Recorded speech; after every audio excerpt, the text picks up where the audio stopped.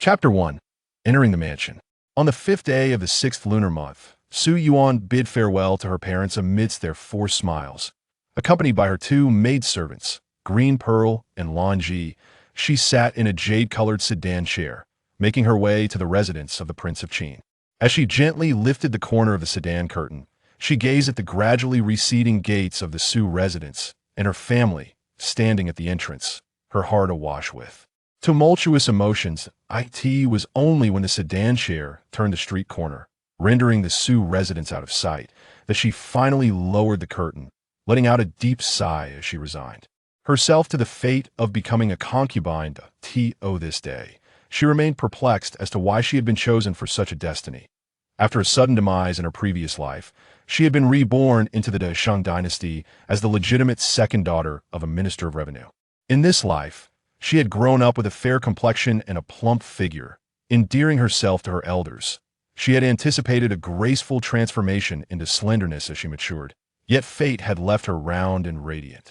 In the Dasheng Dynasty, the beauty of women was defined by slenderness.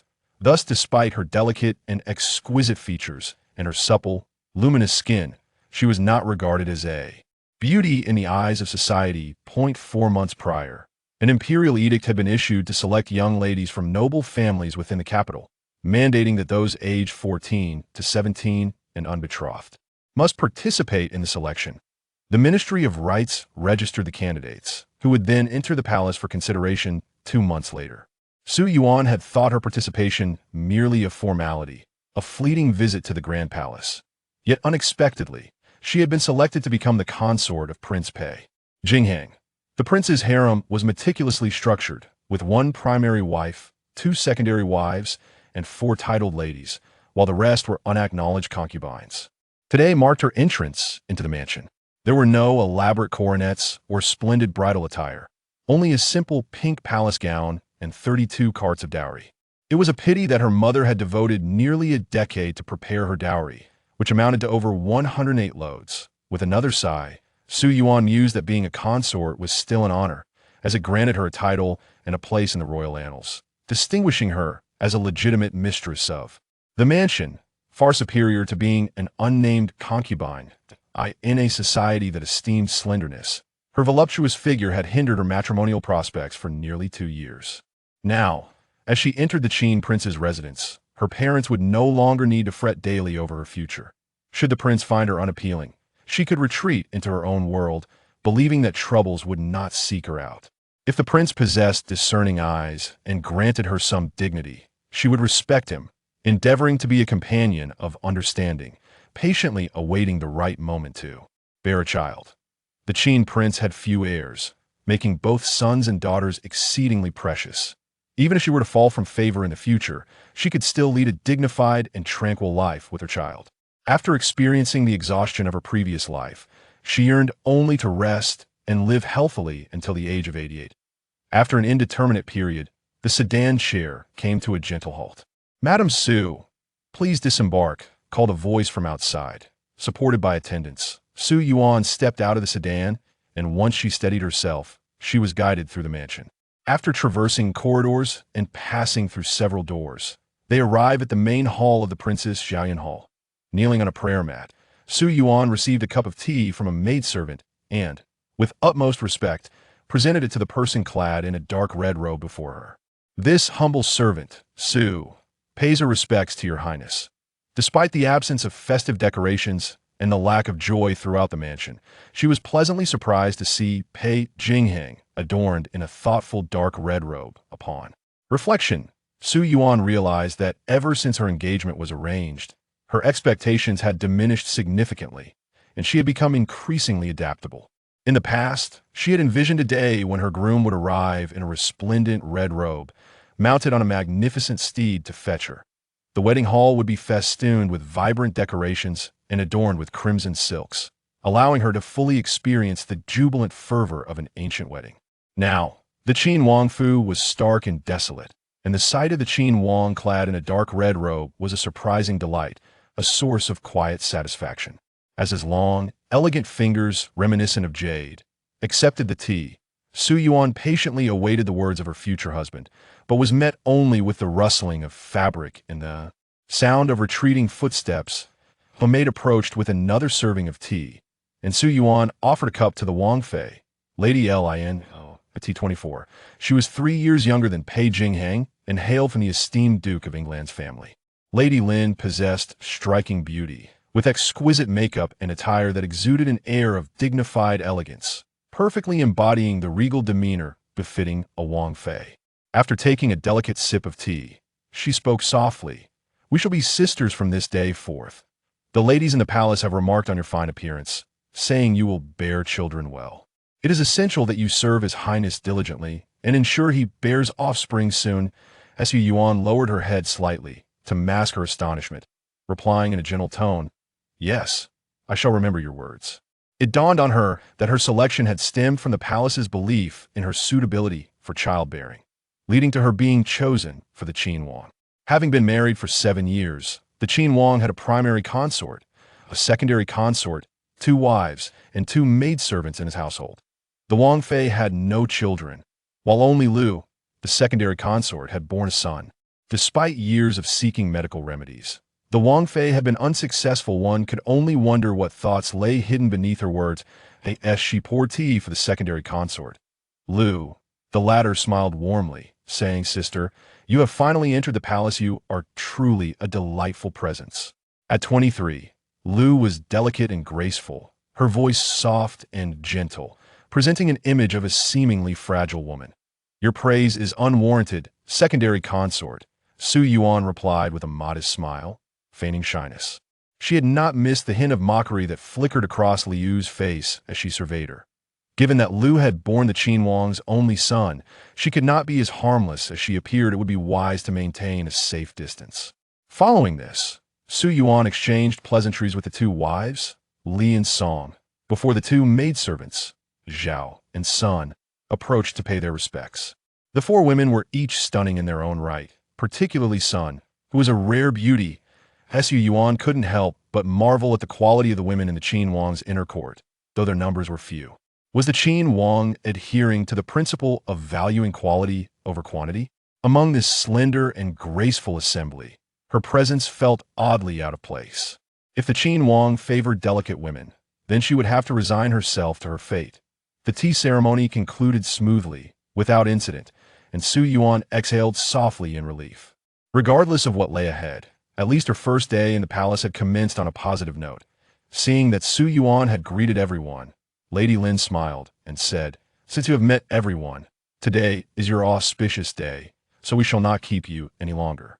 It would be best for you to return to your courtyard. His Highness has just gone to accompany a few tables of guests, and he will come to your Deer Creek garden afterwards." Upon hearing this, Su Yuan bowed and gracefully retreated. Chapter 2. The nuptial chamber. Emerging from the Jian Hall, Su Yuan was assisted by Lu Zhu and Lan Ji, while a matron led the way towards the Lu Shi garden. After a brief walk, akin to the burning of a stick of incense, they rounded a bend and arrived at the entrance of the garden. Fixing her gaze upon the courtyard, Su Yuan beheld the vibrant green vines sprawling over the crimson walls, reminiscent of a richly painted scroll from afar. Upon entering the garden, the matron smiled and suggested that the lady should rest early, indicating her departure. However, her demeanor was somewhat distant, as if she preferred not to engage in prolonged conversation. Su Yuan exchanged a glance with Lu Zhu, who promptly offered a pouch to the matron, inquiring about her proper form of address. The matron accepted the pouch and discreetly weighed it in her hand, satisfaction blooming on her face as she replied, "You are too gracious, young lady. I am Matron Qin, serving alongside the princess." Upon learning of her association with the princess, Lu Zhu's smile deepened. "Matron, our mistress is new to the royal residence, and we hope you will look after her in the days to come." With that, she produced 2 gold ingots from her sleeve and pressed them into Matron Qin's hand, feeling the weight of at least 1 tael of gold in her grasp. Matron Qin's demeanor softened further. The prince is of a reserved nature, not one for idle chatter or raucous company. Hearing this, Su Yuan bowed slightly in gratitude, thanking the matron for her advice. Matron Qin nodded in acknowledgement, impressed by Su Yuan's understanding, and proceeded to share a few more insights about the household. As time pressed on, she bid farewell, urging the lady to prepare promptly. Su Yuan expressed her thanks once more and instructed Lu Zhu to see Matron Qin off. After the matron's departure, Su Yuan settled before the dressing table, gazing into the mirror at her unfamiliar reflection adorned with a woman's hairstyle. A hint of bewilderment crossing her features. It feels as if I am dreaming, and now I am to be wed. Lan Zi, engaged in the delicate task of undoing Su Yuan's hair, felt a pang of bittersweetness. The young lady had been cherished and pampered since childhood. Yet today, she was to marry the consort of the Qin Wang. While it sounded elegant to wed a prince, there was little comparison to being the primary wife. Mississippi. Lan Ji began, poised to offer comforting words when suddenly a male voice echoed from outside. Madam, I am Fu Shun, in service to the prince. His Highness will arrive in half an hour. Please prepare yourself promptly.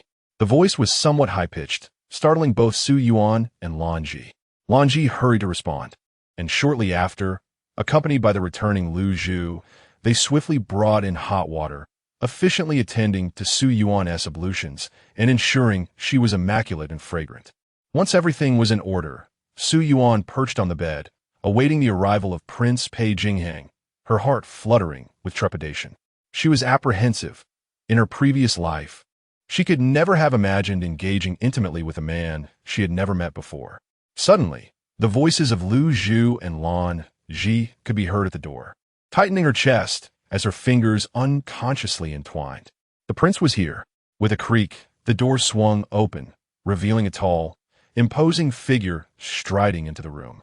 Su Yuan discreetly raised her eyes, taking in the sight of Pei Jingxuan, who stood elegantly, broad-shouldered and narrow-waisted, exuding an extraordinary presence. With raven tresses adorned, her visage akin to a painting, her features were distinctly sculpted and profound. With arched brows and starry eyes, her nose resembled a delicate gallbladder, while her lips, pale and thin, formed a straight line. During the tea ceremony today, she had not closely observed Pei Jingxuan. She merely cast a fleeting glance upon entering the room, realizing he was handsome, yet she had not anticipated such striking allure. Su Yuan consoled herself, thinking at least he was a peerless beauty, which made the prospect of their nuptial chamber seem more palatable. Pei Jingxuan, in turn, scrutinized the woman before him. The empress had chosen her for the reason that she appeared fertile, capable of bearing offspring to expand his lineage. She was clad in a resplendent water-pink gown embroidered with golden peonies, her hair elegantly styled and adorned with a hairpin of red gold embedded with pearls, while delicate gold earrings dangled with tiny pearls.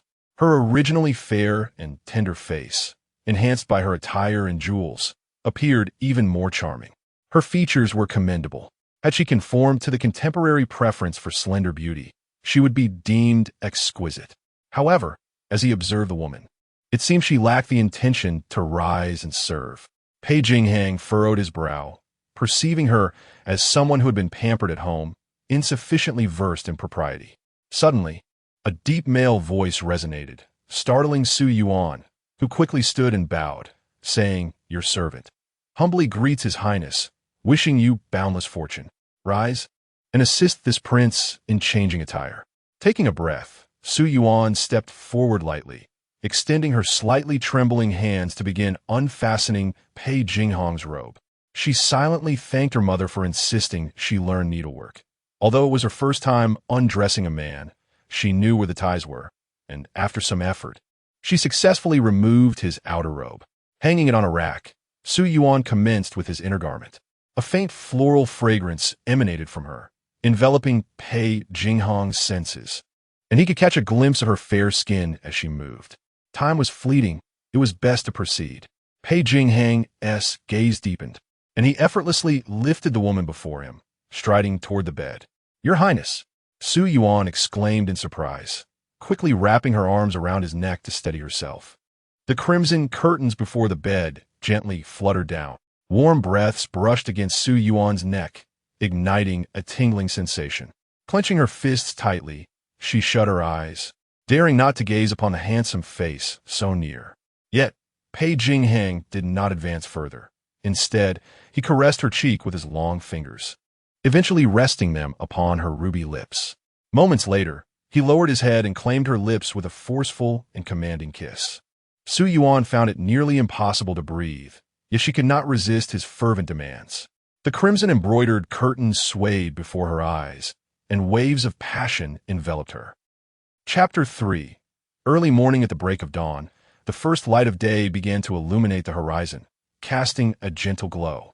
Pei Jingxuan opened his eyes to behold the serene visage of the woman nestled in his arms, a soft smile flickering in his gaze. Her dark tresses flowed like clouds, framing a delicate face adorned with a gentle blush. In that moment, Pei Jingxuan truly grasped the profound meaning behind the phrase that a sovereign should not attend court in the embrace of beauty.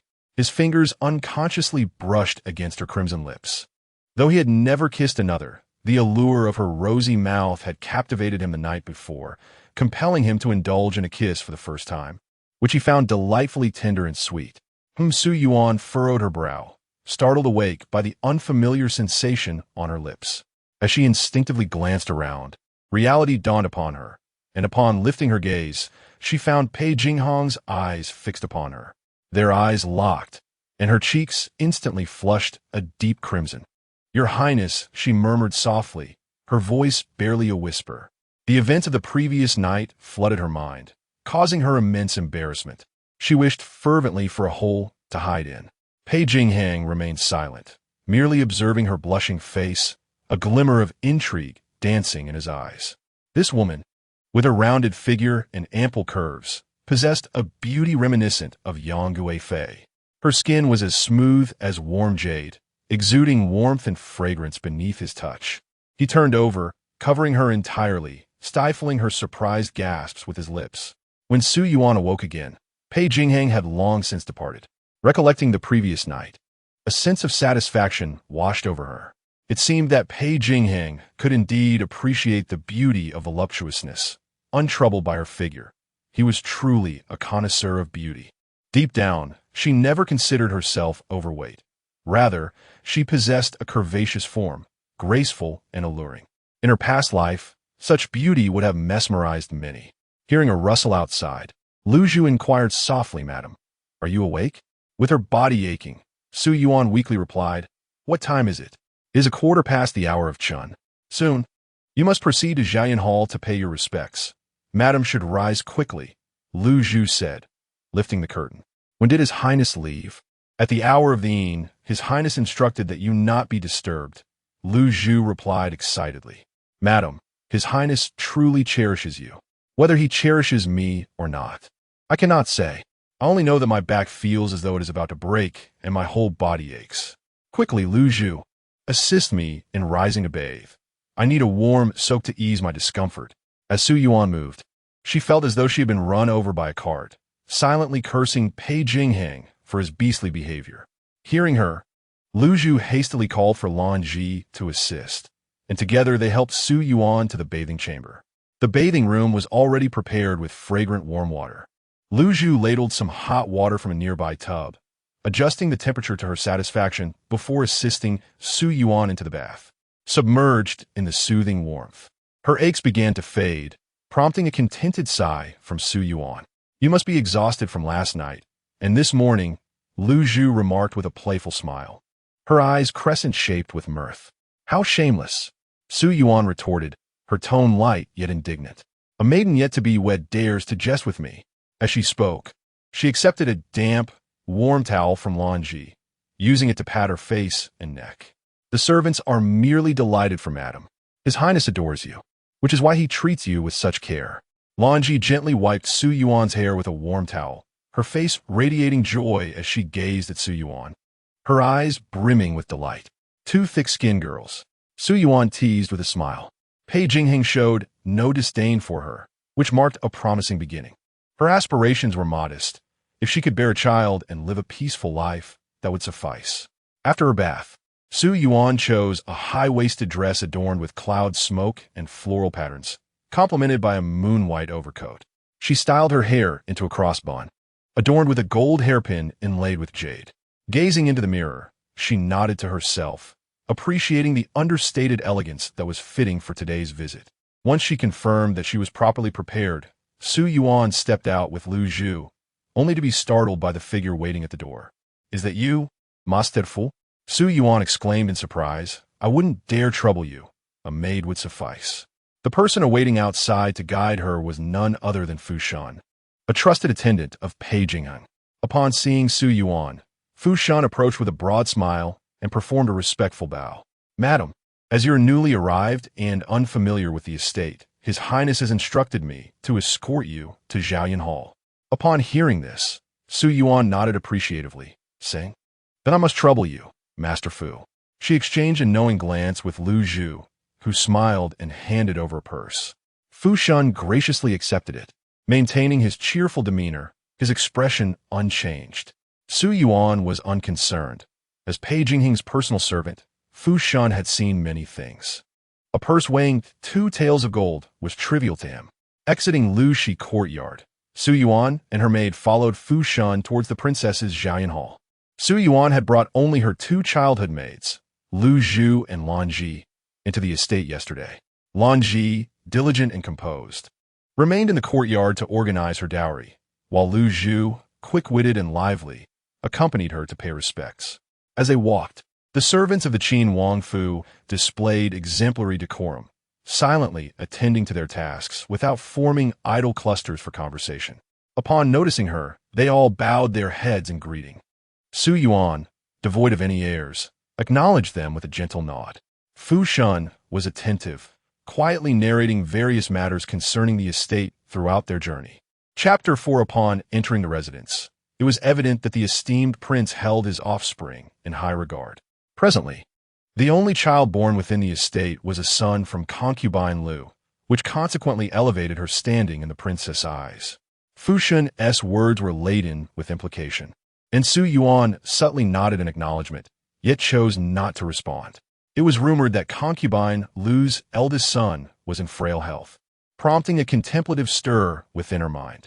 Fu Shan continued with his introduction, indicating that Pei Jingxuan's study was a place of utmost importance, where individuals from the rear courtyard were not permitted to wander freely. Furthermore, Pei Jingxuan detested anyone who would dare to bring delicacies into his study in an attempt to curry favor. Fu Shan, who usually attended to Pei Jingxuan in the front courtyard, had recently been assigned to assist the princess in the rear courtyard due to old Madame Li's absence. Old Madame Li, Pei Jingxuan's wet nurse, had been managing the affairs of the rear courtyard but had recently fallen ill and was recuperating away from the estate. She was expected to return shortly. Should the lady require anything in the future, she was encouraged to seek assistance from old Madame Li. Su Yuan quickly grasped the underlying dynamics. Both Fu Shan and old Madame Li, one external and one internal, indicated that Pei Jingxuan was the true master of the Qin Wangfu, regardless of whether it was within or beyond the confines of the estate. The princess, Lin, appeared to wield little genuine authority. This realization startled her. The Dasheng Dynasty traditionally upheld the principle of male dominance in public affairs while women managed the domestic sphere. Thus, the matriarch of the household would typically hold absolute sway in the inner courtyard.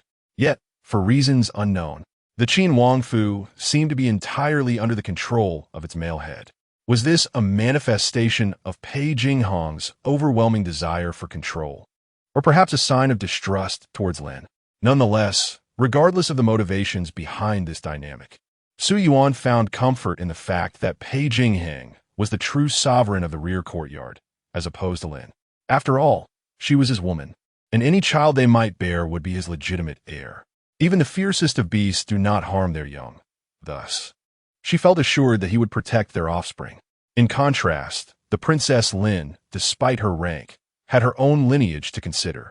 Should there be no legitimate heir, any child born to her would be regarded on par with those of the concubines, their status contingent solely upon the prince's favor.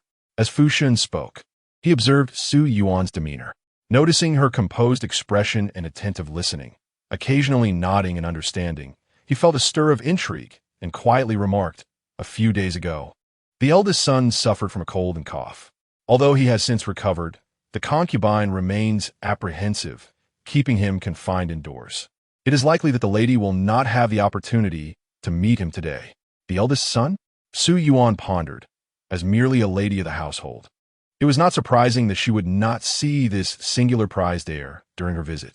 She cast a doubtful glance at Fu Shun, who seemed unwilling to elaborate further, and simply nodded in gratitude for his insight. Fu Shun accepted her thanks with an inscrutable expression, maintaining his ever-present smile as he continued to lead the way. Upon reaching the entrance of Jian Hall, Fu Shun halted, yet before he could announce their arrival, the servants in the courtyard promptly approached with warm respect, ushering Su Yuan and her companions inside. Su Yuan understood the situation clearly. The fervent welcome was not directed at her, but rather at Fu Shun, who stood as Pei Jingxuan's imminent pillar of support. Nevertheless, the princess remained the official mistress of the estate, and thus, the protocols of courtesy and respect could not be diminished in the slightest. As Su Yuan entered the room, she found the Princess Lin seated at the head, flanked by concubine Lu and Madame Li at her sides.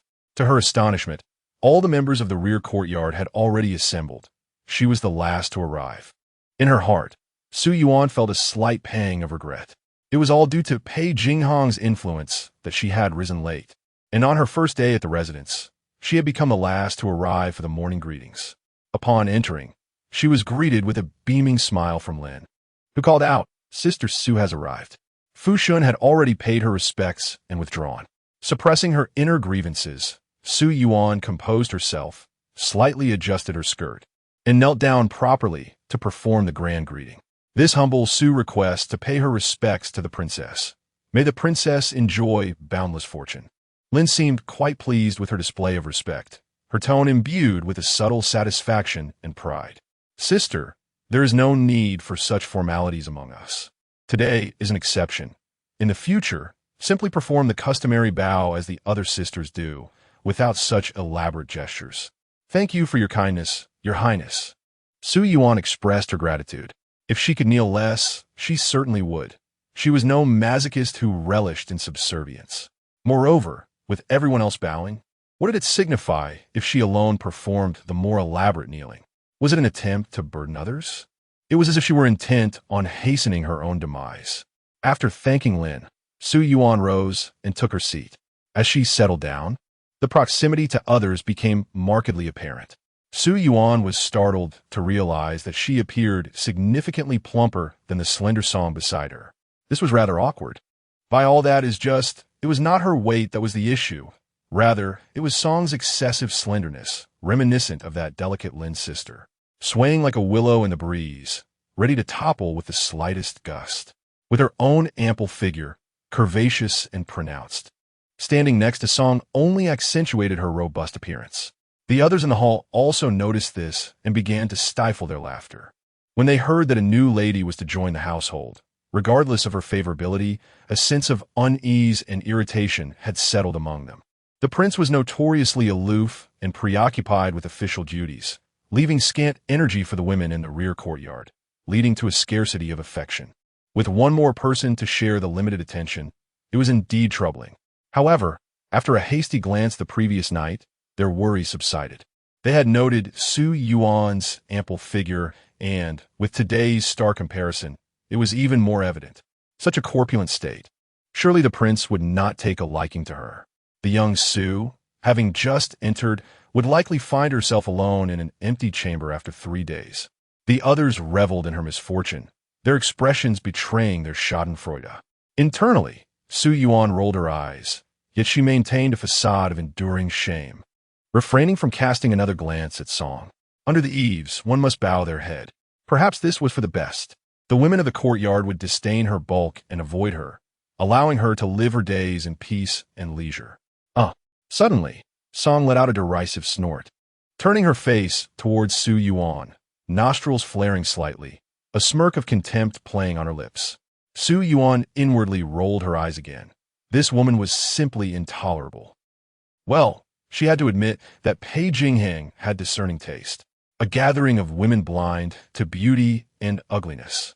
Yet, she maintained her composure, wearing a fade of utter embarrassment. "Please call me the Oscar-winning actress. Thank you." Su Yuan silently commended herself. Lin, seated at the head of the table, could not help but cover her mouth with a handkerchief, her eyes sparkling with mirth. She had recognized Su Yuan as inconsequential upon their first meeting. knowing she posed no real threat, merely an overweight girl. However, the more pressing concern was Lu, that wretched woman. Yet, one must remain vigilant. With a mere glance from Lin, the maid Su Yuan understood the unspoken command and quietly withdrew. Chapter 5. So, is Madame Su, please enjoy some tea.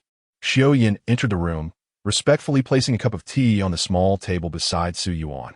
As Su Yuan lifted the exquisite blue and white porcelain cup, the fragrant aroma enveloped her senses, yet there was an unusual undertone. She lowered her gaze and took a delicate sip, savoring the tea. Perhaps it was a blessing from her reincarnation, but her senses in this life were remarkably heightened. Though her memory could not be described as photographic, it was certainly impressive. Having perished from overwork in her previous life, she now cherished her existence with profound gratitude. In an era where medical conditions were rudimentary, even a simple cold could be fatal. Fortunately, her maternal grandfather held the esteemed position of the chief physician in the Imperial Medical Institute, a master of his craft. To ensure she lives a healthy life until the age of 88, she had often visited her grandfather's home since childhood, pestering him to teach her medicine. Over the years, while she did not dare claim to inherit his legacy, she had acquired a considerable amount of his knowledge, sufficient for self-preservation. From the moment she sniffed the tea, she recognized it contained a herb that could prevent conception in women. This herb, when consumed after intimacy, served as a contraceptive. At merely 17, her body was still developing, making it quite fortuitous that she did not wish to conceive.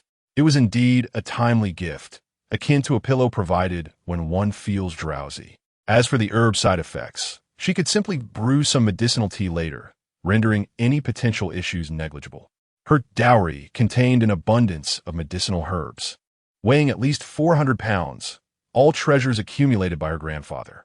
Upon learning of her betrothal to the prince, her grandfather had generously gifted her the entire collection to ensure her preparedness.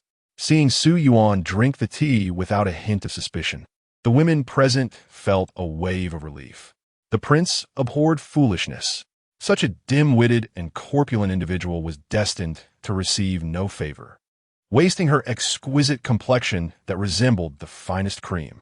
With the assurance that Su Yuan posed no threat, the women lost interest in her and resumed their banter, their words laced with veiled intentions.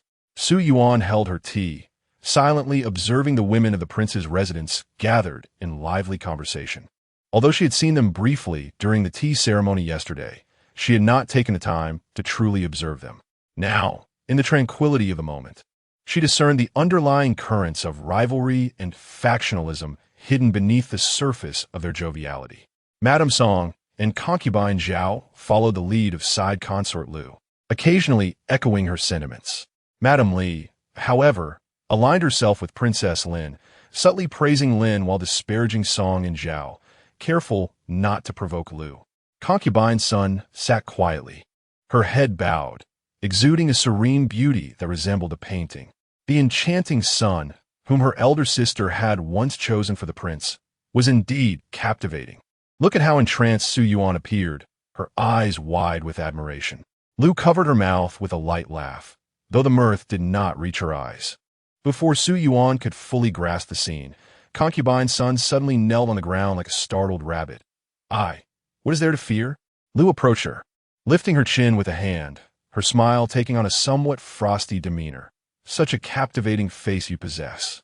Witnessing this moment, Su Yuan felt the facade of Lu's gentle beauty shatter, revealing the true aura of the favored consort who bore the prince's only heir. Dear Lu, please wake up son. She is timid and introverted, unable to withstand your teasing, Lin stated coldly. As soon as she finished speaking, Qian Mama, standing beside Lin, stepped forward to assist Sunday. Observing this, Lu let out a slight huff, turning back to her seat, her demeanor shifting back to one of gentle serenity. Li, lowering her gaze, fiercely tugged at the silk handkerchief in her grasp, suppressing the jealousy that brewed within her. That wretched son was merely blessed with a pretty face, and yet the princess held her in such high regard. No amount of flattery from Li could rival the allure of son's visage. She desired little, only hoping for the princess to grant her a few opportunities to encounter the prince. Sister, My younger sibling merely complimented son. Yet her reaction is so excessive that it might lead others to believe I am bullying her, Lu said softly, not waiting for Lin to respond, and turned to ask, Sister Su, do you think Sun is beautiful? All eyes converged upon Su Yuan, who appeared bewildered, her lips trembling without a word escaping her mouth. Today, she intended to play the role of a simpleton. She wished to avoid entanglements and simply enjoy the spectacle, rather than take the stage herself. After sitting for a while, fatigue enveloped everyone. Let us disperse for today. I bid all the sisters to return home early, Lin declared, providing an escape for Su Yuan. A sense of relief washed over her. As long as she maintained her character well, disturbances would diminish. With Lin having spoken, her tone brooking no argument, the assembly rose in succession to exit the main hall. Upon leaving the courtyard, not having ventured far, Su Yuan spotted Lu standing by the roadside alongside the kneeling Sun. Chapter 6. Luxiuan Lu gently bent down, grasping Sun's chin, compelling her to lift her face. Sun's gaze hung low, embodying a demeanor of passive submission. What is the meaning of this? For a moment, Su Yuan found herself at a loss, uncertain whether to advance or retreat. My lady, what shall we do now? Green Pearl's heart fluttered with unease. In the Su residence, there were no concubines, only the lady, and never had there been a conflict between wives and concubines. Facing such a struggle within the inner chambers for the first time, she felt an unavoidable trepidation. Wait, Su Yuan declared calmly. Huh? Green Pearl's face was filled with confusion. But what if? Her worried gaze flickered towards Lu and Sunday. What if something were to arise, entangling their lady in misfortune? Lu examined Sun for a moment, scoffed softly, then released her chin and turned to leave. After Lu departed, Sun quietly rose, casting a glance at Su Yuan. Her eyes filled with a complex and obscure expression, yet she said nothing. My lady, Sun looked over at us as she left, on their way back. With no one around, Green Pearl could not restrain her curiosity. Is she blaming you for not speaking up? If so, could she pose a threat to you? I do not know. Su Yuan shook her head. Let what may come. We should return quickly. I feel as though I could devour an entire ox. Since rising at dawn, she had only sipped some tea, her stomach now wildly protesting its emptiness. Upon returning to the courtyard, breakfast had already been served. Lanji arranged the meal in the main hall, a dish of bamboo shoots and goose, a plate of crystal dumplings, a serving of sweet steamed pastry, a plate of cherry preserves, a bowl of green rice porridge, and 3 refreshing side dishes. The quality of the meal greatly pleased Su Yuan, and she hoped that future meals would maintain such standards. After finishing breakfast, Su Yuan instructed Lanji to retrieve 3 medicinal herbs from her dowry. After roasting them on the small stove in the tea room, she brewed a pot of herbal tea. Green Pearl and Lanji, as her trusted maids, had absorbed some knowledge of medicine through close association and were capable of preparing herbal teas. Seated on the couch in the west chamber, Su Yuan held the tea bowl, occasionally sipping the slightly bitter concoction that spread its flavor across her palate. Meanwhile, Lanji was meticulously copying the dowry list. My lady, your dowry has been securely locked in the rear wing of the courtyard. The medicinal herbs have been separately selected and placed in the traditional medicine cabinet within the dowry, with measures taken to prevent moisture and pests. Would you like to check on them? No, I trust your handling of the matter. I simply wish to rest. Su Yuan replied, clearing her mind. Today, as formal greetings had confirmed that none of the women in the Prince of Qin's residence were simple characters. The inner court was indeed a challenging environment to navigate. Fortunately, they all seemed to regard her with indifference, temporarily ensuring her safety.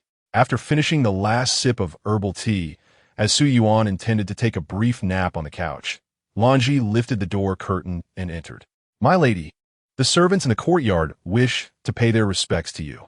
Would you prefer now or later? Only then did Su Yuan remember this obligation, and she had no choice but to rise. Let us do it now. Green Pearl and Lanji stepped forward to assist her in arranging her attire, then supported her as she made her way outside. Upon reaching the courtyard, she found 2 maids and an elderly matron waiting patiently, all appropriately attired and displaying respectful expressions. The servant respectfully greeted Madame Su, wishing her longevity. Su Yuan smiled and replied, "There is no need for excessive formalities. Please rise and introduce yourselves." The three responded in unison, and among them, the matron stepped forward, bowing gracefully. "Madam Su, I am Wang, originally serving under Matron Li, who has sent me to attend to you." She gestured towards the two maidservants, who were respectively Duan Yu and Xia Chu, both having previously served as third-class maidens under Matron Li.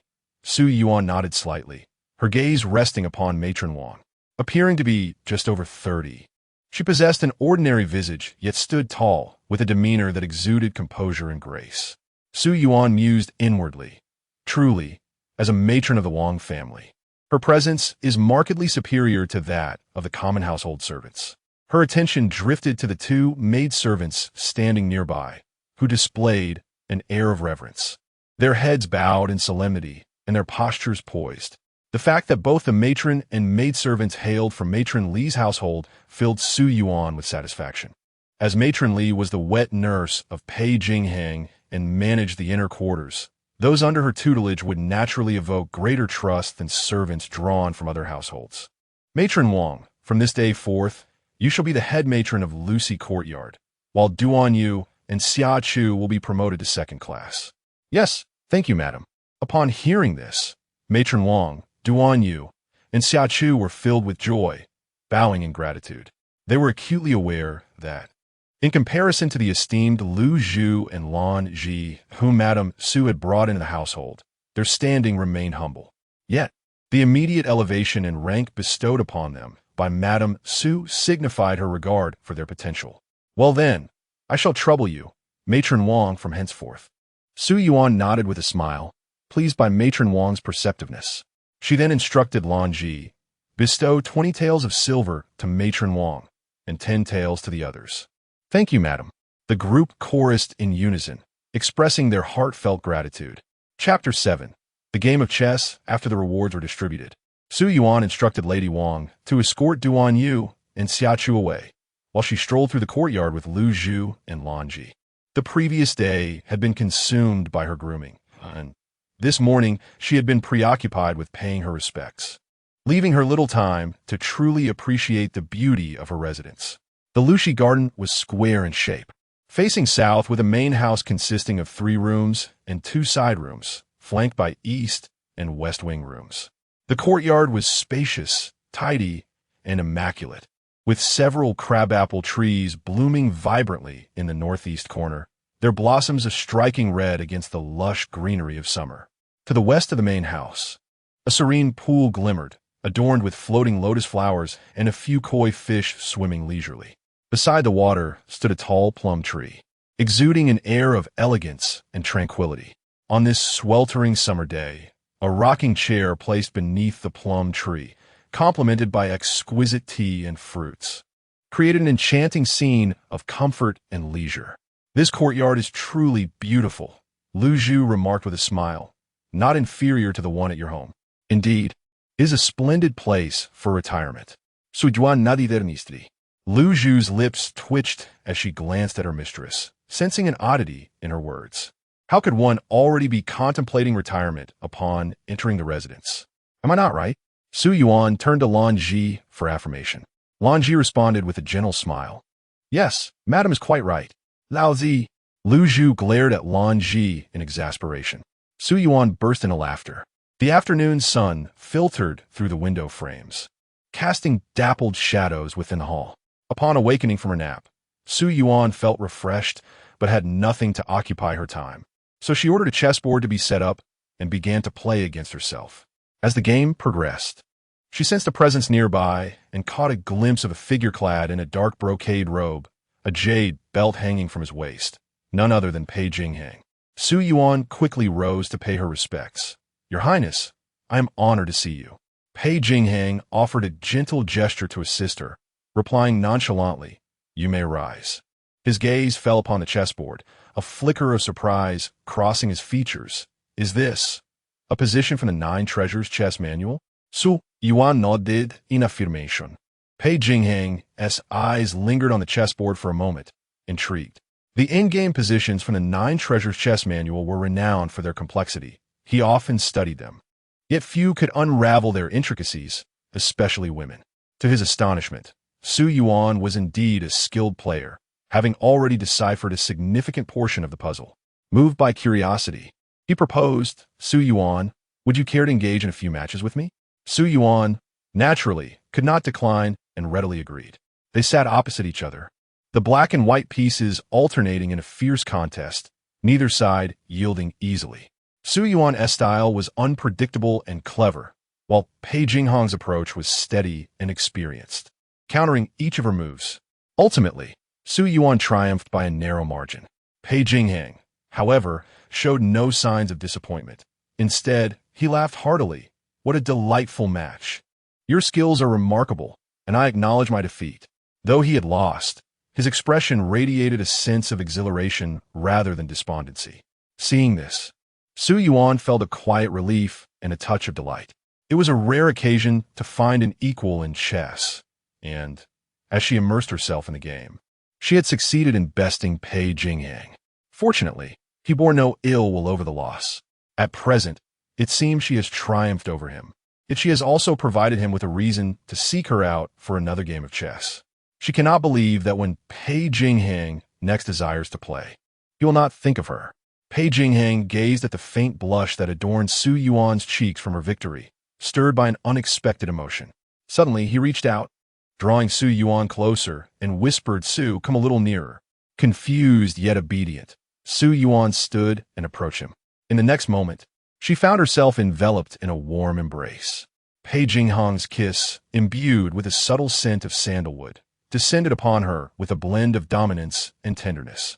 The following day, while soaking in a fragrant bath, Su Yuan inwardly cursed Pei Jingxuan. Upon awakening that morning, she felt an overwhelming soreness throughout her body, more intense than the previous dawn. "Madam, His Highness mentioned when he departed that you need not pay your respects today." Green Pearl, observing the exhausted Su Yuan in the bath, spoke with concern, "Since His Highness has said so, perhaps it is best not to go today?" Soaking in the aromatic water, Su Yuan half closed her eyes, insisting, "I must go. Quickly assist me to rise and prepare. I must leave early." "Madam, His Highness spent half the afternoon and the entire evening at Lu Shi Garden yesterday, which has already stirred envy. If you do not go to pay your respects today, our future days will be far from peaceful." Su Yuan shook her head, signaling Green Pearl and Lan Ji to help her stand. Chapter 8. The Path to Well-Being. Su Yuan arrived at Jian Hall half an hour earlier than yesterday, only to find that everyone was already present upon her entrance. Alas, she was once again the last to arrive. In her heart, she silently complained, wondering if the women of the Qin Wangfu were deliberately conspiring against her. She had made an effort to arrive early today to pay her respects, yet she still found herself at the bottom of the hierarchy. Yesterday, she had inquired with Granny Wang about the usual time for morning greetings, which was typically at the 4th watch of the Qin hour. Arriving today, at the 3rd watch of the Qin hour, she still managed to be the latest. Were these women intent on overwhelming her? She longed to proclaim loudly that in the workplace, one must not succumb to such relentless competition, bearing the envious and gloating gazes of the others. Su Yuan stepped forward and, upon taking her position, bowed respectfully, saying, "This humble servant pays her respects to the esteemed princess, wishing you longevity and prosperity." As her words faded, Lin, seated at the head of the table, chuckled, "No need for formalities. You have arrived quite late. Come, take a seat." Su Yuan was momentarily taken aback, but quickly complied, settling into her chair beside a fragrant cup of hot tea. Just as she lifted the cup to take a delicate sip, Song chimed in with a smile. "Sister Su, His Highness visited the Deer Creek Garden yesterday afternoon. I thought you might not come to pay your respects today, yet here you are." Indeed, it appears Sister Su possesses remarkable capabilities, able to keep His Highness at Deer Creek Garden for such an extended period. Zhao immediately joined in, her face betraying a look of disdain, as if to say, "What tricks did that vixen employ to ensnare the prince?" Certainly, Sister Su is quite adept. Yes, indeed, the gazes of Li and the others were piercing, as if they sought to see through her very being. Su Yuan sighed inwardly, fully aware that today's greeting would not be without its challenges. Yet she had not anticipated being targeted right from the start. "All right, let us speak less," Lin interjected gently. "Sister Su is shy and cannot bear such scrutiny." With a light cough to quell the clamor, Lin turned her attention back to Su Yuan, offering a reassuring smile. "Sister Su, do not be upset. His Highness is generally indifferent to the inner courtyard, and it is rare for him to visit in the afternoon, thus sparking our curiosity." She had learned that the prince had indeed gone to Deer Creek Garden yesterday afternoon and had not departed until the morning of today. Lin's heart simmered with resentment for having underestimated this plump girl from the Su family, only to find she possessed such ability. However, witnessing Su Yuan sip her tea without a care, Lin felt a sense of relief. Su Yuan, being simple-minded and naive, posed no real threat. It was likely just a fleeting curiosity from His Highness, unlike the other women, who now shunned any offerings from Jian Hall. They foolishly believed that avoiding the food of Jian Hall would aid them in securing the prince's offspring. How naive. "Your Highness, yesterday, His Highness came to Deer Creek Garden merely to play a game of chess and engage in casual discussions about the path to well-being," Su Yuan responded to Lin. "The path to well-being. Sister Su, if you were to fabricate tales, at least make them believable." Song mocked. "What do you know of wellness? You are not a physician. How could His Highness discuss such matters with you?" Uninterested in her jibes, Su Yuan continued addressing Lin. "My maternal grandfather is the chief physician of the Imperial Medical Bureau. Thus, I have absorbed some knowledge about the path to well-being." After a brief pause, she added, "Yesterday, while His Highness was perusing Taoist texts in the study, the subject of wellness was indeed mentioned. His Highness recalled that my maternal grandfather was a physician and thus inquired if I possessed any knowledge regarding the art of wellness." Upon hearing this, Lin nodded, stating that Miss Su indeed came from a scholarly lineage, as she was already aware that the Su family's maternal grandfather held a prominent position in the Imperial Medical Institute. The others, upon this revelation, were struck with understanding. It became clear that the prince held little regard for the rather corpulent young lady, who merely sought to flaunt her familial advantages before him. Song then spoke, suggesting that since they were on the subject, Miss Su should enlighten them on the principles of wellness. With all eyes fixed upon her, Su Yuan felt compelled to share her insights on the matter. Consequently, she spoke throughout the morning without pause, until her throat grew parched and her voice strained. After the morning greetings concluded and she returned to her quarters, Su Yuan consumed 2 cups of tea to regain her composure. That night, as she lay in bed, Pei Jingxuan reclined beside her, his slender fingers toying with a strand of her hair. "I have been perusing texts on Taoism, seeking your counsel on the art of wellness. What say you?" His tone was laden with amusement. "Your Highness." Su Yuan met his piercing gaze, a shiver running down her spine. With a nervous smile, she replied, "I cannot divulge the truth so openly. That would be most inappropriate. The Taoist practices of intimacy are indeed the essence of wellness. Let us converse by candlelight tonight and explore this matter thoroughly." "Your Highness." Su Yuan attempted to withdraw, but her hands were ensnared by him. In a hurried tone, she asserted, "I believe the essence of wellness lies in moderation of desires." "Nonsense. The Taoist practices emphasize the harmony of yin and yang as the foundation of wellness." Pei Jingxuan's gaze darkened as he leaned in, sealing her lips with his, gently nibbling her earlobe. "You impudent one, how dare you fabricate tales about me? Tonight, I shall thoroughly instruct you in the ways of wellness. Please, MMM." Su Yuan's protests were swallowed by his fervent and fervid kiss. Wasn't it said that Pei Jingxuan was aloof and taciturn? This demeanor was anything but cold. His alluring charm was truly overwhelming. Chapter 9. "Madamly, my lady, they have gone too far," Green Pearl exclaimed, her cheeks flushed with indignation. "They have no idea how much His Highness cherishes you, yet they all act as if your position is about to wane." Upon returning from the audience, Su Yuan reclined on the favored concubine's couch, sipping her medicinal tea. Green Pearl, recalling the events of the day, felt a surge of anger on behalf of her mistress. Especially that Madame Song. What nonsense she had spoken, claiming that His Highness had been troubled these past few days and that she would serve him better in the future. The more Green Pearl spoke, the more incensed she became. "I have learned that the prince does not spend many nights in the rear courtyard. Madame Song and her ilk are merely here for a day or two each month. They receive no favor from the prince, so how dare they utter such words? Seeing Green Pearl's face reddened with fury, Su Yuan chuckled softly and set down her teacup. What need is there to quarrel with someone like her? Indeed, there is no merit in engaging with them. Green Pearl suddenly recalled something and said triumphantly, "My lady, I have inquired, and the prince does not always summon water when visiting other courtyards. How did you come by this information?" Su Yuan gasped in shock, incredulous.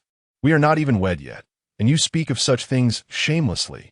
Green Pearl feigned innocence. Su Yuan shot her a disapproving glance and admonished, "In the future, refrain from such inquiries to avoid trouble. We must keep our courtyard's affairs tightly sealed, especially anything regarding the prince's visits. My lady, you need not worry. Lanji has been discreetly observing Madame Li and her associates. Moreover, after the threats made by eunuch Fu that day, none dare divulge any news from our courtyard." Green Pearl continued with a smile. "News from the rear courtyard circulates without need for inquiry. For instance, any stir in Madame Song's embroidered courtyard spreads like wildfire. It is unnecessary to ask. Everyone knows whether she summoned water or not." Su Yuan was taken aback by how Madame Song, appearing so astute, had a courtyard that leaked information like a sieve. Truth be told, if Pei Jingxuan were to stay in another courtyard tonight and news of water being summoned there reached her by morning, she would genuinely admire him. Surely, his constitution was made of iron. After breakfast, Su Yuan settled in the study of the West Wing, perusing a travelogue. The descriptions of mountains and rivers within the book stirred her imagination.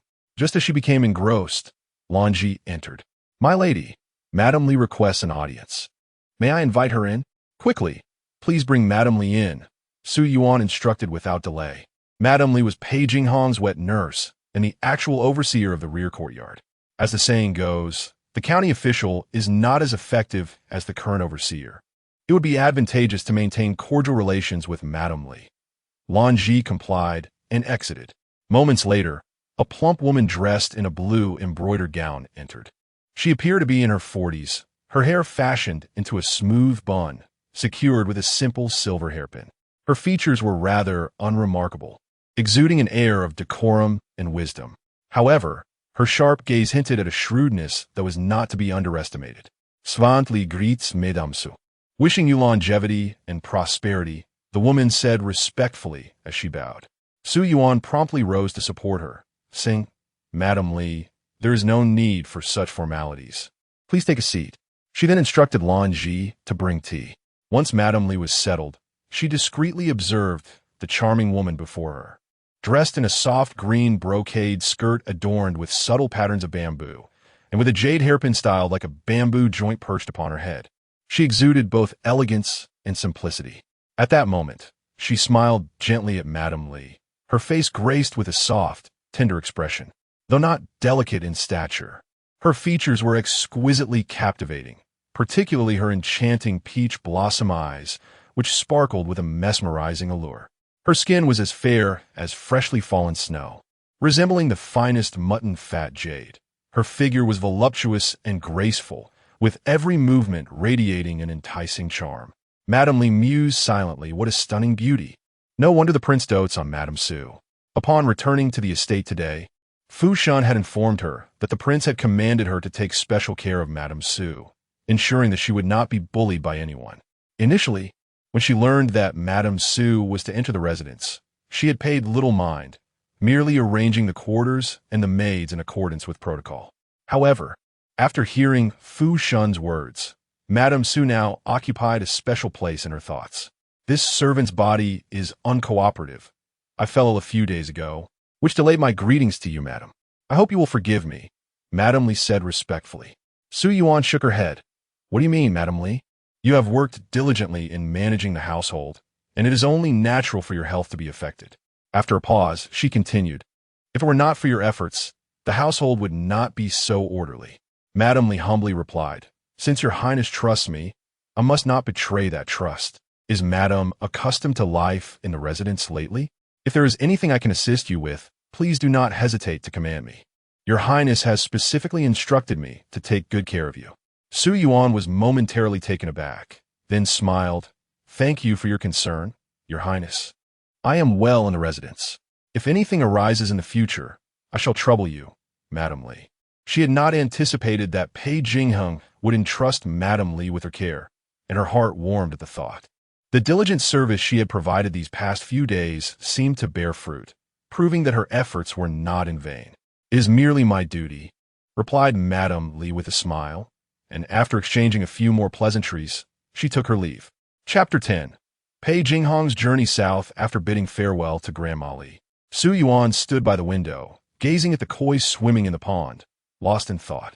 Following her betrothal, she was acutely aware of her inability to oppose imperial authority at the cost of her own life and that of her family. Thus, she resolved to treat the Qin Wang mansion as a workplace, steadfastly adhering to her principles and striving for a life of tranquility in her later years. However, during her 3 days in the company of Pei Jingxuan, the unparalleled handsome gentleman, the intimacy shared each night and his occasional tender gestures inevitably stirred her emotions. Yet, the moment she contemplated Pei Jingxuan's impending indulgence in the company of other women, her fervent heart swiftly cooled. In the study of the front courtyard, Pei Jingxuan sat behind the desk, perusing the letters in his hands, his gaze lowered, his expression icy and quiet, with thin lips pressed tightly, rendering it difficult to discern his innermost thoughts. Standing before the desk was a man clad in a green long robe, in his early 30s, sporting a short beard. His appearance dignified, exuding a sense of composure and patience. "Your Highness, news of the flooding in Jiangnan will arrive shortly, and the emperor is sure to be enraged. The riverbank was recently reinforced at great expense, yet has breached this year, resulting in such severe flooding. This is simply—" The man did not finish his sentence, but his meaning was abundantly clear. The gravity of the situation was overwhelming, as tens of thousands of Jiangnan citizens were displaced and rendered homeless due to the calamity. Reports from Jiangnan indicated that during the reinforcement of the riverbank, officials had cut corners, leading to a structure as fragile as paper, unable to withstand the initial surge of floodwaters. Should the allegations of negligence be substantiated, it would implicate a series of relevant parties, with the Ministry of Works bearing the brunt of the blame, particularly as its minister was the father-in-law of the crown prince. Pei Jingxuan raised his gaze, his ink-black eyes quietly observing the man before him. After a moment, he spoke in a measured tone. "Fu Ji, although my father has grown increasingly wary of the princes, he remains as astute and capable in political affairs as he was in his youth. If he wishes to uncover the truth, he will undoubtedly do so. In this matter, my father will not tolerate any wrongdoing." Upon hearing this, Wang Yunru nodded, then sighed. "Your Highness is indeed illustrious. However, this flooding incident implicates the crown prince, and the situation with the heir is—" Just as the two were engaged in conversation, hurried footsteps echoed from outside. "Your Highness, His Majesty summons you to the palace immediately." Fu Shun, accompanied by a young eunuch, hurriedly entered to deliver the message. Upon hearing this, Pei Jingxuan exchanged a glance with Wang Yunru, and with no time for further words, swiftly rose from the desk and made his way outside. In the Qinyuan Hall, the imperial study, Emperor Jin Yuan sat behind the desk. Though his hair was streaked with gray and his cheeks gaunt, his deep-set eyes and dignified demeanor radiated authority. The sharp glimmer in his narrowed phoenix eyes made it difficult for anyone to meet his gaze. He glanced at his third son, Pei Jingxuan, entering the grand hall, his expression contemplative. "My son pays his respects to father." Pei Jingxuan knelt in reverence. "Rise." Emperor Jin Yuan gestured, then commanded, "Take a seat." Once Pei Jingxuan was seated, Emperor Jin Yuan inquired, "Do you know why I have summoned you?" Replying to father, "I am unaware," Pei Jingxuan respectfully answered.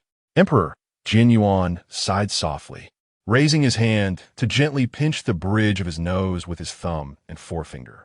The recent missive from the governor of Jiangnan reported a catastrophic breach of the river embankments, resulting in severe flooding that left tens of thousands of citizens displaced. The document indicated that the levees had succumbed to the first wave of the flood. After a brief pause, he continued, stating that it was not the time to investigate the matter further. "I command you, Jingxuan, to lead a contingent of the Qingyi Guard southward to provide disaster relief. Depart immediately. Remember, your primary focus is to alleviate suffering and comfort the people, while the matter of the levies can be addressed at a later date. Pei Jingxuan rose, bowing his head in acquiescence. Yes, father, I shall not fail your expectations.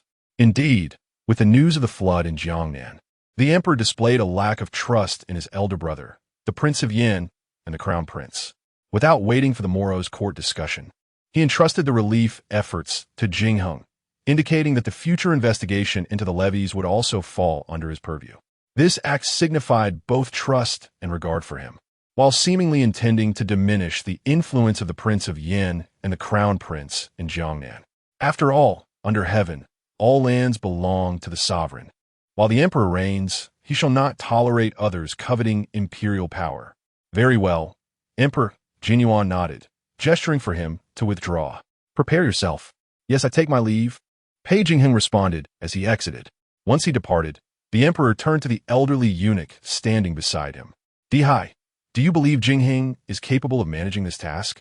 The eunuch, bowing his head in humility, replied, I am but a simple servant. With a deep sigh, Emperor Yuan remarked, this flood in Jiangnan is not merely an act of nature, but also a consequence of human folly. The eldest is entangled in this matter, and the crown prince's shadow looms as well. Though Jingheng is a royal prince of remarkable talent, the power of the eldest in Jiangnan cannot be underestimated, and the crown prince has also inserted himself into the situation. The crown prince's faction will undoubtedly leverage this incident against the eldest. There will be much discord at tomorrow's court. After exiting the palace, Pei Jingxuan hurried to the royal residence, instructing Su Yuan to swiftly prepare provisions for the journey. He also summoned Granny Li, admonishing her to keep a close watch over the rear courtyard and care for Su Yuan. Before departing, he sent a young eunuch to inform the Lin family of his imminent departure, then proceeded with Su Yuan and his guards to the outer gates of Dingzhen to rendezvous with the Qingyi Guard. The Qingyi Guard, an elite private army under the emperor's command, Busted Exceptional Combat Pro. They were responsible for protecting the emperor and overseeing the conduct of officials and nobility. A complete unit of the Qingyi Guard consisted of 100 men, each capable of taking on 10 or more adversaries. With this formidable contingent, he would not need to bring along numerous guards from the royal residence, as a single squad of personal guards sufficed. The guards from the royal residence were those who had fought alongside him on the battlefields of the northern front. Each loss was a significant detriment. Half an hour later, outside Dingzhen, a squad of Qingyi guards clad in black armor awaited his arrival. Pei Jingxuan dismounted to greet their captain, Lin Yin, and after discussing the itinerary, he swiftly mounted his horse. Lin Yin led the Qingyi guard on the outer flank, while Su Yuan and the household guards formed a protective inner circle. A group of riders spurred their horses, raising clouds of dust as they swiftly vanished into the distance. Chapter 11. The visit from the Zhao family within the Jian Hall. Lin was taken aback upon learning of Pei Jingxuan's sudden departure south on official business. She was overwhelmed with anxiety and hastily dispatched someone to inquire about his whereabouts, only to discover that he had already left the residence. Before his departure, he had summoned Mama Li to his study. Mama, how could His Highness ever regard me as his wife? Lin lamented, collapsing into Mama Qian's embrace. He made a point to see his servant before leaving, yet did not come to bid me farewell. He found time to meet with Mama Li, but not to speak with me in the inner quarters. I learned of my husband's long journey from a eunuch. Your Highness Mama Qian gently patted the princess's back in consolation. He must have been pressed for time and could not make it to the inner chambers. Do not fret. His Highness cares for you deeply. Despite her words, Mama Qian harbored her own concerns. Ever since the birth of the eldest son, the prince's demeanor towards the princess had changed, though he maintained a facade of affection. A closer examination revealed a stark difference from the past. Could it be that he had perceived the events of years gone by? Lin wiped away her tears. I wish I could be at ease, but my heart feels so constricted. Your Highness, you have not received your monthly visitor for over 3 months now, which could indicate that you are with child, Mama Qian suggested. What you need to focus on now is your health. Call for a doctor tomorrow, and you will soon know the joyous news. Is that truly the case? Lin exclaimed, wiping her tear-streaked face, her heart soaring with disbelief and hope. Her monthly visitor had always been erratic, often absent for 2 or 3 months, and when it did arrive, it brought excruciating pain. For years, she had been taking medicine to nourish her body, yet to no avail. Indeed, Mama Qian affirmed with a nod. "Wonderful. I must return to my chamber and rest," Lin exclaimed joyfully. "Allow me to assist you," Mama Qian said with a smile as she helped her rise. On the following day, during the morning greetings, Su Yuan learned of Pei Jingxuan's journey south. Princess Lin, unwell, had not emerged from her quarters. Mama Qian, attending to everyone, relayed the princess's message, stating that she was unwell and would not be receiving visitors for the time being, before dismissing them. Upon exiting Zhaoyan Hall, Su Yuan noticed Song's displeasure etched across her face. "Dear Sister Song, what troubles you? Li Feingnat curiosity. What else could it be? Of course, I am worried about His Highness, who has ventured out on official duties." Song scoffed. "Unlike some, who seem unconcerned about His Highness, I cannot help but fret over him." With that, she did not wait for Li to respond and turn away, supported by her maid. Li was left speechless, and upon catching Su Yuan's gaze, shot her an angry glare before hastily departing. TSK, Su Yuan thought to herself. With Pei Jingxuan heading south, it would likely be at least a month before his return, and the women in the residence were growing increasingly irritable. Fortunately, the princess had excused herself from morning greetings. It was best for her to quietly enjoy her own life. In the days that followed, Su Yuan fully appreciated the bliss of not having to rise early for morning greetings, reveling in the peace of her own routine. Each day, she awoke at an unhurried hour, and the kitchen provided an array of diverse dishes, ensuring that no meal was ever repeated. Mama Li occasionally sent someone to inquire about any shortages, and when Su Yuan mentioned her desire for fresh fruit, 2 platters of seasonal fruits were included in her meal delivery.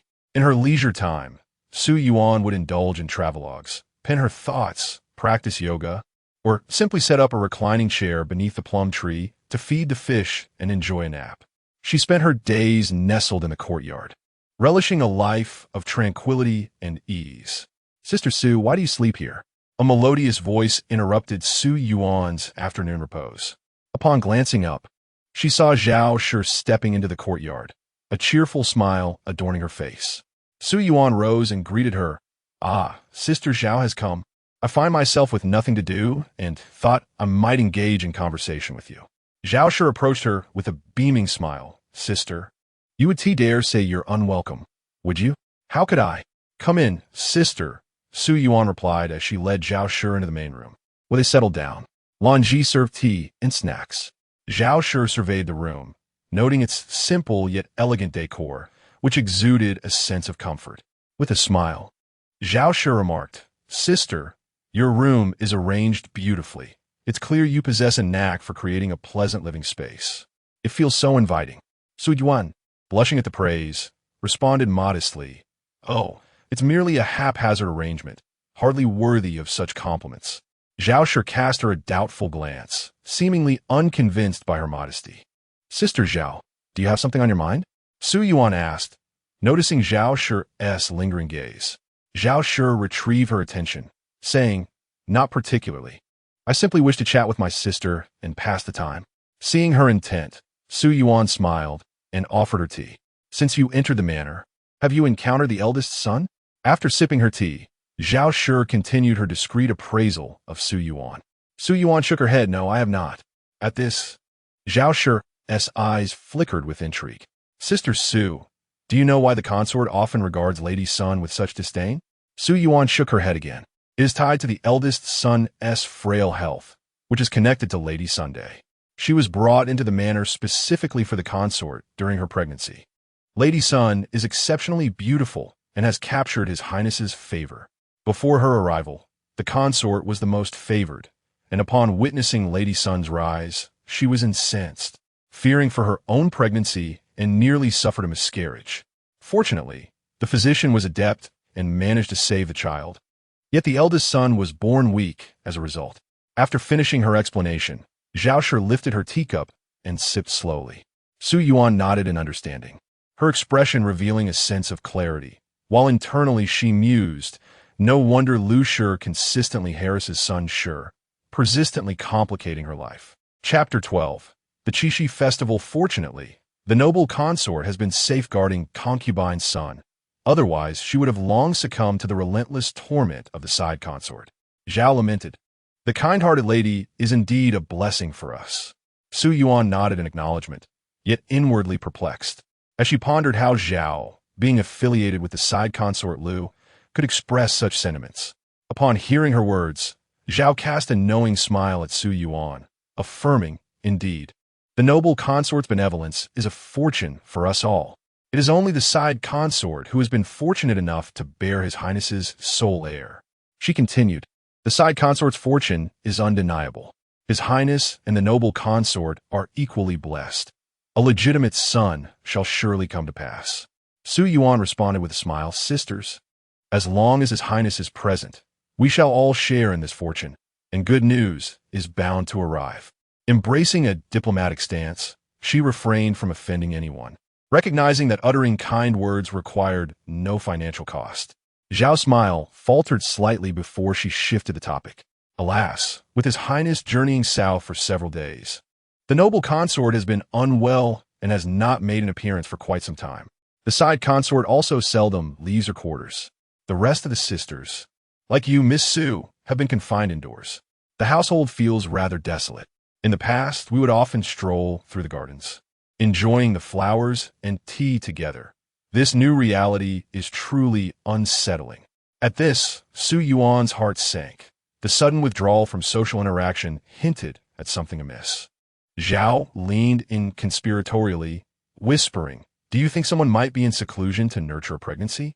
Su Yuan hesitated, unable to formulate a coherent response. Observing her struggle, Zhao chuckled lightly before diverting the conversation. Even after Zhao took her leave, Su Yuan remained bewildered by the purpose of her visit, whether to share grievances regarding Lu and others or to speculate about the noble consort's potential pregnancy. As June came to a close, Pei Jingxuan had yet to return. On the Qixi Festival, the empress bestowed fresh fruits upon the palace, and that evening, the residents of the Wang residence gathered in the garden to partake in the traditional needle-threading activity. Seated in the pavilion, Su Yuan watched as Song, Zhao, and others, accompanied by their maids, merrily threaded needles under the moonlight, their laughter resonating in the air, lifting her spirits. Why aren't you threading needles, Sister Su?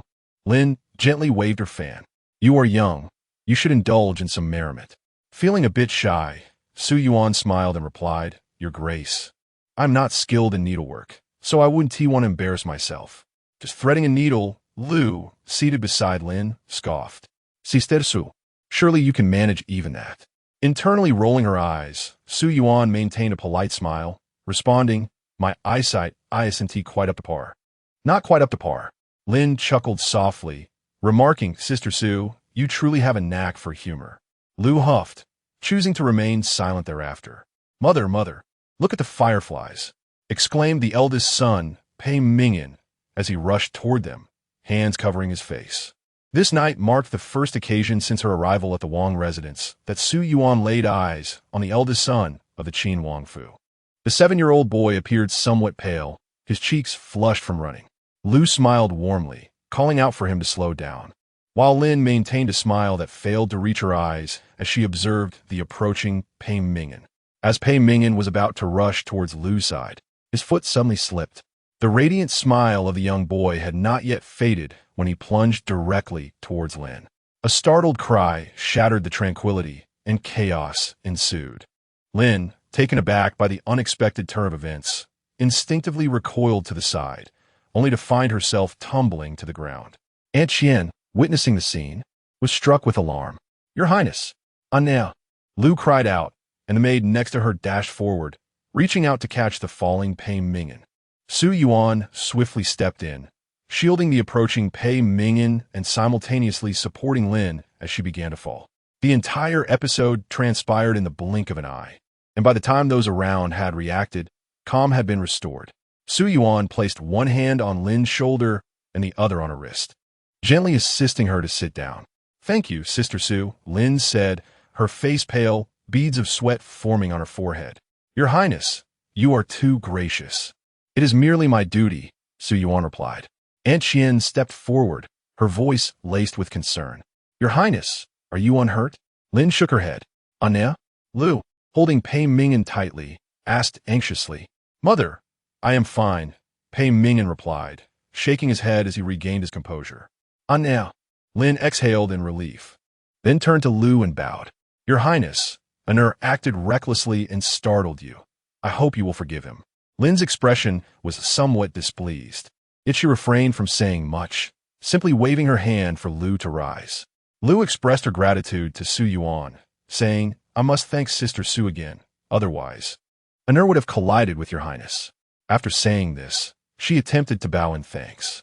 "You are too kind, concubine," Su Yuan interjected, stepping forward to support Lu. "It is simply what I ought to do."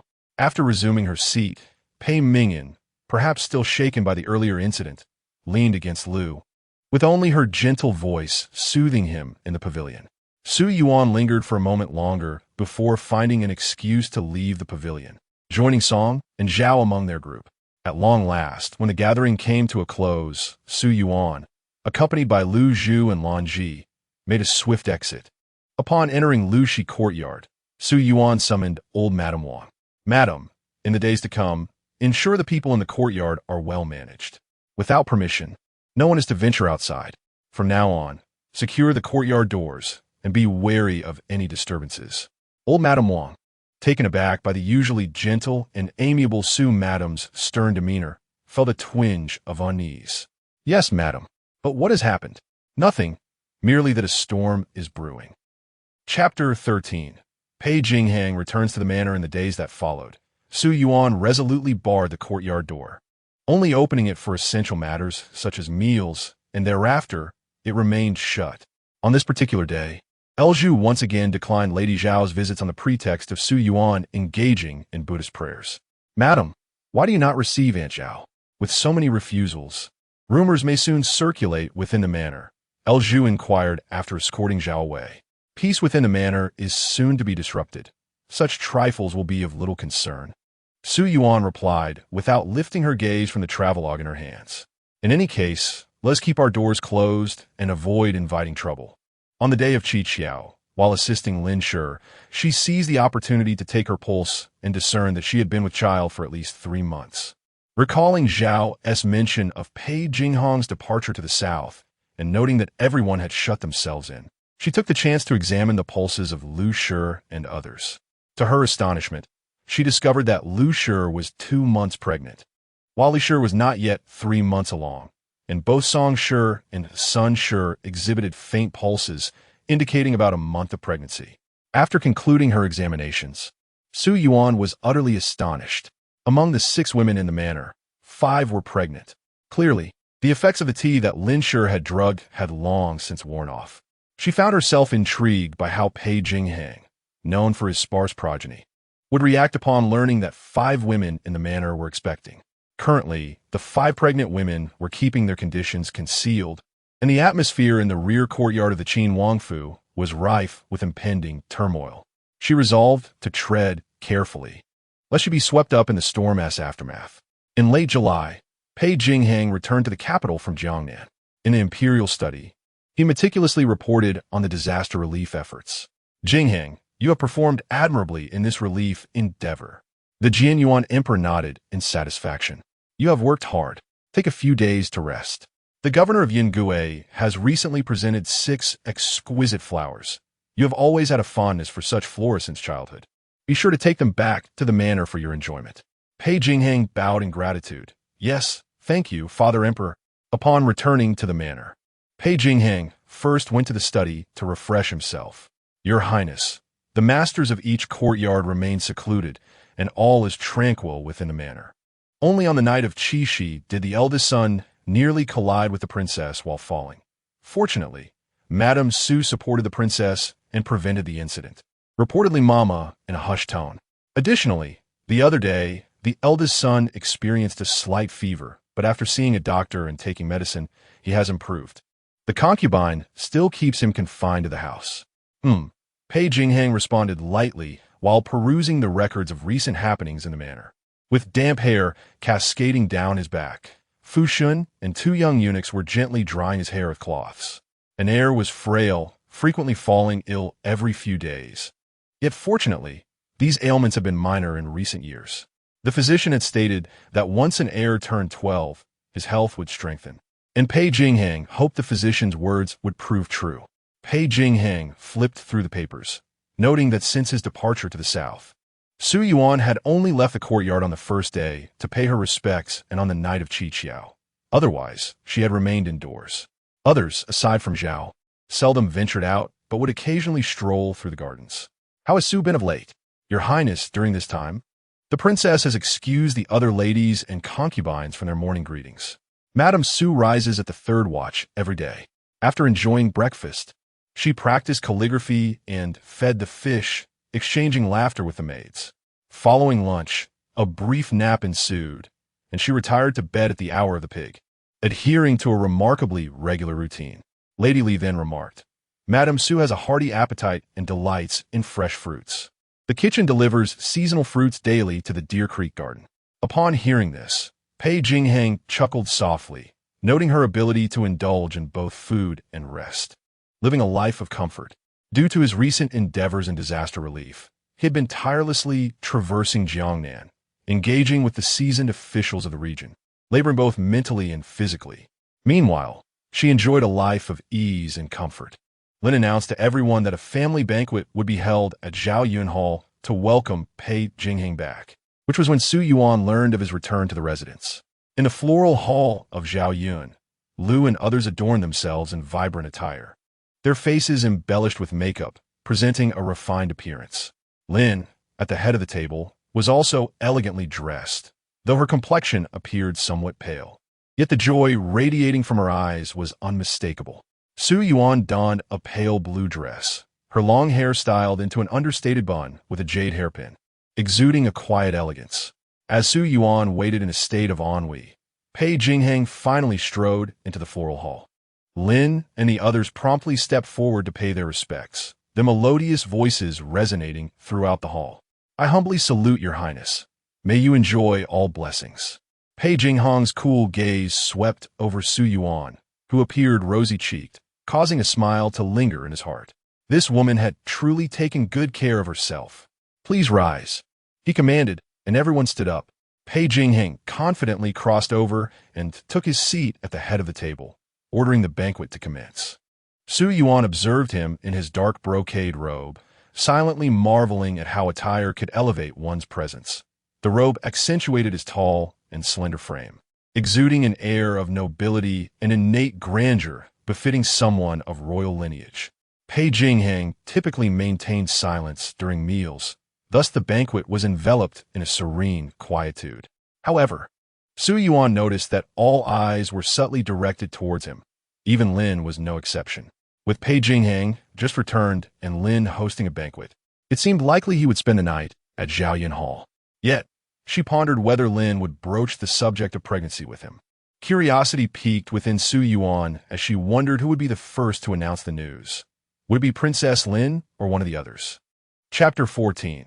The flower viewing banquet. Pei Jingxuan's gaze frequently swept across the assembly, each time colliding with the affectionate looks of Lu and others. Only Su remained consistently with her head bowed, diligently partaking of her meal. Truly remarkable. She was already on her 6th piece of venison, while the lady beside her, Song, had scarcely touched her chopsticks. Su Yuan keenly sensed the scrutiny from the high table and cautiously lifted her head to glance over. She discovered Pei Jingxuan regarding her with a complex expression, his eyes fixated on the venison she was holding. Embarrassment washed over her, prompting her to divert her gaze, internally lamenting, surely, a dignified prince would not disdain her hearty appetite or fear that she might impoverish the royal treasury. After the family banquet, the maidservants brought forth tea.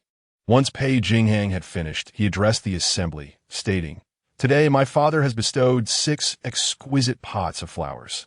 I intend to invite Prince Yin, Prince Jin, Prince Qi, Prince Chu, and the esteemed ladies of our household to a flower viewing banquet 3 days hence. The event will be presided over by the princess, with Granny Li assisting." "Indeed, I shall not disappoint your highness," Lin replied, her voice infused with excitement, her heart brimming with joy, for the prince still valued her. Lu, witnessing this, felt her countenance darken. She seemed poised to speak but ultimately refrained, her lips moving silently. The others regarded Lin's flushed face with varying expressions. Su Yuan internally cursed her misfortune. She yearned to shake Pei Jingxuan's arm and exclaim, "Brother, are you aware that your courtyard currently harbors 5 expectant mothers? With so many eyes present at this banquet, is there not a risk of someone sowing discord and jeopardizing the progeny? This is akin to throwing a spark into a powder keg. No, she must devise a strategy to evade the flower-viewing banquet, resolutely refusing to wade through such murky waters. As for how to avoid it, she would need to contemplate earnestly Pei Jingxuan's declaration that Lin would preside over the banquet, with Granny Li's assistance, allowed Lin, who had long been deprived of authority in the inner court, to revel in her newfound prominence. She was determined to orchestrate the flower viewing splendidly. Dismissing thoughts of Pei Jingxuan's absence from Zhaoyun Hall on his first day back, and the subsequent nights spent away from the inner courtyard. For the past 2 days, she had taken command in Zhaoyun Hall, directing the various maidservants with great enthusiasm.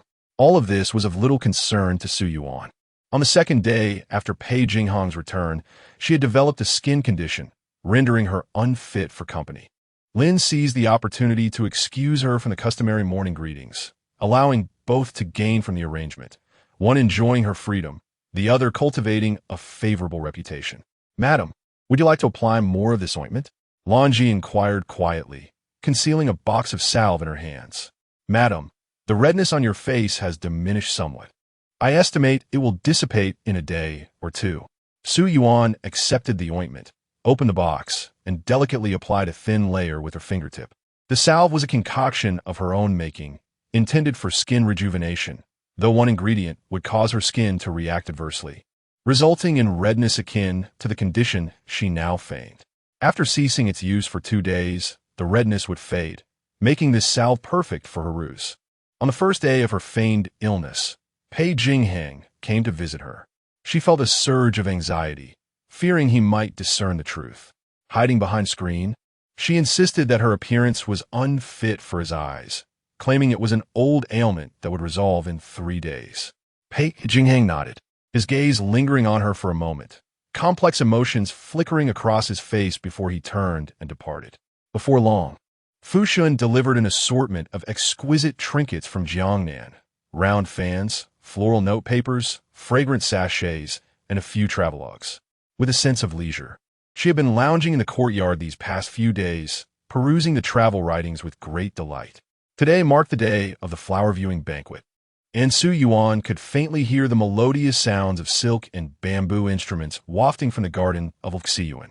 She instructed Lulzu to place the rocking chair beneath the plum tree, allowing the gentle breeze to caress her while she admired the fish, thoroughly indulging in the serene atmosphere. Lanji brewed tea and sat on a small Wangwali table beside the rocking chair. Su Yuan reclined in the chair, leisurely flipping through the travelogue. After a while, feeling somewhat bored, she cast the book aside and chose to close her eyes, pretending to doze off. On the winding corridor, Pei Jingxuan glanced at the wine stains on his chest, his brow slightly furrowed. His elder brother had resorted to the despicable tactic of feigning drunkenness and spilling wine. It appeared that the recent flooding in Jiangnan had inflicted significant losses upon him, leading to such a lack of grace in his conduct today. Upon hearing this, Pei Jingxuan turned towards the lakeside corridor, and after taking a few steps, he caught sight of Luxiyuan. Thinking of the days that had passed without seeing the Su family, he promptly headed straight for the courtyard. Upon arrival, Su Yuan stepped forward to open the gate, revealing Madame Su peacefully asleep beneath the plum tree. Lulzu and Lanji, upon seeing the gate open, exchanged astonished glances with Su Yuan. It was Lanji who first regained her composure, hurriedly rousing Su Yuan. "Madam, His Highness has arrived." Chapter 15. A mishap. Su Yuan, still in a state of drowsiness, was suddenly awakened and rubbed her eyes, bewildered. "Who is it?" Pei Jingxuan, draped in a splendid white robe, entered the courtyard and couldn't help but chuckle upon seeing Su Yuan's disheveled appearance. He stepped under the plum tree and inquired, Why are you sleeping outside? Those red blotches on your face do not appear to have healed. Su Yuan blinked and glanced at Pei Jingxuan, noticing the apparent wine stains on his chest. Still groggy from sleep, she blurted out, "Your Highness, your attire is soiled?" "Indeed, I accidentally spilled some at the banquet. And I've come here to change," Pei Jingxuan replied nonchalantly. "Oh." As soon as Su Yuan's words fell, Longji couldn't help but tug at her sleeve, whispering, "Madam, you should quickly attend to His Highness's change of clothes." Only then did Su Yuan realize, and she hastily sprang up from the rocking chair. "Your Highness, please follow me." "Very well." Upon entering the main chamber, Wang Mama presented warm water, while Longji retrieved the garments prepared for Pei Jingxuan at Lushi Courtyard and placed them on the rack. Pei Jingxuan shed his outer robe, and Su Yuan reached out to untie his waist sash. However, the moment her fingers brushed against it, she noticed his body stiffen. A surge of anxiety suddenly gripped Su Yuan's heart, causing her pulse to race and her breathing to become tentative. Pei Jingxuan, sensing her unease, smiled and asked, "Is something troubling you?" "And no, not all." Su Yuan quickly shook her head in denial. "Then why is your face flushed?" Pei Jingxuan teased deliberately. "Su Yuan is cheeks bottomed," and she stammered, "Perhaps it's just because I've just woken up." Pei Jingxuan regarded her with a glimmer in his eyes and a slight smile. "Is that so?" Su Yuan earnestly nodded, "Yes, and it may also be due to the peach blossom rash." Suddenly, Pei Jingxuan leaned closer, whispering, "Your peach blossom rash must stem from neglecting your health. Tonight, I shall teach you the ways of wellness." His breath brushed against Su Yuan's neck, sending a tingling sensation through her, causing her to shiver and her face to flush crimson. Pei Jingxuan found delight in her bashfulness, a subtle smile gracing his lips. Meanwhile, Su Yuan, witnessing the mirth in his eyes, felt a torrent of frustration within. This man was clearly teasing her. She inhaled deeply, striving for composure, and said, "Your Highness, allow me to assist you in changing first." Pei Jingxuan nodded. Su Yuan reached for his waist belt, yet found it impossible to budge. Startled, she looked up only to find Pei Jingxuan observing her with an amused expression. This man. Su Yuan rolled her eyes internally, wondering when this would end. "You truly lack strength," Pei Jingxuan remarked with a chuckle. "Indeed, it is my weakness which hinders me from serving your Highness properly," Su Yuan replied softly, lowering her head. "Perhaps it would be best if you did it yourself." "Very well, I shall do it myself." "You go brew a cup of detoxifying tea," he commanded. "Yes, I shall obey," Su Yuan responded, releasing her hold and retreating hastily from the main chamber. As she departed, Pei Jingxuan nearly burst into laughter. Little did she know, the more she shyly evaded him, the more he yearned to tease her. After preparing the hangover tea, Su Yuan personally offered it to Pei Jingxuan. He accepted the teacup and brought it to his lips. The warm liquid glided into his mouth, a subtle sweetness enveloping his senses, unlike the typical bitter taste associated with hangover remedies. This particular blend was indeed unique. Pei Jingxuan set the teacup down. Su Yuan nodded, a hint of pride in her demeanor, stating that it was a recipe taught to her by her maternal grandfather, expressing her delight that the prince enjoyed it. Just as Pei Jingxuan was about to respond, Fu Shun rushed in with an anxious expression. "Your Highness, there is trouble." Pei Jingxuan's countenance darkened as he stood up and left without hesitation. Fu Shun offered a quick bow to Su Yuan before hurriedly following. What calamity could have compelled Fu Shun to disregard decorum and burst in with such alarming news? Su Yuan pondered. Yet her curiosity was short-lived as she soon deduced the cause of the disturbance. In the evening, someone from Zhao Yun Hall sent word, instructing Su Yuan to come immediately. She hastened to Zhao Yun Hall, suspecting that a pregnant woman might be in distress. Could be Lin? The atmosphere in Zhao Yun Hall was heavy and oppressive. Su Yuan remained on high alert, daring not to be careless. Upon entering the side chamber, she saw Lu, Li, and Song. But there was no sign of Zhao or Sunday. Su Yuan greeted Lu, who acknowledged her with a distracted nod. After exchanging half-hearted salutations with Li and Song, she took a seat to wait. Song stared at her own toes, seemingly lost in thought. Li glanced at Su Yuan, her gaze inquisitive before she turned away. Deep in contemplation, Su Yuan lowered her eyes, feigning ignorance to the palpable tension. After what felt like an eternity of sipping tea, a maid entered, beckoning them to come inside. Upon entering, they found Pei Jingxuan with a grim expression, but Lin was nowhere to be seen. Chapter 16. Joyous news before long. Two imperial physicians emerged from the inner chamber. Upon seeing them, Su Yuan recognized one as her uncle, Jiang Chuanbai. He had inherited the legacy of their maternal grandfather and was now serving as a physician in the imperial hospital, diligently building his credentials. With a gentle temperament and a passion for medicine, he had personally guided her in identifying medicinal herbs and taking pulses when she first began her studies. When Jiang Chuanbai looked up and met Su Yuan's gaze, he hesitated momentarily before nodding in acknowledgement. Su Yuan returned the gesture, her eyes sparkling with excitement. The other physician stepped forward to quietly respond to Pei Jingxuan, who nodded in understanding.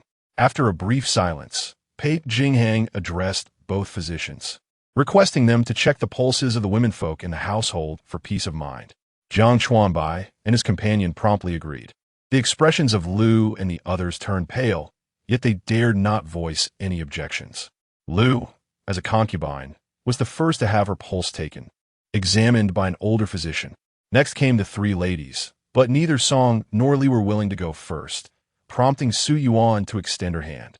As Jiang Chuanbai took her pulse and noticed a redness on her face, he understood it was intentional on her part. Such behavior from Yuan, seeking to preserve herself, was undoubtedly connected to the intrigues of the inner quarters. Sighing inwardly, Jiang Chuanbai pondered. Su Yuan felt a surge of emotion, wondering about her grandfather's well-being, as well as her parents. Jiang Chuanbai nodded reassuringly, stating that her grandfather was well, still chasing after her uncle for mischief.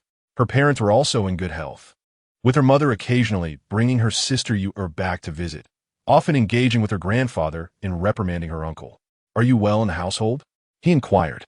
Upon hearing this, Su Yuan recalled the fondness of her grandfather, her unruly yet playful uncle, her sharp-tongued but tender-hearted mother, her gentle and good-natured father, and her brother who was as warm as jade, along with her sister Yu who had grown up by her side. Tears brimmed in her eyes as she thought. "Uncle, I am quite well, though I miss home and all of you dearly." Jiang Chuanbai sighed and gently patted her head, advising her to take good care of herself. "If the opportunity arises, your mother will come to see you." Su Yuan fought back her tears and nodded in agreement. As Jiang Chuanbai released her hand and began to check Song's pulse, the elderly physician had just finished examining Lu's pulse and turned to Pei Jingxuan with congratulations. "Congratulations, Your Highness. The concubine is with child, approximately 2 months along." "Oh, is that so?" Pei Jingxuan replied indifferently, revealing no signs of joy. "What?" A voice of disbelief erupted from Lin in the inner chamber. "Is it true?" Lu exclaimed, tears of joy streaming down her face. "Your Highness, I have finally conceived your offspring." Yet, as she observed Pei Jingxuan's inscrutable expression, her joy gradually faded, her face becoming pale and her form unsteady. "Your Highness, I am with child." Lu's voice trembled with anxiety. The physicians appeared somewhat taken aback. It was well known that the heir of Prince Qin was frail. Why then, did the prince not exhibit any joy upon hearing of this news? Pei Jingxuan cast a cold glance at Lu and commanded physicians, "Please continue to check the pulses of the other ladies." "Yes, Your Highness." A flicker of fear and anxiety crossed Li's face. Yet she could only obediently extend her hand for the imperial physician to take her pulse. The elderly physician soon confirmed the favorable news and rose to report to Prince Pei Jingxuan, stating, "Congratulations, Your Highness. This lady is 3 months pregnant." Meanwhile, Jiang Chuanbai completed his examination of Song and said, "Congratulations, Your Highness. The lady appears to be with child, though the pulse is not distinctly evident. Please return in half a month to confirm with a peace pulse." "Excellent. Very well," Pei Jingxuan replied, his anger transforming into a mocking smile. "I thank both physicians for their efforts. Fu Shun, please see them out and reward them." "Thank you, Your Highness." The two bowed respectfully. After the physicians departed, silence enveloped the room, with only faint whispers from the inner chamber, indistinct and unclear. After a moment, Li could no longer contain herself, her trembling lips whispering, "Your Highness, I am with child. Pei Jingxuan, without lifting his gaze and maintaining a stoic expression, replied, I am aware. There is no need for your reminder. Tears streamed down Li's face, falling onto the ground as she sobbed. I know I was wrong. I should not have concealed my pregnancy. Please forgive me, Your Highness. I shall not dare to do so again. Humph. Pei Jingxuan scoffed coldly. Your Highness, I beg for your mercy. I assure you I will never dare to again. Li pleaded, collapsing to her knees. Pei Jingxuan coldly commanded, get up at once. Do not harm the child within you. A maid hurriedly stepped forward to assist Li, helping her to a seated position. Seeing Pei Jingxuan's anger, yet noting his leniency due to her unborn child, Li sighed in relief, her expression visibly lightening. Pei Jingxuan then turned to Lu, asking Lu, do you have anything to say? Your Highness. Lu wept, her face resembling a rain-soaked flower. Since I bore her, my monthly cycle has been irregular. I truly did not realize I was with child. A flicker of disdain crossed Pei Jingxuan's eyes, and just as he was about to respond, Fu Shen entered the room, whispering something to him. Su Yuan observed Pei Jingxuan's expression darkening gradually, like the ominous clouds preceding a storm. Pei Jingxuan's sharp gaze swept over Lu, Song, and Li, his heart swelling with fury. None of the women in the rear courtyard were simple. He had placed Li Mama there precisely to prevent conflicts among his wives and concubines, safeguarding their offspring. Yet, he never anticipated they would still create such turmoil. Chapter 17. Zhao family following the sound. Su Yuan turned her gaze to see Lin, supported by Qian Mama and Xiao Yin, emerging unsteadily. Why have you come out? Pei Jingxuan furrowed his brow. You have just experienced a miscarriage. The physician advised you to rest in bed. Your Highness, all my sisters are with child. It is a moment of great joy for the household. As the matriarch, how can I not come to congratulate you? Lin spoke softly, her complexion pale. I offer my heartfelt congratulations, Your Highness. Observing her frail appearance, Pei Jingxuan, though reluctant, nodded in acquiescence. Since you are here, please take a seat. He then turned to instruct Fu Shen to bring in the others. Fu Shen hurriedly obeyed and soon returned, guiding two maids while escorting a woman inside. The woman's hair was disheveled, her mouth gagged, and her eyes were red and swollen, streaming with tears. It was Zhao. A wave of shock surged through Su Yuan. Zhao's predicament was likely connected to Lin's recent miscarriage. Zhao, what crime do you confess to? Pei Jingxuan's voice was cold and authoritative. He gestured, and a maid removed the cloth from Zhao's mouth. Your Highness. Zhao cried out, I am wronged. Her voice was shrill, echoing through the hall. Zhao, you have pushed the princess and son into the lake, and many witnessed it, Pei Jingxuan stated coldly. Su Yuan was taken aback once more. She had not anticipated Zhao would commit such a foolish act in front of everyone. The princess and son had been thrown into the lake, and son's whereabouts were unknown, raising concerns for her unborn child. Zhao's face turned ashen, trembling all over. Your Highness, how could I harm the princess? I merely stepped on something and slipped into her. She pleaded. It was truly unintentional. Zhao, you claim you slipped. Yet the maids present testified there was nothing on the ground to cause such a fall. Lin retorted. Your Highness, I truly stepped on something that made me fall into you. I was set up. Zhao appeared to recall something, her eyes brightening as she raised her hand. I swear, if there is a word of falsehood, may I be struck by lightning and meet a miserable end. Her tone was resolute.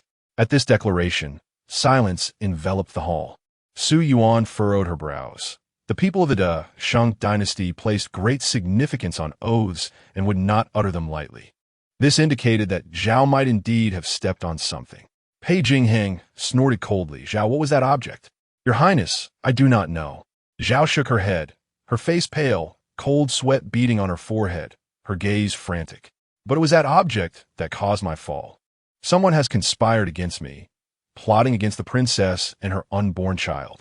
Upon hearing this, Su Yuan recalled the incident on the night of the Qixi festival when Pei Mingyan almost collided with Lin. She lifted her eyes to Lu, who maintained a stoic expression.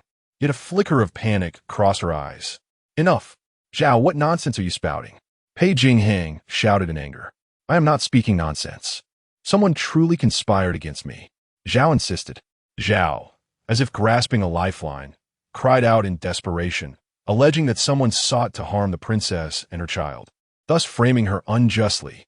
Zhao, having committed such a grievous error, you remain unrepentant, making baseless accusations. You truly deserve the harshest punishment. Pei Jingxuan's gaze was frigid, his voice imbued with an icy resolve. See Zhao and take her away. Her fate shall be decided later. Zhao collapsed to the ground, weakened, murmuring, Your Highness. Su Yuan sighed inwardly, realizing that Zhao's fate was sealed. The mention of harming offspring indicated that Sun's child had not survived. The charges of endangering the matron of the Wang residence and the heirs were sufficient to condemn Zhao, a mere concubine. She discreetly observed. Lin appeared pleased. Lu bore a faint smile of relief, while Li and Song wore expressions of schadenfreude. A heaviness settled in Su Yuan's heart. Zhao might truly be innocent. However, aside from herself, all the other women in the household were pregnant, while Sun had suffered a miscarriage.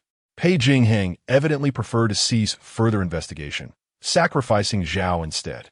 Even if Zhao had no malicious intent, her actions had inadvertently harmed Lin and Sunday. In this moment, Su Yuan comprehended the terrifying nature of the inner courtyard struggles. The truth itself held little significance. What mattered was whether the one wielding absolute power would tilt the scales in your favor. This time, Pei Jingxuan clearly sided with the true culprit behind the pregnancy. Perhaps he already knew the identity of this individual, but out of consideration for the heirs, he allowed Zhao to bear the blame. Chapter 18. The death of the rabbit and the grief of the fox. Pei Jingxuan cast a cold glance around the room and spoke solemnly. The child of the Sun family could not be saved. Henceforth, her share will follow that of the official wife. Indeed, Sun's child had perished. Pei Jingxuan valued offspring highly. Had Sun given birth, Lu would have shown some restraint, allowing Sun to lead a more comfortable life in the inner courtyard. Su Yuan couldn't help but feel a sense of pity for her. Very well, as your highness wishes. It is indeed my fault that Sister Sun suffered. When I was pushed into the lake by the Zhao family, Sister Sun happened to be nearby and was also thrown into the water. Lin took out her handkerchief to wipe away her tears and said earnestly, Your Highness, I shall take good care of Sister Sun, ensuring she recovers swiftly to bear you heirs. Sun shall be entrusted to Granny Li for care. Your health is paramount, and nurturing your child is of the utmost importance. As soon as Pei Jingxuan finished speaking, Lin's face lit up with joy. She nodded, Your Highness, rest assured, I will tend to the child within me. Pei Jingxuan nodded and turned his gaze around the room. Addressing Lu, Li, and Song, I care not whether you concealed your pregnancies intentionally or were unaware. This matter ends here. Should anyone dare to act recklessly or use cunning to harm the offspring, I shall not show mercy. Upon hearing this, Lu and the others rose in unison to respond. However, Lin's face revealed a flicker of resentment. This group of wenches, how dare they all be with child? They may conceive, but let us see if they can carry to term. Your Highness, do not worry, Lin said with a gentle smile. I shall take meticulous care of all my sisters. Princess, since you are already with child, all matters within the estate shall henceforth be entrusted to Granny Li. Focus on nurturing your baby, Pei Jingxuan declared. He then turned to Granny Li and spoke coldly. You bear responsibility for today as oversight. Such negligence must not happen again. The inner courtyard is entrusted to you. Ensure it is well managed. Granny Li respectfully replied, Yes, I shall obey. She never anticipated that right beneath her nose, the mistresses of the inner courtyard were concealing their pregnancies. The uproar caused today had led to the princess experiencing distress, Aunt Huang losing her child, and the prince's lineage suffering. It was all her fault for failing to safeguard the courtyard and protect the prince's offspring. Overwhelmed with guilt, Granny Li vowed to diligently oversee the inner courtyard henceforth, ensuring no such incidents would recur. Pei Jingxuan then relieved everyone of their formal greetings. You are all to remain in your respective courtyards, focusing on your pregnancies. Formal greetings are henceforth waived. Lin's expression darkened. She had yet to devise a plan on how to act, only to have the prince assign the courtyard and that group of wenches to Granny Li, while also dismissing their greetings. How was she to proceed? Yet, under Pei Jingxuan's imposing gaze, Lin could only reluctantly acquiesce. Exhibiting signs of fatigue, Pei Jingxuan waved his hand. signaling Su Yuan and the others to withdraw. Upon stepping out of Jian Hall and observing Lu and the others departing cautiously with the assistance of maidservants, Su Yuan sighed inwardly, contemplating the conclusion of one grand performance while another was about to unfold. The inner courtyard of the Qin Wangfu was becoming increasingly lively. After instructing Granny Qian and others to care for Lin, Pei Jingxuan exited Jian Hall with Fu Shun. As Pei Jingxuan departed, Lin's countenance was ablaze with fury. How could those wretched women be with child? His Highness entrusted their care to Aunt Li, forbidding my involvement, and even exempted them from paying their respects. This is clearly a scheme against me. I am the legitimate princess, and the child within me is the true heir, destined to be the future heir apparent. Those women are merely bearing illegitimate offspring. My lady, your utmost priority now is to care for your health and ensure the smooth birth of the heir. Aunt Qian urged gently. Once you have borne the legitimate son, the title of heir will be assured, rendering those women and their bastards insignificant. Gradually, Lin's expression softened. Yes, once I give birth to the heir, I shall deal with those women at my leisure.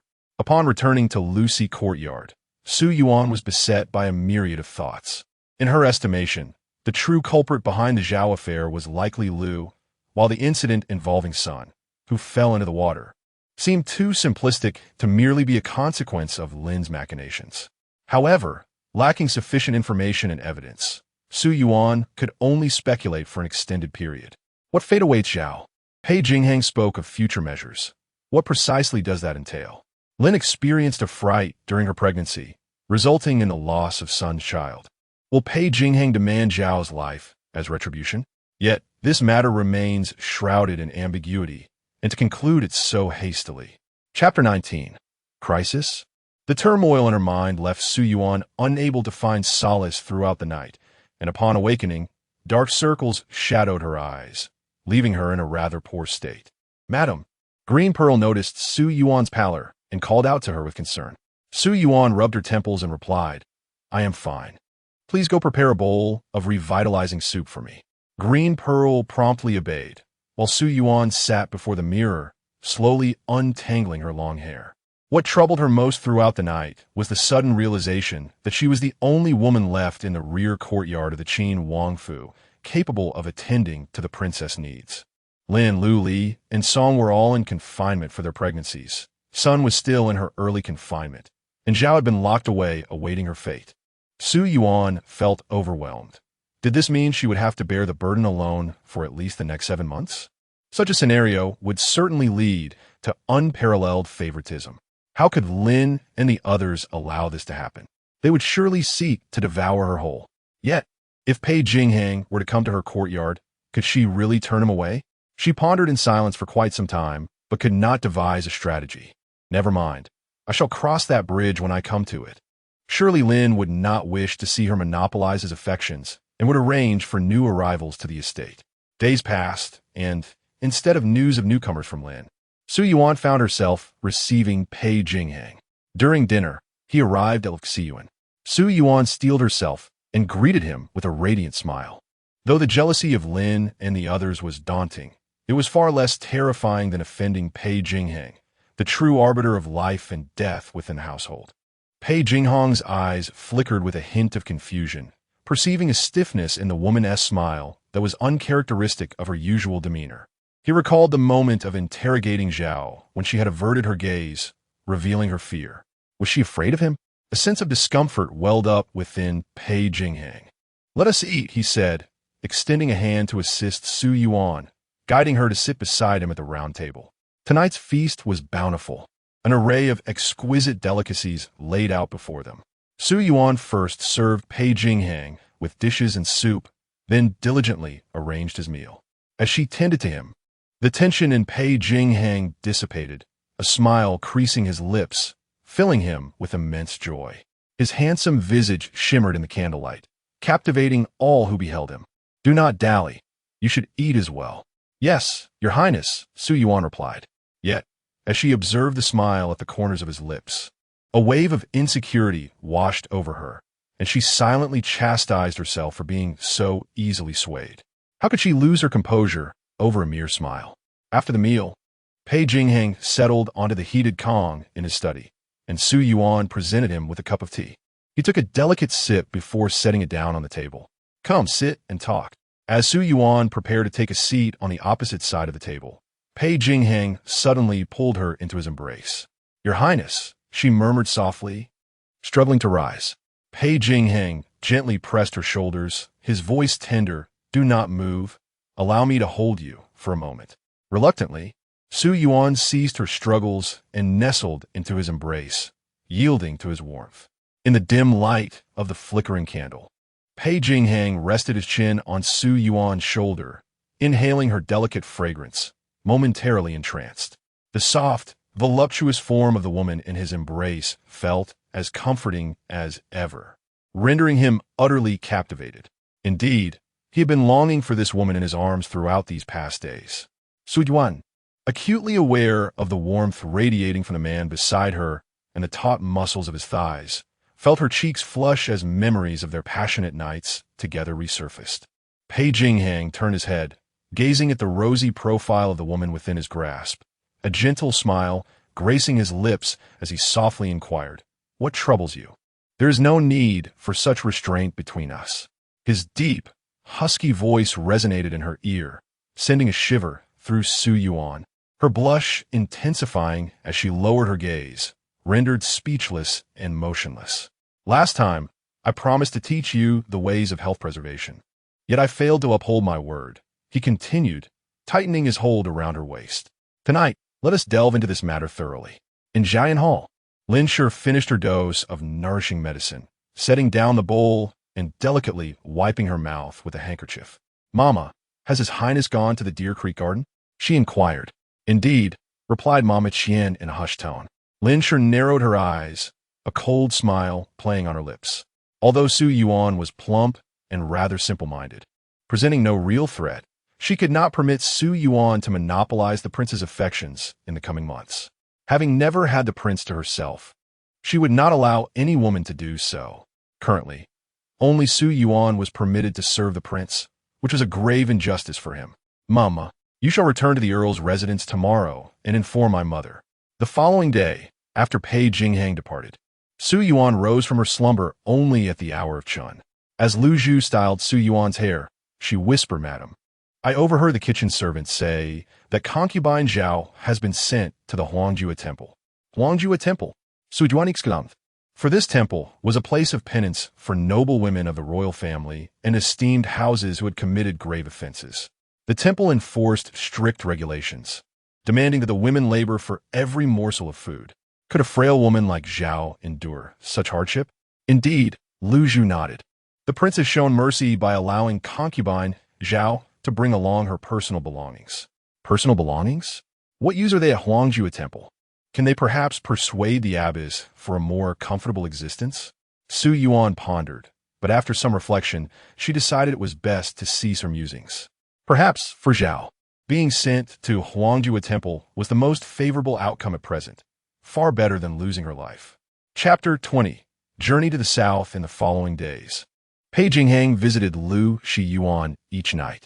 Su Yuan felt fortunate that Pei Jingxuan had dispensed with the customary morning greetings, allowing her to command the household to focus on nurturing her pregnancy. Consequently, she was spared the daily confrontations with the envy and sarcasm of other women. However, such reprieve from morning visits could not last indefinitely. She would inevitably have to engage with the other residents of the inner courtyard. If she would monopolize Pei Jingxuan for 7 or 8 months, she feared she would be devoured by the other women in the household.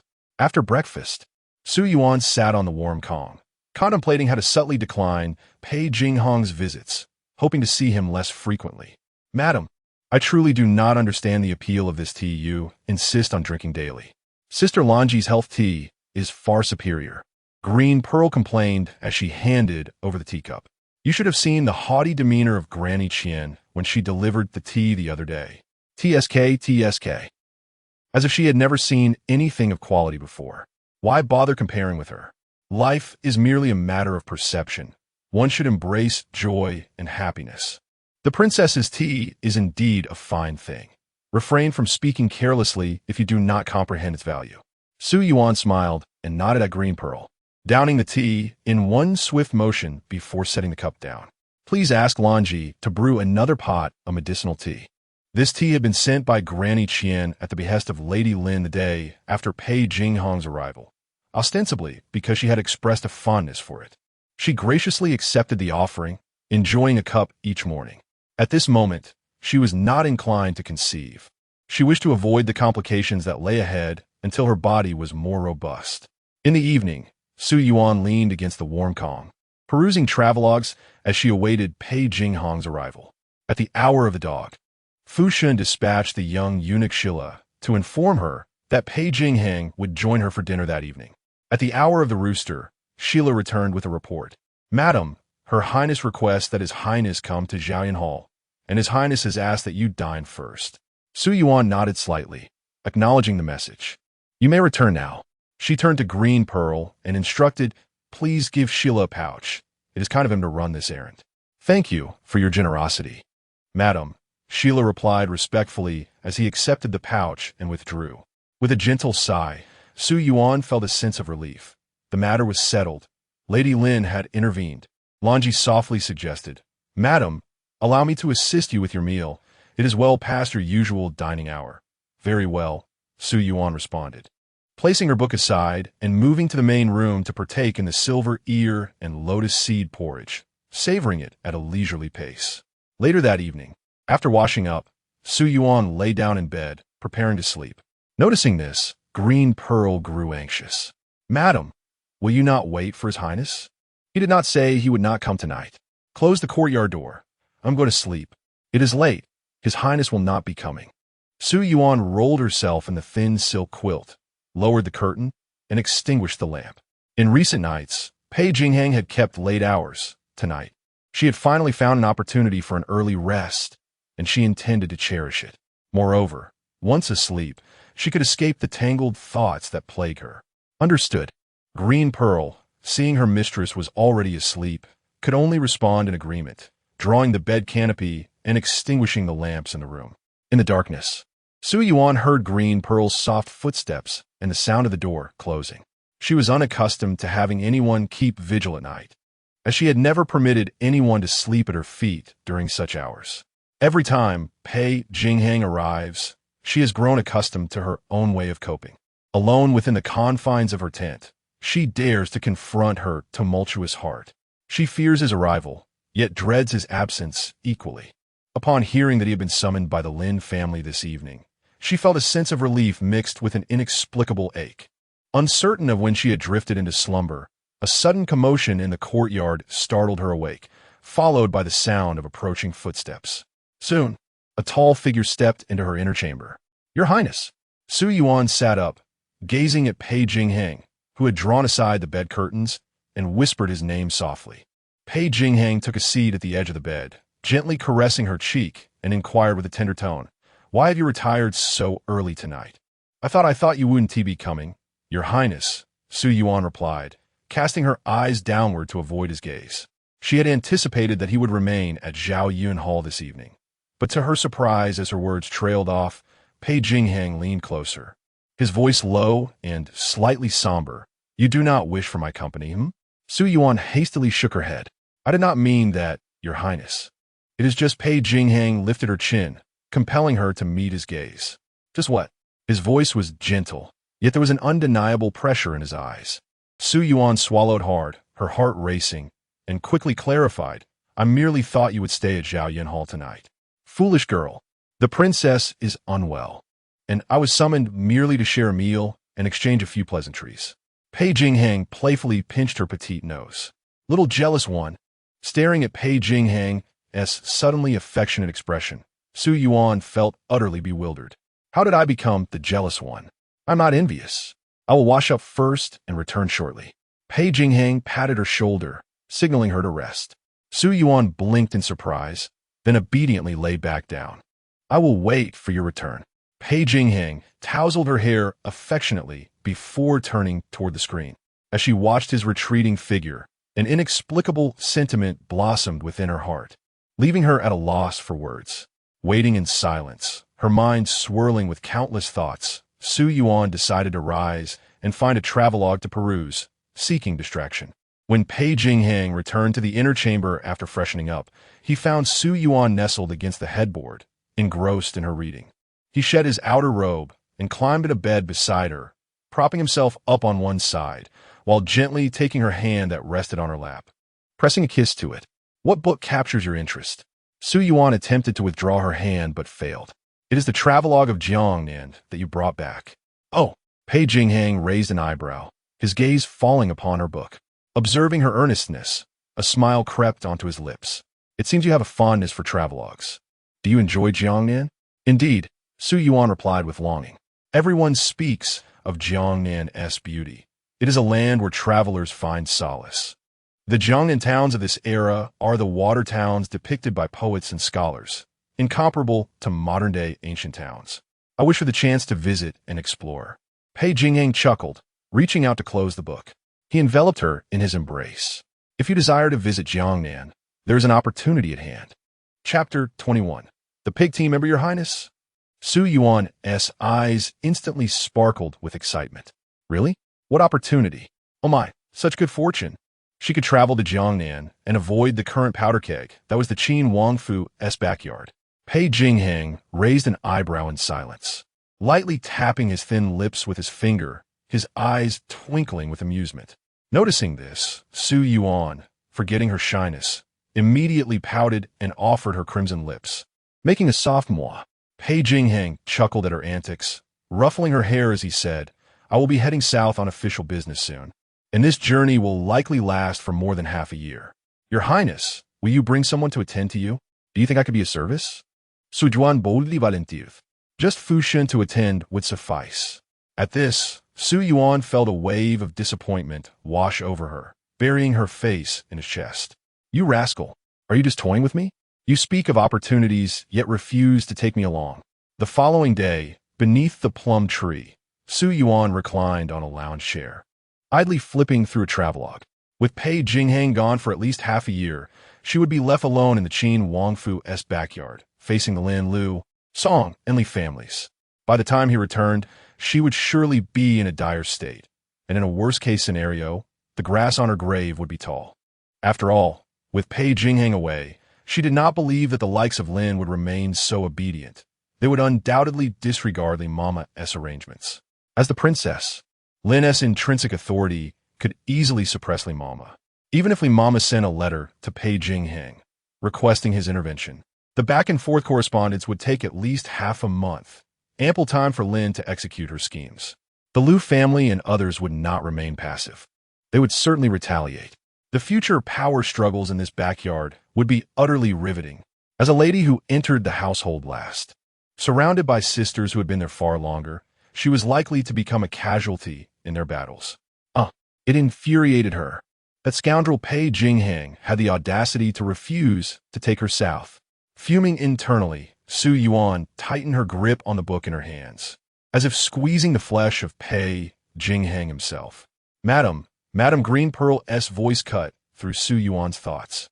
Setting the book aside, she looked up to see Green Pearl and inquired, What is it?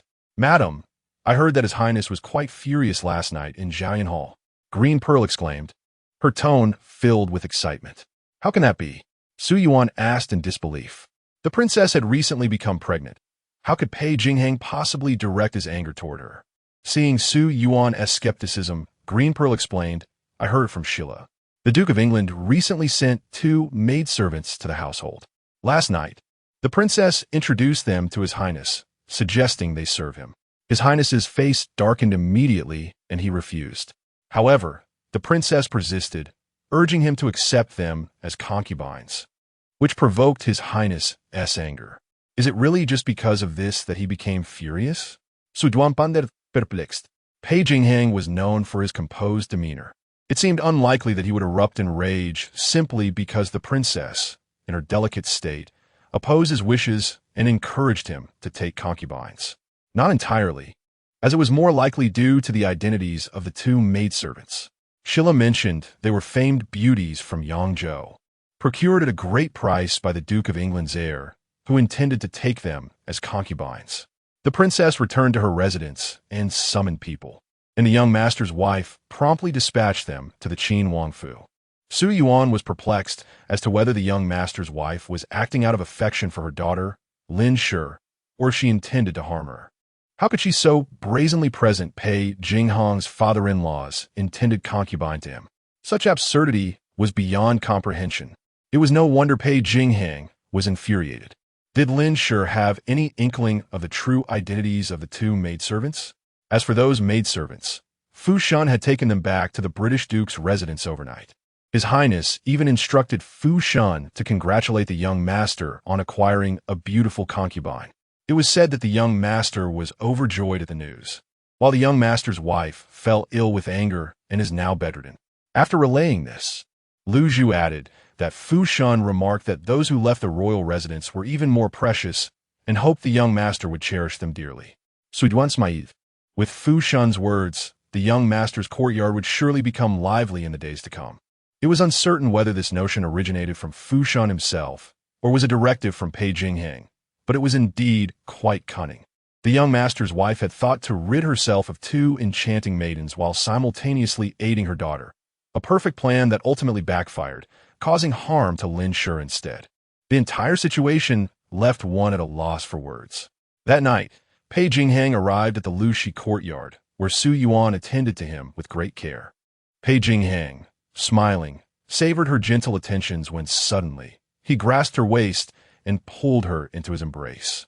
Su Yuan was momentarily taken aback, instinctively wrapping her arms around his neck as she fell into his arms. Chapter 22. A fortuitous opportunity from now on. I shall call you Yuan Yuan. Shall I? Pei Jingxuan playfully lifted her chin, his voice a low, husky murmur laced with a hint of seduction. Su Yuan's heart skipped a beat, and she instinctively nodded her head. Yuan Yuan was particularly enchanting today. She deserved a fitting reward. Pei Jingxuan smiled broadly and articulated each word deliberately. Tonight, let us engage in a light conversation about the three principles of health. Su Yuan's cheeks flushed crimson. This man was utterly shameless, leaving her utterly defenseless, embarrassed and infuriated. She bit her lip. Your Highness, indulgence is detrimental to one's health. Ha ha! Pei Jingxuan laughed heartily, his low voice whispering in Su Yuan's ear with a teasing undertone. Fear not, my health is robust. I shall not leave you in a state of solitude. With that, he scooped Su Yuan into his arms and strode toward the inner chamber. On the third day of the 8th month, Lin Shi learned that the prince was to depart south on official business for over half a year, her heart a tumult of emotions. Before she could ponder further, she heard that the prince would be taking Su Shi with him, and a surge of fury ignited within her. Not a chance. I will never allow her to accompany the prince south. Your Highness, the south is rife with beautiful women. The prince will be away for so long. Surely, he cannot be without someone to attend to him. If he were to become enamored with some enchantress and bring her back, wouldn't that be your misfortune? Mama Qian hastily interjected. That night, the prince rejected the new girls I offered for Su Shi's sake and flew into a rage afterward, going straight to her. Now he intends to take her south. How can I possibly endure this? Your Highness, the prince's anger was not directed at your recommendation of new girls or at Su Shi's favor, but rather at the identities of those two wretched women. Mama Qian cautiously glanced at Lin Shi, weighing her words. After all, those two were once the intended concubines of the heir.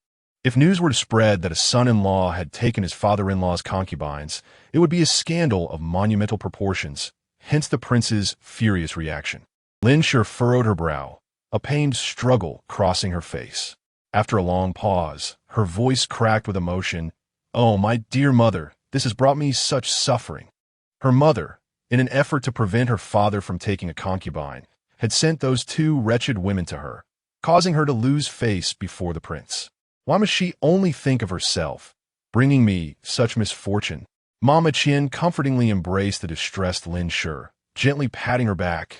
I understand that you have been wronged. Your Highness, you were unaware of those two women's backgrounds. The prince's outburst was merely a moment of anger, and he will not truly hold you accountable. You must take care of your health and nurture your pregnancy. The one who should be most anxious is not you, but Lu Shi and the others. You are the princess. Once you bear a legitimate son, your status will remain unshaken. Lu Shi and her ilk are mere concubines, relying on their beauty to win favor. hence their desperate need for the prince's affection towards Su Shi. Lin Shi lifted her head, her eyes shimmering with tears. But Mama, what use is status alone? I do not wish to possess only status without the prince's favor. Your Highness, in that case, you should not oppose the prince. Presently, the only one from the inner courtyard accompanying him south is Su Shi. He is merely taking her along out of convenience. Su Shi is plump and unremarkable. How could the prince possibly hold her in his heart? Now, in the backyard, she is the only one who can attend to his highness, which is why he visits more frequently. If you persist in obstructing his highness from taking her southward, you may inadvertently push him further away. Am I to merely stand by and watch as Su follows him south? Lin is unwilling to accept the prospect of Su monopolizing Pei Jingxuan for the coming months. If we reveal the news of Su's imminent departure with his highness, there will surely be those who will take action on our behalf. With that, Granny Qin gestured toward the direction of Lu and others' courtyard. Very well, let us proceed as Granny has suggested. Chapter 23. Winning by lying down on the 5th day of August, the Lin family hosted a banquet at Jian Hall to bid farewell to Pei Jingxuan, who was preparing to journey south. With all 4 women in the household expecting, he decided to transfer the chief eunuch Lu, who was in charge of the study in the front courtyard, to the rear courtyard to assist Granny Li in her duties. During the feast, Su Yuan encountered Sun Shi, whose face bore the pallor of illness yet lacked any sign of frailty.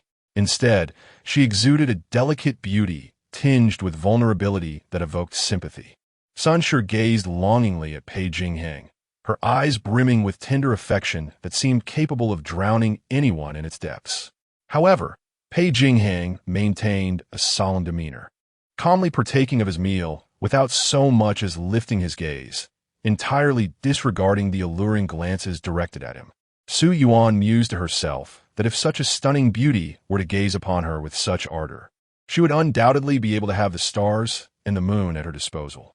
Your Highness, allow me to propose a toast to you, Sun Shi said sweetly. Pei Jingxuan set down his chopsticks and raised his cup, taking a sip. You are still recuperating. You should drink sparingly.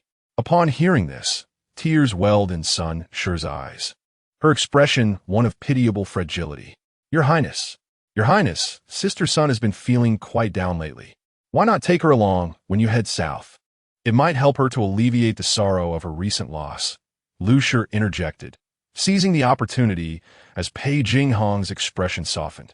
Perhaps if Sister Sun accompanies you, good news may soon follow. That is indeed a splendid suggestion, Lady Li concurred. I have noticed Sister Sun's persistent melancholy. A change of scenery might do her good. Song Shi exchanged glances with Lu Shi and Lady Li, smiling. Sister Lu and Sister Li's ideas are commendable. What say you, Sister Sun? Sun Shi lowered her eyes, her demeanor shy as she replied, I shall defer to my sisters. She then looked at Pei Jingxuan with hopeful anticipation. Before Pei Jingxuan could respond, Lin Shi's expression darkened. This is absurd. Sister Sun is still in her confinement. How could she withstand the rigors of travel? What if something were to happen? Lin Shi's tone was stern, her countenance icy. Moreover, Your Highness's journey south is for official business, not for leisure. If you are not mindful, you may jeopardize His Highness's important matters. A group of lowly women. She had let slip the news of the prince intending to take Su Shi south, only to discover that instead of targeting Su Shi, they had united to recommend Sun Shi to him. Song Shi, emboldened by her pregnancy, dared to betray her, and this wretched Sun Shi seemed to harbor resentment towards her due to the recent incident. Now, these 2 audacious women had the audacity to ally with Lu Shi. She would rather let that plump girl Su Shi benefit than concede to their wishes. Dealing with that foolish girl was far simpler than contending with these insidious women. Your Highness, surely you cannot travel south without attendance? Lu Shi said with a smile. Taking Sister Sun along would serve both to attend to you and provide her with a change of heart. It is a win-win situation. Upon receiving the news that the prince intended to take Su Shi south the previous night, she realized that it was a deliberate disclosure by Princess Lin, aiming to use others to eliminate her adversaries. She would never allow Lin Shi to have her way. Lin Shi's pregnancy posed a significant threat not only to her, but also to the others who were expecting. With just a subtle provocation, the Li family turned against her. As for the Sun family, they were even easier to manipulate, harboring deep resentment towards Lin, who had dragged them into a perilous situation, resulting in the loss of their child. Lu wore a smile, relishing the discomfort evident on Lin's face, her heart swelling with satisfaction. Today, she would strike indiscriminately, embracing whatever fate would bring. Should the prince choose to take Sun southward, she knew Sun would seize the opportunity to curry favor. Sun harbored a profound animosity towards Lin and upon returning in favor, would undoubtedly seek revenge. Lu could hardly wait for the spectacle of their bitter struggle, hoping to reap the benefits as a bystander. If the prince instead took Su south, it mattered little. Su was rather dull-witted, and Lin's meager attempts at hospitality would surely fail to secure a pregnancy. By the time the prince returned, Lu would have restored her health and be ready to serve him, rendering Su irrelevant. Lin laughed coldly, remarking on the presence of Sister Su, whose robust health would ensure she could endure the journey and cater to the prince's needs. No sooner had she spoken than all eyes turned to Su Yuan at the end of the table. Su Yuan felt a chill run down her spine under their scrutinizing gazes, unable to decide whether to continue savoring her delicious lamb chops or to spit them out. The intensity of those women's eyes was truly terrifying. "Your Highness, Sister Su has only just entered the residence. How could she possibly attend to His Highness?" Sun interjected hastily, unwilling to let this opportunity slip away. Having already offended the princess, she recognized the necessity of seizing this moment, lest she suffer dire consequences in the future.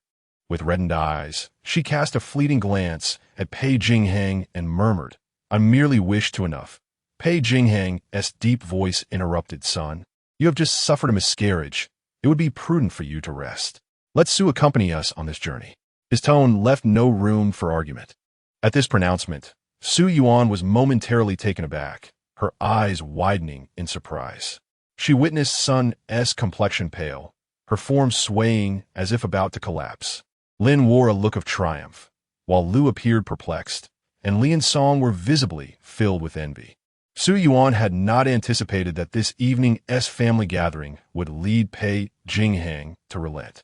She felt an overwhelming urge to express her gratitude to Lin, Lu, and the others, as if they each deserved a token of appreciation. Had she known this would unfold, she wouldn't have exerted herself so diligently. Her little arms and legs had borne much strain in recent days. Song Jiayue couldn't help but glance at Pei Jingxuan, sensing the mischief and mockery in his gaze. A sudden spark of anger ignited within her. How dare he? He had intended to take her all along, surely toying with her emotions these past days. That scoundrel. Chapter 24. The journey south. Upon returning to the courtyard, Su Yuan promptly instructed Lan Ji and Lu Zhu to prepare their belongings. The two complied and busied themselves with the task. Sitting on the couch, Su Yuan let out a deep sigh. From the family banquet this evening, it became evident that the Lu family and others had formed an alliance to collectively oppose the Princess Lin. With their numbers and Lu's hold on the eldest son of Pei Jingxuan as a formidable advantage, they posed a significant threat. Conversely, Lin, as the primary consort, wielded a natural authority that offered her a distinct edge. In her estimation, both sides currently possessed comparable strength. It remained to be seen whether the east wind would triumph over the west wind, or vice versa. However, these concerns would soon be irrelevant to her, as she anticipated that upon her return from Jiangnan, the situation in the rear courtyard would undoubtedly become clearer. On the day of departure, a throng of ladies from the household, led by Lin, gathered to bid farewell to Pei Jingxuan. Naturally, Su Yuan could not escape some words of advice. Pei Jingxuan addressed Lin and the others, saying, "Return home and take good care of yourselves. Notify me when the child is born." He then turned to the side, addressing Mama Li and Fu Lu. "Mama Li, Fu Lu, I entrust the household to you both. Should anything go awry, I shall hold you accountable." The servants replied, "We obey." Mama Li and Fu Lu bowed in acknowledgement. After Su Yuan paid her respects to Lin and the others, she climbed in the carriage with Lan Ji and Lu Zhu. Pei Jingxuan mounted his horse, nodded at Lin and the others, lightly tapped his boots against the horse's belly, and the magnificent steed began to trot, leading the entire procession forward. Once outside the capital, Su Yuan lifted the curtain, and a refreshing breeze greeted her. Looking ahead, she caught a glimpse of Pei Jingxuan, flanked by guards, his tall and slender figure exuding grace and authority atop his steed. Su Yuan inwardly marveled at the capital's most handsome man, who indeed lived up to his reputation. It seemed he sensed her gaze as he turned to look back. Offering her a faint smile, Su Yuan returned a delicate smile, withdrew her gaze, and lowered the curtain to rest against the soft pillow. With the journey ahead, she had been roused early by Lan Ji, leaving her somewhat disoriented and fatigued. After traveling for quite some time, the carriage finally came to a halt. "Madam, we have arrived at the dock. It is time to disembark," Lan Ji gently called to Su Yuan while lifting the inner curtain.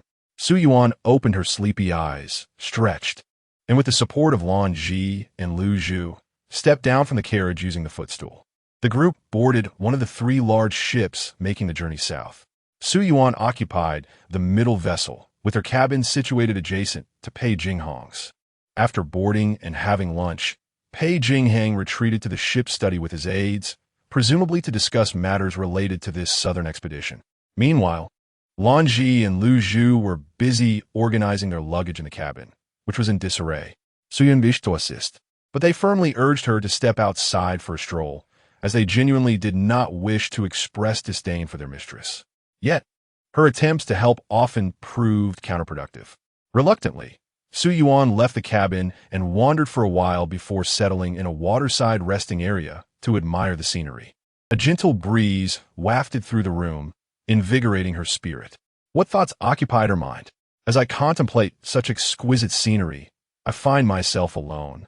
Bereft of a companion to share this beauty, it is indeed a pity. Su Yuan feigned a sigh, her tone heavy with melancholy. Might I implore His Highness to accompany me in admiring this view for a while? Perhaps it is the novelty of my first journey beyond the capital, enchanted by the picturesque landscapes, that has lifted my spirits, prompting me to playfully charm Pei Jingxuan. Chapter 25. The Plano. Pei Jingxuan's lips curled into a gentle smile as he slowly settled beside her. "Is it agreeable to have this prince accompany you?" Su Yuan instantly blossomed into a radiant smile. "I am most grateful, Your Highness. Such a clingy little thing," Pei Jingxuan said indulgently, drawing Su Yuan into his embrace. His brows relaxed, his eyes filled with tenderness. The two leaned together, quietly admiring the scenery, occasionally exchanging soft whispers, savoring the tranquility of time. The river shimmered under the sunlight, a gentle breeze caressing them, bringing a refreshing coolness. Cradling his beloved, Pei Jingxuan was enveloped in an indescribable sense of fulfillment. He temporarily set aside his duties and the struggles for power, relishing this rare moment of leisure. Lowering his gaze, he observed the plump woman nestled in his arms, feeling a wave of emotion. Although she did not conform to society's narrow definition of beauty, she had stealthily penetrated his heart, leaving an indelible mark unbeknownst to him. Su Yuan rested against Pei Jingxuan, listening to the steady rhythm of his heartbeat, her mind awash with thoughts. Their journey southward would last over 6 months, and she was the only woman accompanying him. This was an exceptional opportunity, and she intended to seize it firmly, nurturing their affection. This would not only create beautiful memories for herself, but, more importantly, deepen her bond with Pei Jingxuan, securing a special place in his heart and a lasting connection. In the future, regardless of how many women entered the Prince Qin's residence, she could rely on this bond to establish her position and live under Pei Jingxuan's protection in peace and happiness. Once they returned to the capital, reality might reclaim its hold, yet she would still be the restrained and peace-seeking Madame Su of Su Yuan. She would not engage in rivalries with the other women of the household. Self-preservation was her priority, with the focus remaining steadfastly on Pei Jingxuan. She understood that only by winning his favor and protection could she ensure a stable existence within the confines of the Prince Qin's grand estate. The two nestled together, cherishing their rare moments of closeness. Su Yuan lay in his arms, as Pei Jingxuan's large hand gently caressed her silky hair, akin to satin. He gazed at the rippling river outside, occasionally lowering his head to lightly touch her forehead, his expression tender. Su Yuan tilted her head slightly to look at him. Pei Jingxuan's handsome, ethereal face was illuminated by the glimmering reflections of the water, radiating brilliance, his features strikingly defined and exceptionally handsome. Su Yuan felt a surge of joy within her. Embarking on a sweet journey through Jiangnan with such a dashing gentleman was undoubtedly a delight. In the days that followed, Su Yuan and Pei Jingxuan shared the same quarters, leaving her own cabin unoccupied. Though Pei Jingxuan was often busy with affairs, whenever he found a moment of respite, they would engage in games of strategy, share poetry over tea, or leisurely enjoy the scenery, finding joy in each other's company. Pei Jingxuan was pleasantly surprised to discover that Su Yuan was quite the intellectual. She could effortlessly respond to the literary references he made, and even recite obscure poems and allusions he had never encountered. Astonishingly, he could hardly fathom how many more surprises this remarkable woman held in store for him. Seeing the look of astonishment in Pei Jingxuan's eyes, Su Yuan couldn't help but feel a sense of pride. Her enhanced memory since her transmigration was no mere boast. Before her marriage, life in the Su residence was tranquil and leisurely. To pass the time, she meticulously perused every book in her father's study, who was a distinguished scholar with 2 successful imperial examinations to his name, and even enlisted her brother's assistance in gathering an array of literary works. While not claiming to possess an encyclopedic knowledge, she certainly had a wealth of understanding. Su Yuan devoted herself earnestly to her interactions with Pei Jingxuan, and their relationship flourished harmoniously, unfolding along the lines of her envisioned plans. Chapter 26. Speaking out on this day, Pei Jingxuan concluded his discussions with his aides and returned to his quarters with Fu Shun. However, as he opened the door, he was met with an absence of the familiar, graceful figure he had anticipated. The window-side imperial couch was strewn with Su Yuan's travel journals, and the room was enveloped in a profound silence, devoid of her presence. Pei Jingxuan furrowed his brow slightly, a flicker of concern and unease rising within him, and he turned to Fu Shun, who had followed him in, and inquired, "Where is Our Lady Su?" Fu Shun promptly lowered his head and replied respectfully, "Your Highness." "Madam, Su has just returned to her own chamber." Pei Jingxuan raised an eyebrow, his worry somewhat alleviated, and he proceeded with Fu Shun towards Su Yuan's quarters. Upon entering the room, he found Su Yuan reclining on the imperial couch, her complexion appearing rather pallid. Her 2 handmaidens, Lanji and Luzhu, were attending to her. "You may leave." Pei Jingxuan gestured gently. Upon hearing this, Lanji and Luzhu immediately set aside their tasks and quietly departed. "Your Highness?" Su Yuan was about to rise when Pei Jingxuan pressed her down gently. He seated himself beside her, tenderly enveloping her in his embrace. "What troubles you? Why do you appear so unwell?" A hint of distress crossed Su Yuan's face as she replied, "Your Highness, I have my monthly cycle, and according to custom, I cannot approach you." "What sort of custom is that?" "Do not concern yourself with such matters," Pei Jingxuan reassured her, his voice both gentle and resolute. "But, Your Highness, I am unable to serve you during this time." "Foolish girl, I relish your company. I am not a man of impatience." Pei Jingxuan chuckled, playfully tapping Su Yuan's nose, his eyes sparkling with mirth. A sudden bold thought flickered through Su Yuan's mind, and she gazed intently at Pei Jingxuan, her eyes alight with hope, yearning for an affirmative response from him. "During your journey south, may I be your sole companion?" The air seemed to freeze at that moment, and Pei Jingxuan remained silent. After a brief pause, he finally spoke. "You little vixen, I am aware that the princess and my sister have been in the residence longer than I have," Su Yuan declared confidently. "Thus, I only request that during your time south, we may be a pair, with no one else daring to covet you." Her eyes were resolute, her tone unwavering. Pei Jingxuan gazed down at her, a subtle smile gracing his lips, his gaze filled with affection. Noticing his silence, Su Yuan playfully poked his chest with her finger. "Your Highness, do grant me your promise." "Very well." Su Yuan's eyes widened in delight, her smile blossoming like a peony in full bloom, radiant and exquisite. She cupped Pei Jingxuan's face and leaned in for a kiss, exclaiming, "Thank you, Your Highness." Overjoyed, she wrapped her arms around Pei Jingxuan's neck, behaving like a playful child. Pei Jingxuan, The noble king of Qin was a man of his word. Through their time together, she knew he would fulfill his promises. Her plan for the journey to Jiangnan hinged critically on ensuring that Pei Jingxuan would not take another consort for the next 6 months. With this matter now successfully settled, she felt assured that the efforts she had invested in nurturing their relationship during the voyage would yield the desired outcome when she made her request. The exchange of hearts is a delicate matter. Pei Jingxuan, a scion of noble lineage, has witnessed countless deceptions and intrigues. If she cannot deceive herself and immerse her heart fully in love, how could she ever hope to truly ensnare Pei Jingxuan? Yet, if he were to surround himself with others, it would be exceedingly difficult for her to convince herself to invest her emotions wholeheartedly. Fortunately, Pei Jingxuan's agreement has rendered all dilemmas effortlessly resolvable. Chapter 27. Everlasting joy on this day. Upon returning to his chamber, Pei Jingxuan was met with the radiant smile of Su Yuan, who held a scroll in her hands. She gently unfurled the scroll, revealing a half-portrait that vividly depicted none other than Pei Jingxuan himself. In the painting, he reclined leisurely on a couch, propped against a cushion, his eyes twinkling with mirth, exuding an air of elegance and charm.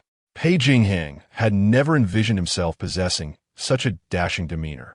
The figure in the painting was so lifelike that gazing at it felt akin to looking into a mirror, showcasing the artist's meticulous effort. Su Yuan, holding the artwork aloft, gazed at Pei Jingxuan with sparkling eyes. Observing the surprise reflected in his gaze, a surge of pride welled within her. In creating this piece, she had infused modern techniques of perspective, rendering both the figure and the scenery more dimensional and realistic. "Your Highness, do you like it?" Su Yuan inquired softly, her voice laced with anticipation. "Indeed, it brings me joy." Pei Jingxuan nodded slightly, his eyes brimming with tenderness. Su Yuan carefully rolled up the painting and approached him, saying, "I hope, Your Highness, that you may always find joy as depicted in the painting." Pei Jingxuan, struck by the earnestness in her gaze, felt his heart soften, as if this were her lifelong wish. He accepted the painting with care, placing it safely aside, and replied, "I too wish for you, Yuan, to always find joy." Time aboard the ship passed swiftly, like fleeting moments in a blink. Su Yuan felt that scarcely a few days after departing from Jizhou, the fleet had arrived in Jinling. The group settled in a residence known as Mei Yuan. Su Yuan and Pei Jingxuan resided in the tranquil inner garden, while Mr. Wang and other aides, along with the guards of the Wang residence, occupied the outer garden. Their arrival was ahead of schedule, and the local officials they had intended to meet had not received word, thereby saving them considerable trouble. They were able to enter the city directly. Within Mei Yuan, all preparations had been meticulously arranged. Su Yuan entered the garden, indulging in a soothing aromatic bath and sampling delightful Jiangnan pastries, rejuvenating her spirits. Subsequently, she eagerly strolled through the garden with Lu Zhu. Lan Ji remained indoors, assisting Fu Shun with the unpacking. Observing the prince's affection for Madame Su throughout their journey, Fu Shun directed that Pei Jingxuan's garments and personal effects be moved to Wei Yun Hall. Contrasting with Su Yuan's leisurely demeanor, Pei Jingxuan was not afforded such tranquility. Upon entering the garden, he summoned Wang Yuanruo and others for a council. The case concerning the river embankment's substandard construction involved verified evidence of Zhao Qiyuan, a high-ranking official who was close to being brought to justice pending the acquisition of crucial financial records. Yang Jieshu, the governor of Jinling, had been stirring the pot, but concrete evidence remained elusive. Wang Yuanruo appeared grave, reporting that recent intelligence suggested the involvement of the Jiangnan governor's office in this matter. Pei Jingxuan narrowed his eyes, his fingers lightly tapping on the table. Yang Jieshu was affiliated with the crown prince, having entrenched himself in Jinling for many years. Zhao Qiyuan was a disciple of Li Xiangsong, the father-in-law of the Yan Wang, firmly entrenched in the royal lineage. Their connection to the river embankment case was no secret, yet it was surprising that the Jiangnan governor was also implicated. The Jiangnan governor, Fan Yuan, was a trusted confidant of the emperor. The interconnections among these three factions in Jiangnan were intricate. Pulling one thread could unravel the entire fabric. How shall we proceed with the investigation? What insights do you offer? Pei Jingxuan pondered for a moment before inquiring, Your Highness, I believe we must address the issue at its roots. Wang Yuanruo replied with a respectful gesture. Oh? Pei Jingxuan raised an eyebrow. We should begin with Zhao Qiyuan. In the matter of the river embankment, Zhao Qiyuan, as the Deputy Minister of the Formation Department, is the prime candidate for accountability. He serves as a legitimate entry point into this case. Inaction breeds stagnation. Once we take action, the waters will be stirred, and the lurking malevolence will inevitably reveal itself. Chapter 28. Jinling, the gardens of Jiangnan are unparalleled in beauty, adorned with pavilions and towers that are artfully arranged. The intricately carved beams and painted columns are exquisite, while the flora and trees complement one another, creating a picturesque scene at every turn, a feast for the eyes. Madam, this garden is truly magnificent, Green Pearl exclaimed, glancing around to ensure they were alone. She whispered, Your journey south with His Highness has been well worth it. His affection for you has only deepened, and you have also savored the breathtaking scenery of Jiangnan. But, madam, when will you conceive a young master? You mentioned that His Highness has grown increasingly fond of me, yet has not yet fulfilled my deepest desires. I have only just begun to cultivate my feelings with him. Should I become pregnant now, new faces will surely appear by his side. Would that not squander the rare opportunity to enjoy his company exclusively for over half a year? I have my own plans regarding offspring. There is no need to fret. Su Yuan reassured as she gently patted Green Pearl's hand. She understood that the two maids were anxious for her, but this was not the opportune moment for pregnancy. She intended to wait a few more months, ideally conceiving around 4 months before their return to the capital. By then, their bond would be deepened, and a pregnancy would be far more stable. As evening approached, Pei Jingxuan sent word that he would be attending a banquet that night and would return late. He instructed her to dine alone and retire early, not to wait for him. As the lanterns were lit, Pei Jingxuan, clad in a dark brocade robe and accompanied by Wang Yuanruo, boarded a carriage bound for the largest tavern in Jinling, the Drunken Moon Pavilion. In the afternoon, the governor of Jinling, Yang Jieshu, learned of his arrival in the city and paid a visit. He did not present himself, citing fatigue from travel, and had Yuanruo receive him instead. Before leaving, Yang Jieshu mentioned that he had arranged a welcoming banquet at the Drunken Moon Pavilion and earnestly requested Yuanruo to ensure Pei Jingxuan would attend. Your Highness, this banquet is no ordinary affair. That old fox, Yang Jieshu, has been spinning tales all afternoon, uttering not a single truth, Wang Yuanruo whispered. I have learned that officials of all ranks from Jinling will attend, including Zhao Qiyuan and the governor of Jiangnan, Fan Yuan. Pei Jingxuan remained unfazed. Since I have arrived here, why should I fear his treacherous banquet? I do not fear his schemes. I fear he will not create any mischief. Having resided in Jinling for several days, Pei Jingxuan was preoccupied with affairs, returning to his quarters only late at night and departing for the front hall early each morning. Su Yuan wished to spend more time with him, but found no opportunity. She could only wander the garden with Lan Ji and Green Pearl, admiring the flowers and feeding the fish.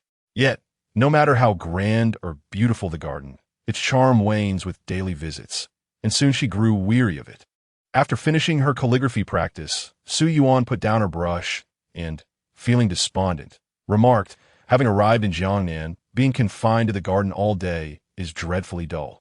Perhaps we should venture outside for a change? Madam, according to the rules of the household, you cannot easily leave the estate, Lan Ji reminded her. But it will be a pity to come to Jinling and not see what the city looks like. It feels quite lamentable. Su Yuan lamented, her heart heavy, for this was not the Qin Wangfu in the capital. That night, when Pei Jingxuan returned, Su Yuan broached her desire to explore beyond the garden. You may go out, but you must take your maids and guards with you. Pei Jingxuan agreed with a nod. Also, avoid places where the crowd is mixed, and you must return before dark. All right, Su Yuan exclaimed, leaping with joy, embracing Pei Jingxuan and planting 2 quick kisses on his cheek. Thank you, Your Highness. You are the best. Do not be so cheeky. Pei Jingxuan brushed her hand away, noting that it was getting late and she should settle down. As you command, Your Highness. Su Yuan obediently lay down, her eyes sparkling as she gazed at Pei Jingxuan. Your Highness, you should retire early. Is that so? You are simply going to sleep without any acknowledgement? I have just agreed to let you go out. Shouldn't you express some gratitude? Su Yuan's cheeks flushed. I merely thought that your highness works tirelessly every day. It must be exhausting, and your health may suffer. That is not necessarily the case. Pei Jingxuan replied leisurely as he began to undress. Su Yuan was taken aback and quickly waved her hands. Your highness, you are in excellent health. We should truly rest early. Pei Jingxuan raised an eyebrow, a smile dancing on his lips.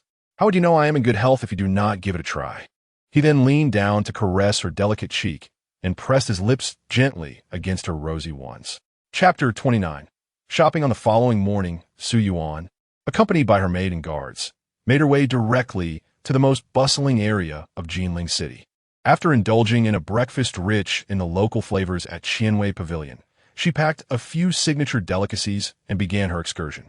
Their first destination was the largest silver shop in Jinling City. Upon arriving, Su Yuan gracefully alighted from the carriage with the assistance of Lan Ji.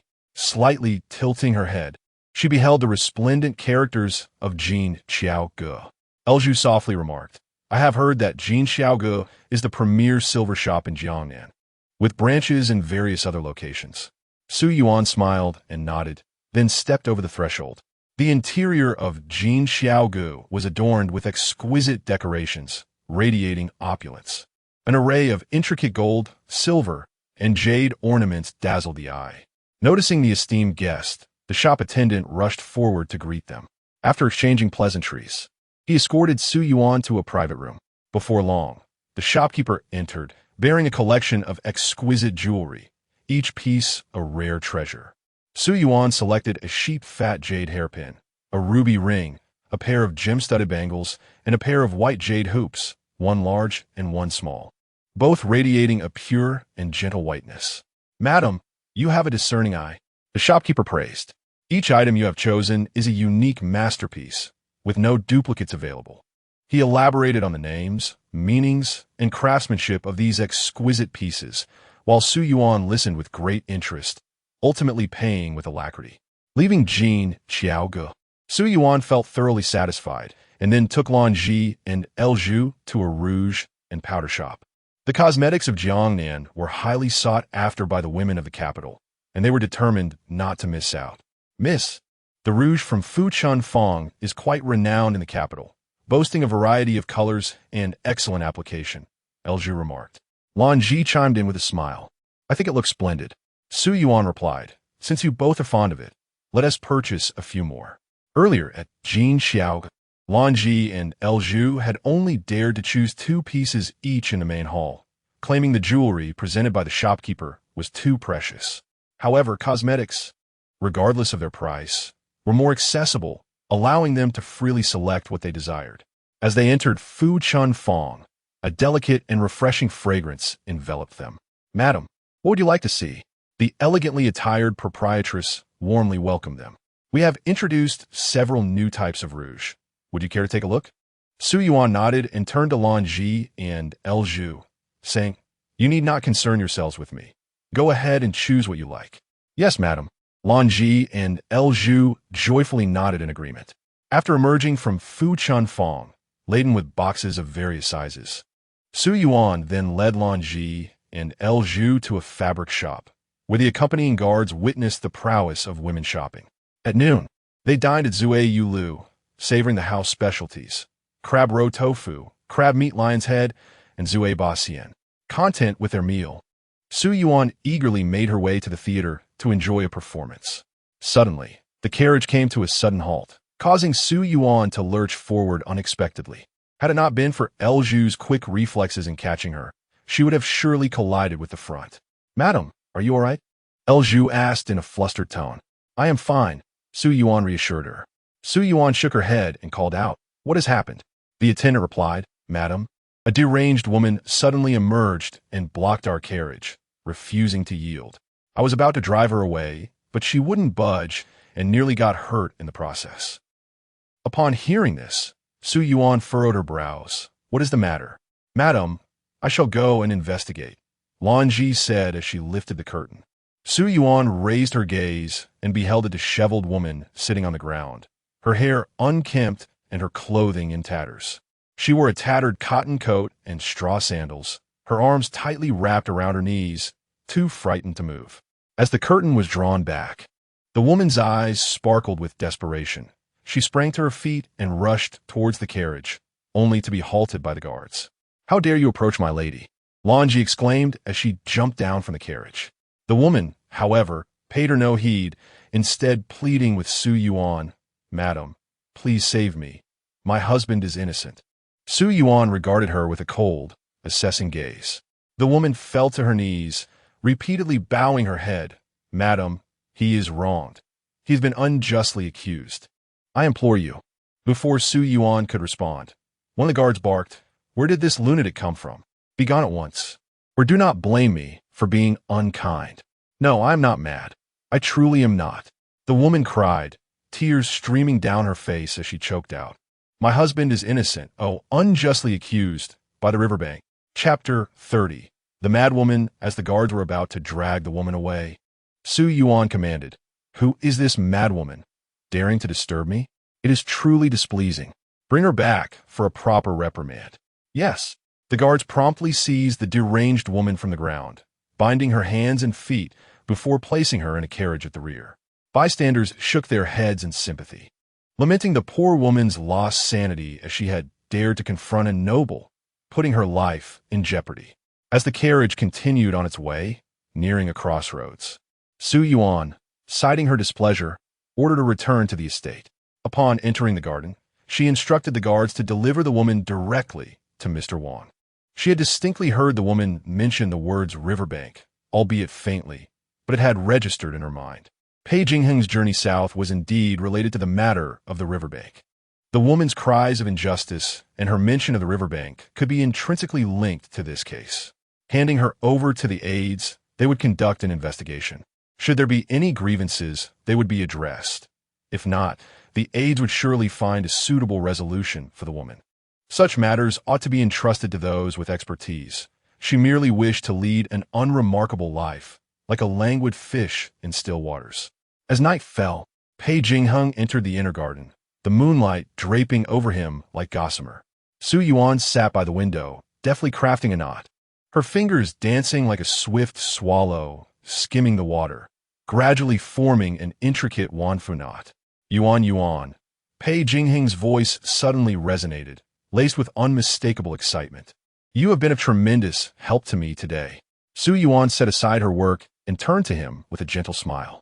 "Your Highness, is that true?" A glimmer of surprise flickered in her eyes.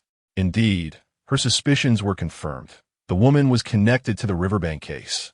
"The woman you brought back today is the wife of Zhao Qiyuan's deputy. Moreover," Pei Jingxuan paused, "she possesses account books." Upon hearing this, Su Yuan's eyes sparkled with newfound clarity. She had sensed something amiss when the woman had approached her earlier. Though her clothing was tattered, resembling that of a street beggar, her skin was fair and delicate. Despite her hands being marred with wounds, there were no signs of toil upon her. "I knew it." Su Yuan gently clapped her hands, recalling how the woman had cried out in injustice and mentioned the riverbank. "I suspected she was no ordinary beggar." Pei Jingxuan embraced Su Yuan, murmuring softly in her ear, "You truly are my lucky star. What reward would you desire?" At his words, a wave of excitement surged within Su Yuan. This was a splendid opportunity to shine. Nestling against him, she gazed up with affectionate eyes. "Your Highness, I desire nothing. Being able to assist you is my greatest reward." Pei Jingxuan tightened his embrace, whispering, "Silly girl." In the front courtyard study of a lavish mansion, Zhao Qiyuan was in a furious rage. "Fools!" he bellowed at the several individuals standing before the desk. "I instructed you to keep a close watch on the plum garden, yet your daily reports are utterly useless." On a certain day, His Highness, the King of Qin, accompanied by his advisors, departed the garden at the hour of Chun to visit the Board of Revenue. "There was no need for you to report such trivialities. I, a distinguished official, encounter the king and his retinue daily at the office. What I require from you is to closely monitor the comings and goings of individuals at the plum garden, discerning their identities. You imbeciles!" The reprimanded individuals, thoroughly chastened, exchanged furtive glances, seeking guidance from their leader regarding the king's wife, who had returned with a madwoman that day. Should this matter be reported? They had heard that the deranged woman had lost her family to a flood and, unable to bear the sorrow of her loved one's demise, had descended into madness, wandering the streets.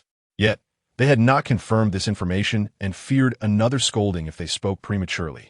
Ultimately, the leader decided to conceal the incident, dismissing it as if nothing had occurred. The madwoman appeared to be of no consequence, merely unfortunate enough to cross paths with nobility. Indeed, the king's wife was ruthless, intent on taking the woman back for her own purposes. Truly, the heart of a woman can be most venomous. The following day, when Su Yuan arose, she was surprised to find Pei Jingxuan still present, rather than having gone out ahead. "Your Highness, are you not busy today?" Pei Jingxuan set aside his book, replying, "Not all. I shall accompany you on a shopping excursion today. How does that sound?" Su Yuan regarded him with skepticism, noting his earnest expression, which indicated he was not jesting. "Your Highness, are you serious?" "Absolutely. I have been unable to spend time with you lately, so today we shall thoroughly explore the city of Jinling." After finishing their breakfast, Pei Jingxuan took Su Yuan out. The carriage traversed the bustling streets, with merchants' calls blending into a lively tapestry of sound. Tea houses, taverns, gambling dens, and theaters were thronged with people, all contributing to the vibrant din. "Your Highness, where shall we go first?" Su Yuan inquired. Pei Jingxuan replied, "Let us wander at will. Today is a leisurely day." Su Yuan nodded, saying, "Then let us head down that street ahead." Pei Jingxuan acquiesced, instructing the driver to turn onto another thoroughfare. As Su Yuan lifted the curtain to gaze outside, she suddenly froze. "Uncle, what's he doing here?" Pei Jingxuan followed her gaze and spotted a young man not far off, clad in a dark robe, a sword hanging at his waist, exuding an air of elegance as he looked in their direction. Chapter 31. Uncle the young man was Jiang Duzhong. Su Yuan is Matanalamka. He was born to his elderly grandfather and was only 9 years her senior. His disposition was rebellious. He had little interest in literature and an aversion to medicine. Despite being coerced by his grandfather to pass the imperial examination, he refused to pursue further studies. Instead, he preferred to wield swords and practice archery, dreaming of a life in the military, which greatly troubled his grandfather. As the carriage slowly came to a halt by the roadside, Su Yuan gracefully leaped down. "Uncle, what brings you here?" she inquired, her voice laced with surprise as she hurried towards him. Jiang Duzhong was momentarily taken aback, but upon regaining his composure, his face broke into a radiant smile. It is you, Yuan. I have just arrived in Jinling and was planning to seek you out in a few days, but fate has brought us together sooner." "Uncle, you have just arrived?" Su Yuan's astonishment deepened, her delicate brows furrowing. "How did you come to know that I was in Jinling?" With a proud grin, Jiang Duzhong referred Su Yuan et Saïr. "You are my niece. It is only natural for me to be aware of your whereabouts." Su Yuan glared at him with wide eyes. In response, Jiang Duzhong burst into hearty laughter. "I heard from your mother that you traveled south with Prince Qin. At home, the old man and your mother often chastise me, so I decided to come south to gather medicinal herbs." "Oh, you see," Su Yuan replied, understanding dawning upon her. "I thought you had come specifically to visit me. Stop your teasing. By the way, why are you alone? Where's Prince Qin?" Su Yuan pointed towards the carriage. "The prince is still inside." No sooner had she spoken than Pei Jingxuan lifted the curtain and descended from the carriage. Su Yuan hastily introduced, "Your Highness, this is my uncle, Jiang Duzhong." Jiang Duzhong clasped his hands in greeting. "I am Jiang Duzhong, paying my respects to His Highness, Prince Qin." Pei Jingxuan inclined his head slightly. No need for excessive formalities. He surveyed the surroundings and remarked, Yuan has not seen her family in quite some time. There happens to be a tea house ahead. Shall we partake in some tea together?" Jiang Duzhong regarded. "It would be my honor to oblige." Thus, the three of them settled into a private room at the tea house. Su Yuan regaled Pei Jingxuan with amusing tales from her childhood. "Back when we were cultivating medicinal herbs in the village, my uncle would often tease me and snatch my fruits." Jiang Duzhong regarded boisterously. "That was only because you were too slow in eating. If I didn't take them, who would?" Pei Jingxuan smiled and Li. The bond between Su Yuan and her uncle was evidently strong, with her recalling childhood mischiefs vividly, highlighting the depth of their affection. As the tea was served, Jiang Duzhong took the teapot and poured tea for Pei Jingxuan, reciting, "Your Highness, please enjoy the tea." He then poured a cup for Su Yuan as well. Su Yuan took a delicate sip and asked, "Uncle, when do you plan to return to the capital? My grandfather and your mother forbid me from joining the army, insisting that I marry instead. Left with no choice, I had to escape to Jinling for some peace.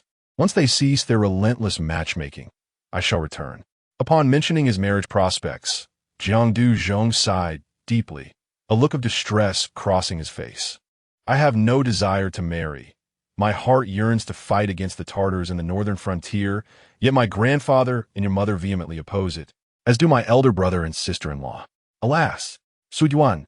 Pei Jingxuan cast a glance at Su Yuan, cleared his throat, and inquired, "Have you practiced martial arts? Have you studied military strategy?" "Your Highness, I have dabbled in both. I have been training in martial arts for many years, without interruption during winter and summer. The military texts are indeed memorized to perfection. Yet, alas, there has been no opportunity to showcase such knowledge." Su Yuan chuckled softly, recalling how, on the eve of the provincial examination, her uncle had disguised military treatises beneath the cover of Mencius, perusing them day and night in his study, only to be discovered by their grandfather and subsequently punished. Jiang Duzhong cast her a sidelong glance. "You, my dear, ought not to expose his shortcomings." Su Yuan shrugged. "I merely speak the truth." She then turned her gaze towards Prince Pei Jingxuan. "Your Highness, do not heed my uncle's self-aggrandizement. He is merely a theorist, possessing but a superficial understanding." At this moment, if she remained oblivious to her uncle's intentions, it would indeed be a folly after years of acquaintance. Her uncle was evidently seeking to recommend himself before Pei Jingxuan. Years prior, Pei Jingxuan had commanded troops in the northern frontier, achieving a resounding victory against the Tartars. Many of the current military leaders from the northern region were those he had mentored. Pei Jingxuan lifted his eyes, his gaze profound. "I believe that Jiang Gongzi, with both literary and martial prowess, deeply invested in the battlefield, is truly a rare gem." Su Yuan's eyes widened in disbelief, as if confronted by a beast. "Your Highness, surely you jest? Could it be that he genuinely favored her uncle, intending to recommend him to the northern frontier? In the chaos of battle, where blades are indiscriminate, how could her uncle's meager skill suffice? Moreover, how could she explain this to her grandfather and mother?" When Su Yuan learned that Pei Jingxuan had indeed recommended her uncle to the northern frontier, she was rendered utterly speechless. This was a calamity. How would she face her grandfather and mother? That scoundrel of an uncle, unable to manage her grandfather and mother himself, had dared to exploit her connection to Pei Jingxuan, now hastily departing for the northern frontier without prior consultation. Did he think that a few days of companionship in Jinling would earn her forgiveness? What a delusion! Upon her return to the capital, she would certainly inform her grandfather and mother of his misdeeds. Did he believe that his recent excursions with her in Jinling would render her forgiving? What a fantasy! Upon her return to the capital, she would most certainly relay his actions to her grandfather and mother. Delivering vegetables? Pei Jingxuan raised an eyebrow. Chapter 32. The ledger. The term delivering vegetables refers to a person who is exceedingly weak, unable to withstand a single blow, and thus easily falls prey to the enemy. Su Yuan tightly clutched Pei Jingxuan's sleeve, her heart racing with anxiety. "Your Highness, please call him back. My uncle's skills are truly inadequate." Pei Jingxuan snorted lightly, withdrawing his sleeve. "Am I the sort of person who would recklessly send someone to their death? I have assessed your uncle's abilities through my guards. While he may not be the pinnacle, he is certainly a first-rate expert. Moreover, he is well-versed in military strategy and adept at applying his knowledge, making him a valuable asset in warfare. Is that truly the case? Your Highness, you are not merely trying to placate me, are you? Why would I do that? Sending your uncle to the northern frontier serves two purposes: to retain talent and to benefit you. If your uncle can achieve merit, it will be advantageous for you as well." However, Pei Jingxuan did not elaborate on the specific benefits. There remained a position for a concubine in the household, and both the Li and Song families were pregnant, vying for the coveted title. Yet, This girl appeared completely unfazed, showing no signs of concern. He had no intention of seeking the position of concubine for either the Li or Song families, as long as Yuan conceived and gave birth. And Jiang Duzhong achieved military success in the northern frontier, he would find a way to secure a concubine's title for Yuan. But on the battlefield, where swords and blades are merciless, victory often comes at the cost of countless lives. Su Yuan Dynasty. Pei Jingxuan cast a cold glance at Su Yuan. Rest assured, I have arranged for him a team of elite guards, all seasoned soldiers who fought alongside me in battle. This girl was now entirely consumed by thoughts of her uncle. Humph. Thank you, Your Highness. Upon hearing this, Su Yuan's anxieties dissipated significantly. You are truly kind, Your Highness. Pei Jingxuan was renowned as a god of war in the northern frontier, and with the presence of skilled soldiers by her uncle's side. As long as he did not recklessly endanger himself, there should be no significant issues. No, she resolved to write a letter back to the capital today, urging her grandfather to send some life-saving pills to her uncle without delay. Su Yuan caught a glimpse of Pei Jingxuan's expression, which seemed to be a mix of annoyance and jealousy. Suddenly realizing something, she rushed into Pei Jingxuan's embrace. Your Highness, I had no idea you had such a remarkable history in the northern frontier. You were a god of war, causing the Tartars to flee at the sight of your banner. Her sweet voice stirred something within Pei Jingxuan, causing his cold demeanor to falter. He wrapped his arms around her, saying, those days. As Su Yuan listened to him recount his experiences in the northern frontier, her heart was profoundly moved. The princely figure, adorned in luxurious garments, who left the capital at the tender age of 15 to venture to the northern frontier, rose from a mere subordinate officer to command a vast army of tens of thousands. The hardships he endured during this journey could hardly be encapsulated by the phrase life and death. Pei Jingxuan was truly formidable, exceptionally accomplished. Your Highness, you were truly amazing back then. I admire you so much. Am I not impressive now? Pei Jingxuan teased, pinching her nose playfully and lifting her effortlessly. Gulme, let me show you what I am capable of now. As the red curtain swayed, the room was filled with the warmth of spring. When Su Yuan awoke, she groggily opened her eyes, realizing the day had grown late. Young lady, you are awake. Lan Ji entered, holding a cup of tea. Madam, please have a sip of tea. Su Yuan took a few sips from Lan Ji's hand to soothe her throat. Where is His Highness? Upon speaking, she realized her voice was hoarse, causing her cheeks to flush with embarrassment, and inwardly, she cursed Pei Jingxuan. Mr. Wang from the front garden sent someone to find His Highness. He has gone to the front garden with eunuch Fu. As Lan Ji helped Su Yuan to her feet, she continued, His Highness instructed that I should not disturb you and mentioned that you need not wait for Imadine. Su Yuan nodded and rose with Lan Ji's assistance. In recent days, Pei Jingxuan had accompanied her on outings every day. Initially, she found it quite novel and delightful, but such daily excursions soon became tiresome.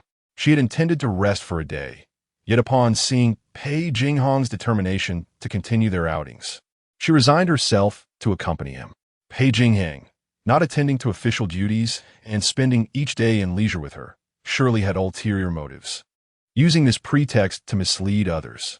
In truth, he must be secretly coordinating a thorough investigation, and it seemed that the accounts held by that woman would soon come into play. Pei Jingxuan was likely to become busy again. Chapter 33. Governor of Jiangnan, Mei Yuan. Grand Study, Your Highness. As you anticipated, Zhao Qiyuan has received word and dispatched someone out of the city. Our men have already followed suit, reported the Dark Guard. Upon hearing this, Wang Yuanruo was filled with delight. Your Highness, this means we can locate Zhao Qiyuan's private prison and find Li Wenjin's retinue, thus recovering the remaining half of the ledger. Pei Jingxuan's lips curled slightly. We must acquire the entire ledger. Wang Yuanruo nodded with a smile, indicating his understanding. After a moment, he inquired, Your Highness, once we have the ledger, Zhao Qiyuan will have nowhere to flee, but what shall we do about Yang Jieshu, the governor of Jinling? He is undeniably connected to the riverbank issues. He exploited the Yanzhou king's financial woes, while Zhao Qiyuan procured funds for him, instructing merchant Chao De to bribe Zhao Qiyuan, who then subcontracted the riverbank repairs to Chao, conspiring together to cut corners. Yang Jieshu, in his quest to undermine political rivals, has endangered the lives of countless citizens, deserving of the gravest punishment. Pei Jingxuan lightly snorted, a glint of ruthlessness flashing in his eyes. Anyone involved with the riverbank shall not escape. Minister Fan, it has been years since we last met, yet you remain as distinguished as ever. Pei Jingxuan raised his hand to pour tea, the clear liquid rippling gently in the cup, exuding a fragrant steam. The man, dressed in an official's robe, neither stout nor slender, appeared to be around 50, his face marked by a few wrinkles yet vibrant, with a glimmer of wisdom in his eyes. He smiled and replied, "Your Highness, you flatter me. How could I possibly compare to you?" Pei Jingxuan returned a faint smile. "Minister Fan, you're being overly modest." He pushed the freshly poured tea towards his guest. "Please, try this silver needle tea and tell me your thoughts." Fan Yuan lifted the teacup and took a sip, nodding in approval. "Indeed, it is exquisite tea. However, I wonder, what brings your Highness to summon me today?" Pei Jingxuan took a delicate sip of his tea, setting the cup down with a measured tone. "Minister Fan, since you were so forthright, I shall dispense with any circumlocution. I'll lament to inquire how much longer you believe you can don that black gauze hat?" Your Highness, what do you mean by this?" Fan Yuan's expression remained unchanged, calmly responding, "Since my appointment as governor of Jiangnan, I have diligently served, receiving numerous commendations from His Majesty. I am curious as to the basis of your statement. Having navigated the currents of court intrigue for many years, he was a trusted confidant of the emperor and would not be easily intimidated by a mere word from Prince Qin. What of noble lineage? Even the dragon's offspring must bow before him on his own territory. Minister Fan, let us speak plainly. Why feign ignorance when the truth is evident?" Pei Jingxuan interjected with a cold tone, piercing through the veil of pretense. "The floods of June have caused countless casualties among the populace. The shoddy construction of the riverbank is the root cause of this calamity. As the governor of Jiangnan, do you intend to claim that none of this falls upon you?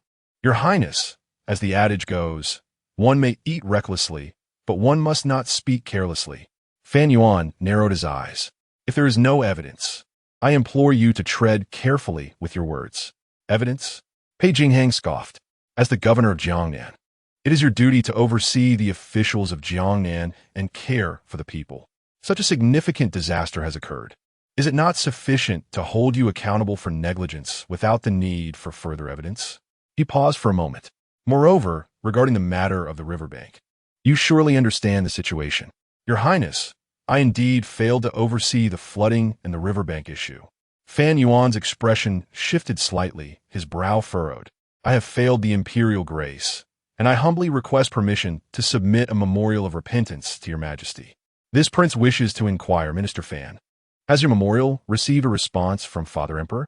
If I am not mistaken, it has sunk into oblivion with no further correspondence. Am I right?" Pei Jingxuan's lips curled into a smile, exuding calmness, as if he were assured of the outcome he anticipated. As expected, in the next moment, despite the other's efforts to conceal it, a hint of shock still surfaced. Seizing the opportunity, Pei Jingxuan continued, "Minister Fan, you are a trusted confidant of Father Emperor. Yet, you condone the conflict between the first prince and the crown prince's faction, using the lives of the common folk in Jiangnan as mere pawns. Is not all land under heaven the king's? Father Emperor is at the height of his power, and you, Minister Fan, wish to curry favor on both sides. Riding a donkey while seeking a horse, oblivious to how long this official hat and your family's lives can last? What say you, Minister Fan?" Each word resonated with authority and pressure. Pei Jingxuan lightly tapped on the wooden table, the crisp sound seemingly striking at Fan Yuan's heart. His pupils constricted sharply, revealing a look of astonishment. "Your Highness, what do you mean by that?" The literal meaning now hinges on whether Minister Fan wishes to save himself. An hour later, Fan Yuan, pale-faced and unsteady, descended from the painted boat. "My lord." The guards waiting on the shore hurriedly approached, supporting the wavering Fan Yuan, anxiously inquiring, "How do you fare? Shall we summon a physician?" Fan Yuan waved his hand, suppressing the dizziness, and trembled as he replied, "Return to the residence." Pei Jingxuan stood upon the boat, watching the sedan chair carrying Fan Yuan recede into the distance, his gaze dark. "Your Highness, you have indeed frightened that old rascal Fan Yuan quite thoroughly." Wang Yuanhua, recalling Fan Yuan's feeble state moments ago, felt a sense of exhilaration. He thought he could remain neutral between the Yen Wang and the Crown Prince, believing it would secure him a prosperous future, regardless of who ascended the throne. Yet, he failed to consider that as a trusted confidant of His Majesty, such conduct could never be tolerated by the Emperor. Fan Yuan, that old fox, having lingered too long in Jiangnan, had grown arrogant and foolish. How could he not comprehend the necessity of seeking advantage and avoiding harm? Pei Jingxuan smiled faintly and remarked, "That old fox Fan Yuan, having been in Jiangnan for so long, has entirely forgotten whose side he truly belongs to and by what means he has arrived at this point. Now, it remains to be seen how he will atone for his transgressions and earn his life back from Father Emperor." Chapter 34. A surprise upon returning to his residence. Fan Yuan sat in his study, eyes closed in meditation. After a while, he opened his eyes and called out softly, "Come here. Your subordinate is at your service." With gritted teeth, Fan Yuan commanded, "Immediately investigate. Uncover the schemes of Yang Jieshu regarding the riverbank case. Furthermore, delve into the illicit activities of Zhao Qiyuan and Yang Jieshu in Jiangnan over the years." Understood. Before long, Fan Yuan took decisive action, imprisoning the governor of Jinling, Yang Jieshu, and the minister of the Bureau of Revenue, Zhao Qiyuan, causing an uproar in the official circles of Jiangnan. "I demand to see Lord Fan. On what grounds do you arrest me?" Yang Jieshu roared in fury from his cell. "I want to see Lord Fan." In the adjacent cell, Zhao Qiyuan sat atop a pile of straw, mocking him coldly. "Yang Darren, you might as well save your breath. When you orchestrated Chao Dajuan's entrapment, did you not foresee this day?" When the news reached him that the private prison outside the city had been stormed and that Li Jinwen's attendant had been rescued, he realized the gravity of his predicament. He wrote to his father-in-law and Prince Qin for assistance, only to receive a message relayed by his father-in-law's messenger, urging him to bear all blame, promising to spare his life and care for his family. Once Prince Qin ascended to the throne, he would rise to prominence. Now, he had no choice but to comply with his father-in-law's words, at least to preserve the Zhao family's lineage. Hoping for a chance to redeem himself once Prince Qin took the throne, "Zhao Darren, you conspired with merchants, cutting corners and causing countless deaths and displacements among the populace. You deserve your fate," Yang Jieshu retorted bitterly. "What does this have to do with me? You slander me." Zhao Qiyuan scoffed and closed his eyes, choosing to ignore the frenzied Yang Jieshu. In the plum garden, in the study, Pei Jingxuan finished his final stroke, meticulously checking his work. Once the ink dried, he handed the memorial to Wang Yuanru, instructing, "Send it urgently by the fastest horse." "Yes." Wang Yuanru carefully accepted it. "Your Highness, according to the scouts, Yang Jieshu and Zhao Qiyuan have confessed. Lord Fan's memorial and evidence are expected to reach the capital in the next few days. The riverbank matter will soon be resolved, and the next step will be the repair of the riverbank. Father should soon issue a decree appointing me to oversee the riverbank repairs. Before heading south, Father specifically instructed me to investigate the riverbank case and, under the guise of repairs, to secretly look into the salt administration in Jiangnan." Pei Jingxuan noticed the dark circles under Wang Yuanru's eyes and, recalling his recent hardships, expressed genuine concern. "You have worked hard today. Rest well before the decree arrives." Wang Yuanru was momentarily taken aback, warmth flooding his heart as he nodded. "Thank you for your consideration, Your Highness." After Wang Yuanru departed, Pei Jingxuan rose to return to the inner garden. With the days being busy, he had not set foot in the inner garden for quite some time. Upon entering, he encountered Su Yuan approaching and instinctively drew her into his embrace. Su Yuan leaned against his chest, soft and gentle, resembling a peony bud awaiting bloom, captivatingly beautiful. Pei Jingxuan kissed her smooth forehead and smiled, asking, "What have you been busy with these past few days?" Su Yuan smiled coyly, raising her gaze to him, her eyes sparkling with the essence of spring. "Of course, I have been thinking of you." Pei Jingxuan tightened his hold around her slender waist, tenderly kissing her. "You have such sweet words." Su Yuan giggled in delight. The two shared an intimate moment for quite some time when Su Yuan suddenly recalled something. She tugged at Pei Jingxuan's sleeve and inquired, "Your Highness, might we be returning to the capital soon?" "Who mentioned that?" Pei Jingxuan raised an eyebrow. The servants in the garden said that two high-ranking officials were apprehended, one of whom oversees the waterways and embankments. I wondered if the case might be concluding, allowing us to return to the capital. Pei Jingxuan chuckled softly, pinching the tip of her nose. "Silly girl, did I not mention that our journey south would take half a year? How could we return so swiftly? I have other responsibilities. You should rest assured and stay with me in Jiangnan. That would be splendid. I wouldn't have to return to the manor just yet." Su Yuan exclaimed, her face alight with joy. Suddenly, she hesitated and said bashfully, "Your Highness, I didn't mean to imply that the Qin Wang manor is unpleasant. I simply prefer being with you." Pei Jingxuan gently patted her. "I understand." He leaned down and placed a tender kiss on her lips. "In a few days, once the case is resolved, I shall take you out for some leisure." "Really?" "Indeed." Pei Jingxuan nodded. Chapter 35. The bonding that night. Pei Jingxuan returned. Su Yuan greeted him warmly and offered her respects, saying, "Your Highness, I have prepared tea for you." Pei Jingxuan's peripheral vision caught sight of the sewing materials on the couch, and he suddenly halted. Su Yuan was momentarily taken aback, her words trailing off into silence. Yuan, have you grown bored? It is the first time I have seen you engage in needlework." Pei Jingxuan spoke gently. "If you feel discontented, you may take the guards out for a stroll." Upon hearing this, Su Yuan smiled and replied, "Your Highness, I merely acted on a whim, dabbling aimlessly. I have already explored every corner of Jinling City and am too lazy to go out again." "Very well, when I find some leisure time, I shall take you for a walk outside the city," Pei Jingxuan said, pulling her into his embrace. "Indeed, I shall heed your words, Your Highness." Suddenly, Pei Jingxuan recalled something, his tone turning slightly serious. Yuan, it has been quite some time, yet you have not crafted a pouch for me." Su Yuan chuckled awkwardly. "Your Highness, although I have learned, I am not adept at needlework. The pouch I make might embarrass you." "Who would dare mock this prince?" Pei Jingxuan declared with authority. Su Yuan thought, "Oh dear, she truly was not skilled in needlework. Sewing simple items was her limit, and crafting a pouch was far too challenging.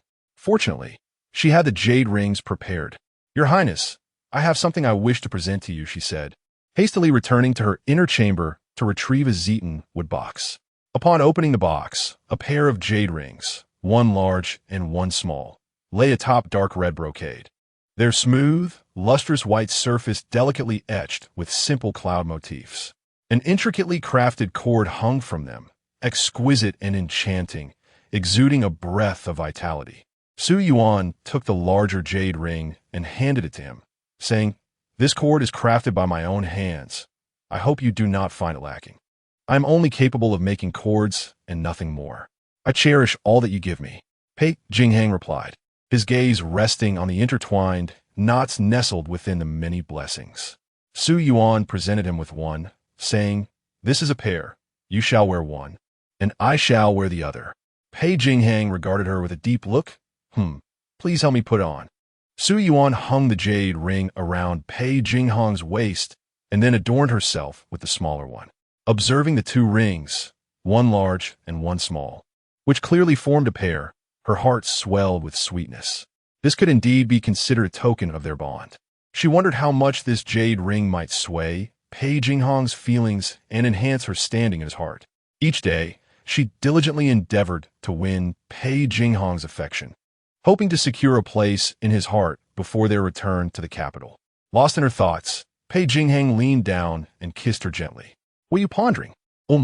I was thinking, may your heart mirror mine," Su Yuan blurted out, her cheeks flushing crimson upon uttering her feelings. Pei Jingxuan embraced Su Yuan tightly, his heart softened by her candid expression of affection, leaving him pleasantly surprised. "May your heart mirror mine. I shall not disappoint your longing." This sentiment filled him with joy and excitement. He held Su Yuan closer, his warm, solid chest pressed against her delicate form, whispering, Yuan, so do I." Their hearts raced in unison, nestled against each other, brimming with mutual affection. Su Yuan's heart raced as she shyly buried her face in his chest. The moment she uttered those words, a wave of regret washed over her.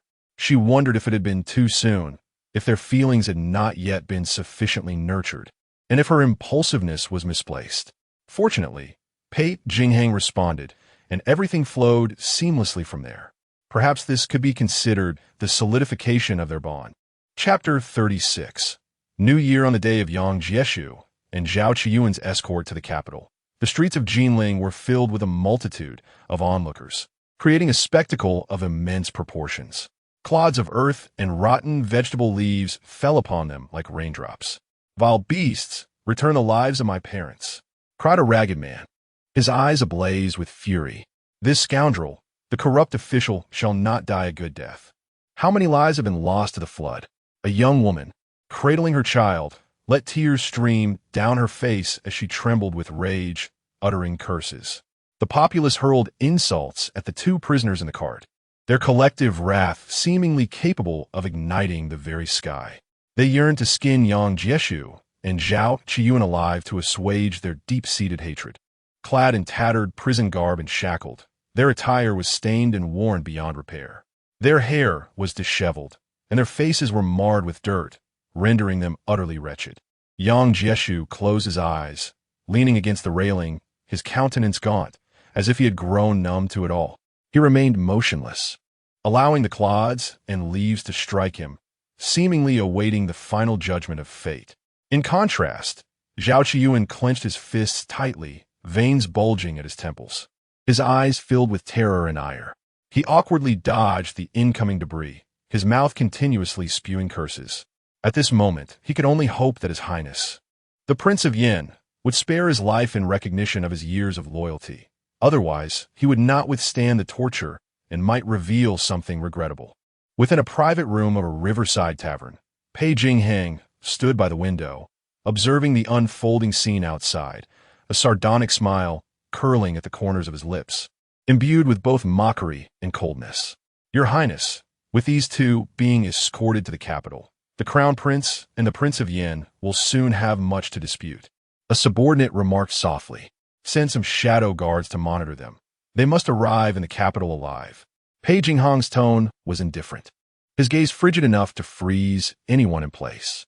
"Also, keep a close watch on the movements of the Prince of Yin and the Crown Prince. Report any developments to me immediately." "Understood." Wang Yunro acknowledged the command and departed hastily, his figure soon disappearing into the throng. As he watched the prison cart recede from view, Pei Jingxuan's eyes darkened, akin to a bottomless lake. He hoped that his esteemed elder brother, the Prince of Yin, and his second brother, the Crown Prince, would appreciate the grand gift he had prepared for them. In the days leading up to the imperial edict regarding the repair of the river embankments, Pei Jingxuan accompanied Su Yuan in leisurely excursions around the outskirts of Jinling, indulging in a few days of relaxation. They traversed ancient temples and explored renowned scenic spots nearby, allowing Su Yuan to fully appreciate the enchanting landscapes of Jiangnan. However, it was not long before the decree arrived, prompting Pei Jingxuan to resume his busy routine, departing early and returning late. Each morning, Su Yuan would bid him farewell, and in the evenings, she awaited his return for dinner. They would share light-hearted conversations at night before attending to their nightly rituals and retiring to bed. During Pei Jingxuan's rare moments of respite, they would venture out together, seeking culinary delights and picturesque views, reveling in their leisurely pursuits. Time flew swiftly, and the new year approached with great haste. Pei Mingxiu had already submitted a petition for leniency, seeking to remain in Jinling for the celebrations, which Emperor Jin Yuan had graciously granted. On the eve of the new year, the garden was adorned with vibrant decorations, bustling with festivity. Red lanterns hung high, and colorful ribbons danced in the wind. The crowd was equally jubilant, their faces radiating with the warmth of happiness. Su Yuan donned new attire, a silver-red dress that accentuated her skin's translucence, rendering her enchanting and alluring. The fabric shimmered in the sunlight, as if enveloping her in a veil of mystery. "This outfit suits you splendidly," praised Pei Jingxuan, though a flicker of regret passed through his eyes. If only it were a vibrant red. That shade would complement Yuan even more. With this thought, A shadow of darkness crossed Pei Jingxuan's gaze, pondering whether the child in Lin's womb would be a boy or a girl. Chapter 37. Lanterns on the day of the Lantern Festival. As the first lights began to glow, Pei Jingxuan escorted Su Yuan into the streets to admire the lanterns. Su Yuan had changed into her attire, adorning herself with a white jade pendant at her waist, and hurriedly exited her inner chamber. In the flower hall, Pei Jingxuan awaited her arrival. Upon seeing her emerge, he set aside the book in his hands, rose, and approached her with a warm invitation. "Shall we go?" Clad in a deep black robe, draped with a cloak embroidered with golden and silver threads, his collar and cuffs embellished with gemstones and swirling cloud patterns, he radiated an air of noble elegance. As he stood, the smooth white jade pendant at his waist swayed gently. Seeing the pendant at Pei Jingxuan's waist filled Su Yuan with delight, her smile blossoming like a flower. Exiting the garden, their carriage awaited. Pei Jingxuan assisted Su Yuan into the first carriage, while Lan Ji and Lu Zhu boarded the one behind. "Shall we visit Huayang Street, known for its splendid lanterns?" Pei Jingxuan inquired, wrapping an arm around Su Yuan. "Su Yuan nadiri enthusiastically." "Yes, let's go to Huayang Street." Pei Jingxuan called out to the driver to Huayang Street. "Understood," the driver replied. Huayang Street was the most bustling area of Jinling City. A short walk north from East Street revealed the dazzling lights illuminating both banks of the river, accompanied by a chorus of vendors hawking their wares.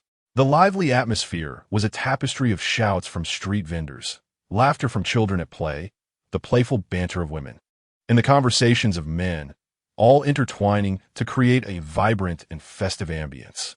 Once the carriage came to a stop, Pei Jingxuan lifted the curtain and exited first, extending his hand to assist Su Yuan down. "Stay back a little," he instructed, gently taking her hand as they ventured forward. The driver and their companions trailed behind at a respectful distance. As Su Yuan held tightly to Pei Jingxuan's hand, they walked side by side, the bustling scene around them overwhelming her senses. The myriad of lanterns lining the streets competed for attention, each vying for admiration. The sounds of vendors calling out intermingled with the rhythmic clang of performer cymbals and the accompanying cheers of the crowd. In the midst of the throng, Pei Jingxuan's tall and imposing figure stood out remarkably, and as their fingers intertwined, many women cast envious glances at Su Yuan, stealing a glance at the man beside her. Su Yuan's lips curled into a slight smile, revealing a delicate dimple. Pei Jingxuan noticed her gaze, turning to look at her with a raised brow, a hint of amusement in his expression. Startled, Su Yuan quickly averted her eyes, pretending to observe her surroundings, when she spotted the tallest lantern tower. "Wow, look how tall that tower is," she exclaimed, gazing up at the towering structure. The three-story lantern tower was adorned with hundreds of lanterns, surrounded by colorful silk that fluttered in the night breeze. Each lantern was exquisitely crafted, their brilliance illuminating the night sky, resembling stars fallen to the earth. Pei Jingxuan tightened his grip on Su Yuan's hand and lowered his gaze to her, softly asking, "Which one do you like?" "I want that one." Su Yuan pointed to a vibrant red lantern. It was shaped like a begonia, uniquely designed and meticulously crafted, with a lifelike flower that seemed to come alive, its petals dusted with gold powder that made it appear vibrant and animated.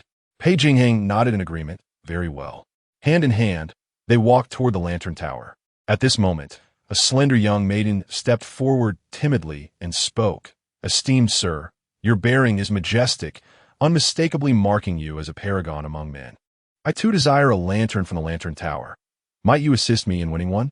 As she spoke, the maiden cast a bashful yet enchanting glance towards Pei Jingxuan, her beautiful eyes shimmering with shyness and charm. Chapter 38. Assassination. Su Yuan rolled her eyes, casting a glance at the person beside her, who was attracting attention like a moth to a flame. In a fit of retribution, she tightened her grip on Pei Jingxuan's arm. Pei Jingxuan, with an indifferent glance, expressed his disinterest, urging her to conduct herself properly. After uttering those words, he took Su Yuan's hand and led her away. The young girl, witnessing this, paled slightly, biting her lip, and displayed a visage of imminent tears, eliciting sympathy from bystanders. As Su Yuan was pulled forward by Pei Jingxuan, she glanced back at the girl and then at Pei Jingxuan, unable to suppress a smile. "Dear, it's all your fault for being so handsome. Too many people are trying to steal you away from me." Pei Jingxuan let out a light snort. "Am I someone who can be taken away so easily? You little jealous one, fear not. I belong to you and you alone." Upon hearing this, Su Yuan grinned and grasped Pei Jingxuan's large hand, gazing up at him. "I know." Her smile radiated like a blossoming flower, shimmering under the glow of the lanterns adorning the streets, causing Pei Jingxuan's gaze to deepen. "Dia, I want to eat Tang Halu," Su Yuan exclaimed, her eyes sparkling as she tugged at Pei Jingxuan's hand, eagerly looking up at him. Pei Jingxuan indulgently squeezed Su Yuan's delicate hand. "All right." Upon arriving at the Tang Halu stall, Su Yuan meticulously selected the largest and reddest one. Suddenly, a powerful force struck. Su Yuan was yanked back, stumbling a few steps before colliding into a warm, broad embrace. A cold glint flashed, scattering the vibrant Tang Halu across the ground. The surrounding pedestrians instantly dispersed in panic, fleeing in all directions. Pei Jingxuan steadied himself, holding Su Yuan protectively, his eyes narrowing dangerously as he stared coldly at the masked assailants encircling them. Fu Shun and the others were scattered and lost in the chaos. The leader of the masked figures drew his sword, advancing menacingly towards Pei Jingxuan. "Your Highness, on this lantern festival, with a beautiful companion by your side, dying here tonight would not be in vain." Pei Jingxuan responded with a cold laugh. "Is that all you have?" The masked man sneered. "Indeed it is. Who sent you?" Pei Jingxuan positioned Su Yuan behind him. "Your Highness, you may as well descend to the underworld and inquire with Yama yourself. This lady beside, you will also be sent down to accompany you." A surge of murderous intent ignited in Pei Jingxuan's eyes, his aura escalating. Su Yuan, glancing at the figures in black, felt her heart race. Pei Jingxuan slightly tilted his head, tightening his grip on her hand. "Do not fear. I will ensure your safety. Your Highness, flee quickly. If you abandon me, you can escape." Su Yuan exclaimed, releasing his hand in a surge of urgency. "You must go." She could not believe that Pei Jingxuan, a formidable warrior who had navigated the battlefield and court for so many years, was caught unprepared on this night. They had enjoyed numerous outings without ever facing a direct assassination attempt.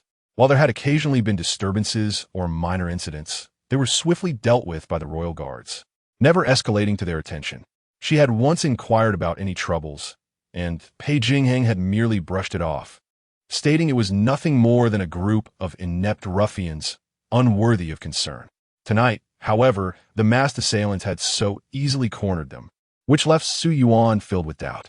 In the current circumstances, if she were to abandon Pei Jingxuan to flee for her life, even if she were to miraculously survive, should any misfortune befall Pei Jingxuan, she would undoubtedly face a grim fate, and her family would also suffer the consequences.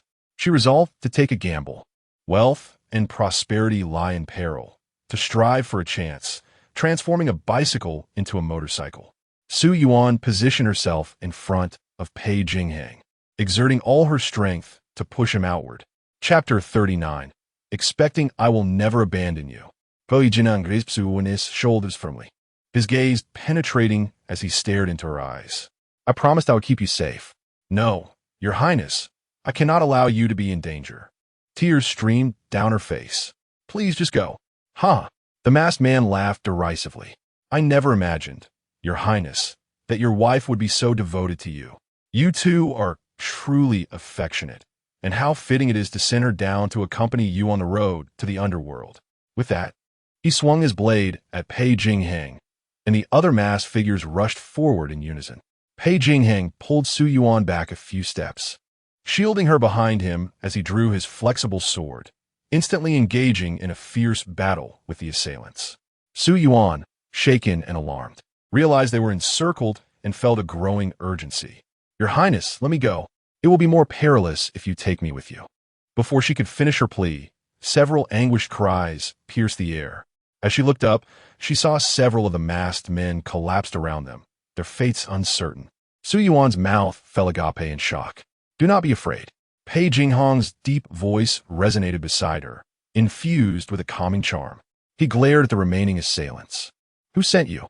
The ones who seek your life. The lead masked man sneered ominously. Prepare to die, Prince of Qin. With that, he charged forward. The other masked figures followed suit, surging towards them. Pei Jingxuan deftly maneuvered with Su Yuan in tow, his wrist flicking as he swiftly pierced one assailant's chest and then severed another's arm in one fluid motion. His speed was astonishing, and his strikes were lethal. Su Yuan sheltered behind him, her complexion as pale as a sheet as she surveyed the carnage of bodies and severed limbs strewn about. Pei Jingxuan dispatched the last of the masked men with a thrust to the throat, withdrawing his blade before turning to meet Su Yuan's terrified gaze. "What is it?" he inquired softly. I'm terrified," she stammered. He chuckled softly. "You really are timid. You'll grow accustomed to it. This is not merely a matter of timidity, Your Highness. I am just a sheltered girl. Such brutality is rarely seen, even on modern television." She had never even killed a chicken or duck. How could she endure this? As the thick scent of blood intensified, a sudden cramp gripped her stomach, and she could not suppress her urge to retch. Before long, her vision darkened, and she fainted.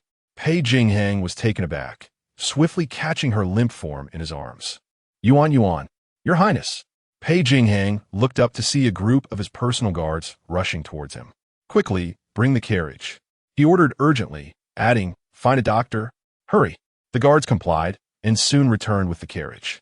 Pei Jingxuan lifted Su Yuan into it, and they sped towards the plum garden. When Su Yuan awoke, the day was bright. She sat up and surveyed her surroundings, realizing she was in a bedroom in the plum garden. Her head throbbed, her body felt weak, and there was a lingering sense of nausea. Yuan, how are you feeling?" Pei Jingxuan brought over a bowl of herbal medicine, gently urging, "Drink this." Su Yuan bit her lip, staring at the dark concoction within the bowl, and frowned. "I was merely startled. There is no need for medicine." "Foolish girl. How naive you are," Pei Jingxuan replied softly. "You are to become a mother. Do you not realize?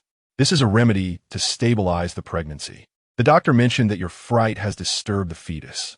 Su Yuan was taken aback, then instinctively placed her hand on her abdomen, her eyes widening in disbelief. "Is that true? Not long ago, the tea gifted by Madame Lin had gone moldy due to improper storage, and she had refrained from drinking it. She had also tried to avoid the fertile days while being intimate with Pei Jingxuan, never anticipating that she would conceive so soon. She checked her pulse, recognizing its faintness. It had only been a little over a month. "Indeed, it is true," Pei Jingxuan teased, pinching her nose affectionately. "Now, drink the medicine, or I shall feed you myself." "All right." Su Yuan nodded obediently, taking the bowl and inhaling its aroma. It was indeed a beneficial tonic for her health and pregnancy. She gulped it down in one go, then smacked her lips, exclaiming, "This medicine is truly bitter." "Your Highness, what happened last night?" "Good medicine is often unpleasant. You must focus on nurturing your health and stabilizing your pregnancy," Pei Jingxuan advised earnestly. "The surviving assailants from last night have all been captured. Such an incident will not recur. In future dangers, simply protect yourself." "But Your Highness is the most important person," Su Yuan murmured. "If you were harmed, what would I do?" "You underestimate me," Pei Jingxuan replied, gently patting her head. "Did you not say I am a god of war? Those petty criminals are incapable of harming me. Just take care of yourself and the child within you." Su Yuan pouted. Those assassins were so brazen, daring to attempt an open assassination of Your Highness, as if they have no regard for the law of the land. "Your Highness, you must deal with them decisively.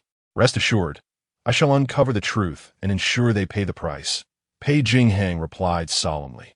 "Your Highness, regarding my pregnancy, could we not return to the capital?" Su Yuan looked at Pei Jingxuan with hopeful eyes. "Why not?" Chapter 40, Joyous News because. She wished to prevent the princess consort from sending anyone to attend to His Highness. Su Yuan lowered her head, twisting the edges of her garment. Should news of her potential pregnancy reach the royal residence, the princess consort would undoubtedly dispatch someone southward to serve Pei Jingxuan. She did not desire such an outcome. She yearned to seize the opportunity, while in Jinling, to engage Pei Jingxuan in prenatal education, nurturing the bond between him and their unborn child. "You do not wish for the princess consort to send anyone?" Pei Jingxuan inquired, raising an eyebrow. Su Yuan hesitated for a moment before nodding. A faint smile graced Pei Jingxuan's lips as he replied gently, "Oh, my little jealous one. Very well. I shall heed your wishes." "Really?" Su Yuan lifted her gaze, her heart brimming with joy. Pei Jingxuan nodded with a smile, ruffling her hair as he assured her, "Indeed, I promise you that before we return to the capital, I shall not engage with anyone else, regardless of the circumstances." Instantly, a radiant smile blossomed upon Su Yuan's face. In the days that followed, she indulged in delightful meals, leisurely strolled through the gardens, and occasionally enjoyed operatic performances, relishing her tranquil days of nurturing the baby. Meanwhile, Pei Jingxuan remained engrossed in the construction of the riverbank. One day, while he was in the study deliberating with his advisors, Fu Shun abruptly knocked and entered. "Your Highness, urgent news has arrived from the residence." "Bring it forth." Pei Jingxuan gestured, signaling his advisors to withdraw. Upon opening the letter, he discovered it was from Full. The correspondence revealed that the princess consort and Lady Li had given birth on the same day. The princess consort welcomed a son, while Lady Li brought forth a daughter. However, Lady Li suffered severe postpartum hemorrhage and passed away.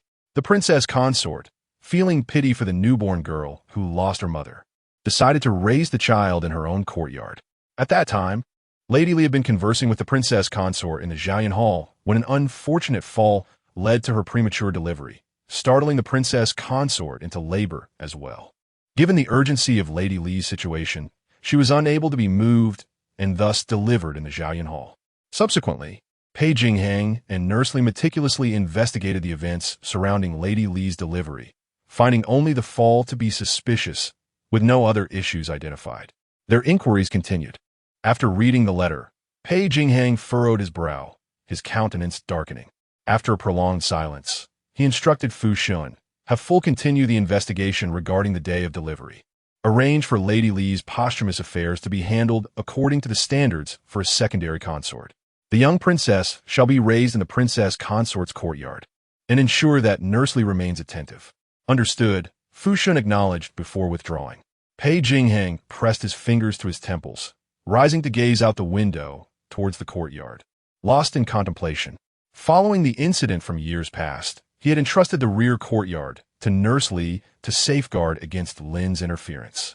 Wishing to prevent the lives of women and offspring from being sacrificed in the clutches of Lin, Lady Li's demise from postpartum hemorrhage was undoubtedly linked to Lin's machinations. That night, Pei Jingxuan returned to the inner courtyard. "Congratulations, Your Highness." Su Yuan greeted him, expressing her delight upon hearing that the princess consort had given birth to a son and Lady Li to a daughter. She congratulated him on the addition of a new member to the family, completing the joy of having both sons and daughters. Yet, Pei Jingxuan did not respond with the anticipated exuberance. His reply was subdued, his face devoid of joy, his brow furrowed in a grave expression. Su Yuan felt a pang of doubt. The princess consort had finally borne a legitimate son, a fortuitous event for both Pei Jingxuan and the Qin Wangfu. Yet Pei Jingxuan did not appear particularly pleased. Though she felt puzzled within, she refrained from probing further and deftly shifted the conversation. "Your Highness, have the assailants from the Lantern Festival been identified?" Pei Jingxuan inhaled deeply, a flicker of disdain and fatigue crossing his features. "Those assassins were remnants of Yang Jieshu and Zhao Qiyuan. They have all been eliminated. The attackers were neither dispatched by the Prince of Yin nor the Crown Prince. However, considering that Yuan is with child, I wish to shield her from such worries." Upon hearing this, Su Yuan's heart trembled involuntarily. She was not naive. The skills of the assailants were formidable, their organization meticulous, making it implausible for them to be mere remnants of Yang Jieshu and Zhao Qiyuan. They were evidently elite assassins cultivated by certain powerful factions. Yet, Pei Jingxuan insisted they were remnants, suggesting that the matter was far more intricate, likely implicating other princes in the plot. Therefore, it was prudent to keep this under wraps, as any public discourse would only evoke associations with palace intrigues and the tragic infighting of royal kin. "Your Highness, have all those remnants been captured?" Pei Jingxuan nodded. Su Yuan exhaled softly. Although the remnants had been apprehended, it was imperative for the prince to ensure adequate protection during his future outings. Pei Jingxuan acknowledged with a gentle murmur, observing the concern etched on Su Yuan's face. He sighed inwardly, drawing her into his embrace. Rest assured, I shall safeguard myself. Leaning against Pei Jingxuan's chest, Su Yuan's lips curved into a faint smile. She certainly did not wish to become a widow so soon, with her child born into a world devoid of a father. Chapter 41. Daily Life During Pregnancy in March and April. News arrived from the capital that Madame Song and concubine Lu had each given birth to a young master. Pei Jingxuan promptly dispatched rewards back to the capital. By now, the Qin Wangfu boasted 4 sons and 1 daughter. For sons and 1 daughter, Pei Jingxuan had successfully dispelled the reputation of having few heirs. Your Highness, Madame Su is truly a blessing, Wang Yuanruo remarked with a smile. Ever since Madame Su entered the household, good news has been incessant. The princess has given birth to a legitimate son, and now you have 4 sons and 1 daughter. The hearts of the people are settled, and great matters are to be anticipated. Previously, the Qin Wangfu had only 1 son, who was frail and sickly. The lack of heirs had long been a significant disadvantage in the struggle for succession, but this has now been alleviated, bringing a sigh of relief. Pei Jingxuan smiled faintly, acknowledging, indeed, the Su family is my good fortune. Observing this, Wang Yuanruo felt even more convinced that Madame Su was a woman of great blessings. However, his smile gradually faded as a thought struck him. Your Highness, Wang Yuanruo hesitated for a moment before continuing. This morning, I received news that Madame Su's father, the Deputy Minister of Revenue, Su Yuan, is currently being impeached for corruption, bribery, and misconduct. At these words, Pei Jingxuan's expression faltered. Su Yuan being impeached? How can this be possible? He had previously ensured that a thorough investigation had been conducted on Su Yuan. The man was known for his integrity and capability, a rare and valuable official. Investigate the matter further. When the time comes, we must take action. Understood, Wang Yuanruo nodded. Moreover, keep this from Madame Su. We must not cause her any worry. That evening, upon returning to his quarters, Pei Jingxuan encountered Su Yuan, drawing her into his embrace. Was the child well behaved today? Did they cause you any trouble? Su Yuan playfully pouted. Your Highness, you only care about the child and have forgotten about me. Pei Jingxuan chuckled, holding her close as he patiently comforted her for a while until she finally brightened. Yuan, the embankment will be repaired by the end of the month, and we plan to return to the capital in June, he said, stroking her long hair. By then, you'll be over 5 months along, and the baby will be stable. Oh, so soon. Foolish girl. If we delay returning to the capital, by the time you're 7 or 8 months pregnant, you'll have to give birth in Jinling. Upon hearing this, Su Yuan realized that returning in June was indeed the better choice. She did not wish to be left alone in Jinling to give birth, nor did she want to risk complications on the journey. With this in mind, her spirits lifted. Shall I start instructing people to pack our belongings? Yes, but it is still most comfortable when you are in my arms, Pei Jingxuan replied, adjusting his hold on her. Pei Jingxuan smiled in silence. Su Yuan, puzzled, wondered if there was something amiss with Pei Mingxiu. Alarm bells rang in her mind as she feigned tears. Your Highness, have you taken a liking to someone else, comparing her to me? At her words, Pei Jingxuan laughed heartily. You jealous little thing, your imagination runs wild.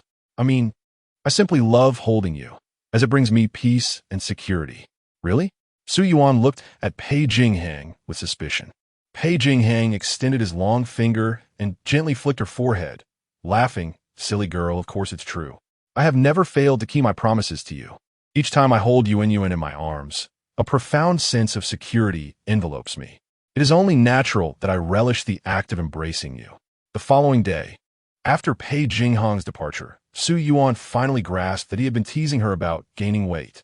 Indeed, pregnancy had dulled her wits for 3 years, and it was only now that she came to this realization. Unbeknownst to her, time had stealthily slipped into June, and the riverbank, completed by the end of May, signified that Pei Jingxuan was due to return to the capital. Chapter 42. Return to the capital in May. As the river embankment was nearing completion and affairs grew less demanding, Pei Jingxuan chose to venture out less frequently, opting instead to remain in the plum garden.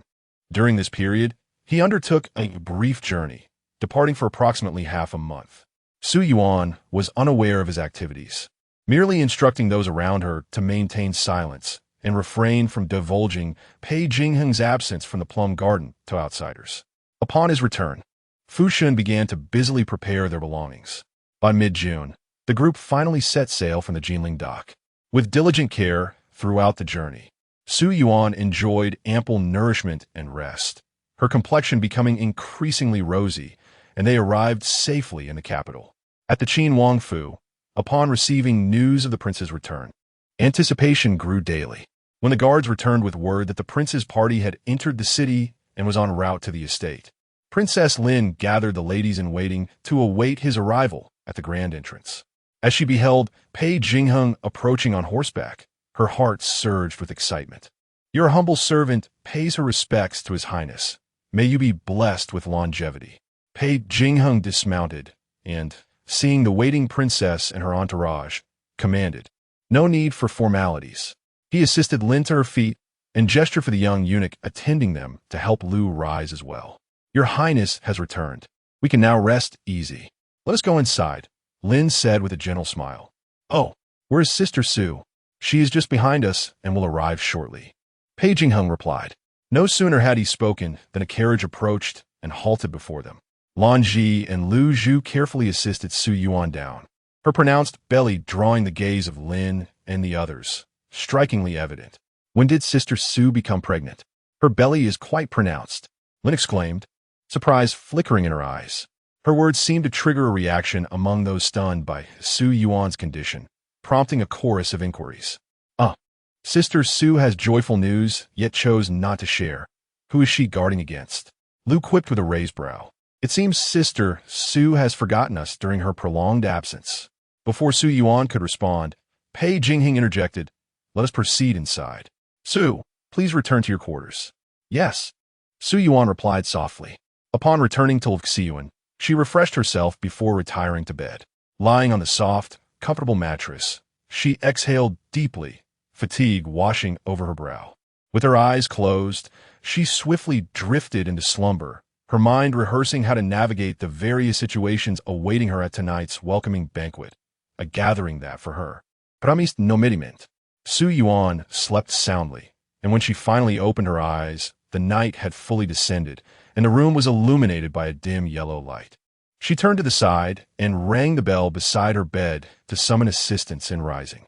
Lu Zhu, stationed just outside the curtain, heard the bell and entered, saying, "Madam, you are awake. Shall I assist you?" Su Yuan shook her head and inquired, "What time is it?" At that moment, Lan Ji entered and responded, "It is just past the hour of you.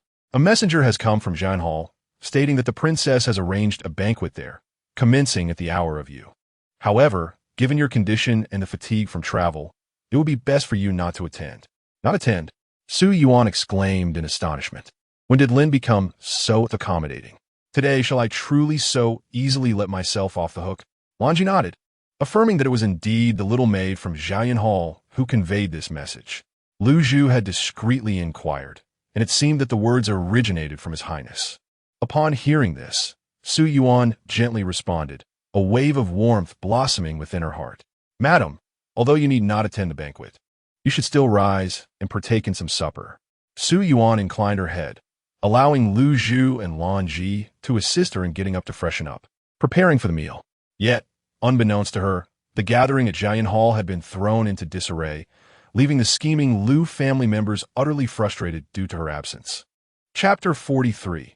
Favoritism during dinner. Su Yuan found her thoughts drifting to Pei Jingxuan, who was currently at Jian Hall, being sought after like a prized delicacy. The knowledge that he would be spending the night there filled her heart with unease. The dishes she usually relished now tasted as bland as wax. Initially, she intended to eat sparingly, but considering the child growing within her, she forced herself to consume a bit more. She constantly reminded herself that she had returned to the capital and was now the mistress of the Prince Qin's residence, while Pei Jingxuan was not only the male head of the household, but also the husband of all the ladies within it, not solely hers to claim. Gradually, the weight in her heart began to lift. After finishing her meal, She cradled her belly and walked slowly around the room a few times before asking Lu Zhu and Lan Ji to assist her in washing up. Retiring early for the night, Lan Ji and Lu Zhu exchanged worried glances, hesitant to speak. During their time in the south, the prince and his lady had lived together as a typical couple. Now that they had returned home, the prince had a princess, a concubine, and Madame Song, among others. They understood the lady's distress, but were unsure how to comfort her. After dismissing Lan Ji and Lu Zhu, Su Yuan closed her eyes, clearing her mind and attempting to lull herself to sleep. Gradually, drowsiness overcame her, and she sank into a deep slumber. In her dreams, Su Yuan felt someone embrace her, a familiar scent wafting into her nostrils. Instinctively, she nestled closer, finding a comfortable position to continue sleeping. Pei Jingxuan gazed at the woman in his arms, a gentle smile gracing his lips as he drew her closer. Suddenly, she became aware and turned to look back, only to be struck by a sharp pain in her abdomen. Su Yuan winced, beads of sweat forming on her forehead, unable to suppress a soft cry. "What is wrong?" Pei Jingxuan asked, concern etched across his features. "The baby is kicking me," Su Yuan replied, her brows knitting together, a soft whimper escaping her lips, unwittingly laced with a hint of childishness. Pei Jingxuan extended his long, fair hand, gently resting it on her flat stomach, speaking softly, "Do not be afraid. I can feel him. Be a good baby and stop kicking." His warm palm pressed against her protruding belly, as if it possessed a magical ability to soothe her pain. "Your Highness," Su Yuan called softly, lifting her gaze to meet Pei Jingxuan's, only to be ensnared by the depths of his dark, profound eyes. Within those eyes lay the secrets of countless stars, complex and unfathomable, reflecting emotions she could not comprehend. She found herself momentarily entranced, unable to look away. "Is it still hurting? Should I call for the doctor?" he inquired. Su Yuan shook her head, burying herself deeper into Pei Jingxuan's embrace, tears spilling unbidden down her cheeks. Pei Jingxuan comforted her with gentle pats, letting out a soft sigh. He was typically rational, adhering to the established protocols of the household. Yet she had shattered all his boundaries and rules, indulging her time and again. Today, according to custom, he was supposed to stay at Jiaoyan Hall. Nevertheless, he concocted an excuse and, after returning to the front courtyard, quietly made his way to Lucy Garden. Unbeknownst to him, during their days in the south, every gesture, every smile of hers had vividly etched itself into his heart, rendering him unable to engage with any other woman. In the past, he believed that women were merely a means to fulfill the obligations dictated by parental authority and arranged marriages, serving the purpose of procreation. He felt no emotional connection with the women from his household, let alone any sense of affection. However, he now realizes that everything transformed the moment she entered his life. Love, unbeknownst to its origin. Chapter 44. Exclusivity. Sleep, my dear. I am here with you. Su Yuan nestled tightly in Pei Jingxuan's embrace, her hands firmly wrapped around his waist, as if fearing he might slip away. Pei Jingxuan held his precious one close, sighing, "Do not worry. I will not leave. I will always be by your side." Tears welled in Su Yuan's eyes, her heart heavy with sorrow, though she reassured herself that everything was over. The past 6 months spent in the south had seen her genuinely fall in love. The abrupt withdrawal was a challenge for her to remain indifferent. Love is possessive. She could not bear the thought of loving Pei Jingxuan while tolerating his affections for others and raising children with different women. Thus, she resolved to sever her emotional ties, akin to a process of decluttering, a painful but necessary endeavor. Otherwise, after years of savoring the sweetness of their exclusive bond, how could she endure countless long nights watching Pei Jingxuan share intimacy with others? Jealousy would gnaw at her heart, transforming her into a wretched being. She refused to become someone despised, opting instead to cut the emotional strings now, just as she had initially planned. She aimed to secure her place in Pei Jingxuan's heart, leveraging their relationship to ensure a stable life in the Qin Wangfu in the future.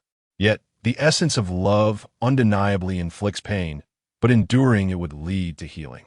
Su Yuan's tears gradually soaked through Pei Jingxuan's clothing, chilling his chest with their icy touch, causing him profound heartache. He leaned down to kiss her trembling, tear-streaked lips, gently sucking away her tears. Su Yuan opened her misty eyes, gazing at his remarkably handsome face, her heart entwined in sorrow. Foolish girl, soon to be a mother. Be careful lest your child laughs at you when they are born. Su Yuan softly replied. Yuan, you. Pei Jingxuan paused. I understand your feelings. Rest assured, my little jealous one. Su Yuan's eyes widened in disbelief as she looked at Pei Jingxuan. You, such a small person with such audacity to wish to monopolize me. His words startled her greatly, and she shook her head repeatedly. I have not. Unaware that she indeed desired to possess Pei Jingxuan entirely, she merely felt a pang of discomfort. I know it all. No more tears, all right? Pei Jingxuan gently tousled her cloud-like hair, offering comfort. I have not. Su Yuan insisted. I never thought of monopolizing you. Just what? I just wish to occupy a place in your heart. To Pei Jingxuan raised an eyebrow, a teasing smile playing on his lips. Oh? To what? Alarm bells rang in Su Yuan's heart, and she hastily shook her head. No. How could I dare to think that? Yuan. Pei Jingxuan interrupted her softly, his voice low and tender. Do not feel hesitant. Leave everything to me. Trust me. As Su Yuan gazed into Pei Jingxuan's deep, affectionate eyes, her heart raced uncontrollably. In a moment of panic, she shut her eyes, tears cascading down her cheeks, her heart filled with bitterness. Inside her, a small voice cried out. If only it were possible. She wished for him to cherish only her, body and soul. But why was she crying again? Pei Jingxuan gently caressed Su Yuan's tear-streaked face. Speaking softly, trust me, leave everything to me. A bittersweet pang gripped Su Yuan's heart as she pondered. If only during her journey south she had not sought to cultivate feelings with Pei Jingxuan merely to secure a comfortable future at the Qin Wangfu, but instead had engaged with him earnestly. Would she now find herself in such a quandary? Pei Jingxuan continued to soothe her with tender words until her tears gradually subsided. He sighed inwardly, delicately wiping away the traces of her tears from the corners of her eyes. Be good, no more crying. Since I have promised you, do you not trust me? Su Yuan shook her head in response. I do trust you. That is wonderful, Pei Jingxuan said, satisfied as he ruffled her hair. Now sleep. With me here, there is nothing to fear. Leave everything to me. Su Yuan nestled into a comfortable position in his embrace, perhaps exhausted from her tears, and soon drifted into a deep slumber. As he gazed at her delicate features in his arms, Pei Jingxuan reflected, foolish girl. To grant one person such affection is to offer the generosity of a lifetime. Chapter 45. Heartfelt joy. The following day, as dawn broke, Su Yuan gradually awakened. Upon opening her eyes, she beheld Pei Jingxuan lying beside her, clad in his inner garments, holding her tightly in his embrace, allowing her to rest her head on his shoulder. She shifted slightly, careful not to disturb him, yet he remained in a deep slumber, blissfully unaware. Her hand inadvertently brushed against his cheek, causing a gentle tremor in her palm, and ripples of emotion surged within her heart. She cherished his brows and eyes, admired his handsome features. He was the most striking man she had ever encountered. However, her heart was small and precious, and she dared not relinquish it easily. She pondered that perhaps it was best to remain steadfast in her feelings, asking for nothing more than to occupy a place in Pei Jingxuan's heart. She believed this would allow her to live in peace. Pei Jingxuan slowly opened his eyes and, upon noticing Su Yuan gazing at him with a dazed expression, reached out to tousle her hair. What occupies your thoughts so deeply? He inquired. You should rise and wash up, so we can have breakfast. Indeed. Su Yuan, roused from her reverie, gently pushed him away and nodded, assuring him, Your Highness, do not worry. I shall rise at once. I would never allow the child in my womb to go hungry. Pei Jingxuan smiled, sitting up and beckoning for attendants to come in and assist him. Fu Shun led the servants in efficiently preparing Pei Jingxuan for his morning routine, while Lanji and Luzhu busied themselves attending to Su Yuan. In but a short while, everything was in order. Breakfast was laid out in the main hall, a lavish spread filling the table. As they sat down, Su Yuan ate her porridge while stealing glances at Pei Jingxuan. His brow was relaxed, devoid of anger, and she felt a wave of relief wash over her. The promise he had made the previous night felt like a dream, too incredible to believe. She feared that Pei Jingxuan's words were merely a comfort offered due to her pregnancy. "What are you thinking about?" Pei Jingxuan set down his bowl and turned to her with a curious expression. "Nothing," Su Yuan replied hastily. Pei Jingxuan raised an eyebrow. "Oh?" Looking at him, Su Yuan bit her lip before speaking. "Your Highness, yes?" Pei Jingxuan gestured for her to continue. "Were your words last night truly sincere?" she asked, her heart fluttering with apprehension. Pei Jingxuan's lips curved into a slight smile. "Have I ever spoken falsely?" Su Yuan lowered her gaze, concealing the brightness in her eyes, her heart soaring with joy. Pei Jingxuan playfully pinched her nose. "Aren't you going to eat? You little jealous one. You hardly resemble a pregnant woman. If you start crying, you want to even care for the child inside you." "I was just momentarily flustered," Su Yuan pouted, attempting to salvage her dignity. All right. Just a moment of panic." Pei Jingxuan chuckled, shaking his head. "From now on, do not go to Jian Hall to pay your respects. Rest assured, I will handle everything. I will speak with the princess. You claim to have the courage to wish to monopolize me, yet now you are as timid as a mouse." "I did not wish to monopolize your highness," Su Yuan admitted, a hint of guilt creeping in. "Indeed, you did not think so." Pei Jingxuan nodded, suddenly becoming serious. "Let's not mention this matter again. Should others learn of it, the household may very well tear you apart." "Your Highness," Pei Jingxuan gently patted her hand. "Fear not, you are with child now. Do not burden yourself with such concerns. You need only to remember that everything involves me." With such word from Pei Jingxuan, Su Yuan could only nod in agreement. After breakfast, before departing, Pei Jingxuan left a remark. "I shall come to see you again this evening."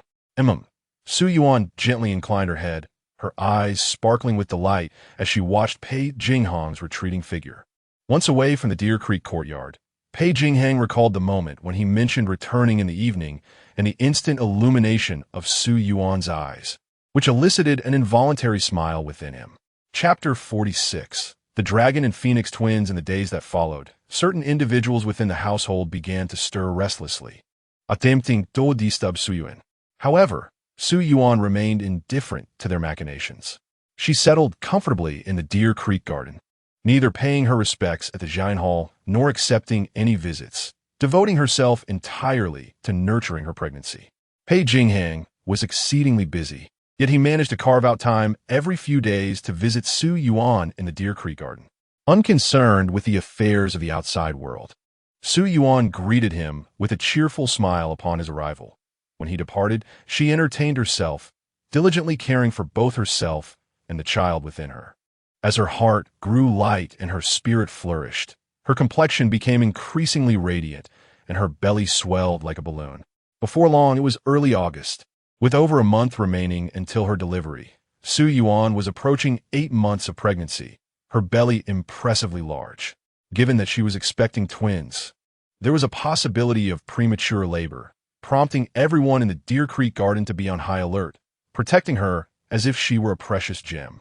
After entering August, Pei Jingxuan visited her nightly to provide companionship. One afternoon, after Su Yuan had just awakened from her nap, Lan Ji and Lu Zhu supported her as they strolled through the courtyard. Suddenly, Pei Jingxuan entered, flanked by 2 others. Yuan, look who has arrived." Su Yuan lifted her gaze, her eyes sparkling with surprise. "Mother, grandfather." Her voice trembled with excitement, and her eyes glistened with unshed tears. Jiang Shi approached, clad in an elegant blue gown, her demeanor lively, while Jiang Qian followed with an ethereal presence, his snow-white hair contrasting with his calm, measured steps. Upon seeing Su Yuan's prominent belly, they both widened their eyes in astonishment, followed by expressions of heartfelt joy. "Ah, Yuan," Jiang Shi exclaimed as she grasped Su Yuan's hand. "It has been a year since we last met, and you have grown taller. And look at this belly. How magnificent it is." She surveyed her daughter with a mixture of concern and delight. "My daughter is indeed fortunate. Carrying twins is a blessing, and a larger belly is only natural. Do not worry, mother. I am in excellent health. Everything is well," Su Yuan replied with a smile. Jiang Qian, with his hands clasped behind his back, strolled closer. Gazing tenderly at Su Yuan. "Ah Yuan, you are about to become a mother," he remarked, his eyes reflecting both joy and tenderness. "Grandfather, what brings you here?" Su Yuan inquired. "Is your health well?" "Indeed, I am in good health," Jiang Qian replied cheerfully. "Upon learning of your pregnancy, we have long wished to visit. Today, I had a day off, and His Highness the Qin Wang brought us to see you." "Thank you, Your Highness." Su Yuan beamed at the somewhat reserved Pei Jingxuan, who lingered at the back. Pei Jingxuan waved his hand dismissively, stepping forward. "Jiang Yuan, Madame Jiang, please follow me inside to sit." Yuan, it must be tiring to stand for too long." Yes. Jiang Shi and Jiang Qian responded eagerly. Su Yuan nodded with a smile, feeling a touch of shyness as Pei Jingxuan affectionately called her Yuan in front of her mother and grandfather. The teasing look from her mother made her cheeks flush with warmth. Jiang Shi held onto Su Yuan's hand as they walked, inquiring after her well-being. "How is your appetite these days? Are you sleeping well at night? Is there something special you wish to eat? Are you feeling unwell anywhere?" Su Yuan answered patiently, her smile unwavering, her eyes gleaming with contentment. Beside her, Pei Jingxuan quietly observed this warm scene, feeling his heart soften. His previously stern features softened in response. The group settled in the main hall, after which Pei Jingxuan instructed the servants to bring tea and snacks. Yuan, I have noticed you suffer from leg cramps at night recently. Could you trouble Jiang Yuan to check on you?" He continued. "And how is the baby in your womb? Is your pregnancy progressing well? Will the delivery be smooth?" Pei Jingxuan gazed at Su Yuan's prominent belly, an involuntary expression of worry and tension flickering in his eyes. "Father, please hurry and take Yuan's pulse." Jiang Shi quickly rose, offering her seat to Jiang Qian while smiling at Su Yuan. "Our Yuan is truly fortunate. You and the two children will surely be safe and sound." Jiang Qian nodded in response, sitting beside Su Yuan and extending his hand to check her pulse. Seeing this, Su Yuan obediently extended her arm. Jiang Qian placed his hand gently on her wrist, closing his eyes in concentration as he carefully examined her pulse. After a moment, he withdrew his hand and met Su Yuan's anxious gaze, nodding affirmatively. "The pulse is steady, and the baby is thriving. You need only to focus on nurturing your pregnancy." He paused for a moment. "What else is there?" Pei Jingxuan inquired anxiously. "Haha, congratulations, Your Highness. Yuan is expecting twins, a pair of dragon and phoenix." Jiang Qian exclaimed, laughter bubbling forth, his tone imbued with uncontainable joy. Pei Jingxuan, upon hearing this news, was elated, exclaiming wonderful, 3 times, unable to restrain his enthusiasm as he clenched his fists in delight. Su Yuan, momentarily stunned by the revelation, soon felt an indescribable brilliance shine in her eyes. "Is it truly a pair of dragon and phoenix twins?" she asked, her voice trembling with excitement. "Indeed," Jiang Qian confirmed with a nod. "I'm not so muddled yet as to fail to recognize that." Jiang Shi was equally overjoyed, her laughter radiating warmth. "Yuan is truly blessed, truly blessed." She grasped her daughter's hand tightly, saying, "Yuan, this is indeed a momentous occasion. You must take great care of yourself and nurture your pregnancy with peace of mind." Chapter 47. Conspiracy. Su Yuan nodded vigorously. A pair of twins, she would soon have both a son and a daughter. Her heart swelled with joy. "Grandfather, will you be able to come and support me during my delivery?" Su Yuan asked with a smile. "Of course," Jiang Qian replied without hesitation. "The birth of twins is more perilous than a typical delivery. I must be present to oversee it." "That would be wonderful," Su Yuan said, feeling reassured and considerably calmer. She turned to Pei Jingxuan, her eyes brimming with anticipation. As for how to bring her grandfather over, she would leave that to Pei Jingxuan to manage. "Rest assured, I will make the arrangements." Pei Jingxuan nodded in response. Jiang Qian and Jiang Shi exchanged glances, smiles illuminating their faces. Afterward, Jiang Qian inquired about Su Yuan's diet and daily routine, leaving her some dietary recipes and advising her to monitor her food intake and stay active to prevent the baby from becoming too large, which could complicate the delivery. Su Yuan nodded in agreement, She was already mindful of her diet, fearing the size of the baby. In this grand era, there were no cesarean sections. She had to endure the labor herself. In the evening, Su Yuan invited her mother and grandfather to share dinner. After the meal, Jiang Shi and Jiang Qin chatted with Su Yuan for a while before meticulously instructing Lan Ji and the others to take good care of her before they departed. Later that night, as Su Yuan lay in bed, gazing at the person who held her close, a smile graced her lips.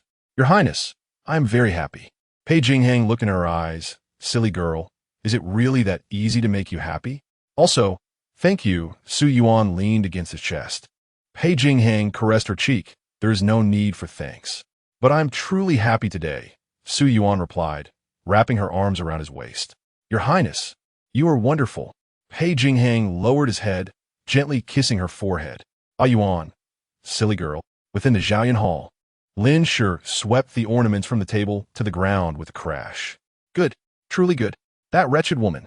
Lin Shi trembled with rage, her eyes reddening as she forcefully smashed a teacup to the floor, shards scattering everywhere. "Madam," Mama Qian was taken aback by her outburst and cautiously spoke. "Perhaps, due to the dim light, you did not see clearly.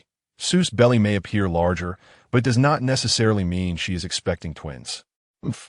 Lin Shi scoffed heavily. "Even if that wretched woman isn't carrying twins, just the fact that she is pregnant and still clings to His Highness makes me wish to see her suffer 1,000 deaths." "Your Highness, please calm down." Mama Qian gently urged. "Calm down?"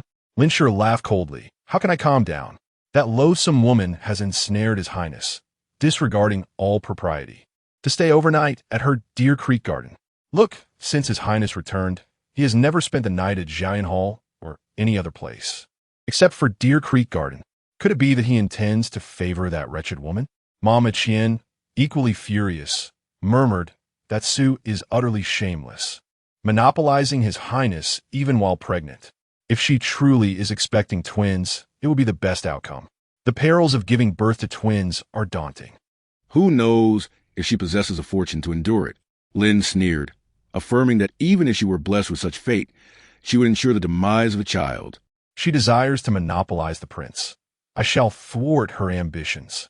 "Umph, the wretched woman." Madame Qian nodded, reassuring the Empress. "Rest assured, Your Highness. There are others who are more anxious than we are." "Madam?" the Empress inquired. "There remains one position for a concubine in the manor. Lady Song has given birth to the third son, and by rights, she should be conferred the title of concubine. Yet, His Highness has shown no inclination to act." "Madam," Qian murmured. Lin pondered for a moment before coldly instructing, "Go, and let the news slip to Lady Song that His Highness intends to bestow the title of concubine upon Su. I shall not allow him to fulfill his desire. Let Lady Song take action, and let them tear at each other like dogs." Seated before an exquisite vanity, Song's reflection in the copper mirror revealed a visage twisted by rage and sorrow. Upon hearing the news from Zhaoyan Hall, she felt as if struck by lightning, disbelief coursing through her. The prince intends to confer the title of concubine upon Su, that foolish corpulent girl? With a trembling voice, tears streamed down her face. I bore him a son." Her devoted maid, Xiao Lian, rushed to offer comfort. "Madam, do not be saddened.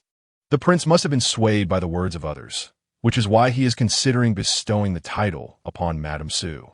You have been in the manor for many years. The third son is clever and will surely be favored by His Highness in the future."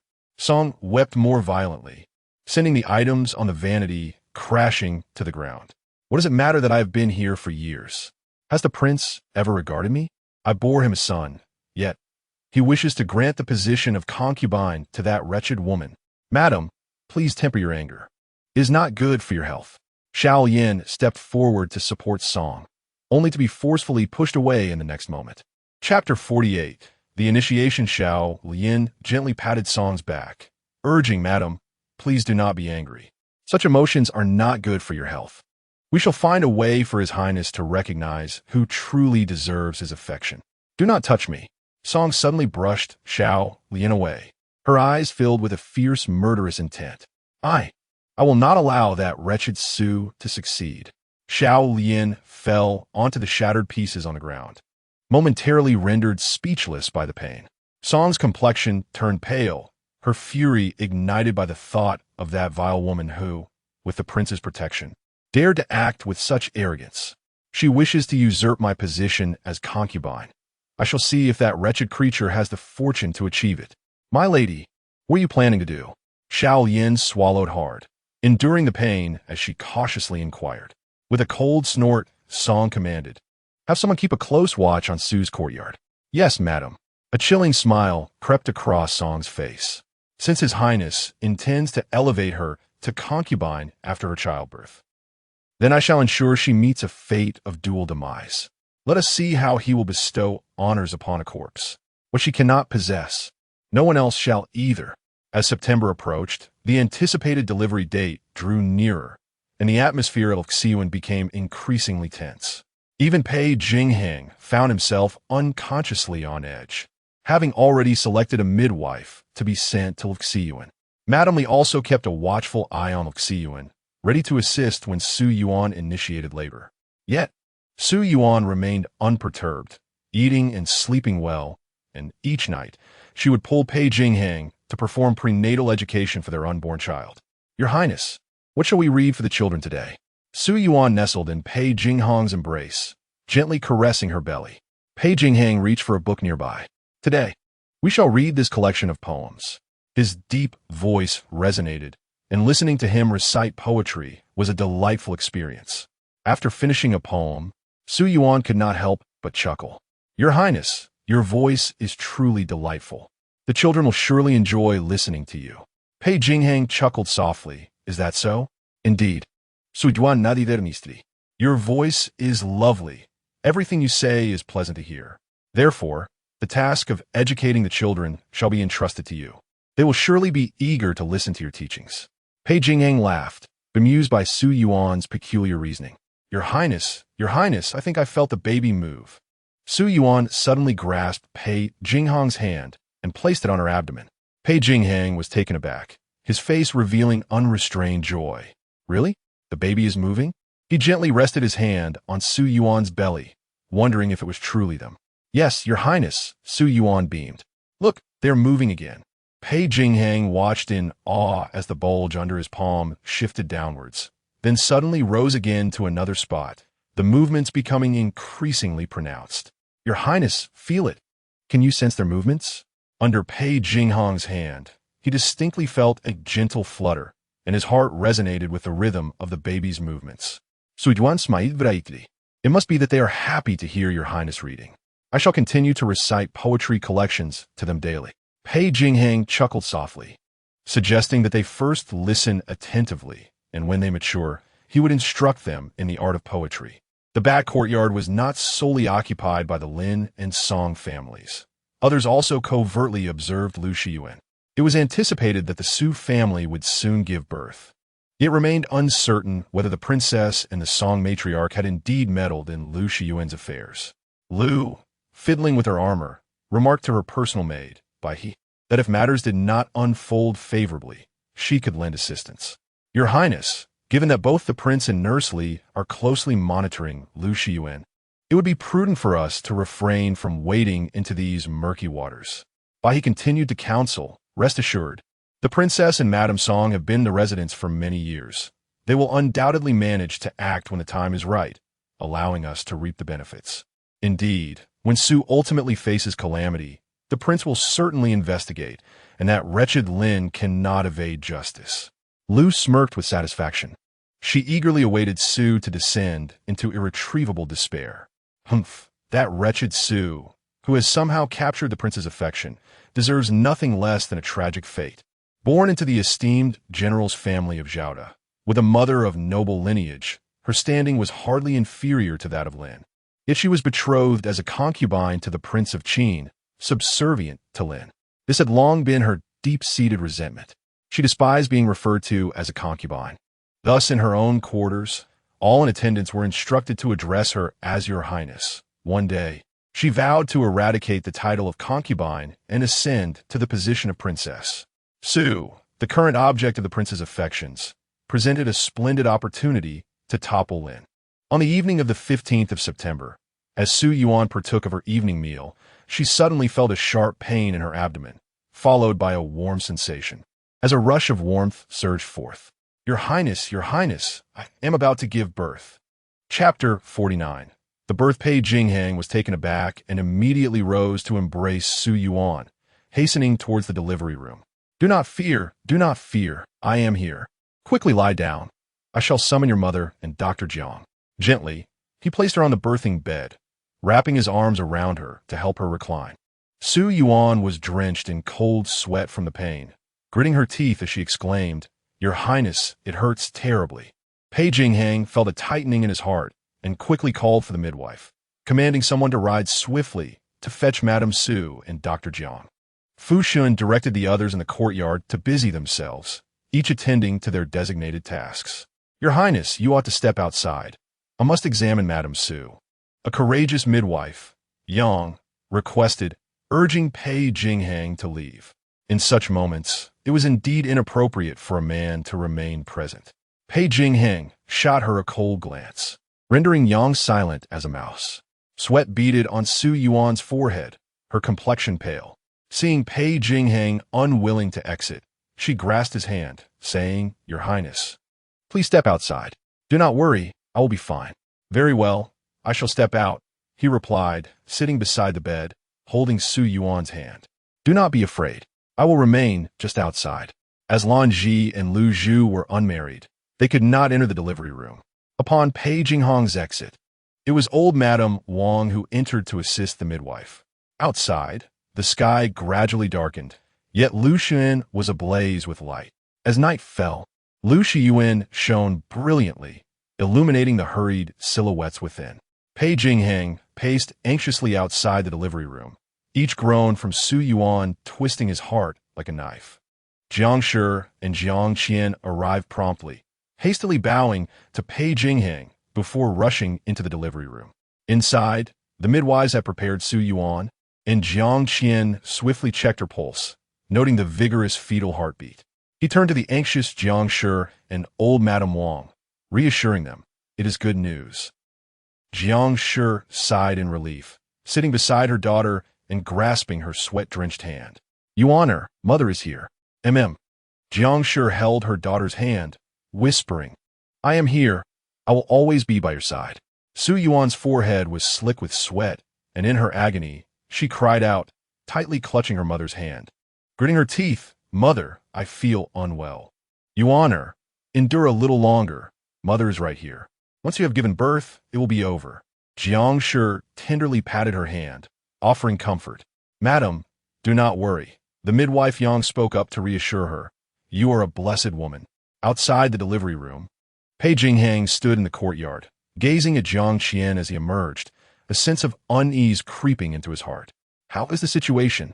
Although he lacked understanding, he was aware of the dangers associated with childbirth, particularly as Su Yuan was carrying twins.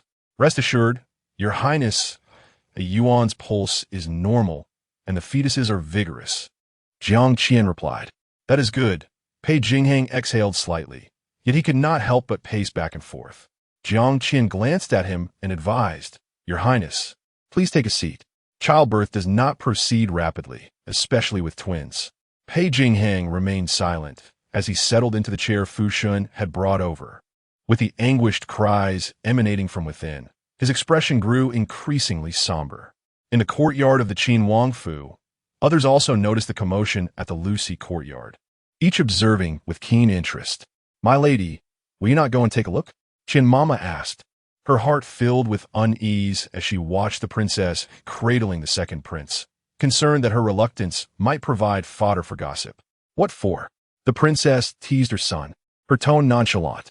"No one has informed me, and why should I go see the Su family in labor?"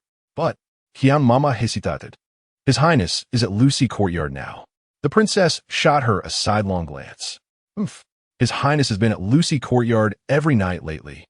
Her voice suddenly dropped, laced with a malicious edge. "Let him accompany the Su family in their final moments."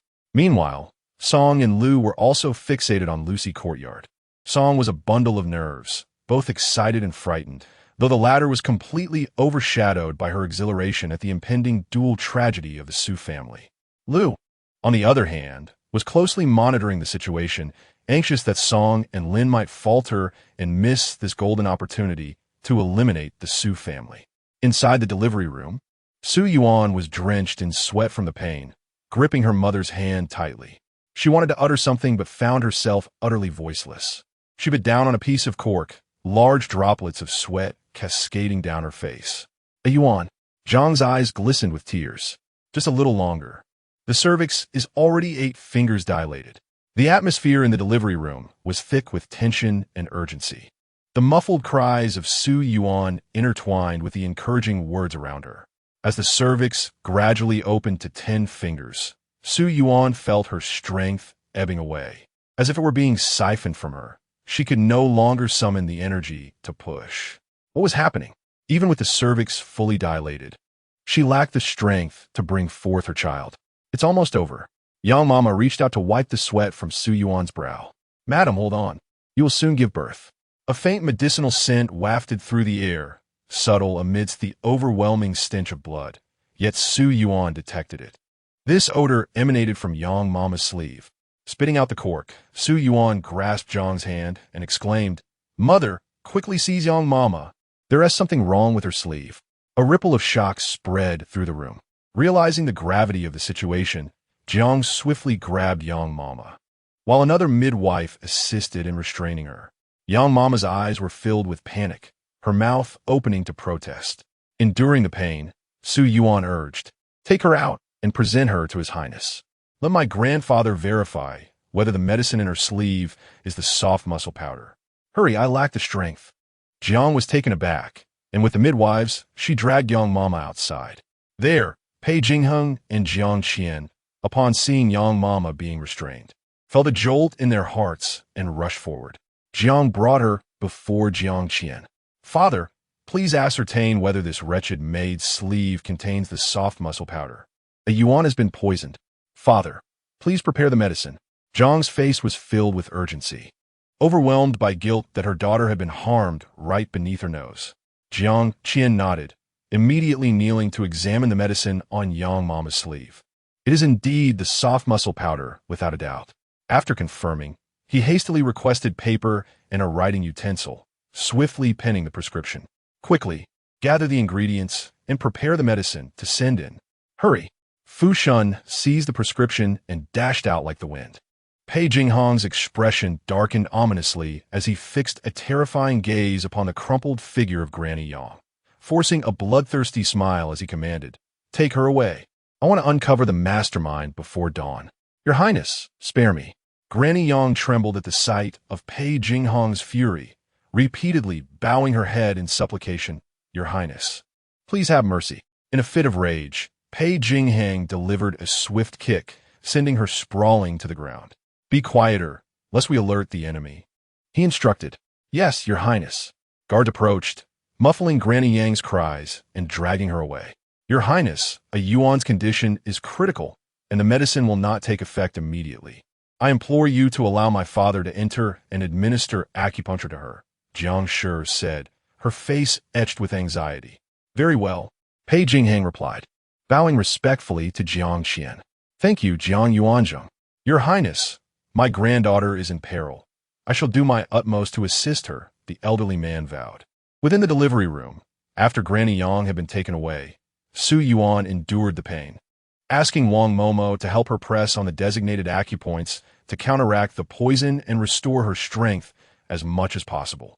Chapter 50. The administration of acupuncture. Upon hearing that her maternal grandfather was coming to assist with the acupuncture, Su Yuan requested that Wang Mama tidy her up briefly. A Yuan, do not fear. The medicine has already been brewed and will be ready shortly.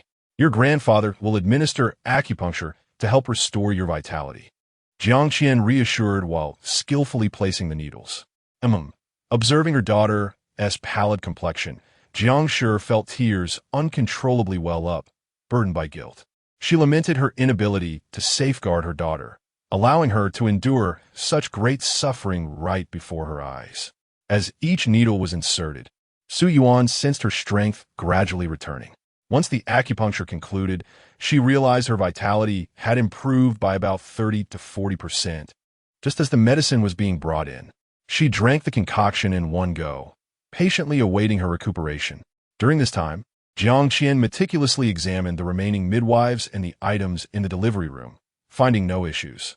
After withdrawing the needles and exiting the delivery room, Su Yuan, having regained her strength, was guided by the midwives to continue with the labor. The muffled cries of pain emanated from the delivery room, causing Pei Jingxuan's expression to shift dramatically outside. "Madam, push with all your might. You are nearly there. Yuan, exert yourself. It is almost time. Push. It is coming. Madam, give it your all. Ah." Su Yuan was drenched in sweat from the pain, gritting her teeth to persevere. Finally, as dawn broke, a resounding wail of a newborn echoed forth. Everyone in Lucy Courtyard breathed a collective sigh of relief, while Lan Ji and El Zhu fervently prayed for blessings. Fu Shan, who had been anxiously worried, finally relaxed. He truly feared that if something were to happen to Madame Su, the prince might not withstand the blow. It is a young master, and there is another one. Madam, continue to push. Su Yuan gasped for breath, exerting herself with all her might. With another cry, a second child emerged. It was a little princess. Jiang Shi and the midwives cleaned the two children and presented them to Su Yuan. Though utterly exhausted, she strained to open her eyes, gazing at the two plump little bundles, their eyes tightly shut, their tiny mouths smacking. Yuan, look. Jiang Shi held the child swaddled in pink before Su Yuan, urging her to behold the little one's eyes. The princess's eyes resemble yours, undoubtedly large and enchanting. Su Yuan nodded and smiled, but soon her eyelids grew heavy, and she succumbed to slumber. Outside the delivery room, the two robust cries of infants brought relief to all present. After attending to Su Yuan, Jiang Shi summoned Jiang Qian to check Su Yuan's pulse.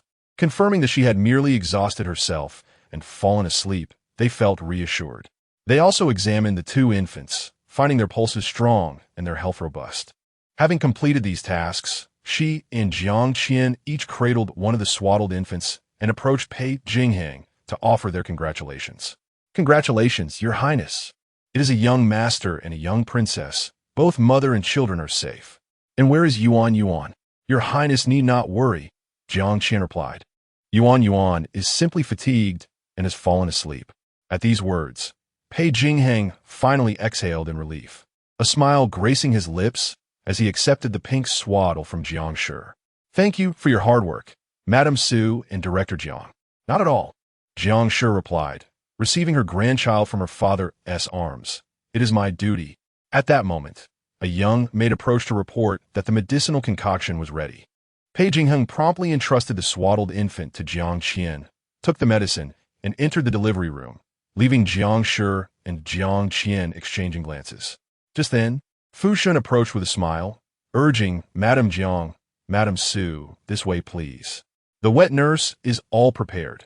Both the young master and the young princess can feed now." Upon entering the delivery room, Pei Jingxuan beheld Su Yuan, her face flushed and in a deep slumber, and his heart ached. She had truly endured much during this childbirth. He handed the medicine bowl to the waiting Lan Ji, then gently lifted Su Yuan and seated her upon the bed. Feeling herself being cradled, Su Yuan drowsily opened her eyes, intending to inquire about the situation, only to be met by Pei Jingxuan's visage. She paused in surprise, swiftly recalling that she had just given birth. "Your Highness, how did you come in? Men are not permitted in the delivery room." "I came to see you." "Your Highness, the two children have been examined by their grandfather. Both are robust. The two little ones are well. Their cries are quite strong," Pei Jingxuan remarked. Though he had only held his daughter briefly and had not yet had the chance to properly observe her, let alone his son, Pei Jingxuan carefully propped Su Yuan up, gently resting her head in the crook of his arm, signaling for Lan Ji to bring the medicine bowl closer. He used a small silver spoon to take a taste of the concoction, finding it at the perfect temperature for consumption. "This is the postpartum tonic prescribed by your grandfather. You should drink it before resting."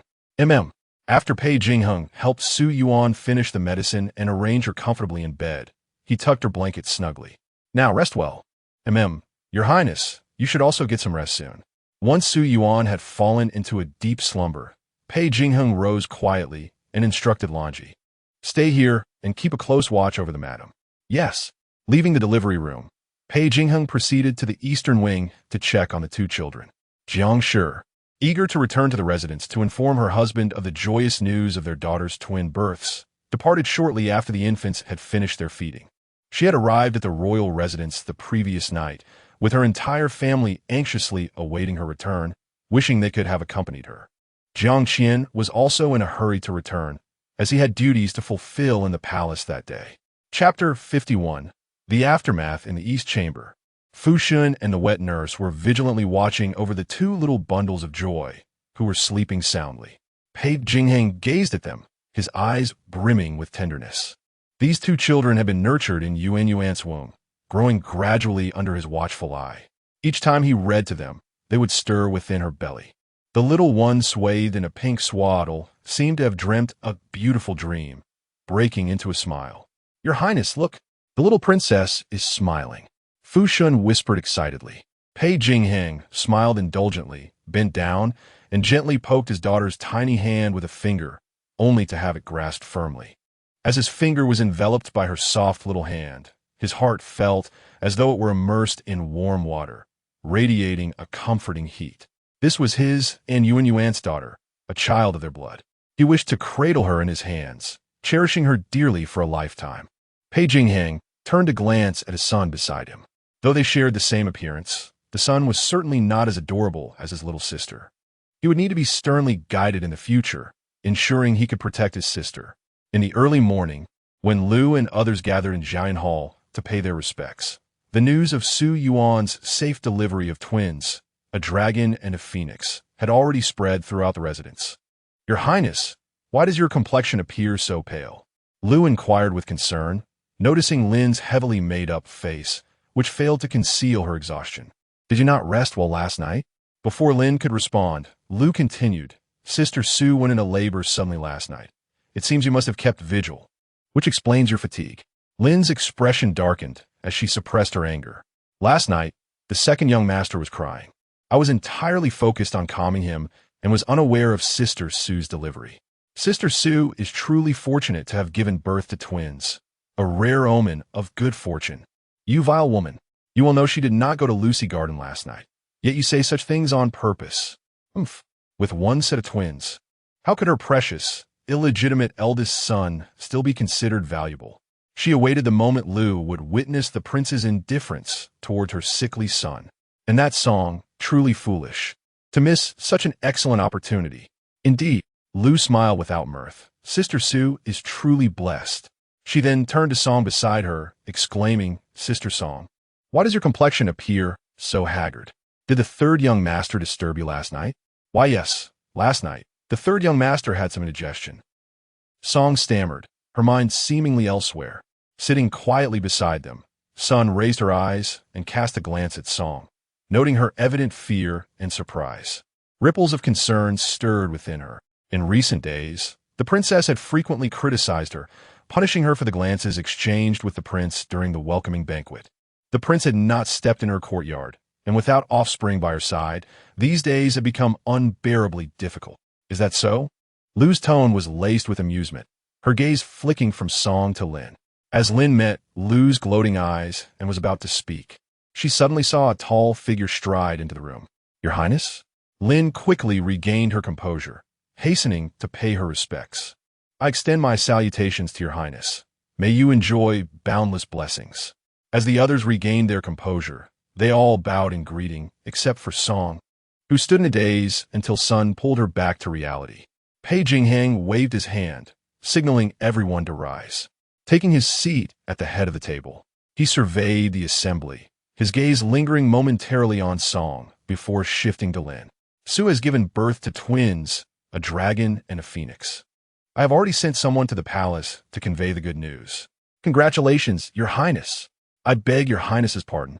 I was unaware of Madame Su's labor and could not attend to her. I implore Your Highness to punish me."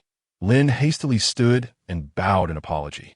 "Do not blame yourself," Pei Jingxuan replied, fixing Lin with a steady gaze. He raised his hand, gesturing for her to sit. "And you, Song? Congratulations, Your Highness. I beg for Your Highness's forgiveness. I was unable to," Song stammered, her complexion pale and her body trembling slightly. She had not received news of Su's predicament and was anxious that the matter might be exposed. Yet, she clung to a glimmer of hope, thinking perhaps old Madame Yang had not yet intervened. However, the prince's sudden inquiry sent a wave of dread through her. "Umph." Pei Jingxuan snorted coldly, his voice sharp. "Song, you cannot find your words, can you?" As his words echoed through the hall, silence descended, punctuated only by the sound of the pin drop. Song's legs gave way, and she collapsed onto the floor. "Song, your wicked methods have harmed Su and the heirs of the Wang household, a crime of the gravest nature. I have reported your actions to the ancestral court, and your name will be removed from the family registry. Guards, take her away and send her to the Royal Enlightenment Temple." "No, no." Song repeatedly bowed her head, weeping bitterly, her voice hoarse. "Your Highness, spare me for Yan's sake. I shall never dare again." She realized her fate was sealed. The prince had already uncovered her deeds and passed judgment without an inquiry. Yet, she could not accept it. "How dare you mention Yan?" Pei Jingxuan retorted angrily. "If it were not for Yan, I would have ordered your immediate execution." "Your Highness, by what right? What merits does Su possess? I have served you for many years and bore you Yan. Yet you wish to designate Su as your concubine after her delivery." Song spat with venom. "Enough. Silence." Pei Jingxuan barked, his eyes aflame with fury. Looking at her unrepentant demeanor filled him with disgust. "When did I ever declare that merely bearing a son would grant you the title of concubine? You dare to speak of Yan? With a mother like you, who has conspired against the heirs of the Wang household, how could he ever hold his head high? Out of consideration for Yan, I shall spare your life, but what more do you expect from me?" With a commanding voice, Pei Jingxuan ordered the guards to silence Song and drag her away. As she lifted her gaze, her eyes were filled with resentment directed at Pei Jingxuan. Her hatred was palpable. As Song's cries faded into the distance, an oppressive silence enveloped the hall. No one dared to breathe. Even the third young master could not intercede on her behalf. After Song was taken away, Lin felt a tremor of fear. She was relieved she had not intervened, having merely delivered a message about the title to Song. With Su having given birth to twins, it was likely that the position of concubine would soon be within reach. However, as long as her Kong'er is present, the position of the heir apparent shall remain unattainable for that wretched Su. "Your Highness, is Sister Su well?" Lin inquired, feigning concern. Pei Jingxuan shook his head, asserting that Su was unharmed. He continued, "Song has been sent to the Royal Ju Temple, and from now on, Yenner shall be entrusted to Sun, recorded under her name. Sun, your name has been submitted to the Ministry of Rights, inscribed in the Jade Register.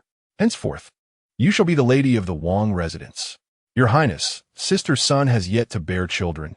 She may not be able to care for him.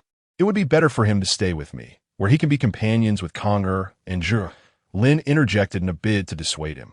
"You already have Kong'er and Zhu'er in your courtyard. That is enough to occupy you. It is best for Sun to care for Yenner." Pei Jingxuan declared decisively.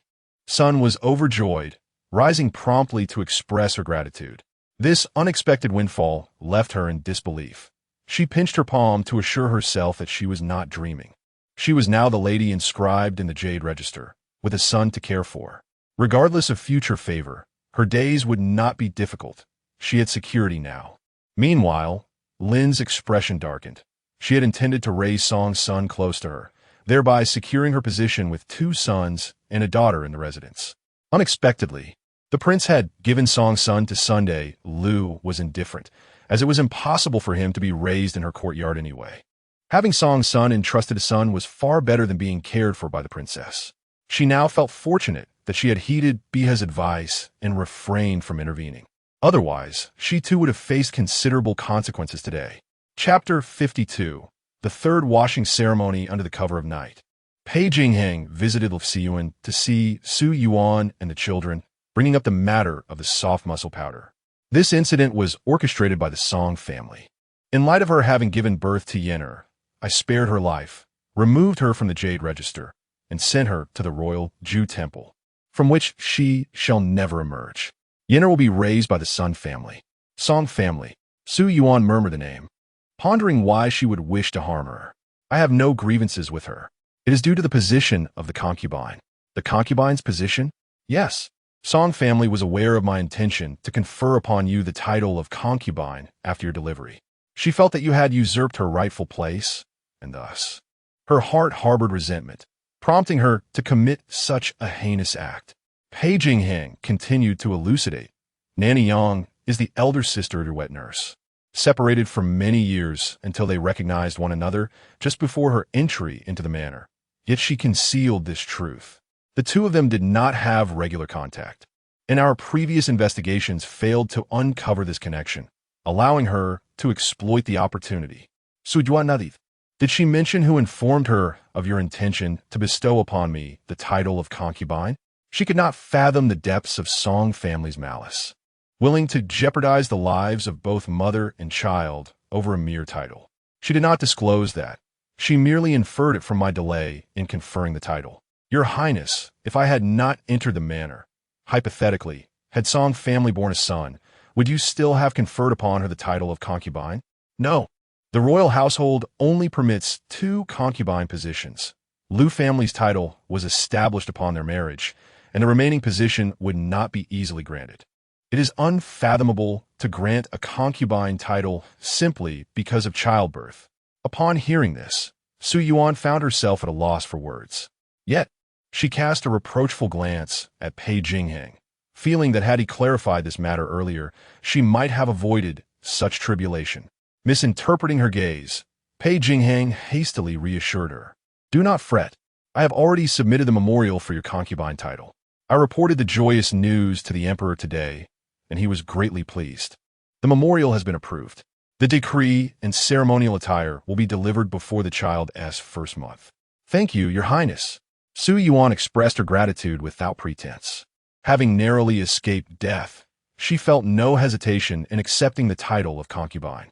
However, her mind remained troubled. How had Song family learned of Pei Jingxuan's intention to bestow upon her such an honor? It certainly could not have been leaked from Pei Jingxuan's side, as she had never broached the subject with anyone. Presently, only the Princess Lin, concubine Lu, and the Sun family remained in the manor. Who could it be?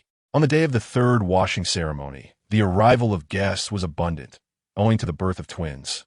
Yet, Su Yuan was confined to her bed, allowing Nanny Li to carry the children to the front, where the midwife would conduct the washing ceremony.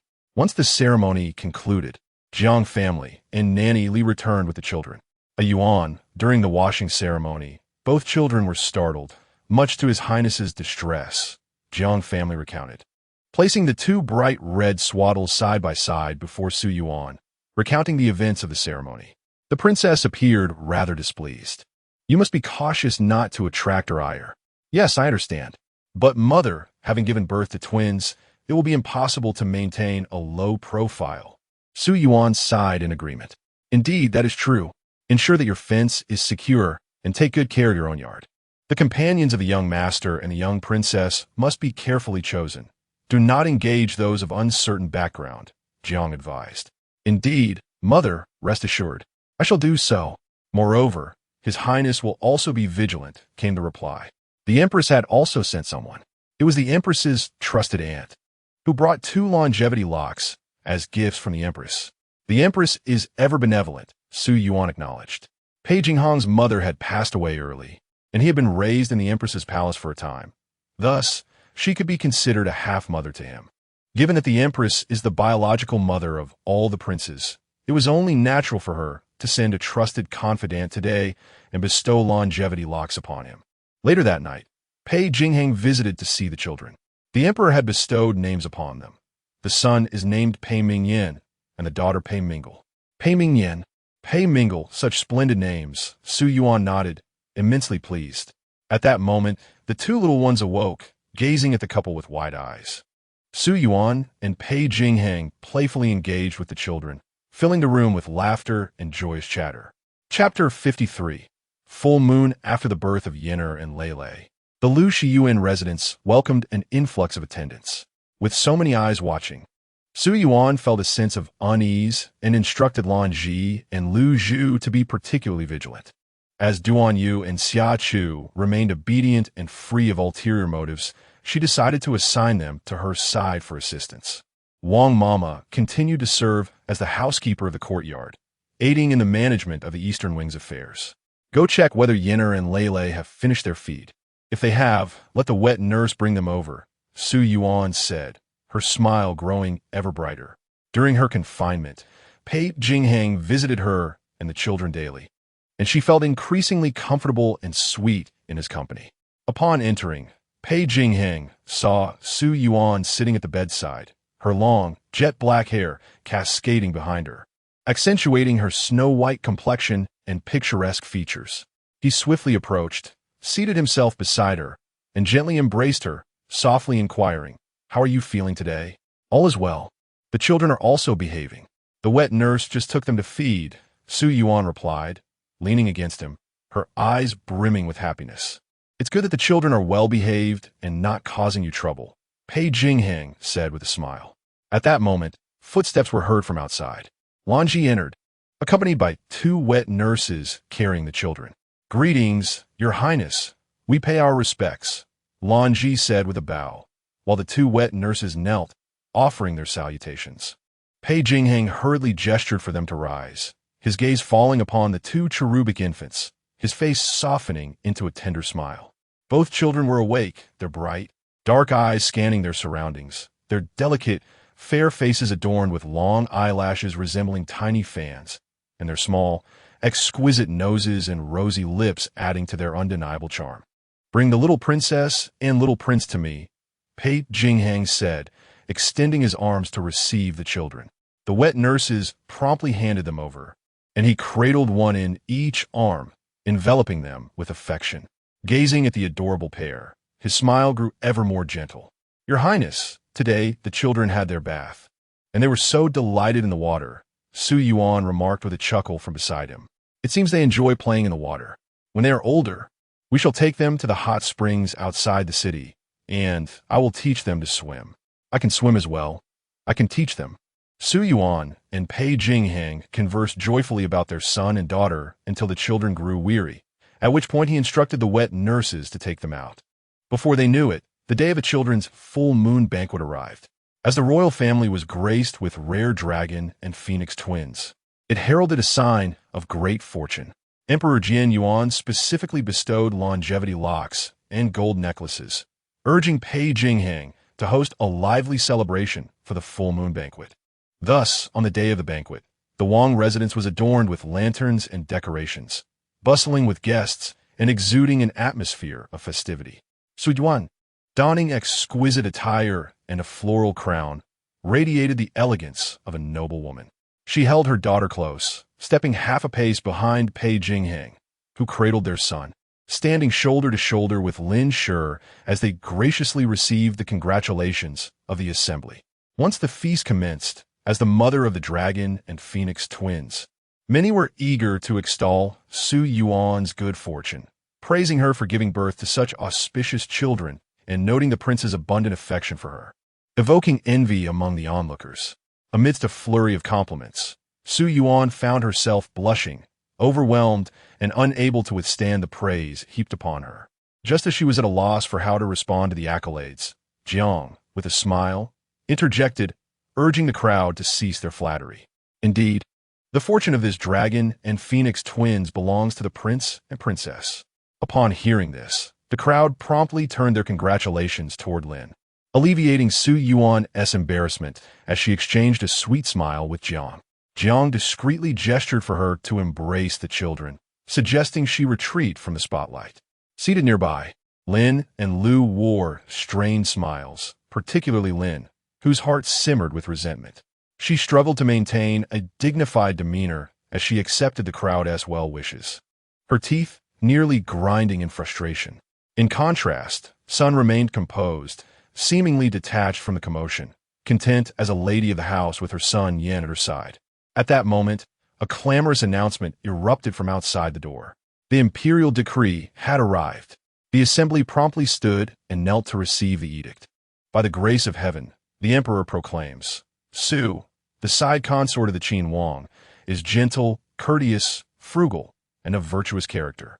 She has given birth to dragon and phoenix twins and is hereby bestowed the title of side consort of Qin Wang, thus decreed.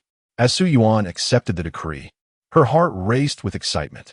She glanced down, her eyes shimmering, and a subtle smile graced her lips as she bowed in gratitude.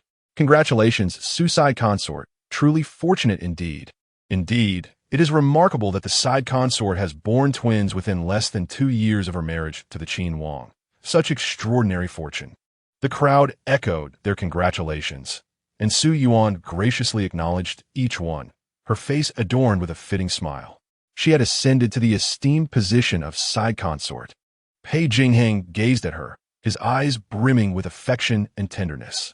Su Yuan, glancing at him, could not conceal her joy. Her eyes sparkled with delight. Jiang, wiping away tears of pride, reflected on her daughter, whom she had nurtured like a precious gem. She recalled how her heart had shattered when Su Yuan was carried into the royal residence in a humble sedan chair. Thankfully, her daughter had persevered and risen to the rank of side consort. Meanwhile, Lin and Lu's smiles had stiffened, their eyes nearly ablaze with fury. Lin clenched her fists, her nails digging into her palms, while Lu's jealousy turned her gaze a shade of crimson. Observing this scene, Sun maintained her serene expression, though a fleeting glimmer of turmoil flickered beneath her calm facade. Chapter 54. Intimacy as the clamor of the full moon banquet gradually subsided. The royal residence returned to its customary tranquility. Yuan, there have been some disturbances at several garrisons in Jizhou. His Majesty has commanded me to inspect the situation. Please take good care of the children while I am away. You are still in your confinement period, so there is no need for you to pay your respects. I have already spoken to the princess about it. Pei Jingxuan gently caressed Su Yuan's cheek, his gaze filled with reluctance. Su Yuan nodded obediently, adjusting his attire.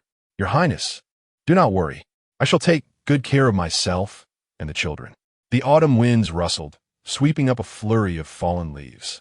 Pei Jingxuan rode forth on his steed, accompanied by his loyal guards, heading toward Jizhou. After his departure, Su Yuan remained nestled in the deer stream garden, observing her confinement. She had given birth to twins, a boy and a girl, and both her mother and maternal grandparents insisted on her resting well to restore her health. Each day, apart from tending to her children, she indulged in various nourishing soups, her complexion improving and her figure becoming increasingly plump. Yuaner and Lele grew more adorable by the day. Chubby and fair, Yuaner was calm and collected, rarely crying, while Lele was lively and playful, often bursting into laughter.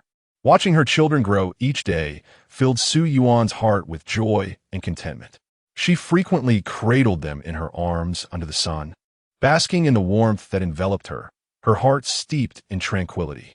2 wet nurses kept a watchful eye, while Lanji and Lzu occasionally teased the children, filling the courtyard with laughter and cheer.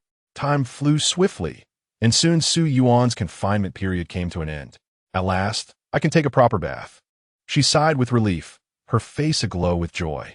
During the 2nd month of confinement, although she could use warm cloths for wiping, she felt that nothing could compare to a thorough bath.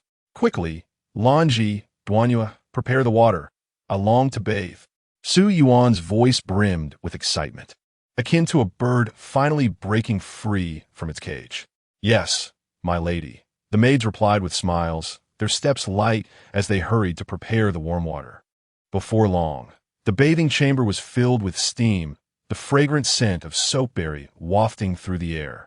Lanji and Duanyue carefully assisted Su Yuan into the bathtub, the warm water enveloping her body, easing the discomfort of her prolonged absence from bathing. With a contented sigh, Su Yuan closed her eyes, relishing this rare moment of relaxation. Lanji meticulously washed her, her fingertips gliding gently over every inch of skin, as if cherishing a precious treasure.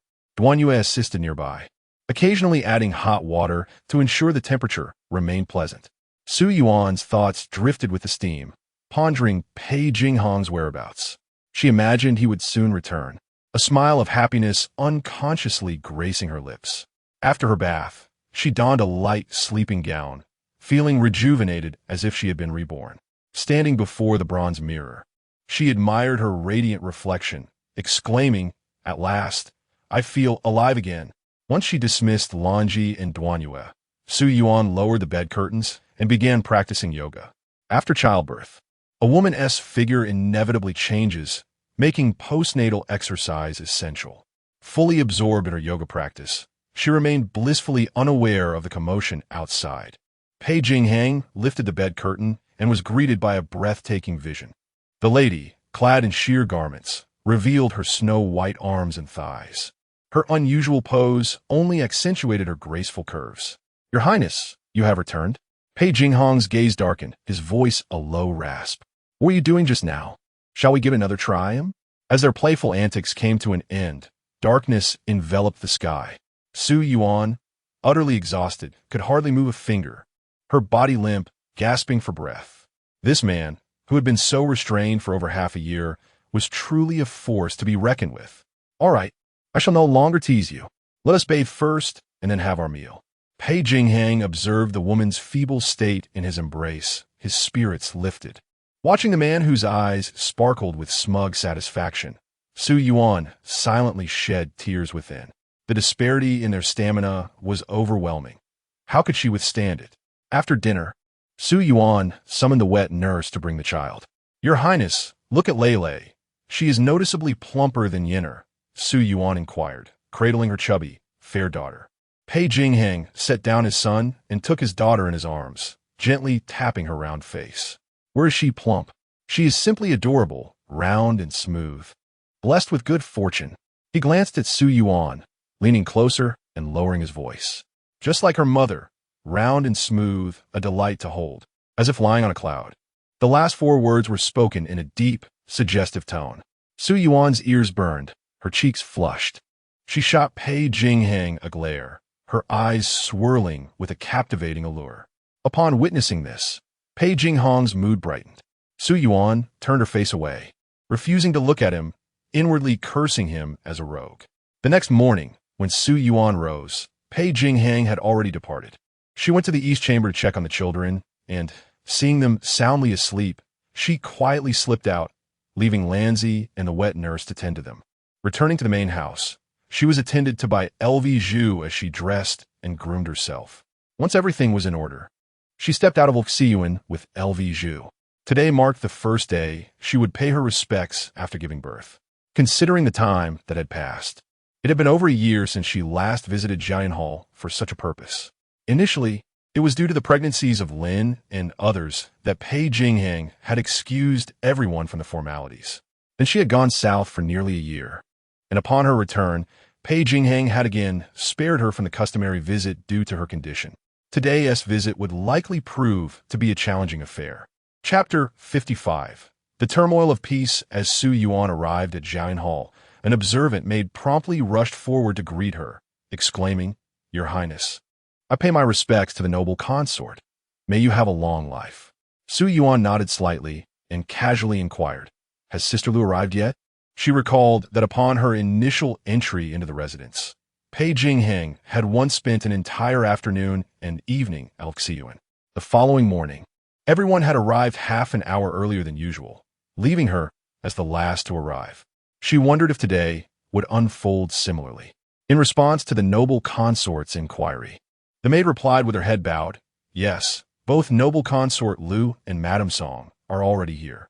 "Oh," Su Yuan responded indifferently, then proceeded toward the main hall. Upon seeing her, the servants in the courtyard quickly bowed and offered their greetings. Many discreetly scrutinized this woman, now the foremost in the inner quarters and the most favored by the Qin Wang. Clad in a smoke-purple brocade dress adorned with intricate floral patterns, with a jade hairpin nestled in her hair and exquisite pearl earrings glimmering at her ears, she was strikingly beautiful. Her features were exceptionally prominent, her complexion fair. However, her figure was voluptuous, lacking the ethereal grace that one might expect, instead exuding a somewhat alluring vulgarity. The maids internally compared themselves to her, harboring unspoken resentment. How could the prince be so enamored with her? Although Su Yuan possessed a more attractive visage than the princess and others, her temperament and figure paled in comparison. Was it perhaps due to her offspring? It was said that the prince was particularly fond of the dragon and phoenix twins she had borne. He had returned to the residence just yesterday, heading to Su Yuan, and only this morning did he come to Jian Hall to visit the second prince and the grand princess. which had infuriated the princess so much that she smashed several items after his departure. Unperturbed by the gazes of others, Su Yuan hastened towards the main hall. Inside, Lin was seated at the head, with Lu and Song flanking her. The three engaged in idle chatter, though their eyes would involuntarily flicker toward the entrance. "Your Highness, the noble consort has arrived," a young maid announced as she entered. Lin set down her tea, straightened her posture, and commanded, "Invite the noble consort to come forward." Upon entering, Su Yuan caught Lin's steady gaze, which momentarily flickered with a hint of coldness. "I pay my respects to your Highness. May you have a long life," Su Yuan said, bowing in reverence. Lin remained seated, not lifting her eyelids, her tone icy as she replied, "Rise. I hope you have finally recovered." Seated beside Lin, Lu stifled a giggle, saying, "What my sister the princess says is true. Sister Su has completed her month of confinement, and we can finally see her again." Su Yuan bowed again, her voice respectful. "Thank you, your Highness and Sister Lu, for your concern. I have indeed recovered well." Lin huffed coldly, her sharp gaze sweeping over Su Yuan. "That is good to hear. You are fortunate with this pregnancy. A dragon and phoenix together. His Highness is quite pleased." Lu seized the opportunity to interject, her tone laced with sarcasm. "Indeed, this dragon and phoenix pair is a harbinger of good fortune. It's no wonder His Highness chose to stay in your courtyard upon his return." Seeing the hint of spring in Su Yuan's eyes, Lu seethed with resentment, thinking, "This seductress, when she first entered the residence, she pretended to be so meek and unassuming, yet now she has everyone wrapped around her finger.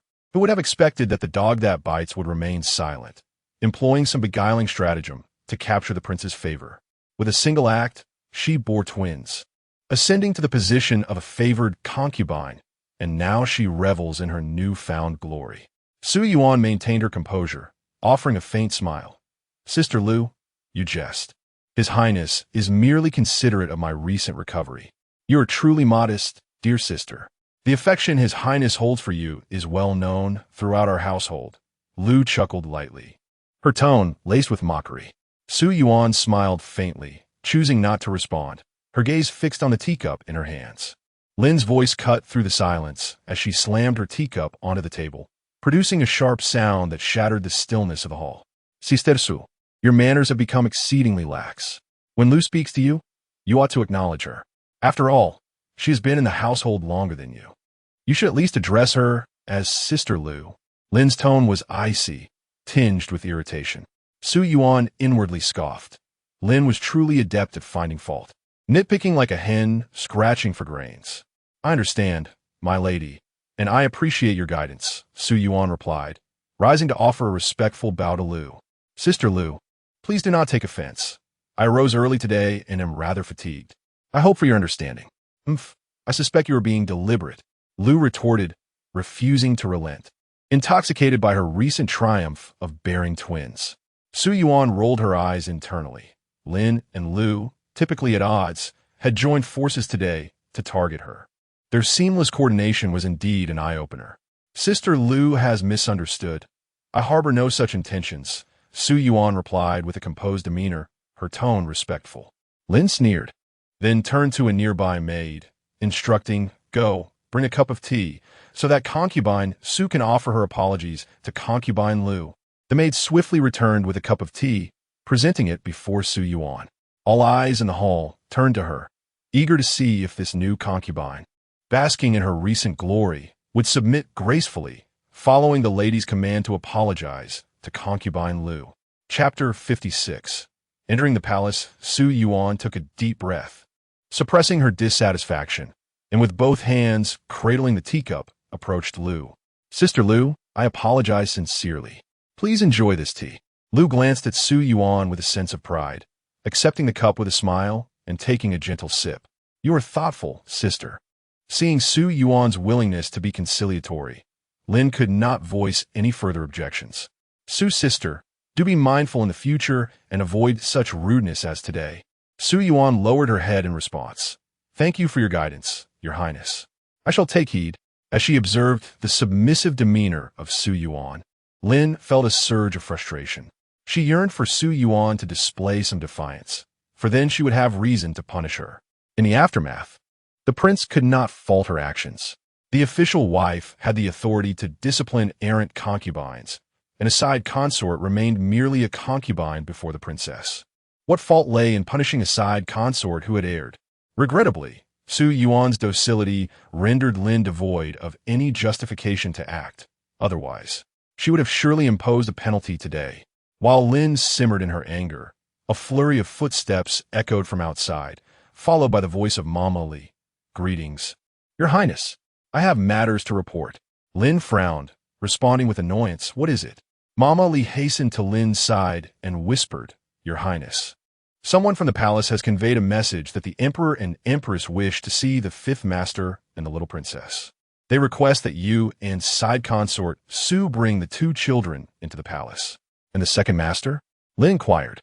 Replying to Your Highness, there was no mention of the second master. Mama Li hesitated but pressed on.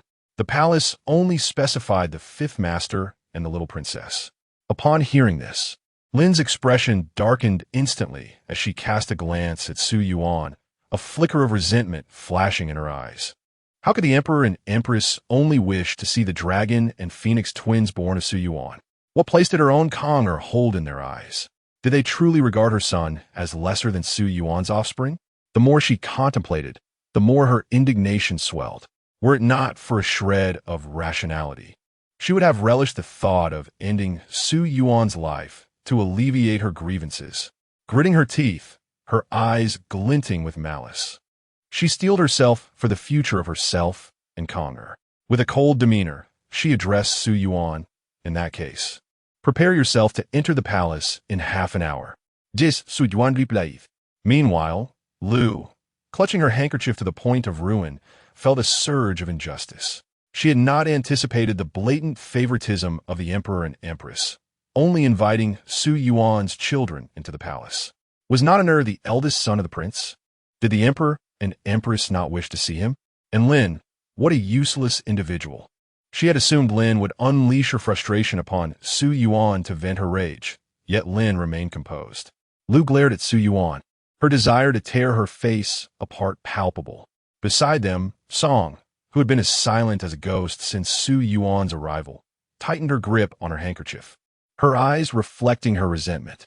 Why should Su Yuan's children gain the favor of the Emperor and Empress while her Yener was overlooked? They were all children of the prince.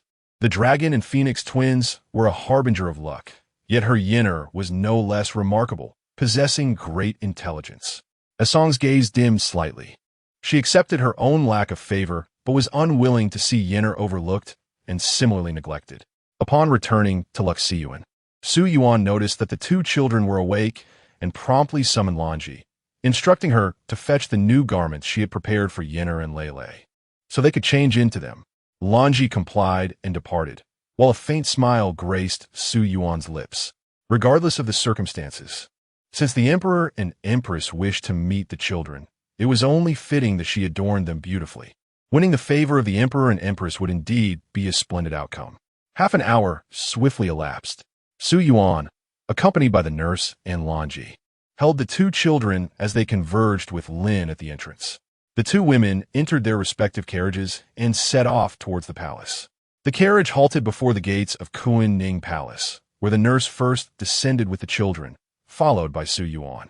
Within Kuan-Ning Palace, Emperor Jin Yuan and Empress Gu sat above, while Pei Jingxuan stood beside them with his hands clasped behind his back. The emperor, with hair graying and a square visage, possessed piercing eyes that exuded authority even in repose. Empress Gu, with a complexion as radiant as a full moon, delicate brows, and bright almond-shaped eyes, appeared significantly younger than her years, though her demeanor was cool and her gaze indifferent, lending a somewhat mismatched air of an elderly husband with a youthful wife. Lin and Su Yuan approached to pay their respects to the Emperor and Empress. No need for formalities, the Emperor waved his hand dismissively. Empress Gu's expression softened considerably upon seeing Lin and Su Yuan enter with the children, signaling to a nearby maid to bring the twins closer. The nurse promptly presented the two children before Emperor Jin Yuan and Empress Gu. The twins gazed at the Empress, cooing softly, prompting her to smile and exclaim, "Your Majesty." Look at Yenner and Lele. They are truly adorable. Indeed, this little princess is remarkably charming, fitting for my great-granddaughter. Emperor Jian Yuan beamed at Lele. Dressed in vibrant red garments, the children's fair faces appeared even more rosy. With exquisite features, large, bright eyes, and innocent smiles, they were undeniably endearing. Lin, observing the emperor and empress's fondness, felt a surge of resentment. The emperor continued to playfully engage the twins, his demeanor radiating warmth. Empress Gu, equally delighted, suggested, "Your Majesty, why not bestow them with small gifts?" Su Yuan's heart stirred at the prospect of receiving a reward. She glanced at Pei Jingxuan, only to find him seemingly indifferent. The emperor, upon hearing this, turned to the empress and said, "As you wish, what gifts do you propose?" Empress Gu replied gently, "Your Majesty, the little princess is so charming. Perhaps grant her a title and a fief." The emperor, upon hearing this, smiled broadly, "Very well. I shall bestow upon this child the title of Yongning Princess and grant her a fief of 300. Empress Gu smiled in agreement. "If your Majesty finds it appropriate, then it is indeed fitting. As for Yenner, being a boy, he should grow and earn his title through merit," the emperor continued. "As a grandfather, I shall gift him a peace talisman for his safety." Upon hearing the emperor's words, Pei Jingxuan and Su Yuan immediately stepped forward to express their gratitude.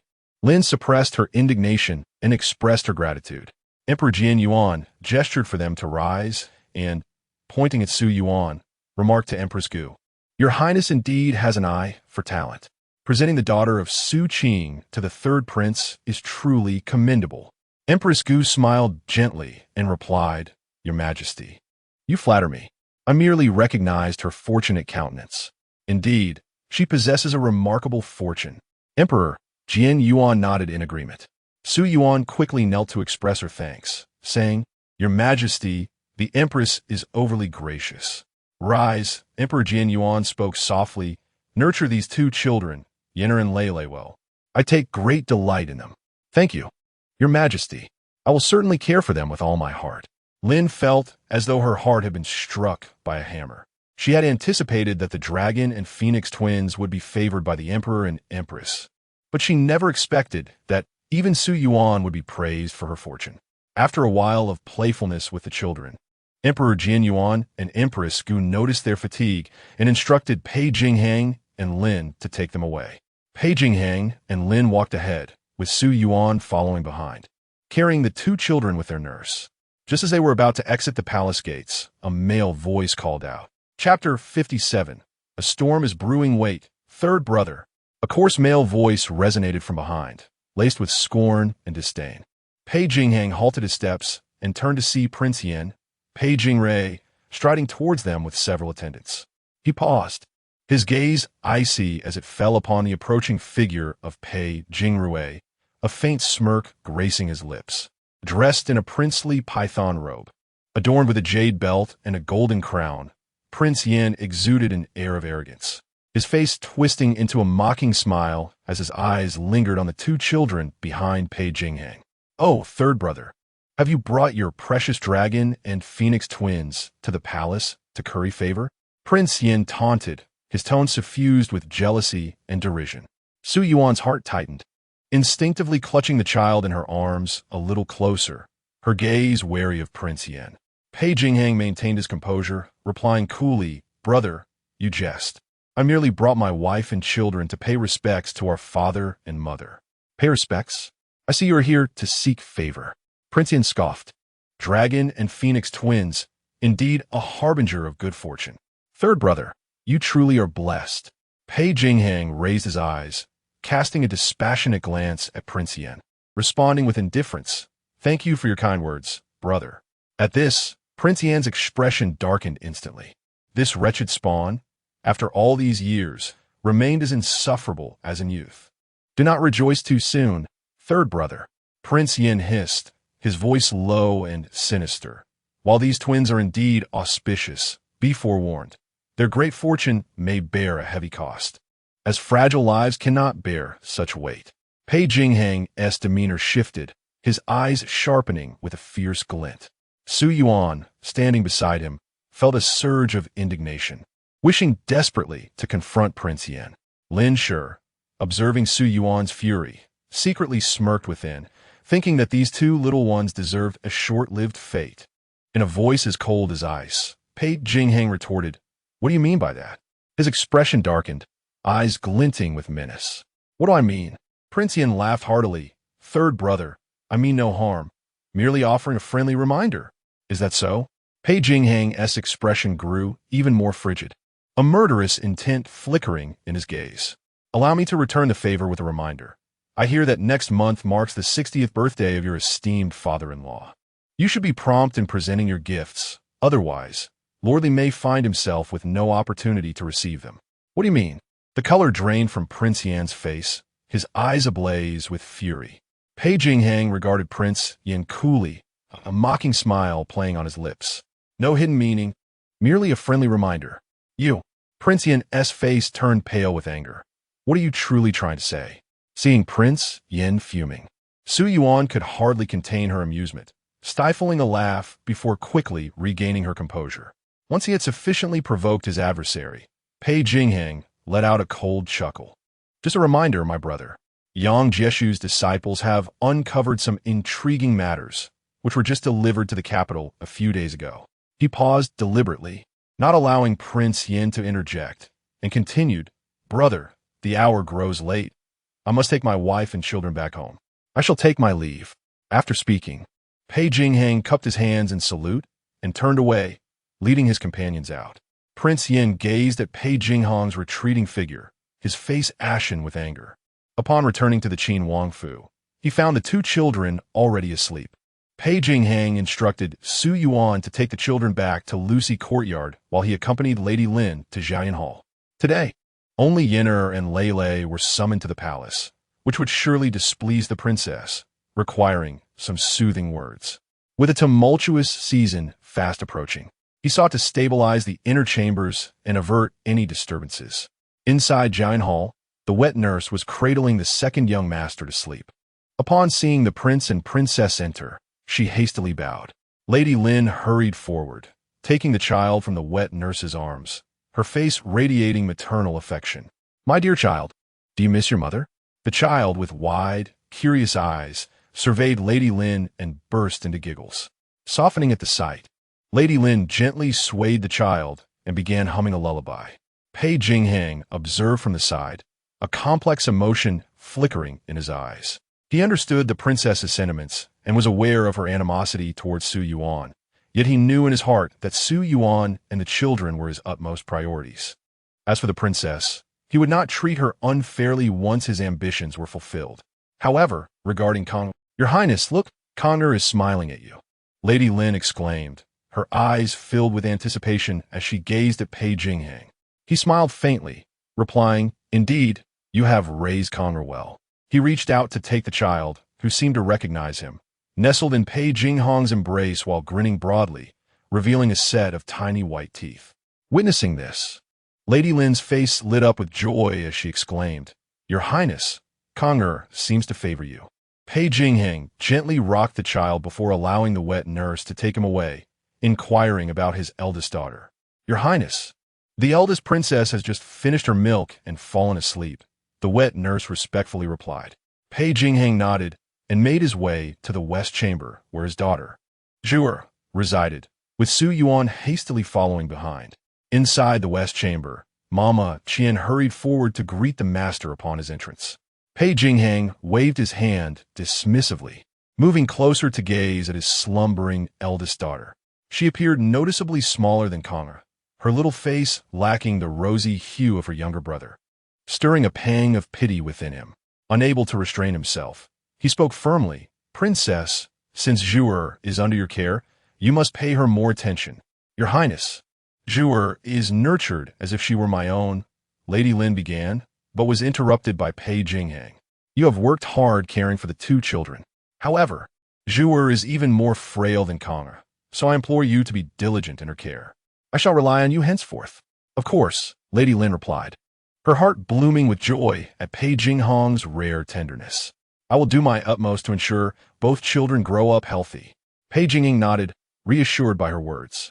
With your promise, I can rest easy. Noting the late hour, he added, I have matters to attend to and must return to my study. Lady Lin accompanied him to the door, her gaze lingering on his departing figure, a mixture of infatuation and resentment swirling in her eyes. In the study, the flickering candlelight illuminated Pei Jingxuan's stern visage. He sat at his desk, fingers lightly tapping the surface, lost in a myriad of thoughts. Your Highness, Mr. Wang has arrived. Fu Shun reported softly. Let him in, Pei Jingxuan commanded in a low voice. Wang Yunruo entered and bowed respectfully to Pei Jingxuan. Yunruo, since Yang Jieshu's disciple has already presented evidence and successfully gained entry to the prince's residence, can the subsequent matters be arranged accordingly? Pei Jingxuan inquired directly. Wang Yunruo clasped his hands and replied, Your Highness, rest assured. Our people have delivered the transgressions and evidence against the prince's milk brother to the office of Inspector Yin. It is likely that Inspector Yin is already aware and conducting an investigation. I believe he will soon impeach the prince. Pei Jingxuan nodded and then asked, Has there been any movement from the prince's side?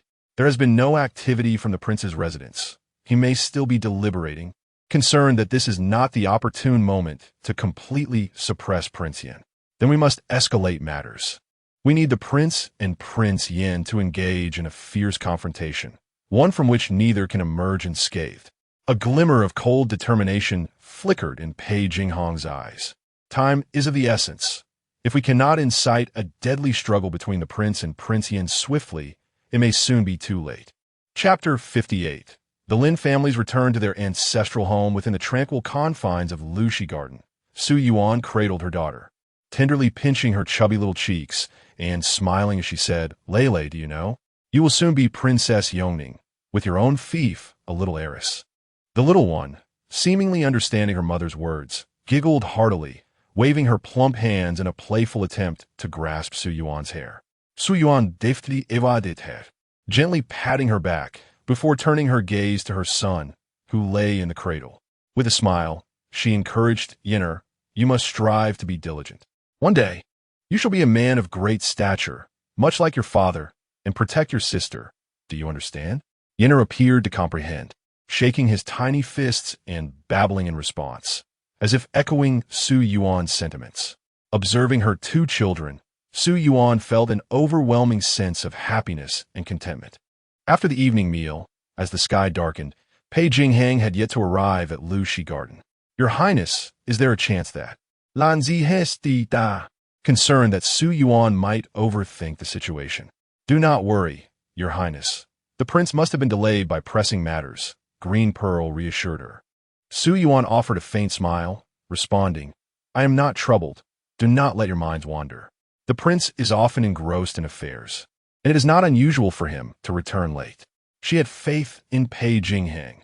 Once he had made a promise, he would undoubtedly fulfill it. Even if he were to falter, she could simply withdraw her affections. Regardless, she would continue to serve him diligently, striving to secure the best life for herself and her children. As the night deepened and the hour for rest approached, Su Yuan still had not received word from Pei Jingxuan. Just as she leaned against the bedside, on the verge of slumber, the door creaked open softly. Pei Jingxuan entered. Weariness etched upon his features. Why are you still awake? He inquired gently, approaching the bedside. I am not tired yet, Su Yuan replied, shaking her head and smiling up at him. What brings you home so late today? Pei Jingxuan settled beside her, explaining. There were discussions of state matters that ran longer than anticipated. In the future, do not wait for me. You should rest early. However, Su Yuan shook her head, insisting, If I do not wait for you, how can I possibly sleep? Very well. Once this busy period passes, I shall make it a point to return earlier at night. Pei Jingxuan said, a hint of a smile gracing his brow. He removed his outer robe and boots, lying down beside her, and began recounting his visit to Zhaoyan Hall on his way back to the estate. Today, the affairs of the palace left the princess quite displeased. He visited Kongar on Shuar to soothe her feelings. Su Yuan nodded in understanding, remaining silent. Pei Jingxuan took her hand and continued. Yet, the princess remains vexed.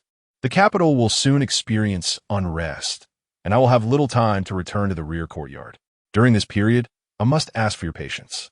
Earlier that evening, Fu Shun had reported that after his departure from Jiayan Hall, the Lin matriarch had thrown a fit, smashing various items. He surmised the cause of her rage, but preferred to avoid further confrontation that night.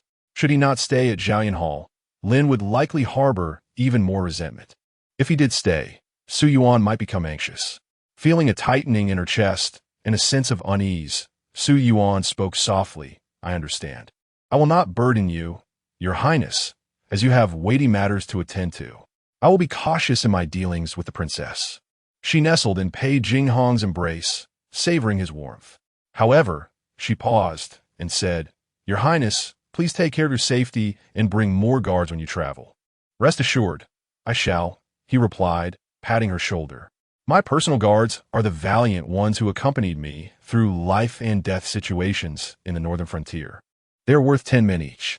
Su Yuan nodded, feeling a semblance of reassurance. She was aware of the prowess of Pei Jingxuan's guards, yet she hoped he would take additional ones for utmost safety. Observing her concern for his well-being, Pei Jingxuan felt a wave of guilt wash over him. He knew he had put her in a difficult position. I've instructed Granny Li and Fu Shun to keep an eye on things. It will all be fine after this period. Su Yuan shook her head gently, responding, I am fine, Your Highness. There is no need for concern. I cannot be of much help, but at the very least, I can refrain from causing any trouble, so you need not be distracted. Pei Jingxuan tightened his embrace. He leaned down to plant a soft kiss on her forehead, murmuring, Sleep now. He wished for her to feel at ease in the deer stream courtyard. He vowed to protect her, safeguard their child, and provide the best for both her and the baby. The night passed in silence. The following day, Su Yuan rose early, completed her morning routines, and dressed appropriately to pay her respects to Lady Lin in the main hall. Duan Yu attended to her, while Lu Zhu had yet to arrive. Why hasn't Lu Zhu come yet? Duan Yu, sensing something amiss, stepped to the door to check. Before long, Lu Zhu hurried in, her face alight with joy. Your Highness, there is no need to pay your respects today. Su Yuan furrowed her brow, inquiring, What has happened? Lu Zhu replied with a smile, Just now, news came from Jiayan Hall stating that the princess returned to the Earl's residence early this morning, advising you not to visit. The princess has returned to the Earl's residence? Lu Zhu nodded. I inquired, and she left at dawn. Su Yuan was taken aback. Why would Lady Lin return so early? Could yesterday's events have affected her? I understand now, Su Yuan said, nodding, though a sense of unease lingered in her heart. Should I inquire further about why the princess suddenly returned to her family? Lu Zhu suggested. Su Yuan shook her head, responding calmly, No, it is not necessary. The reason for Lady Lin's return to the Earl's residence will eventually come to light. By not going to pay my respects today, I can spend more time with the children, avoiding the combined difficulties posed by Lady Lin and Lady Lu, thus sparing myself from their cold jests. Besides, the Earl does not hold dominion over the Qin Wangfu. If the sky were to fall, it will be supported by someone tall. She resolved to remain in the Deer Stream courtyard, focusing on nurturing her children, entrusting everything to Pei Jingxuan. Chapter 59. A sudden change in the ensuing weeks. Pei Jingxuan adhered to his word, never once setting foot in the rear courtyard. However, he occasionally instructed Fu Shun to convey snippets of information to Su Yuan, inquiring about her well-being and the children. Su Yuan continued her daily visits to Jiayan Hall to pay her respects to Madame Lin, maintaining a humble demeanor while silently enduring the combined pressures from both Madame Lin and Madame Lu. As the days of Pei Jingxuan's absence from the rear courtyard stretched on, it seemed that both ladies, observing her waning favor and the absence of Pei Jingxuan, began to temper their verbal jabs. Nevertheless, Su Yuan noted a glint of malice in Madame Lin's gaze, cold and venomous like a serpent's flickering tongue, sending chills down her spine. This realization prompted her to exercise even greater caution. She discreetly instructed her staff to vigilantly guard Su Yuan, with particular attention to the dietary and daily routines of the twins, ensuring that no oversight could be exploited. As the 12th month arrived, the biting cold settled in, freezing droplets into ice. The second young master inadvertently caught a chill, leaving Madame Lin in a state of frantic concern, wholly devoted to her son's care, thus neglecting the customary greetings to others. During this harsh winter, Su Yuan found solace in her retreat at Su Yuan, cherishing the opportunity to nurture her children without the daily strain of morning encounters, which uplifted her spirits significantly. The twins grew more lively with each passing day. A simple jest would elicit continuous laughter from Lele, while Yin Yin would graciously reciprocate with his toothless grin. Su Yuan's heart melted at their antics, and she cherished them in her arms, reluctant to set them down. On the evening of the 5th day of the 12th month, Pei Jingxuan finally arrived at Su Yuan. He appeared somewhat fatigued, yet a gentle smile illuminated his face upon seeing Su Yuan. Her heart leapt with joy as she swiftly instructed the servants to prepare tea and brought the children to him, playfully exclaiming, "Yin Yin, Lele, come greet your father." The twins lay on the kong, their round eyes sparkling as they babbled excitedly. Pei Jingxuan cradled his daughter, his expression brimming with affection. Watching from the side, Su Yuan lifted her son, her heart swelling with warmth. Noticing her gaze, Pei Jingxuan turned to her, his eyes softening. "Yin Yin, I caused you distress a few days ago. Did you miss me?" His voice was tender, intoxicating in its warmth. Su Yuan felt a blush creep on her cheeks as she lowered her eyes and nodded. Pei Jingxuan's gaze flickered, a smile tugging at his lips as he took her hand, guiding her to sit beside him, their fingers entwined.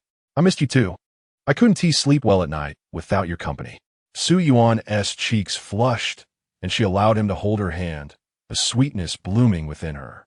They lingered in each other's warmth for a moment, before Pei Jingxuan turned his attention to the twins, asking, "Yin Yin, Lele, did you miss your father?" The twins responded eagerly, with Lele babbling incessantly, seemingly answering his question, while Yin Yin chimed in with a few sounds of agreement.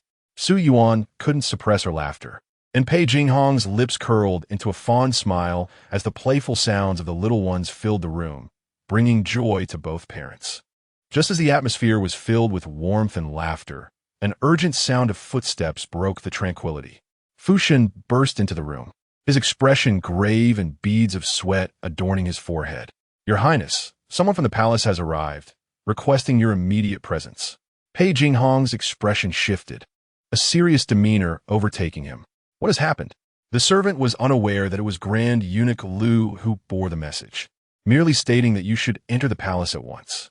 Never had Fu Shen's expression appeared so grim, more frightening than when he reported the incident at the flower banquet to the princess and others. Su Yuan could not help but feel a sense of unease as she grasped Pei Jingxuan's hand and asked, "Your Highness?" Pei Jingxuan gently patted her hand and replied softly, "Do not worry. My father merely summons me for a matter. I shall return in the evening to dine with you." Su Yuan nodded, adding, "Your Highness, please take more guard with you." Pei Jingxuan slightly inclined his head and hurriedly departed with Fu Shen. Su Yuan gazed at his retreating figure, a flicker of concern crossing her eyes. However, Pei Jingxuan did not keep his word. His departure was akin to a stone sinking into the sea, and he did not return home for several days, with Fu Shen failing to send any news. Su Yuan's anxiety deepened. She worried for Pei Jingxuan and his circumstances. She instructed Elju to seek information, but the response was disheartening. After the prince entered the palace that day, several officials from nearby also went in. Currently, the capital was under martial law, with patrols of the Qingyi guards on the streets, and the populace was in a state of apprehension. Old Madame Li severely punished several servants caught erring, attempting to quell the restless hearts. Movement within the residence was strictly prohibited, and inquiries for news were met with even greater restrictions on the servants. After hearing Elju's account, Su Yuan sat in a daze on the kong for a long while before regaining her senses. She felt anxious and restless, wishing to return to her family to inquire about the news, but old Madame Li advised against it, stating that Pei Jingxuan had instructed Su Fei to remain in the residence patiently until his return. Old Madame Li further counseled that her father had also entered the palace that day and had yet to return. Going back now would yield no news. It would be better to heed the prince's words and wait quietly in the residence. With no other choice, Su Yuan remained in the Su Yuan, hoping for the safe return of Pei Jingxuan and her father. Yet, on that deep night, old Madame Li suddenly arrived at Su Yuan quietly, her expression grave. Chapter 60. The Emperor's demise. Madame Li lowered her voice and said urgently, "Your Highness, quickly, take young Master Wu and the little princess. I shall escort you." Su Yuan stared at Madame Li in astonishment, noticing her grave expression and the urgency in her eyes, which left no room for jest. "Madam, what has happened?" Su Yuan's heart tightened, a premonition of dread stirring within her. Madame Li offered no further explanation, instead producing a letter from her sleeve and handing it to her. "Your Highness will understand upon reading this. His Highness has instructed me to ensure your safe departure along with young Master Wu and the little princess." Su Yuan accepted the letter, unfolding it to reveal the distinct handwriting of Pei Jingxuan. During their time in Jinling, he had taught her to practice his script, and she recognized it instantly. His calligraphy, much like his character, was bold and vigorous. The letter contained only a few terse lines, yet conveyed an undeniable urgency. "Yuan, Yuan, take the children and depart swiftly with Madame Li. Do not linger." A tremor coursed through Su Yuan, her hand trembling involuntarily.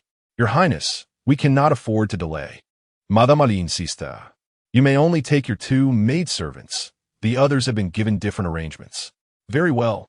Su Yuan, though filled with questions, understood that now was not the time for inquiries. She tucked the letter into her sleeve and instructed Lu Zhu to hasten her packing, while she went to the east wing to gather the children. Since Pei Jingxuan had not come to attend to her at night, she had previously sent away Wang Mama and the others to rest, leaving only Lu Zhu to keep her company, which now proved fortuitous.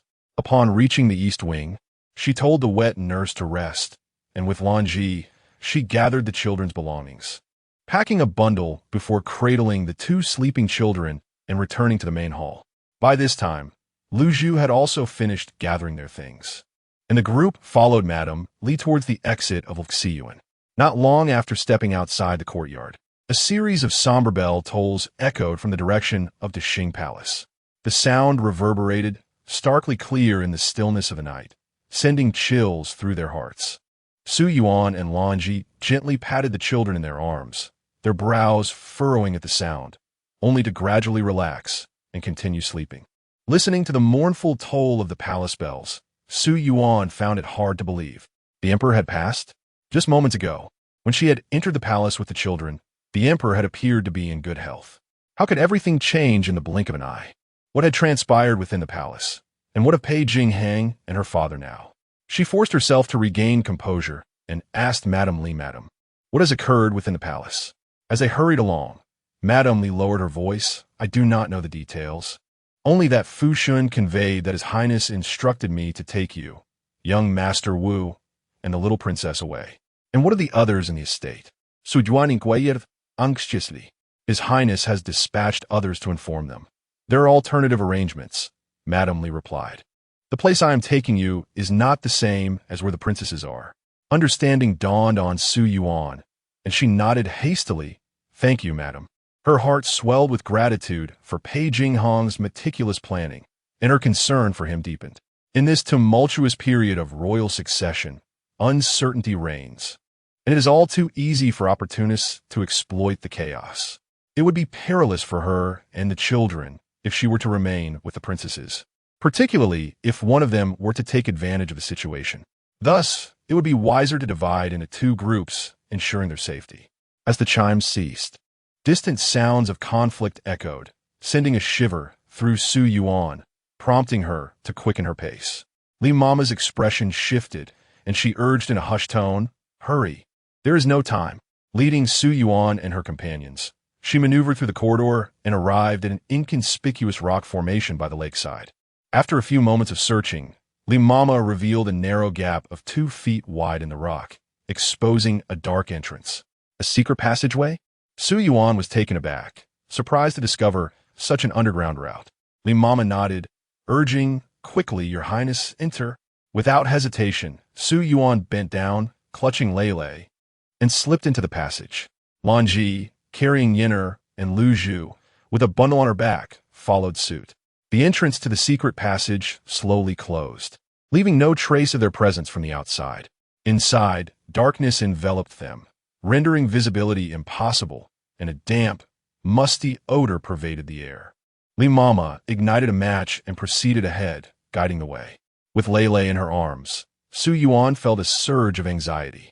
She was unaware of where this passage led or what awaited her and her child. Yet, she knew she had to trust Pei Jingxuan, believing that he would come to their rescue. Taking a deep breath, she endeavored to steady her nerves and followed the mama as they ventured deeper. Fortunately, the two children remained undisturbed, sleeping soundly in their guardian's embrace. After navigating several forks in the path, Limama came to a halt and lit a torch affixed to the stone wall, illuminating a small realm before them. Chapter 61.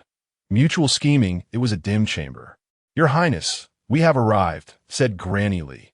Su Yuan lifted her gaze, observing the small, shadowy room furnished with a thickly layered bed and a small door leading to an unknown destination.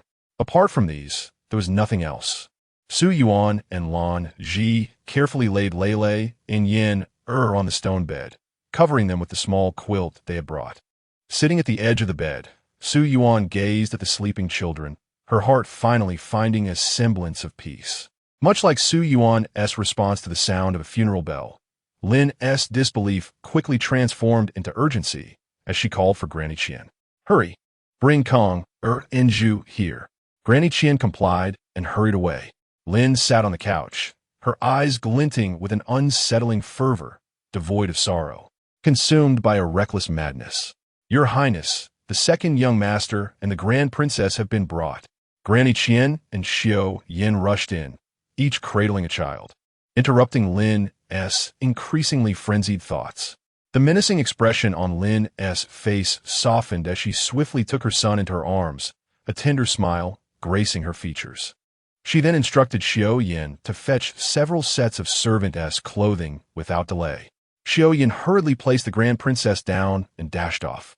Before long, Xiao Yin returned with a bundle of garments. "Your Highness, we only found one set of children's clothing in the yard." Upon hearing this, Lin glanced at her son, who was blissfully asleep in her embrace, and then at Zhu, who was curiously observing her, a flicker of conflict appearing in her eyes. Yet in the next moment, she ordered Xiao Yin to remove the exquisite jacket from Pei Mingzhu and wrap her in a maid's cloak. In a swift motion, Lin stripped Pei Mingkong of his inner and outer garments, dressing him in the sole ordinary outfit for children. Subsequently, Lin promptly changed out of her opulent attire, donning a drab winter coat of a servant, and discarded her ornate hairpins, covering her hair with a plain scarf. "Granny, have you seen that old hag Li?" Lin inquired. Granny Qin shook her head. "I have not seen that old pious woman. She must be hiding somewhere." Lin's gaze turned steely. "Find her. If you do, drag her out and kill her, abandoning her master to flee for her life. I shall end her today, and the prince shall have no grounds for reproach. Your Highness, now is not the time to contend with that old hag. Once we safely weather this night, she will be at your mercy," Granny Qin cautioned. Lin nodded, acknowledging the wisdom in her words. "You are right, Granny. We must quickly find a secure place to hide. We cannot remain in Zhaoyan Hall. Let's retreat to the storeroom." "Yes, Your Highness." Meanwhile, Lu and Sun, with their children in tow, followed the individuals dispatched by Pei Jingxuan, departing the courtyard early through a secret passage, successfully concealing themselves in an inconspicuous residence adjacent to the royal mansion. Once settled in the house, within Lu's room, the wet nurse and others were soothing the two children. Lu pulled her personal maid aside and asked, "Have matters been handled properly?" "Your Highness, rest assured, the individuals sent by the prince to Zhaoyan Hall have been dealt with by our people. Yet unfortunately, we have suffered significant losses," Ziyun lamented. A flicker of astonishment crossed Lu's eyes. "Have all three of them perished?" "Indeed, the prowess of His Highness's men is formidable, and ours stand no chance." Ziyun lowered her gaze, realizing that only by exchanging lives could she rid herself of these individuals. Having devised a disguise, she concluded that when the time came for inquiries, it would be deemed merely unfortunate luck for the unfortunate soul who encountered the chaotic soldiers. Although Lu felt a pang of sorrow, those three were skilled individuals painstakingly nurtured by her family. She quickly reassessed her thoughts. Keeping Lin and her lowly offspring within the estate while facing the tumultuous soldiers seemed a worthwhile trade. Let Lin and that wretched child await their descent into hell. Lin presumed that her son, being of legitimate birth, could overshadow and standing. How naive. Even if Lin were to miraculously escape with her life. What honor could a princess possess after being trampled by chaotic soldiers? She was eager to witness how Lin would maintain her position as princess thereafter. With a mother who had lost her virtue, that lowly child would never aspire to rise above their station. Were it not for the complications arising from her men storming into Jian Hall, she would have relished the opportunity to personally consign Lin to perdition. Outside the Qin Wangfu, the sounds of battle grew increasingly fierce. Lin, cradling her son, along with Nurse Qian and Su Yuan, who held Pei Mingzhu, stealthily navigated their way to the storeroom under the dim light of the moon. To prevent the cries of the two children from attracting the chaotic soldiers, Nurse Qian had procured a soporific, allowing the children to drift into a deep slumber. As they traversed the passageway leading from Jian Hall to the storeroom, Lin suddenly let out a startled cry. Chapter 62. The Lin family's poisonous scheme. Granny Qian hurriedly shielded her in her embrace, momentarily disregarding status. As she pressed her hand firmly over the girl's mouth. Your Highness, what is the matter? Please do not cry out. It may attract the chaotic soldiers. Su Yuan tightly clutched the Grand Princess in her arms. Your Highness, what has happened? Something just grabbed my ankle. Lin spoke through sobs, her eyes wide with terror, instinctively tightening her hold on her son. Granny Qian's heart raced. What? Where is it? The moonlight was dim, with towering crimson walls flanking either side, casting deep shadows in the corners. On the weathered red walls, dark, mottled stains were visible. Granny Qian strained her eyes in the moonlight, and in the corner shadow lay a dark figure. A chill ran through her, prompting her to instinctively step back with Lin. The three gasped as they heard the figure emit a sharp intake of breath. Granny Qian, that is, a person. Just as Granny Qian uttered these words, the shadow stirred, crawling slowly from the corner and raising its head towards them. Lady, your Highness, I am Fulu. Upon recognizing the figure's face, Lin and Granny Qian gasped in astonishment. Fulu? How'd you end up like this? Fu Lu's complexion was ashen, appearing almost lifeless under the moonlight, and as he moved, a dark red stain began to spread beneath him. In a faint whisper, he urged, Your Highness, you must hurry to the west side of the garden, by the white plum tree. There is a hidden door. Press the plump blossom relief on the wall. It leads to the neighboring estate. It is safe. Quickly. What is happening? Lin exclaimed in shock. Are you here to rescue us? It is His Highness who ordered me to fetch you. I was attacked. Fu Lu's voice trailed off, his eyes gradually closing, his head slumping heavily to the ground, lifeless. Lin's face turned pale as she stared at Fu Lu's lifeless form, her heart a tumult of emotions. Prince Pei Jingxuan had sent Fu Lu to retrieve her. Yet Fu Lu had been attacked. Had they not fled themselves, they might have been left to await death in Jian Hall. Who had assaulted Fu Lu? What shall we do now, Your Highness? Where shall we go? Granny Qian looked to Lin. To the estate Fu Lu mentioned? No. We will follow the original plan and head to the storeroom. A wild gleam flickered in Lin's eyes as she gripped Granny Qian's hand tightly, her nails digging painfully into Granny Qian's flesh. Granny, you are the person I trust most. There is something I need you to do. Granny Qian winced in pain, but, seeing the frenzied yet exhilarated look in Lin's eyes, she gritted her teeth and returned the grip. Your Highness, speak, and I will risk my life to assist you. You will wait at the corner gate for my brother, bring him to the white plum tree in the garden, tell him about the mechanism of the hidden door, and instruct him to eliminate those vile people and their spawn in that estate.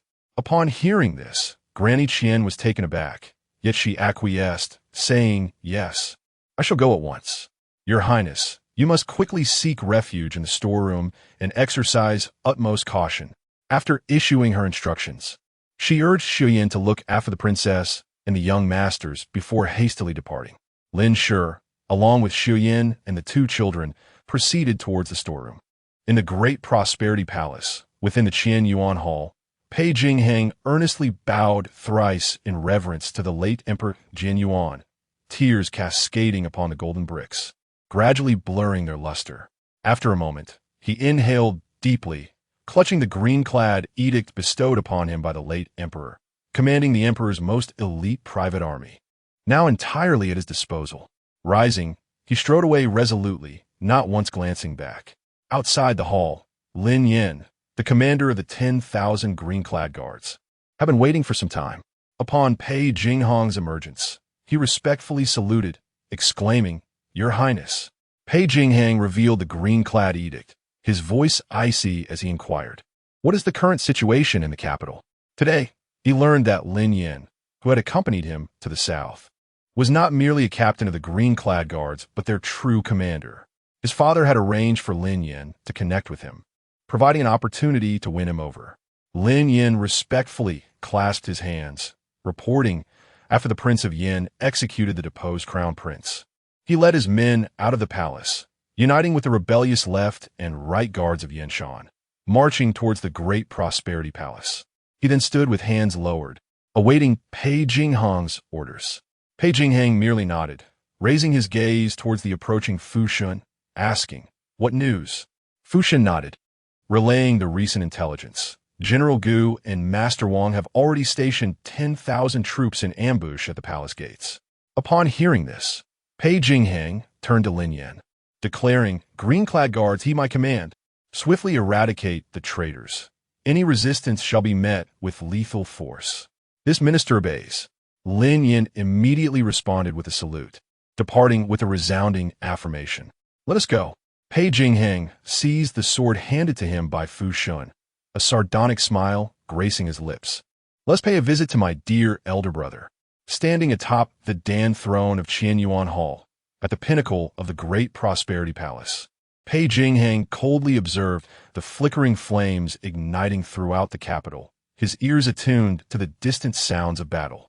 Gazing over the imperial city, a bloodthirsty smile curled upon his lips.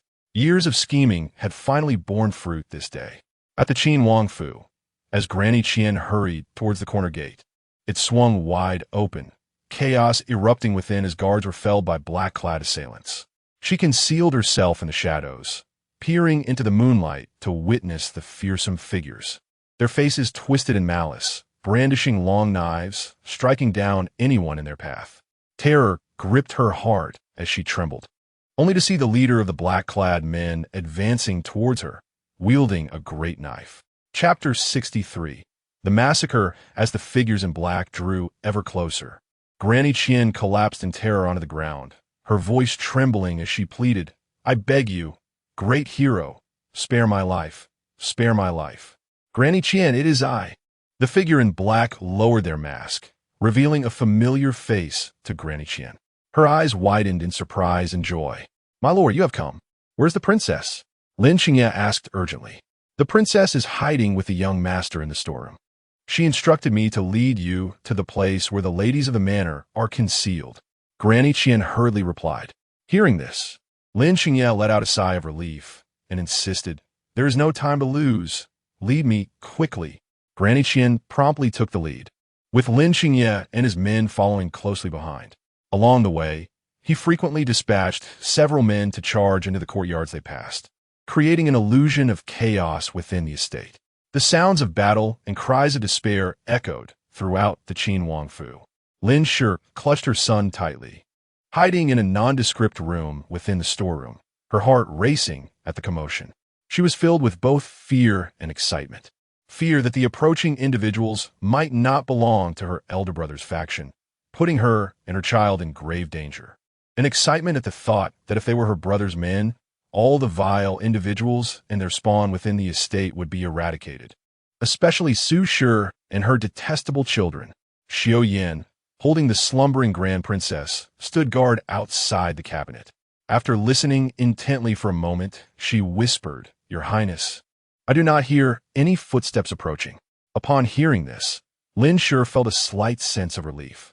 In the dim room, Yenner and Lele remained fast asleep, while Su Yuan grew increasingly restless.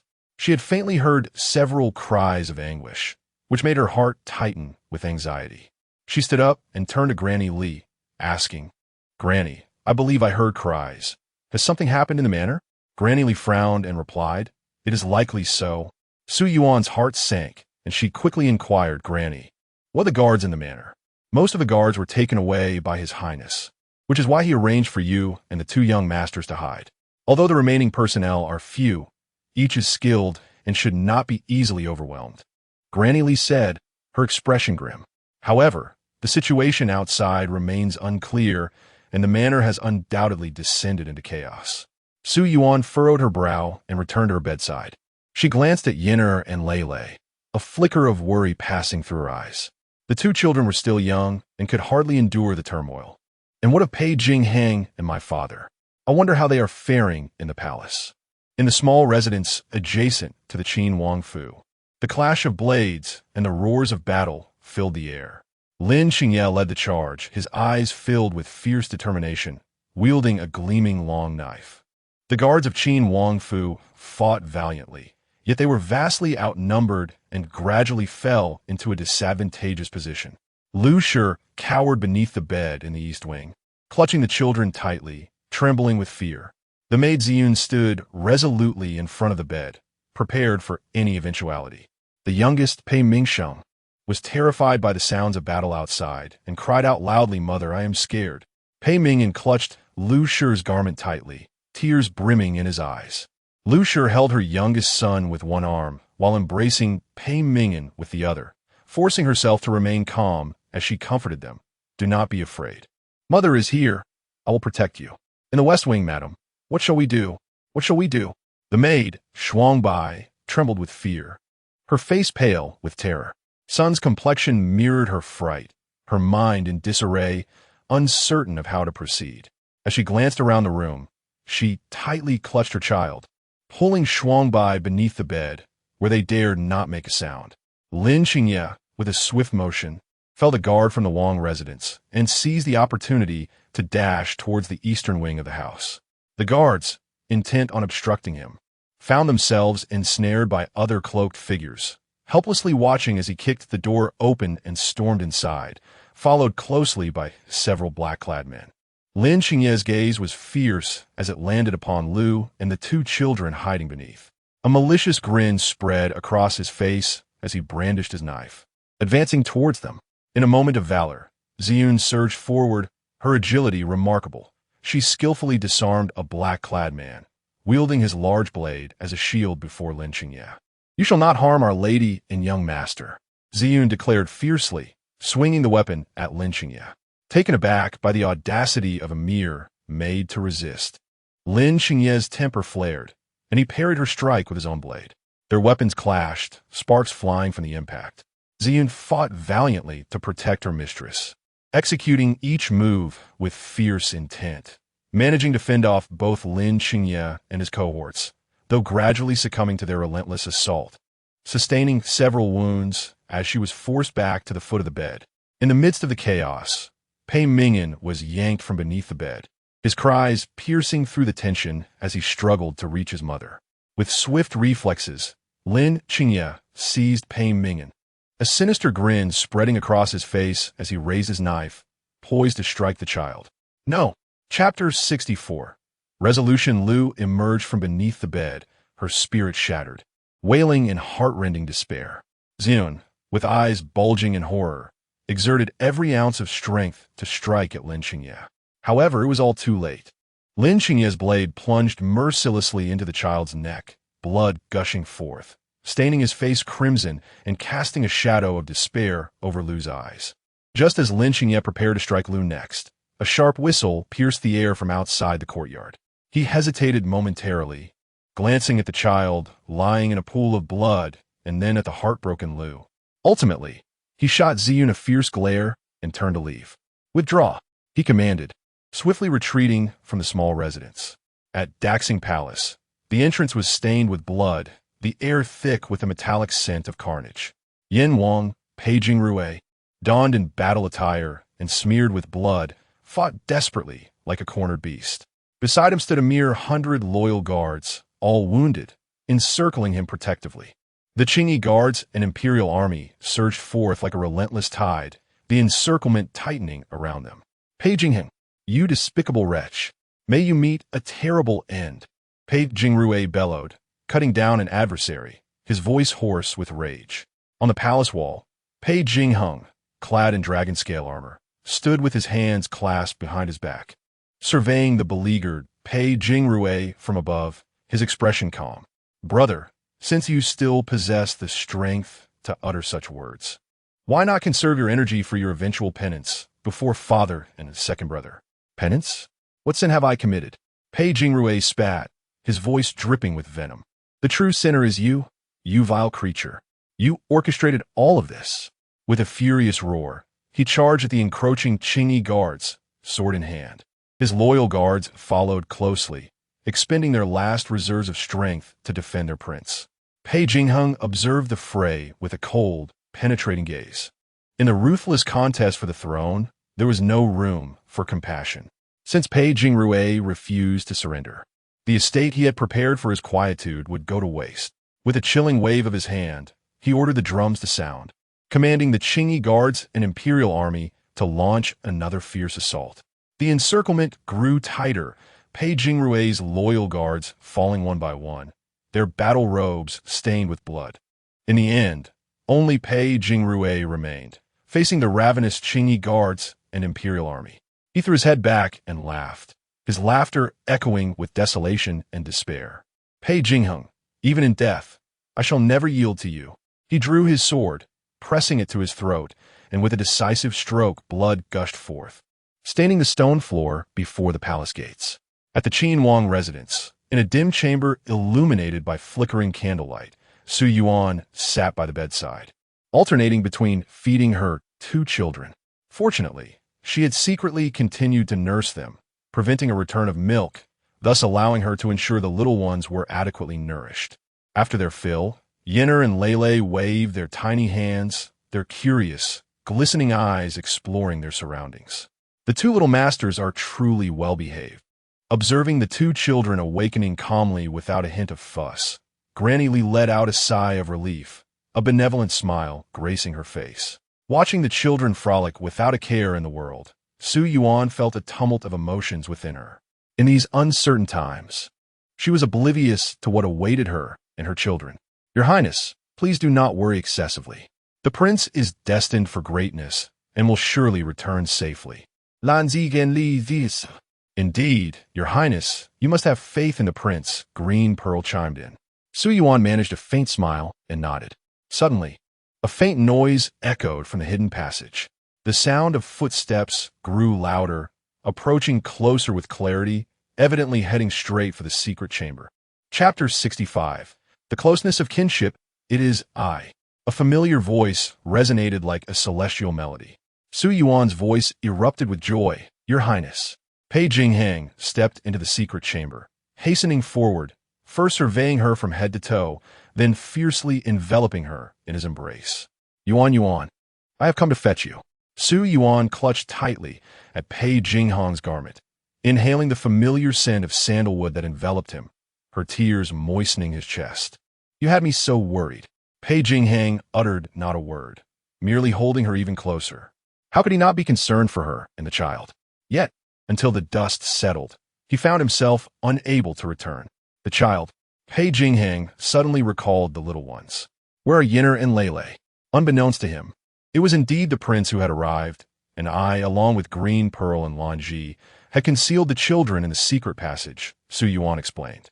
Upon hearing this, Pei Jingxuan found himself at a loss, unsure whether to commend her caution or chastise her boldness.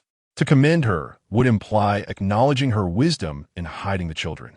To chastise her would reflect on the recklessness of remaining behind should he not have been the one to arrive, thus placing herself in peril. Do not be so reckless in the future. In such circumstances, you ought to have hidden with the children and waited for my arrival. Su Yuan refrained from elaborating on her decision to stay. She feared that if the visitor were an enemy, her position as Pei Jingxuan's favored concubine might afford her the chance to buy time for Green Pearl to escape with the children. The night saw the demise of Emperor Jian Yuan, and the Qin Wangfu was besieged, casting a pall of fear over the entire Dasheng palace. Now, as Pei Jingxuan came to retrieve her, though his countenance bore signs of fatigue, the vigor in his eyes could not be concealed. He was, after all, the victor, poised to ascend the throne and become the sovereign of the great Dasheng Dynasty, surrounded by countless beauties in the imperial harem. Su Yuan buried her face in Pei Jingxuan's embrace, offering a soft reply. The two nestled together in tranquil silence, until the coos of children shattered the stillness of the dim chamber. Granny Li, accompanied by others, returned with the two children, cradling Yin'er and Lei. Su Yuan released Pei Jingxuan and hurried to take Lei from Lan Ji, while Pei Jingxuan gathered Yin'er into his arms. Both children, somewhat drowsy, blinked sleepily, yet upon seeing Su Yuan and Pei Jingxuan, they grinned widely, revealing their toothless smiles. Su Yuan playfully poked Lei's cheek. Little rascal. Come, let us go. With one arm cradling the child, Pei Jingxuan wrapped the other around Su Yuan's waist, guiding her towards the secret passage. As they emerged, daylight had fully broken. The rare winter day was bathed in brilliant blue skies, devoid of any gloom. Yet, the traces of the previous night's turmoil lingered in the form of scattered blades and disordered flora, remnants of the bloodshed that had transpired. Pei Jingxuan led Su Yuan and the children to Zhaoyan Hall. Inside the main hall, Lin's complexion was ashen, her appearance haggard, tightly holding her son while her gaze remained fixed upon Pei Jingxuan and Su Yuan. They appeared unscathed, showing no signs of the chaos endured the night before. Lin gritted her teeth, as if a fire ignited within her heart, fueling an overwhelming desire to purge everything before her with flames. Is it only that wretched Su who holds the favor of the prince, and only those little bastards are his progeny? Thus, the prince safeguarded them meticulously last night, while she and her child are left to endure fear and a perilous existence. The bitterness in Lin's eyes intensified as she clutched her son tightly, as if holding him would offer her some semblance of solace. Yet, the terror from the previous night and the burning jealousy consumed her, making it increasingly difficult to restrain her emotions. The prince. She opened her mouth to question Su Yuan's whereabouts last night and why she had escaped unscathed. Quick-witted Granny Qin tugged at Lin's sleeve, snapping her back to reality, forcing her to suppress the torrent of rage within. No, the prince is about to ascend the throne. She cannot allow him to harbor doubts, suspecting her involvement in Lu's eldest son's demise. Soon, she will be the empress. She must not disrupt her composure. Once she ascends to the position of empress, there will be ample opportunity to deal with that wretched Su. What she must focus on now is leveraging last night's events to elicit pity from His Highness, instilling a sense of guilt in him towards her and her son, thereby facilitating Kang's ascent to the position of crown prince. The allure of the empress and the crown prince's title sharpened Lin's mind, her thoughts racing with fervent clarity. Chapter 66. Lu's hatred. Lin's eyes reddened, tears cascading down her cheeks like a broken string of pearls. Your Highness, you have returned. Last night was truly terrifying for both me and the children. Her voice trembled as she spoke, the lingering fear of the previous night still haunting her. I hid with Kong and Zhu in the storage courtyard, while the sounds of blades clashing and cries of battle echoed around us. I was utterly terrified. As she spoke, Lin clutched the children tightly in her arms, as though they were her sole anchors in this storm. Her voice choked with emotion. She gazed at Pei Jingxuan, her eyes brimming with panic and lingering dread. Upon hearing her, Pei Jingxuan furrowed his brow, gently patting Lin's shoulder in a gesture of comfort. It is over now. It has all passed. I have returned. Lin, with tear-filled eyes, looked upon him and felt a measure of calmness return within her, especially upon noticing Su Yuan standing nearby. In her distress, she could not help but inquire, "May I ask where Sister Su had last night?" Su Yuan was momentarily taken aback. How could she explain? Could she divulge that Pei Jingxuan had arranged for her and the children to take refuge in a secret passage? She doubted Lin would be able to accept such a truth. Just then, a piercing wail approached, and Lu burst into the hall, her hair disheveled and clothes in disarray. Her face was as pale as a ghost, streaked with tears, her expression frenzied, devoid of her usual gentle demeanor. "Anya, Your Highness, you must seek justice for an error." Upon entering the hall, she immediately spotted Pei Jingxuan and, disregarding all decorum, stumbled toward him, collapsing at his feet. She clung desperately to Pei Jingxuan's legs, her cries heart-wrenching. "Your Highness, an error. You must avenge an error." Pei Jingxuan's expression darkened, an aura of authority emanating from him without a hint of anger. He looked down at Lu, his voice low and intense. "Speak quickly. What has happened to Anur?" Lu's sobs grew more agonized, and through her tears, she managed to articulate, "Your Highness, Anur was harmed by villains last night." "What?" Pei Jingxuan's countenance shifted dramatically as he seized Lu, his gaze piercing. "What did you say?" Su Yuan gasped, and the two children, seemingly frightened, began to cry. The hall was soon filled with the cacophony of women's wails intertwined with the cries of infants. Su Yuan hurriedly instructed Lan Ji and Lu Zhu to take the children outside. Fu Shun, pale and burdened with sorrow, approached Pei Jingxuan, his voice trembling. "My lord, the eldest young master has." Fu Shun's words faltered, unable to complete the sentence, and Pei Jingxuan's heart sank further. "What has happened to Mingyan?" "Last night, the assailants attacked the small residence, and the eldest young master fell victim to their hands." Fu Shun's voice was barely a whisper, yet it struck Pei Jingxuan like thunder, reverberating in his ears. Pei Jingxuan felt the world around him darken, his body swaying as he fought to maintain his footing. "Anur was gone. Your Highness, you must avenge Anur." Lu looked around at the faces of those present, her finger pointing accusingly at Lin as she shrieked, "Poisonous woman, you killed my child." Her voice was sharp and jarring, echoing ominously within the hall. She lunged toward Lin, but Pei Jingxuan swiftly intervened, blocking her path. "Let me go. I will kill her.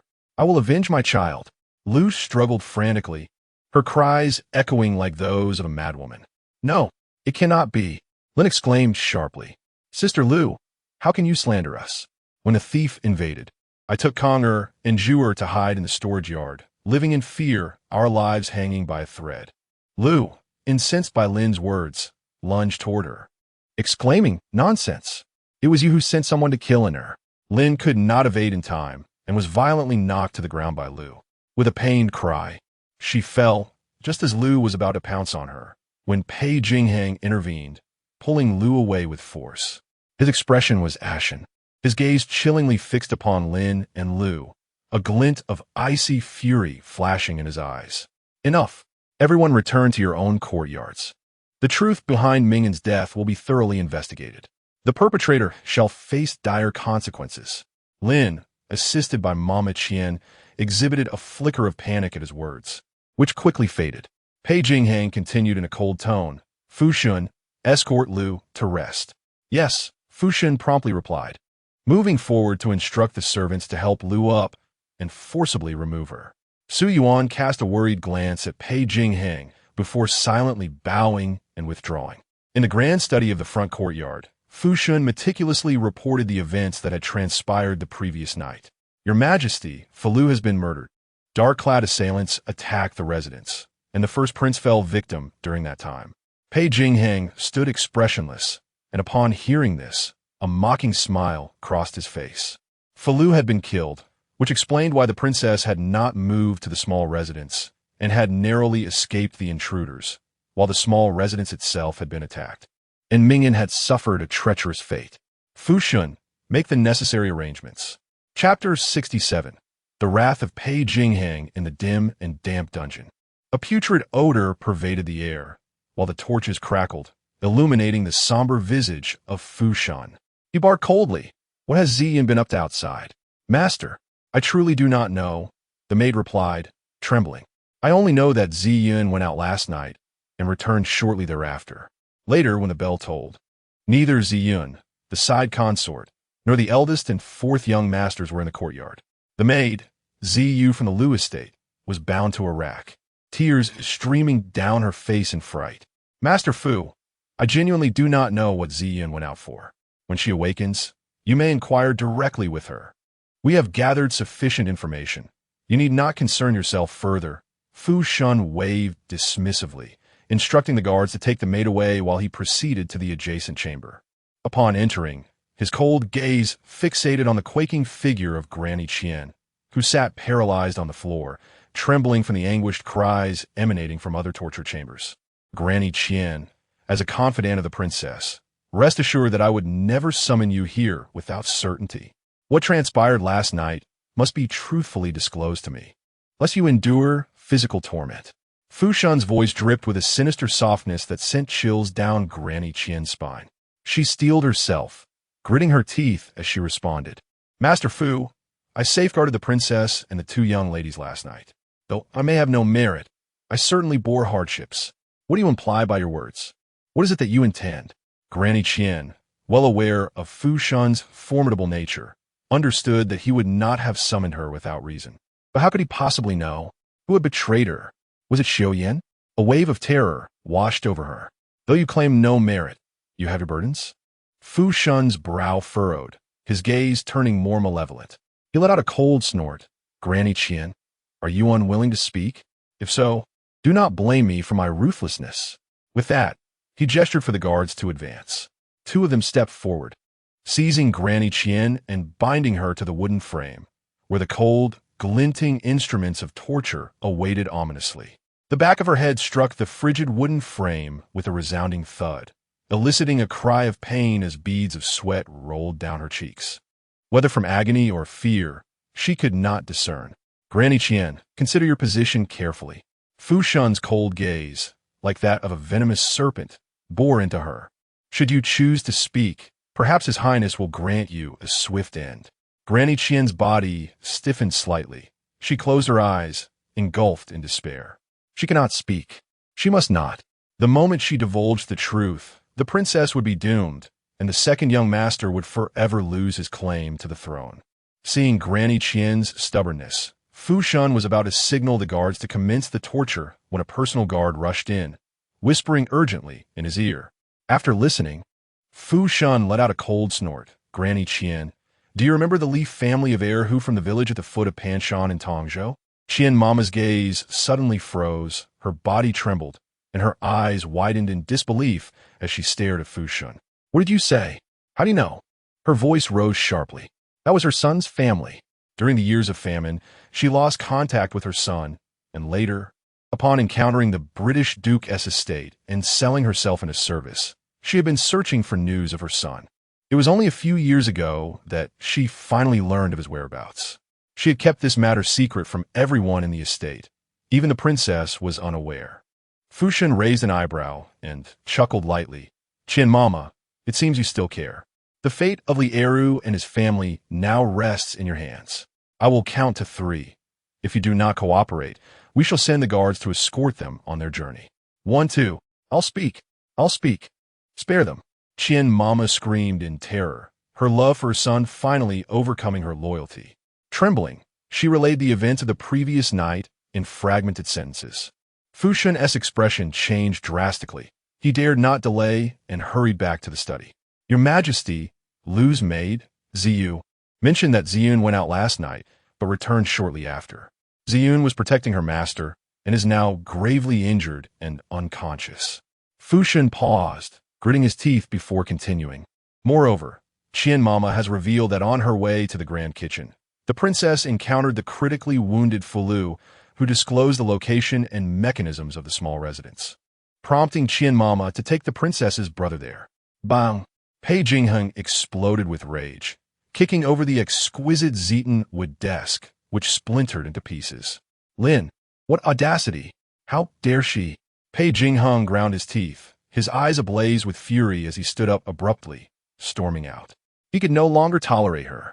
Over the years, he had shown her considerable forbearance for the sake of the British Duke, yet she had proven to be so cruel and malicious. Just as he exited the study, he saw Wang Yuanruo striding in from the courtyard. Your Majesty, urgent military news from 800 miles. He handed a sealed letter embossed with wax to Pei Jingxuan. Pei Jingxuan took the letter, swiftly opening it and reading the contents, his expression darkening further. The Tartars had colluded with the Walla to launch a surprise attack on the border, and the commander of Dingbei had betrayed them.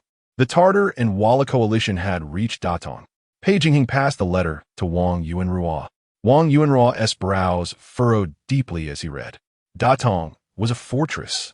If it fell, the consequences would be unimaginable. Your Majesty, I implore you to immediately dispatch troops from various regions to reinforce Datong. Wang Yuanruo urged anxiously. Pei Jingxuan nodded, his demeanor stern. A cold smile crept across his face. Since the Tartars and Walla wish to present me with such a grand coronation gift. Let us prepare a feast and invite them to Beijing to witness it. In this urgent military crisis, it was not the time to settle scores with Lin. Taking a deep breath, he turned to Fu Shun and commanded, "Surround Lin and Lu's courtyard with troops. No one is to enter or exit without my orders. Also, once Lu's maid Ziyu awakens, bring her here for thorough interrogation." Pei Jingxuan's tone was frigid, laced with a hint of malice. "Yes." Fu Shun bowed in acknowledgement. In the main hall of Zhaoyan, Your Highness, a multitude of soldiers has arrived outside the courtyard. Su Yuan rushed into the inner chamber, her face awash with panic, her words tumbling over one another in confusion. Lin's brow furrowed deeply as she sat up in bed. "Su Yuan, what is it? Are there many soldiers outside?" "Yes, so many soldiers. They have surrounded the courtyard." The terror in Su Yuan's eyes was palpable. Granny Qin was nowhere to be found, and the people in the courtyard had not seen her either. Just as the maid was about to venture out to search, the courtyard was encircled, forbidding anyone from entering or leaving. "Granny is missing? When did this happen?" "It was around the hour of the snake that we discovered her absence. Everyone thought she had gone to rest, but later we realized she was not in her room." Upon hearing this, Lin felt a jolt of fear, her body swaying dangerously as if she might collapse onto the bed. Her lips pressed into a thin line, her gaze darkened, and her complexion turned as pale as paper. She steadied herself and rose from the bed, with Su Yuan rushing to support her. As they approached the courtyard door, they peered through the crack to behold soldiers clad in armor standing outside, each imposing in stature, brandishing bows, arrows, and swords, exuding an aura of menace that sent chills down their spines. Lin gritted her teeth and instructed Su Yuan to open the courtyard door. The expressionless soldier stationed at the threshold blocked her path. "Your Highness, please return. How dare you? I am a princess. What do you intend to do?" Lin's brows shot up in indignation, her voice laced with fury. Her heart was a tempest of confusion. All she yearned for was to find Granny Qin. The old woman, childless and devoted, had watched her grow up and remained steadfastly loyal. She would never speak out of turn. Lin repeatedly reassured herself that Granny would not betray her. "Please forgive us, Your Highness. It is the Emperor's decree. Without His Majesty's orders, no one may enter or exit." The leading middle-aged soldier replied solemnly, his demeanor unwavering. Upon hearing that this was a command from Pei Jingxuan, Lin swayed once more, but fortunately, Su Yuan was there to catch her, preventing her from falling. Did His Majesty know something? Her mind was in turmoil, and she was at a loss as to what to do. Chapter 68. Once again entering the palace, the courtyard of the Lu residence was surrounded by soldiers, forbidding anyone from entering or exiting. Lu, suppressing her grief over the loss of her son, managed to calm the frightened servants. Observing the soldiers outside, she sensed something amiss, her heart filled with trepidation. Upon receiving the alarming news that Ziyu, who shared a room with Ziyun, had vanished, her anxiety intensified, prompting her to inquire about the timing of Ziyu's disappearance. Learning that Ziyu was last seen during the SI hour, a sense of foreboding washed over her. Turning swiftly into the inner chamber, she retrieved a small porcelain vial from the concealed compartment of her vanity and secreted it within her sleeve before hastening to the room where Ziyun was recuperating. Shortly thereafter, Lu returned to the main hall. She summoned a servant girl, her expression grave, and instructed, "Ziyun's condition is critical.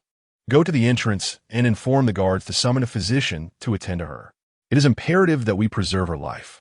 "Yes," the young maid responded. Watching the maid's departing figure, Lu murmured to herself, "Do not blame me." Upon receiving the news of Ziyun's deteriorating condition, Fu Shun, having obtained Pei Jingxuan's permission, personally led a contingent to bring Ziyun to the front courtyard for treatment. Numerous imperial physicians arrived in waves, yet their efforts proved futile. They were baffled by the wound's superficiality. In the depths of winter, having already been treated and bandaged, it should not have festered, yet the yellowish discharge persisted. Ziyun remained in a state of unconsciousness, and soon developed a high fever, ultimately succumbing within a few days. Lu was devastated upon learning of her demise, weeping inconsolably. Since the courtyard had been besieged, Lin had not seen Madame Qin for days, leading to her growing anxiety. When Fu Shun delivered the news of Lin Qingye's disappearance to Jiayan Hall, Lin, gripped by fear, collapsed. Fu Shun sent a physician to Jiayan Hall, but despite taking the doctor's medicine, Lin's illness waxed and waned, showing no signs of improvement. The atmosphere in Jiayan Hall was one of despair and gloom. Since that day in Jiayan Hall, Su Yuan had not seen him for several days. When Pei Jingxuan escorted her through the secret passage, she inquired about her father's condition. Pei Jingxuan assured her that her father was unscathed, merely shaken. Unsettled, she penned a letter home, only to learn that her father had been under Pei Jingxuan's protection at the time, and was indeed well, having rested for a day before returning to duty. This news relieved her, allowing her to focus on her own well-being. Fu Shun occasionally visited Su Yuan, where Su Yuan learned from him of the incursions by the Tartars and the Walla, while Pei Jingxuan was preoccupied with military deployments and the arrangements for the late emperor's funeral, a veritable whirlwind of responsibilities. Fu Shun conveyed that Pei Jingxuan had mentioned he would soon summon her to the palace, urging her to remain at Su Yuan and take good care of herself and their 2 children. Understanding that Pei Jingxuan was presently unable to return to the residence, she bore no grievances, instead finding solace in nurturing their children and leading her simple life. She instructed Fu Shun to gather Pei Jingxuan's frequently used items and clothing to send to the palace. After more than a year together, she had discerned that Pei Jingxuan was somewhat fastidious, with particular preferences regarding his daily necessities. Any slight deviation from his desires, though unvoiced, would ensure that the item would never be used again. One could only wonder how he had managed during those years in the northern frontier, where the rigors of military life left little room for such meticulousness. Su Yuan harbored her grievances inwardly while assisting with the tidying up. After gathering the clothes, they filled 3 large bundles. Fu Shun, accompanied by others, took the items away, personally shouldering the burden of the 3 hefty packages. Observing him adorned with these bundles, Su Yuan suggested he carry one less. Fu Shun replied, "Your Majesty's garments are precious, lovingly gathered by the Empress herself. It would be auspicious for this servant to carry them." This left Su Yuan in admiration, realizing why Fu Shun was favored as Pei Jingxuan's trusted eunuch and chief steward. Following the late emperor's funeral, the Bureau of Astronomy calculated that the most auspicious day for the ascension would be more than half a month later, after the Lantern Festival. Su Yuan strongly suspected that the court officials were reluctant to work during the first month, thus prompting the Bureau to schedule the auspicious day post-Lantern Festival. With Pei Jingxuan's ascension set for after the festival, she pondered how the New Year's Eve would be arranged and whether he would return home. A flicker of anticipation filled her heart. She wished for him to spend the first New Year with the children. On the 28th day of the 12th month, Fu Shun arrived at Lucy Garden with a cheerful demeanor. "Your Highness, the Emperor has sent me to escort you and the 2 young masters into the palace.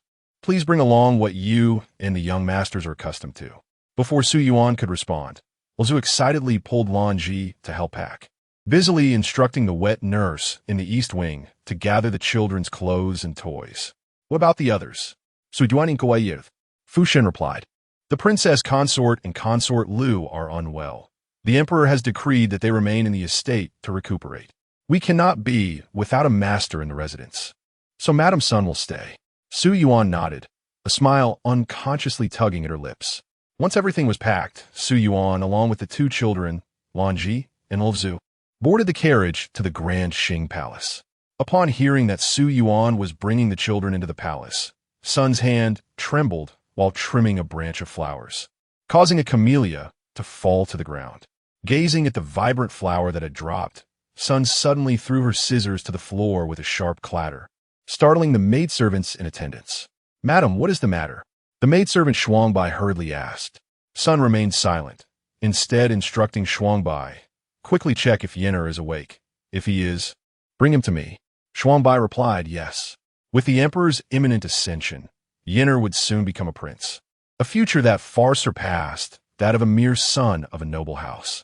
If fortune favored them, a glint of ambition flickered in Sun's eyes, quickly settling back into tranquility. Chapter 69. Ascension to the Empress? In the Great Prosperity Palace, within the Qinyuan Hall, Fu Shun attentively addressed Su Yuan, stating, "Your Highness, His Majesty is likely in the imperial study deliberating matters. Allow me to escort you to the rear hall." With great care, Fu Shun led Su Yuan and her 2 children to the back hall of Qin Yuan.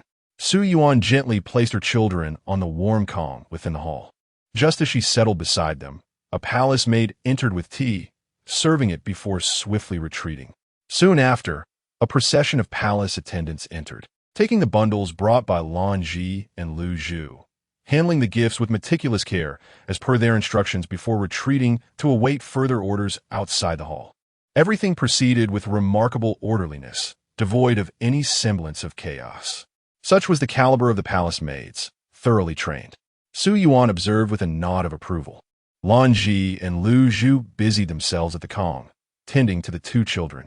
Once everything was arranged satisfactorily, Fu Shun hastily took his leave to attend to duties in the front hall. With the master about to ascend the throne, the presence of another noblewoman and 2 children in the back hall necessitated heightened vigilance both inside and outside the Qin Yuan hall. Additionally, countless servants within the Great Prosperity Palace yearned to gain favor and access to the sovereign. Fu Shun understood the need to remain vigilant to protect his position as the sovereign's foremost attendant. After Fu Shun departed, Su Yuan sat pensively on the kong, gazing towards the hall's entrance. A sense of unease washed over her, contemplating Pei Jingxuan's imminent ascension and the throngs of beauties that would populate the imperial harem.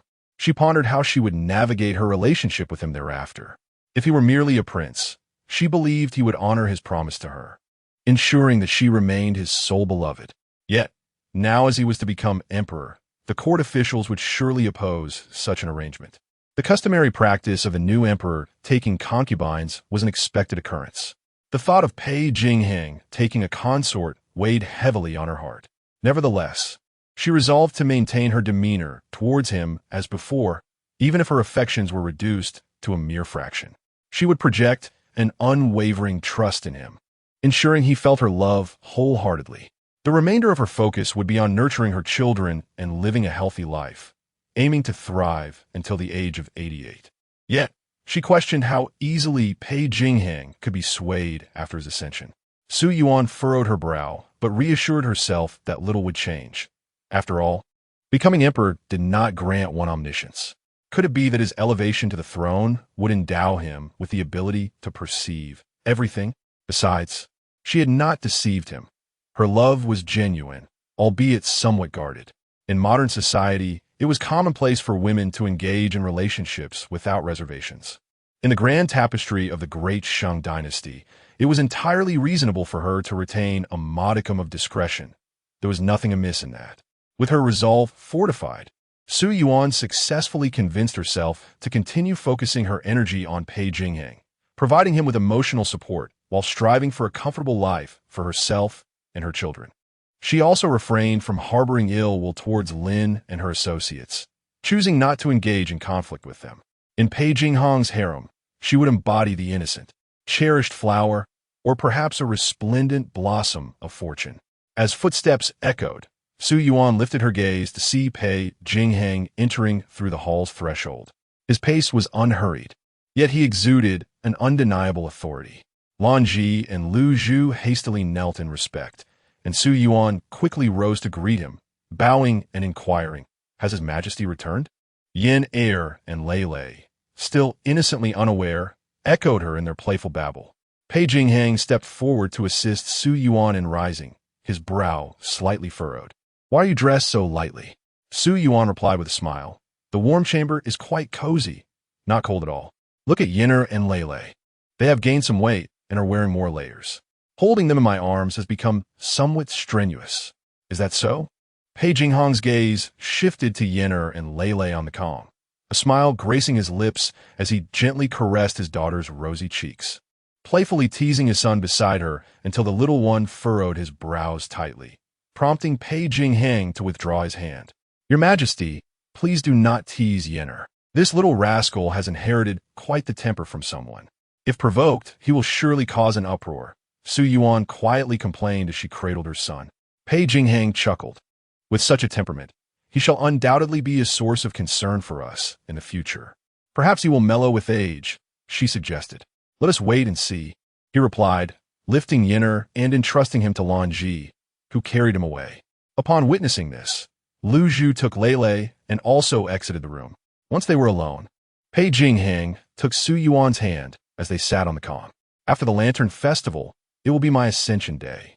Do you not have anything you wish to inquire of me? Su Yuan boast, inquire? About what?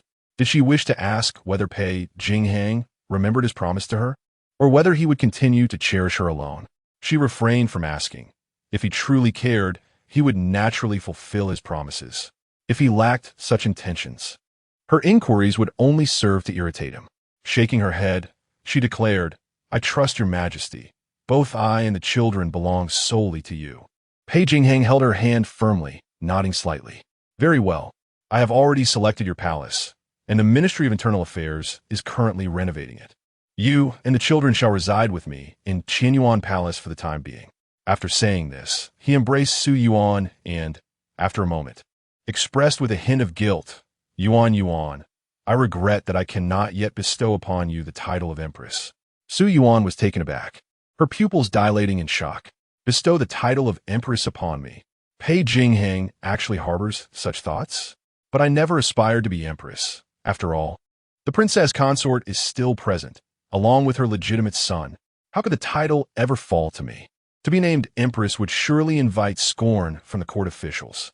The label of a sorceress would be firmly affixed to my name. My reputation may be tarnished, but I cannot allow the Su family to be implicated, nor can I endanger our children. Your Majesty, all I desire is to grow old with you. If you hold me and the children in your heart, I shall find contentment. The princess consort is dignified and virtuous, hailing from the Duke of England's household. A noble lady. You ought to grant her the title of Empress. You know, I may be jealous, but I would never be so unreasonable as to place you in a difficult position. Pei Jingxuan held her tightly, shadows clouding his gaze. Lin is unworthy. Her heart is wicked. How can she deserve to be Empress? Su Yuan was perplexed. Lin's heart is wicked? What has she done that Pei Jingxuan has perceived? Could it be true what Lu mentioned that Lin was responsible for Pei Ming'an's demise? Chapter 70, New Year's Eve Ming'an. The death of Ming'an was orchestrated by Lin Shi. Lin Shi's brother, Lin Qingye, disguised himself as a bandit and, under Lin Shi's orders, had Qian Mama take Ming into the small residence. Lin Qingye initially intended to eliminate everyone in the small house, including the children, but fortunately, the royal guards returned swiftly, ensuring the safety of the others within. Yet Ming'an, Su Yuan was taken aback. Lin Shi, was she truly attempting to eradicate all the women and children in the mansion? Pei Jingxuan tightened his embrace around Su Yuan, expressing his fear.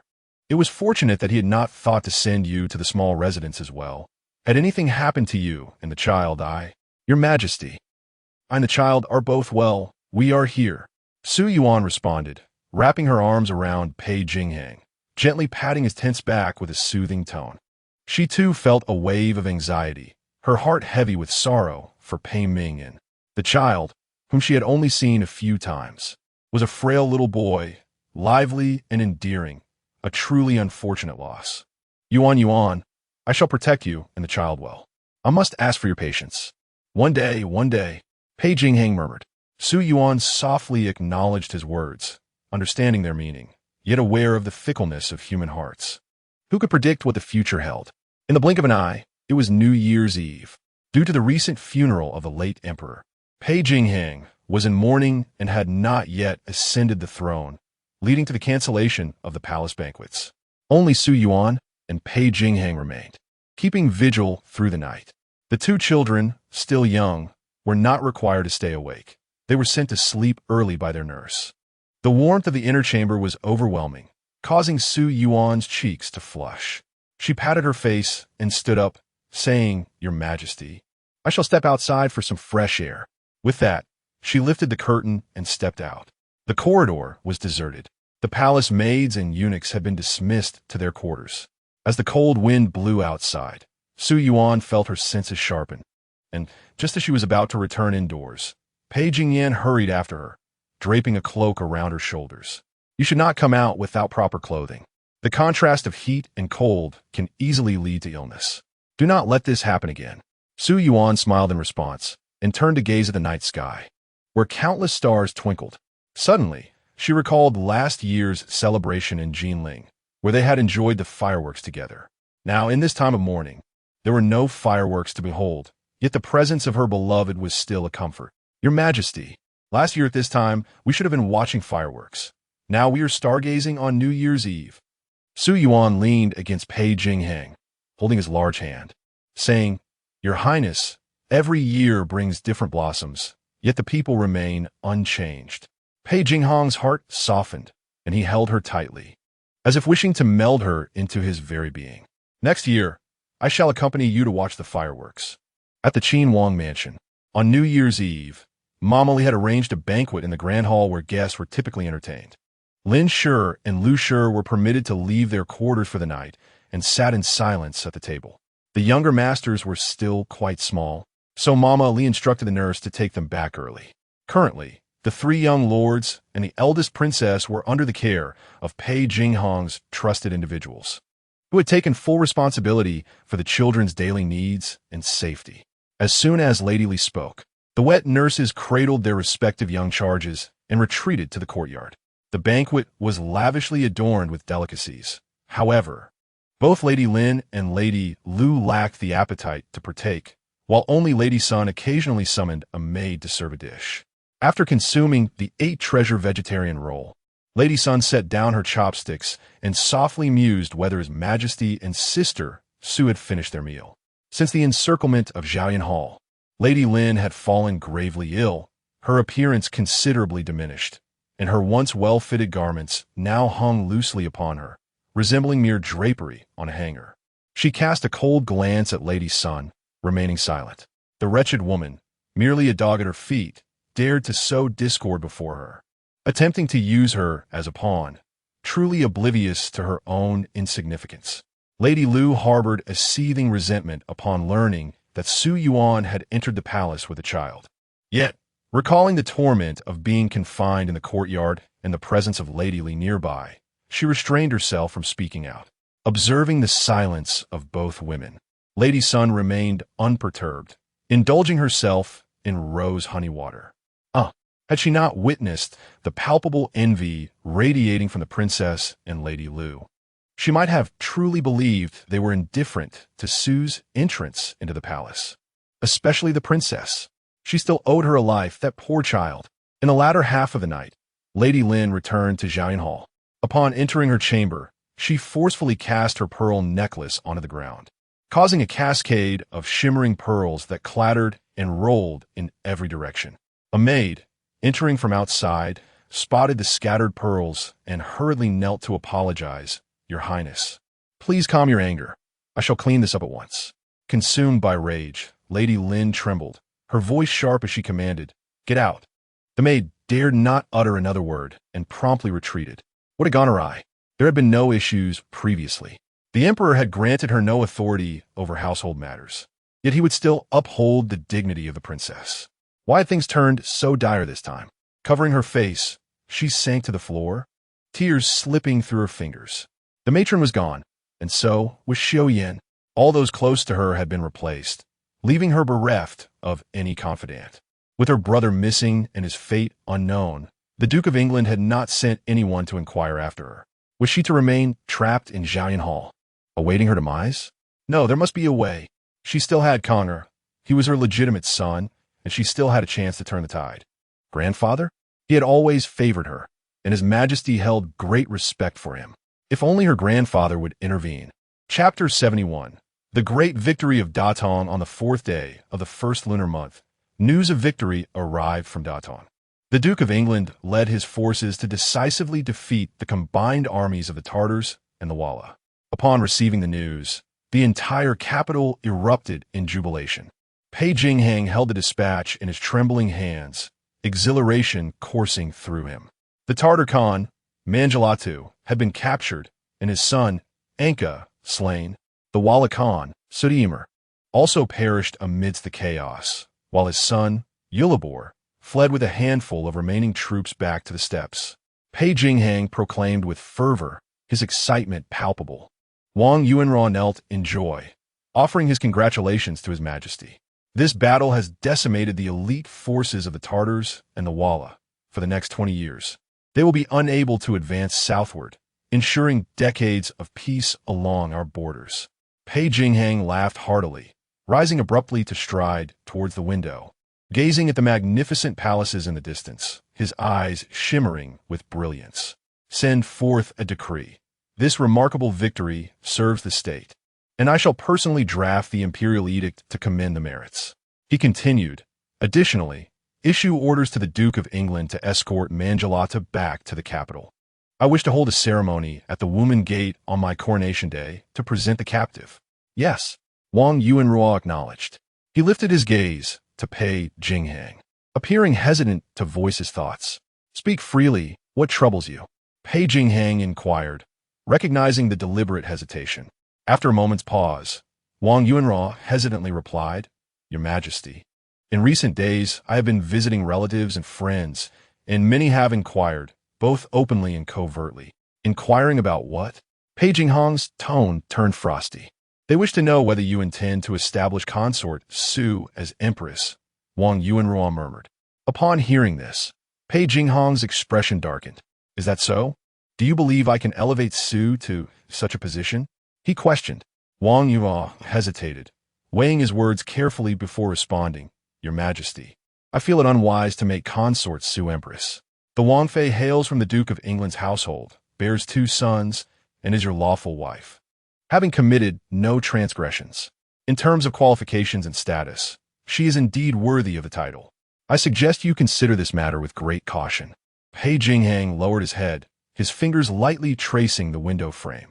Noticing his silence, Wang Yuanrao continued, Your Majesty, the Duke of England's house is a hereditary first-class dukedom, and with his recent triumph, there is little left to bestow.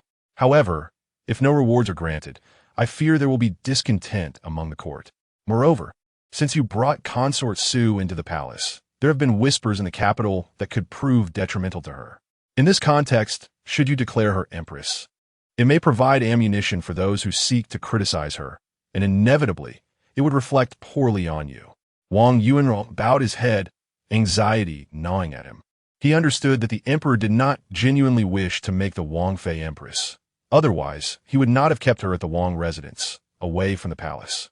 Yet, if the emperor insisted on elevating Su, the ministers would undoubtedly voice their vehement opposition. The emperor, though wise and valiant, was still new to power, and his foundation remained unstable. Displacing the Wangfei in favor of Su would only place the emperor in a precarious position. Yuanrao, your concerns are unfounded, Pei Jingxuan suddenly interjected.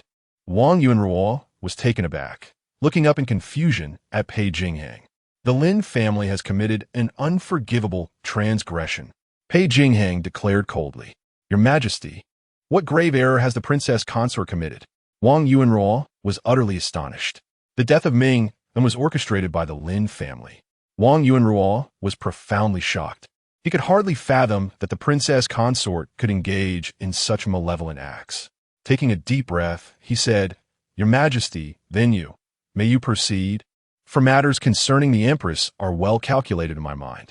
Pei Jingxuan spoke with a calm demeanor. Understood. Wang Yuanrao replied respectfully before taking his leave. Once Wang Yuanrao had departed, Pei Jingxuan remained seated at the desk, contemplating the memorials laid before him, unmoving for an extended period. Rising, he stood with his hands clasped behind his back, gazing at the grand map of the great Dasheng Dynasty that hung in the hall, pondering for a long while. The Duke of England's family had been noble for generations, with remarkable military achievements, standing as the vanguard among the aristocracy. Upon ascending the throne, he realized that securing the support of the nobility was imperative for stabilizing the court, allowing for gradual advancements thereafter. Coupled with the recent triumph at Datong, the Duke of England returned in victory. Moreover, considering the guidance and care he received from the Duke in years past, he could not disregard the Duke's interests when dealing with the Lin family. The time to act against the Lin family had come. Indecision could no longer be afforded. As night descended, the flickering candlelight illuminated Qinyuan Hall. Su Yuan reclined on her bed, holding a scroll, yet unable to absorb a single word. After bathing, Pei Jingxuan donned his night attire and sat at the edge of the bed, taking her hand in his. "What troubles you? You seem preoccupied." Su Yuan set aside the scroll, looking up at him, hesitating to speak. Pei Jingxuan gently caressed her cheek, encouraging her to voice her thoughts. "Your Majesty," she whispered, biting her lip, "I heard today of the great victory at Datong, that the Duke of England intends to return to the capital with prisoners. How do you plan to address the situation regarding the princess consort?"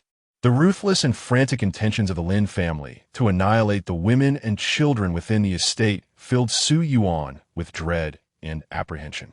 If indeed harm befell the women and children within the household, aside from Lin and her 2 children, she could not comprehend how Lin could believe she would remain unscathed. Free from Pei Jingxuan's suspicion, after much contemplation, she concluded that only one explanation sufficed. Lin had succumbed to madness. She was a serene lunatic, a reckless gambler who disregarded consequences. If such a madwoman were to ascend as empress, how could she and her children live in peace henceforth? Su Yuan felt a twinge of anxiety, fearing that Pei Jingxuan might spare Lin for the sake of political expediency, to placate and reward the Duke of England by elevating her to empress. Pei Jingxuan remained silent for a moment before speaking slowly. "The Duke of England has long resided in the northern frontier, facing mortal peril on the battlefield, achieving great military merit for the great Dasheng Dynasty. When I first went to the northern frontier, it was the Duke who personally guided me in military strategy. He is a man of integrity and generosity, deeply valuing loyalty and treating his subordinates with kindness. I hold immense respect for this venerable general. When my father selected brides for me, Lin was among the candidates. When the Duke expressed a desire to marry his granddaughter to me, I conveyed my willingness to wed Lin to my father." Su Yuan listened quietly, absorbing his words without retort. Pei Jingxuan let out a sigh and continued, "The Duke of England is my benefactor. I cannot disregard his dignity.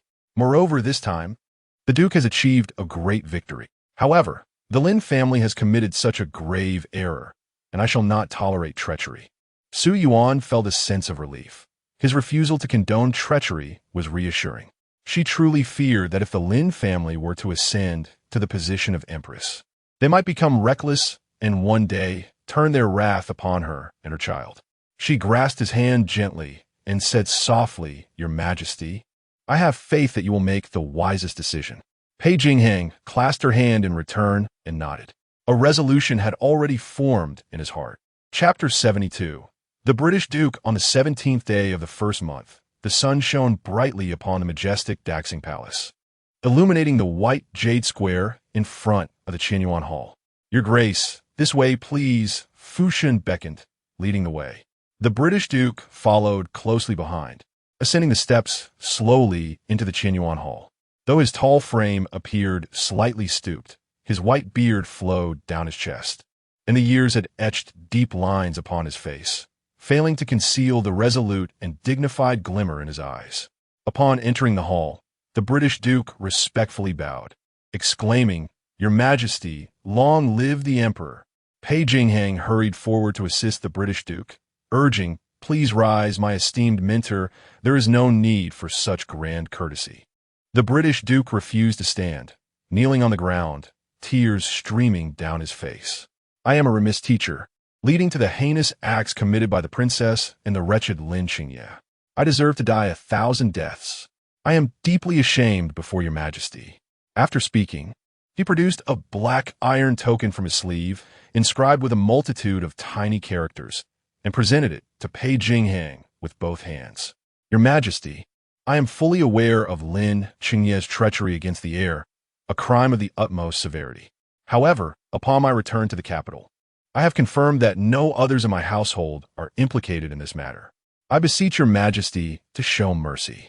The old Duke offered this iron token, along with the title of the British Duke, pleading for the lives of those in his household to be spared. Pei Jingxuan remained silent, gazing at the elderly man kneeling in repentance, his expression inscrutable. This veteran general, who had devoted his life to valorous battles, was now willing to relinquish the iron token and the title bestowed upon him by the late emperor for the sake of hundreds of lives in his household. The Iron Token, a royal pardon granted by the founding emperor to the British Duke's household, could absolve all crimes except treason. In the past, the founding emperor had issued 9 such tokens to the meritorious founders of the dynasty. Yet after over a century, the remaining 8 had been reclaimed one by one. Only this token of the British Duke's household remained. Moreover, the title of the British Duke was a legacy earned by the sacrifices of countless lives from the Lin family, forming the very foundation of the Hingyang Lin clan. Yet now, the Duke was prepared to surrender both. Seeing Pei Jingxuan's silence, the British Duke grew anxious. Your Majesty, I am indeed at fault as a teacher and accept any punishment you deem fit for me. But I implore you, spare the lives of the others in my household. Old Duke, why do this? Pei Jingxuan replied, his voice slightly hoarse as he accepted the token. He gazed at the British Duke for a long while before exhaling deeply. Regarding the murder of Mingyan, I had no intention of revealing the truth to the public.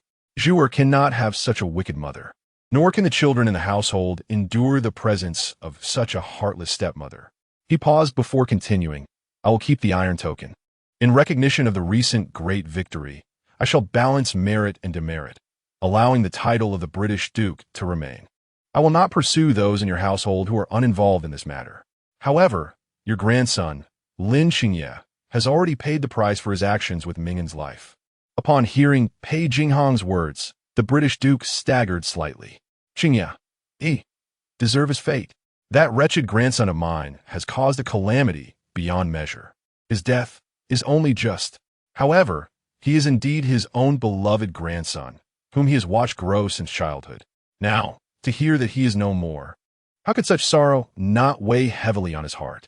The Duke of England took a deep breath, suppressing his grief, and forced himself to speak. Your Majesty, this old minister understands that Qingye has committed grave sins and deserves his fate. Your Majesty's mercy towards the rest of the Duke of England's household is a testament to your compassion and magnanimity, for which I am profoundly grateful. He knelt once more, bowing deeply to Pei Jingxuan, pleading for the Duke of England's title to be revoked, offering the merits of the great unity battle in exchange for sparing the life of the princess. The princess bore a striking resemblance to the old minister's late wife, which led him to care for her deeply since childhood, yet he never anticipated that she would develop such a radical and ruthless disposition. Nevertheless, the old minister implored your Majesty, for his sake, to grant the princess a chance at life. I am willing to accept punishment on her behalf. I earnestly hope your Majesty will indulge this request. Upon finishing, the Duke of England bowed deeply, blood immediately staining his forehead. Pei Jingxuan remained silent for a long moment before responding. There is no need for such extreme measures, Duke. The title of the Duke of England shall remain. You are the greatest contributor to the victory in the great unity battle. As for the princess, I shall spare her life, considering the 2 children. I will ensure she retains some dignity. Pei Jingxuan helped him rise, saying, Old Duke, you are advanced in years. It is paramount that you take care of your health. Attend to him and escort the old Duke back to his residence for rest. 2 guards stepped forward, assisting the Duke of England as he exited the Qinyuan Hall. He turned back repeatedly to glance at Pei Jingxuan, his murky eyes filled with gratitude and guilt. Pei Jingxuan watched him leave, his gaze dark and contemplative, lost in thought. On the 18th day of the first lunar month, the skies were clear and the gentle breeze pleasant. The great Shang Palace was resplendently adorned, with crimson pillars and golden dragon carvings, colorful silks fluttering and flags billowing. In front of the Qinyuan Hall, the white jade square was covered with a scarlet carpet that stretched from the entrance to the midday gate. The civil and military officials, clad in court robes, lined both sides, their expressions solemn. As the drum and music resounded, the solemn and majestic sounds of the chime and stone percussion echoed through the heavens.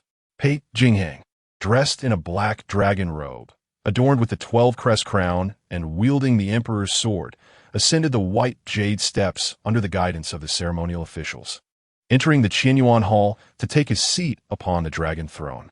Long live our emperor! Long live a myriad of years!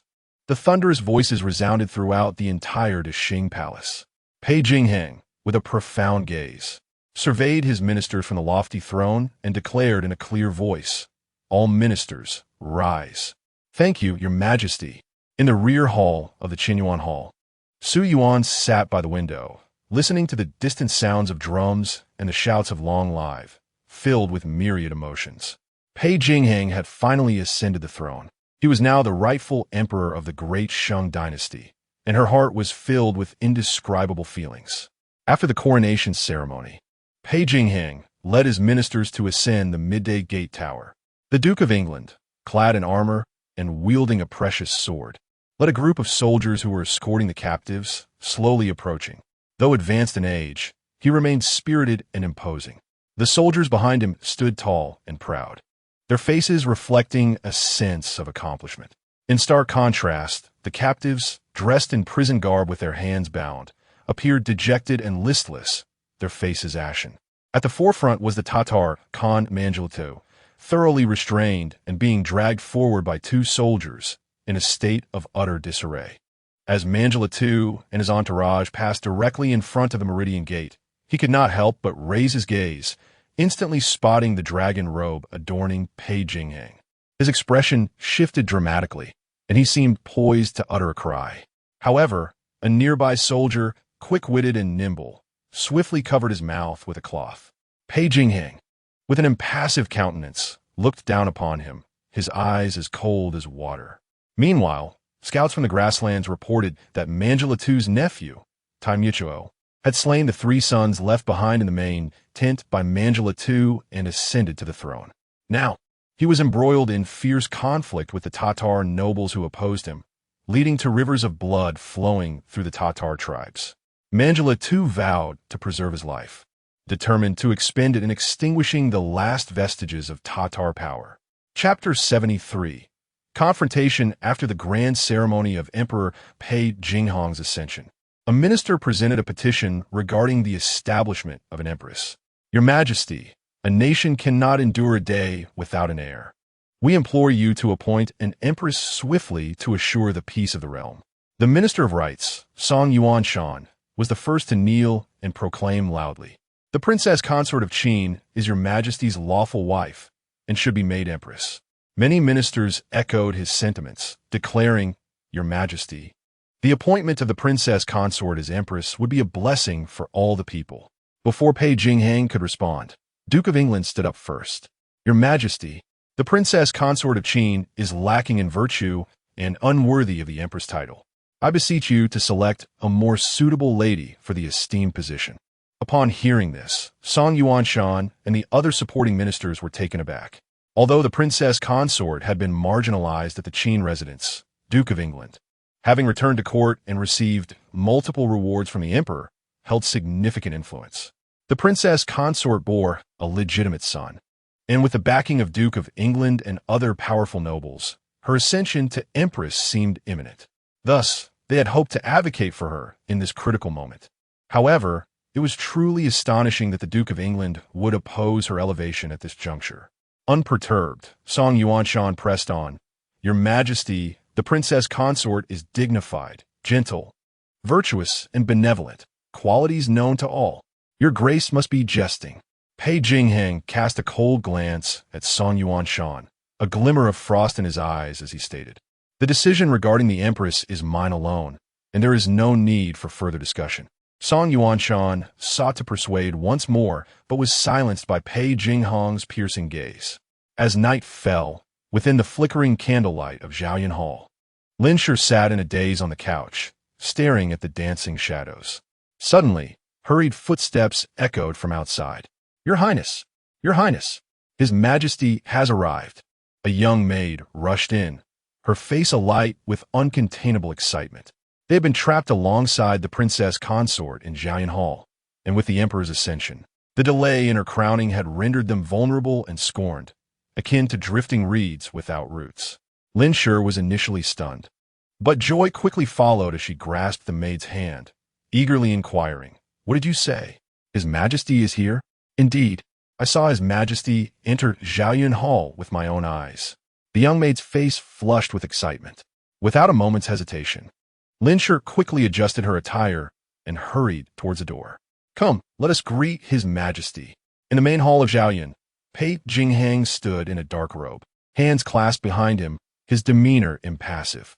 Lin Shi approached gracefully, her face adorned with a radiant smile. "I pay my respects to your majesty." Pei Jingxuan cast a casual glance at her, his tone indifferent. "Rise."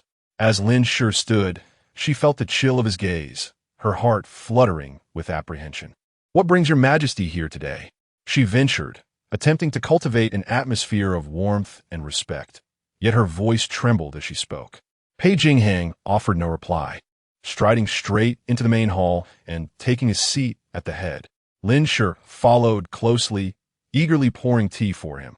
"Your Majesty, please enjoy your tea." Lin presented the teacup with both hands, gazing at him with eager anticipation.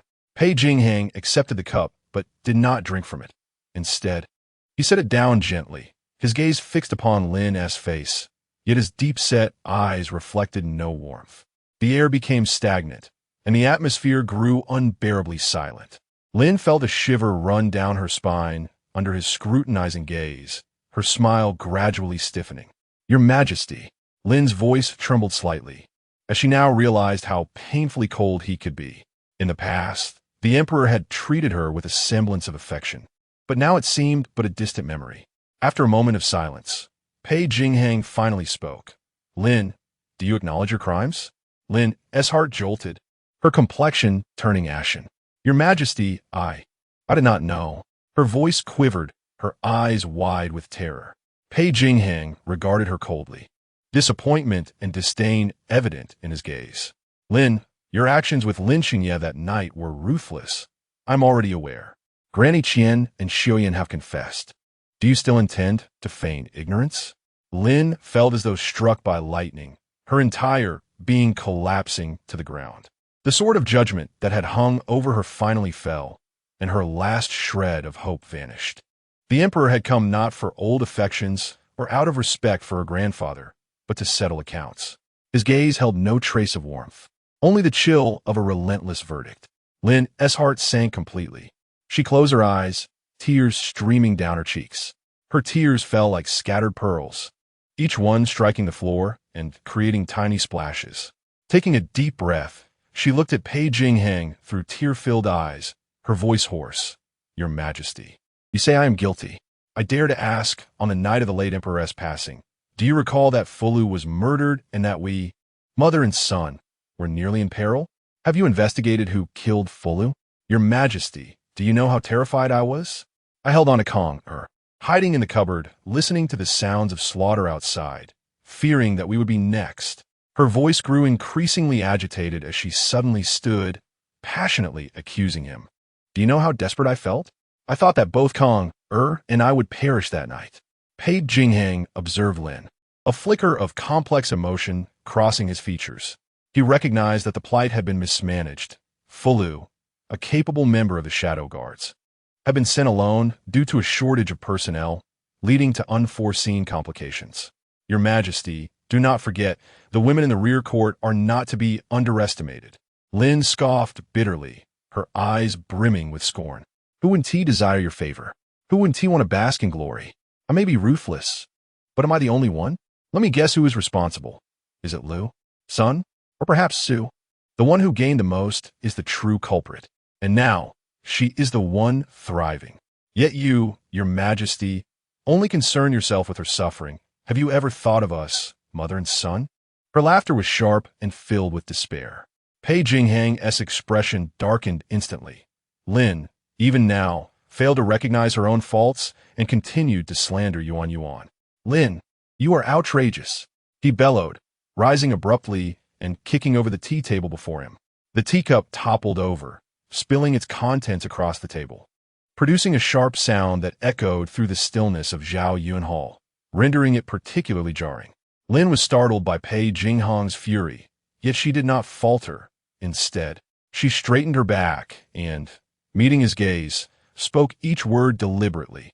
"Your Majesty, have I struck a nerve? Are you not ashamed to discover the cruelty of your beloved?" Pei Jingxuan's eyes narrowed, his gaze as cold as steel. Lin felt her heart race under his scrutiny, yet she remained obstinate, refusing to back down. Pei Jingxuan's thoughts wandered to many things. The Duke of England, Zhu Kong. After a long pause, he spoke in a dispassionate tone. Lin, it was Lu who sent someone to kill Fu Lu that night. Furthermore, you have mentioned Kong repeatedly, yet you have not once mentioned Zhu She's your own flesh and blood, is she not? His tone was so calm, it seemed as though he were discussing a trivial matter. Yet, it reverberated in Lin's ears like a thunderclap. Chapter 74, Disposal Your Majesty, I. Lin's expression was one of shock as she gazed at Pei Jingxuan, her eyes filled with confusion. She could not fathom how the emperor had come to know of this matter. She had taken great care to conceal it, ensuring that no one was aware. On that day, she had instructed her brother to eliminate anyone who was privy to the information. To protect Nurse Qian, she had deliberately sent her away to the family estate outside the city to check the accounts on the day of the delivery. Your Majesty, I do not understand what you are speaking of. Kong is the child I bore after 10 months of pregnancy. Lin's voice quivered as she spoke. Pei Jingxuan cast a cold glance at her, his eyes devoid of warmth and filled with detachment. Lin, even now, you still attempt to argue. Let me make this clear. Before heading south, I summoned an esteemed physician from outside the palace to examine you, which you should certainly recall. The physician distinctly asserted the genders of the children in your womb. You were carrying a girl, while he was expecting a boy. When the news of your deliveries reached Jinling, that you had given birth to a son and Li had borne a daughter who tragically perished from hemorrhaging, I realized that something was amiss and ordered Fu Lu to investigate that day's events. Lin Xingye was indeed swift. Even before my response could reach the capital, he had orchestrated the demise of the midwives and others involved. However, he overlooked a maidservant who had delivered water to the delivery room that day. Additionally, one of the midwives, sensing something was wrong, left a letter detailing the entire affair before her death. The evidence, both testimonial and material, confirming the exchange of the fetuses between you and Li is irrefutable. What further denial can you offer? You call out for Kong without a hint of guilt, unafraid that the unfortunate Li might seek vengeance upon you. As he continued, his face darkened, and he spoke through gritted teeth. And then there is Zhu, who is undeniably my legitimate daughter, but has been relegated to the status of a commoner because of you. Your Majesty Lin's complexion turned ashen, her body trembling uncontrollably, yet she desperately attempted to defend herself. What of the exchange between me and Li? What of it? Your Majesty has a legitimate son thus. He will not be plagued by criticisms regarding heirs. I acted for your Majesty, for the grand ambitions of your Majesty. As for Zhu, I have treated her as precious as a gem. Aside from her lack of status as the legitimate daughter, she lacks nothing. For the sake of my grand ambitions, you have sullied the legitimate with the illegitimate, demoting the rightful to the common. How dare you claim it was for my grand ambitions? Lin, I tell you, my throne was earned through blood and battle. Even now, you remain obstinate and unrepentant. As he spoke, Pei Jingxuan's voice grew increasingly frigid, as if imbued with the essence of ice. He regarded the woman before him, feeling a growing sense of alienation and repulsion. Lin trembled in fear, her heart chilled by the emperor's emotionless gaze. In that moment, she truly felt the weight of his wrath and murderous intent. Panic surged within her. She did not wish to die. She did not want to perish. She yearned to live. And though it was impossible for the emperor to bestow upon her the title of empress now, she still had Kong. To live is to have the chance for redemption. Lin suddenly recalled something and promptly knelt down, exclaiming, Your Majesty, I acknowledge my faults. Please forgive me and grant me an opportunity for reform. I vow to serve you diligently from now on and refrain from causing any further troubles. I beseech you, in consideration of my grandfather, spare me this once. Pei Jingxuan, observing her, let out a cold smile. Do you take me for a fool, believing your words? Your Majesty, I am aware of my wrongs, how I have wronged you. The Li family, and dear I am truly remorseful. As she spoke, tears streamed down her face, reflecting her profound despair.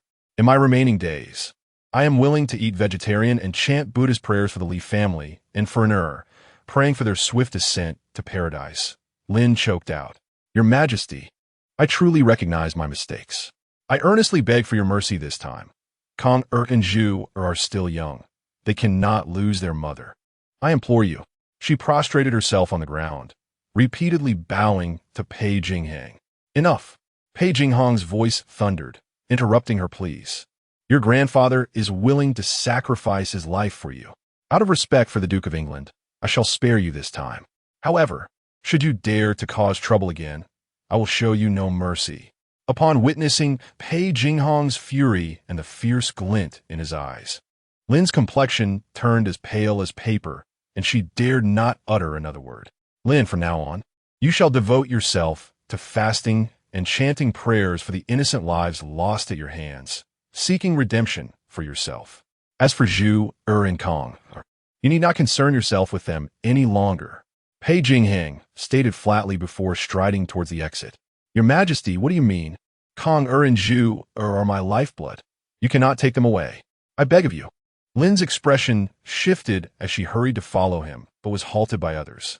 Your Majesty, do not take Kong away. Please. She pushed desperately against those restraining her, her voice filled with anguish. Yet, Pei Jingxuan's figure soon vanished from her sight, and no matter how she cried out, it was futile. No. Your Majesty, Kong cannot leave me. Lin collapsed to the ground, tears streaming down her face, a picture of despair. Leaving Zhaoyan Hall, Pei Jingxuan headed directly to Lu's Xiaohua courtyard. Inside the main room, Lu was gently comforting her young son, Pei Mingsheng, while the wet nurse and maid stood by. Pei Jingxuan did not announce his arrival, but walked straight into the room, seeing the 9-month-old Pei Mingsheng in Lu's embrace. Babbling happily, Lu gazed at him, her face aglow with maternal love and joy. Your Majesty, I pay my respects. May your Majesty be blessed with health and peace. The wet nurse and maid knelt in greeting upon seeing Pei Jingxuan enter. Your Majesty, you have arrived? Lu's face first displayed surprise, then quickly set her child down, rising to respectfully greet him. I pay my respects to your Majesty. Everyone, please rise. Pei Jingxuan waved his hand, his gaze falling upon Pei Mingsheng, who was beside him, stretching his chubby little hands in an attempt to grasp the tablecloth hanging from the Kong table. The icy glimmer in his eyes softened slightly. Mingsheng shall be taken down by the wet nurse. I have matters to discuss with you, he said, his expression grave. Yes, your Majesty, the wet nurse replied promptly, lifting Pei Mingsheng into her arms. Seeing this, Lu Shi felt a pang of unease, her heart racing, yet she maintained an outward calm. She spoke softly, meticulously instructing the wet nurse to pay close attention to the infant's nighttime feedings, advising her to care for him well during the night, embodying the demeanor of a devoted mother. Once the wet nurse and maidservant had departed with the child, Pei Jingxuan finally spoke. Lu Shi, you are quite astute. You have handled matters with remarkable efficiency, leaving no trace behind. Your Majesty, you say. Lu Shi's heart sank upon hearing his words, but she quickly regained her composure, feigning a look of confusion as she respectfully replied, I am but a foolish woman. Pei Jingxuan regarded her with a cold smile in his heart. After being confined for so long, her ability to respond so composedly in this situation revealed her resilience. It was truly a waste of talent for her to remain in his rear court. On the night of the late emperor's passing, you know full well what you did. Chapter 75. Rumors Lu. Do you truly believe that I am unaware of your actions? Pei Jingxuan's voice was soft, yet it pierced through Lu's facade like a sharp blade. Her heart trembled, but she feigned composure, saying, Your Majesty, what are you talking about? I do not understand. Do you not? Pei Jingxuan scoffed coldly. It was you who sent someone to kill Lu that night, putting the princess and others in grave danger. Lu's complexion paled slightly, yet she remained obstinate. Your Majesty, you are wrongfully accusing me. I have never committed such acts. Is that so? Pei Jingxuan's gaze was piercing as he stared directly into Lu's eyes. You have cleaned up after yourself meticulously. All those who acted on your orders are dead, leaving no witnesses.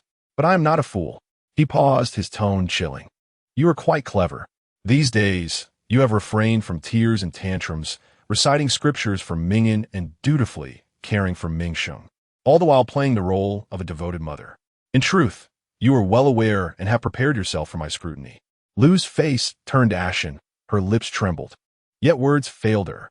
She realized that Pei Jingxuan had seen through everything.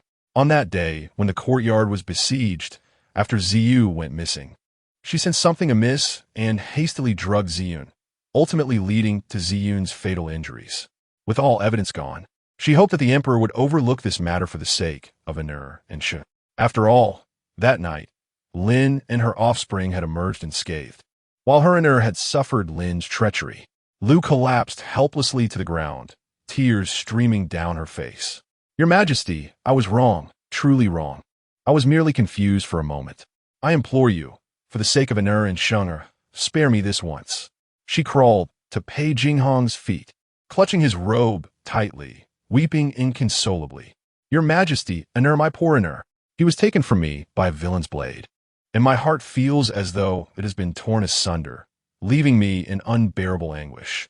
Your Majesty, it was the princess who sent someone to harm Anur. I beseech you to investigate. Please deliver justice for Anur." Lu sobbed uncontrollably, her frail frame trembling with each cry, as if attempting to expel all her grievances and sorrow. Pei Jingxuan regarded her coldly, devoid of any compassion. He understood that Lu's current display of sorrow and her desperate calls for vengeance for Mingyan were merely a ploy to elicit his sympathy, emphasizing Lin as the true culprit, attempting to barter for her own escape from guilt. The intruders that night were sent by the Prince of Yin, unrelated to the princess. He had no intention of revealing the truth to Lu, lest the two women engage in a cycle of vengeance, further endangering the children. Lu's cries faltered, and tears streamed down her face as she looked up at Pei Jingxuan. "Your Majesty, you are a wise ruler. How can you protect the princess while disregarding Mingyan's life?" "Lu, you are mistaken," Pei Jingxuan replied, his voice calm, yet imbued with undeniable authority. "It was the Prince of Yan's men who killed Anur." Lu gazed at Pei Jingxuan with tear-filled eyes, seemingly unable to comprehend his words. "Your Majesty, what did you say?" Her voice trembled, laced with disbelief. "I said, it was the Prince of Yan's men who took Anur's life, and it has nothing to do with the princess." Pei Jingxuan spoke with a resolute tone that brooked no argument. Lu was momentarily stunned, staring blankly at him, her mind a chaotic void. How could this be possible? If she were not truly the princess, what was she to do now? How could she extricate herself from this predicament? "Your Majesty, how can this be?" Lu murmured, her eyes reflecting a tumult of confusion and anguish. "For the sake of Anur and Shung'er, I shall spare you this time," the emperor declared, a flicker of hope igniting within Lu as she felt a wave of relief wash over her, her face a canvas of mixed emotions. Pei Jingxuan's tone remained indifferent. "Take heed, Anur cannot save you a second time." She bowed deeply, her voice trembling as she expressed her gratitude. "Thank you, Your Majesty, for your magnanimity." She had not yet lost. There remained a glimmer of opportunity. In the British Duke's residence, the main hall was suffused with the fragrant aroma of sandalwood, the atmosphere thick with tension. The Duke sat in a grand chair, eyes closed in contemplation, a subtle shadow of worry etched upon his brow, leaving onlookers perplexed about his thoughts. "Father, why did you declare during the morning court that Shuer's character is flawed and unworthy of being empress?" Lin Bing's, the Duke's heir, asked, his face a mask of confusion laced with indignation. The Duke, weary in his chair, opened his eyes to gaze upon his disappointing son, a profound sense of desolation filling his heart. It took considerable effort to persuade Lord Song to speak on Shuer's behalf. She is the princess and has a legitimate son. If she were to become empress, Kang'er would rightfully be the crown prince, and our family would be the next imperial lineage, ensuring generations of wealth and honor. What is there to oppose? Lin Bing's continued to lament, oblivious to his father's demeanor. What do you understand? The Duke slammed his hand on the table, his voice rising in anger. Lin Bing's, startled by his father's sudden outburst, fell silent, stricken with fear. Shuer and Qingye have caused a tremendous calamity. I can preserve our titles and the lives of our kin only by the Emperor's grace. The Duke's voice was laden with fury and disappointment. Father, what wrongs have Shuer and Qingye committed? Qingye was merely traveling to Jiangnan with friends, was he not? Lin Bing's cautiously inquired, lowering his voice. The Duke regarded his son, the heir to the British Duke's legacy, yet blind and deaf to the realities around him, with aspirations far exceeding his capabilities. The Duke's family had risen through military merit, Yet his son, lacking in martial prowess, had squandered his vitality on indulgences, deepening the duke's despair. His wife had passed away long ago, and he had no desire to remarry or take a concubine, leaving him with only this one son. Years ago, when his wife had coddled their child, he had been unable to take him to the northern frontier for proper upbringing. Now, contemplating the legacy he would leave behind, the duke felt despondent at the thought of entrusting it to such a man. How could he face his ancestors? With this realization, his anger surged once more, and he raised his hand to strike his son. The resounding slap echoed through the hall as Lin Bing's head was turned by the force, pain flooding his face as he stared at his father, bewildered. "You wretched fool! You are oblivious to your own son's actions." On the night of the late emperor's passing, Chengye and Su Yuan conspired against the eldest prince. The emperor has ordered a thorough investigation, with witnesses and evidence aplenty.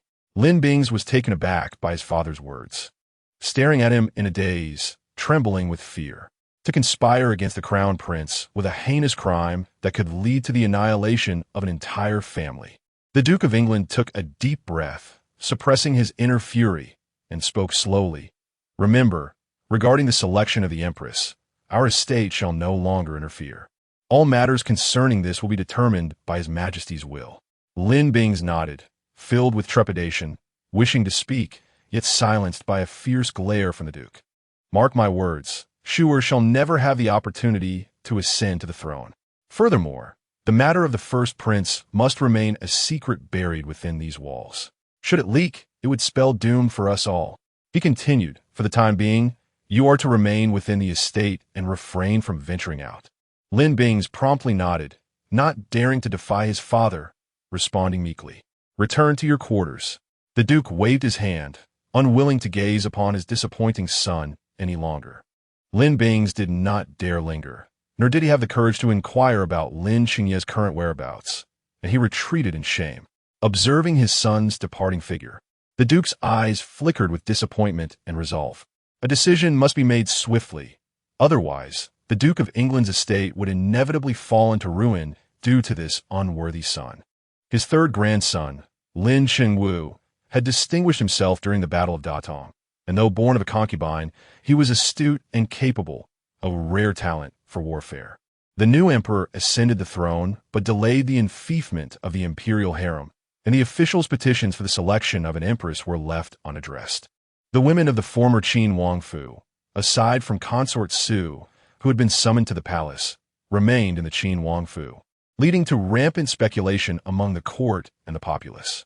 Many traditionalist officials looked upon Su Zheng with disdain, coldly mocking him for having a daughter who bore the charm of Bao Si. However, Su Zheng, eloquent and unyielding, countered their barbs with quotations and logic, leaving them speechless. Yet, as Pei Jingxuan continued to hesitate in establishing an empress, tensions escalated, and rumors began to circulate in the capital, branding Su Yuan as a bewitching consort ensnaring the emperor. Amidst this tempest, a sudden rumor began to spread rapidly throughout the capital. Chapter 76: Liu family in the capital, amidst tea houses, taverns, and the bustling streets. A rumor regarding the Qin Wangfu swiftly replaced the claims surrounding Su Yuan as the demoness. It spread like wildfire on a spring breeze. "Have you heard? It seems that the legitimate son of the Qin Wangfei is not actually her own. Is that true? This is a monumental matter. Indeed, they say that the Wangfei and Madame Li of the manor gave birth on the same day, and the midwife mistakenly switched the children. How could such a mix-up occur? This concerns the legitimacy of the heir. Who knows? I have heard that His Majesty has already dispatched someone to investigate." The common folk buzzed with speculation, their conjectures and rumors soaring through the air. When the news reached the palace, Su Yuan was in the imperial garden, basking in the sun with her two children. Upon hearing this troubling news, her heart sank. She returned to Qianyuan Hall, where Pei Jingxuan was reviewing memorials in the study of the rear hall. Noticing her troubled expression, he inquired with concern, "What is the matter? Are you unwell?" Su Yuan shook her head and recounted the rumors she had heard. Yuan, this is not merely a rumor. It is indeed true." Pei Jingxuan set down his vermilion brush, rubbing his temples. fatigue evident on his countenance after long hours of reviewing documents. However, it was not the midwife who mixed up the children. It was Lin Shi who deliberately switched them. His calm tone struck Su Yuan like a thunderclap, reverberating in her ears. That Madame Li. Su Yuan's voice trembled as images of the woman filled her mind. One who had always been subservient to Lin Shi, domineering towards others, but had softened somewhat during her pregnancy. Madame Li died of postpartum hemorrhage. That, too, was Lin Shi's doing. Su Yuan gasped in shock. How could Lin Shi's heart be so cruel? She had taken Madame Li's child and inflicted such malice upon a frail woman just after childbirth. Yet, reflecting on it, given Lin Shi's intent to eradicate the women and children of the manor, such wickedness was not surprising. It was pitiful for Madame Li and Pei Jingxuan. One perished tragically after childbirth, the other mistaking a thief for a mother. Now, this rumor was released at my command, Pei Jingxuan stated. Su Yuan looked at him in confusion, unable to comprehend his motives. Firstly, I will not elevate Lin Shi to the position of empress. These rumors are merely an appetizer. I will use this matter to silence the stubborn officials in court. Pei Jingxuan's tone carried a hint of disdain. A flicker of tenderness crossed his eyes. Secondly, Zhu is indeed my legitimate eldest daughter and deserves to have her rightful status restored. He yearned for his legitimate daughter to receive the honor she was due. Lastly, since Kong is not a legitimate son, he cannot occupy the position of the heir, lest it cause future turmoil. Su Yuan refrained from saying more. Since Pei Jingxuan had made up his mind, she felt assured. From a current perspective, his actions would benefit their trio without any detriment. She had previously worried that Pei Jingxuan would elevate Lin Shi to empress, but now she could completely set her mind at ease regarding their safety in the palace. With Pei Jingxuan stripped of his status as the legitimate heir, he and Yinner would share the same status as illegitimate sons. Yinner would no longer have to contend with a prestigious elder brother overshadowing him from a young age. Furthermore, without a legitimate heir, the illegitimate princes would start from the same starting line. Should the future see Pei Jingxuan failing to establish a legitimate heir, and with Yinner and Lei being a pair of auspicious twins, the situation may become dire for the trio of mother and children if Yinner, as the son of a favored concubine or former favorite, is unable to ascend the throne amid the existence of only illegitimate princes. In a few days, once the dust settles, I shall issue a decree to restore Zhu's status and bestow upon her a title. Pei Jingxuan continued. Your Majesty, it is indeed time to make amends to the Grand Princess. She has endured much injustice, Su Yuan sighed softly. After the Grand Princess regains her status, will she still be raised by the princess consort? Each child shall be returned to their rightful place, and Lin's son will revert to being a daughter. She worried that Lin would transfer her resentment over the lost legitimate prince onto Pei Mingzhu, leading to ill treatment. No, I shall not entrust Zhu to Lin for her upbringing any longer. Pei Jingxuan shook his head. For now, the children will reside in the nurturing palace, under the care of Nurse Li. Once the Empress Dowager and the Grand Dowager return to the palace next month, I intend to place Zhu under the Empress Dowager's care. Kong and Sheng will be entrusted to the Grand Dowager. Su Yuan nodded, though she felt a hint of surprise. It seemed most fitting for Pei Mingzhu to be raised by the Empress Dowager. Her esteemed status would ensure that no one would dare belittle Zhu simply because her biological mother, Lin, was the original consort who lost her rank. The arrangement for Pei Mingkong to be nurtured by the Grand Dowager was also sensible. He could not be left to acknowledge a usurper as his mother. Yet she pondered, if Lu is well, why must Pei Mingxing also be handed over to the Grand Dowager for upbringing? Su Yuan's thoughts led her to voice her query. Lu? Pei Jingxuan scoffed. In terms of cunning and temperament, she is unmatched within the household. If Mingxing remains under her care, I fear complications will inevitably arise. Su Yuan raised an eyebrow, intrigued. What had Lu done to provoke Pei Jingxuan to disregard her grief over the loss of her child and insist on removing her youngest from her side? Pei Jingxuan rose, guiding Su Yuan to sit upon the couch by the window, and recounted the tale in detail. Lu's story is lengthy. In the past, she and Lin were both selected for the imperial court, although it was predetermined that Lin would be chosen as the princess consort. The announcement awaited the conclusion of the selection process. On the day of the selections, before the eyes of all, a jade pendant inscribed with the character Qin fell from Lu's sleeve. The mother of the Prince of Yin, consort Zhang, observed this and claimed a bond with Lu, petitioning the late emperor to grant her Lu as a primary consort. A sentiment echoed by several high-ranking ladies, though the late emperor did not acquiesce. The appearance of my jade pendant on Lu led him to bestow her upon me as a secondary consort. Later inquiries revealed that the Prince of Yin and his mother had conspired against my union with the Duke of England, fabricating the jade pendant and placing it on Lu. Lu hails from the esteemed Zhao de General's household. Although her family has seen better days, their stature still surpasses that of commoners. Furthermore, her mother is of the Zhong clan, making Lu's claim to the role of the prince's primary consort sufficiently valid. Upon her entry into the household, I felt compassion for her plight, as the rivalries among the princes had unjustly ensnared her. She could have at least been the principal wife, yet found herself relegated to a secondary position. Moreover, Lu and Lin had never been compatible, and within the household, Lin made her life increasingly difficult, prompting me to extend my protection to her. Later, I apprehended one of the spies of the Yin King. This particular spy had been tasked with placing the jade pendant upon the Lu family. Under interrogation, he divulged everything. He mentioned that on the day the pendant was placed on Lu, she was aware of it yet chose to remain silent, discreetly concealing the pendant in her sleeve. At that time, Lu was pregnant with Mingyan, and feeling deceived, I grew cold towards her, subsequently accepting the entry of the Sun family into the household through Lin. To my surprise, this caused Lu to suffer a miscarriage. On the day Lu was to give birth, Lin meddled, but fortunately, Nursely discovered the plot in time, averting disaster, though it further weakened Mingyan's constitution.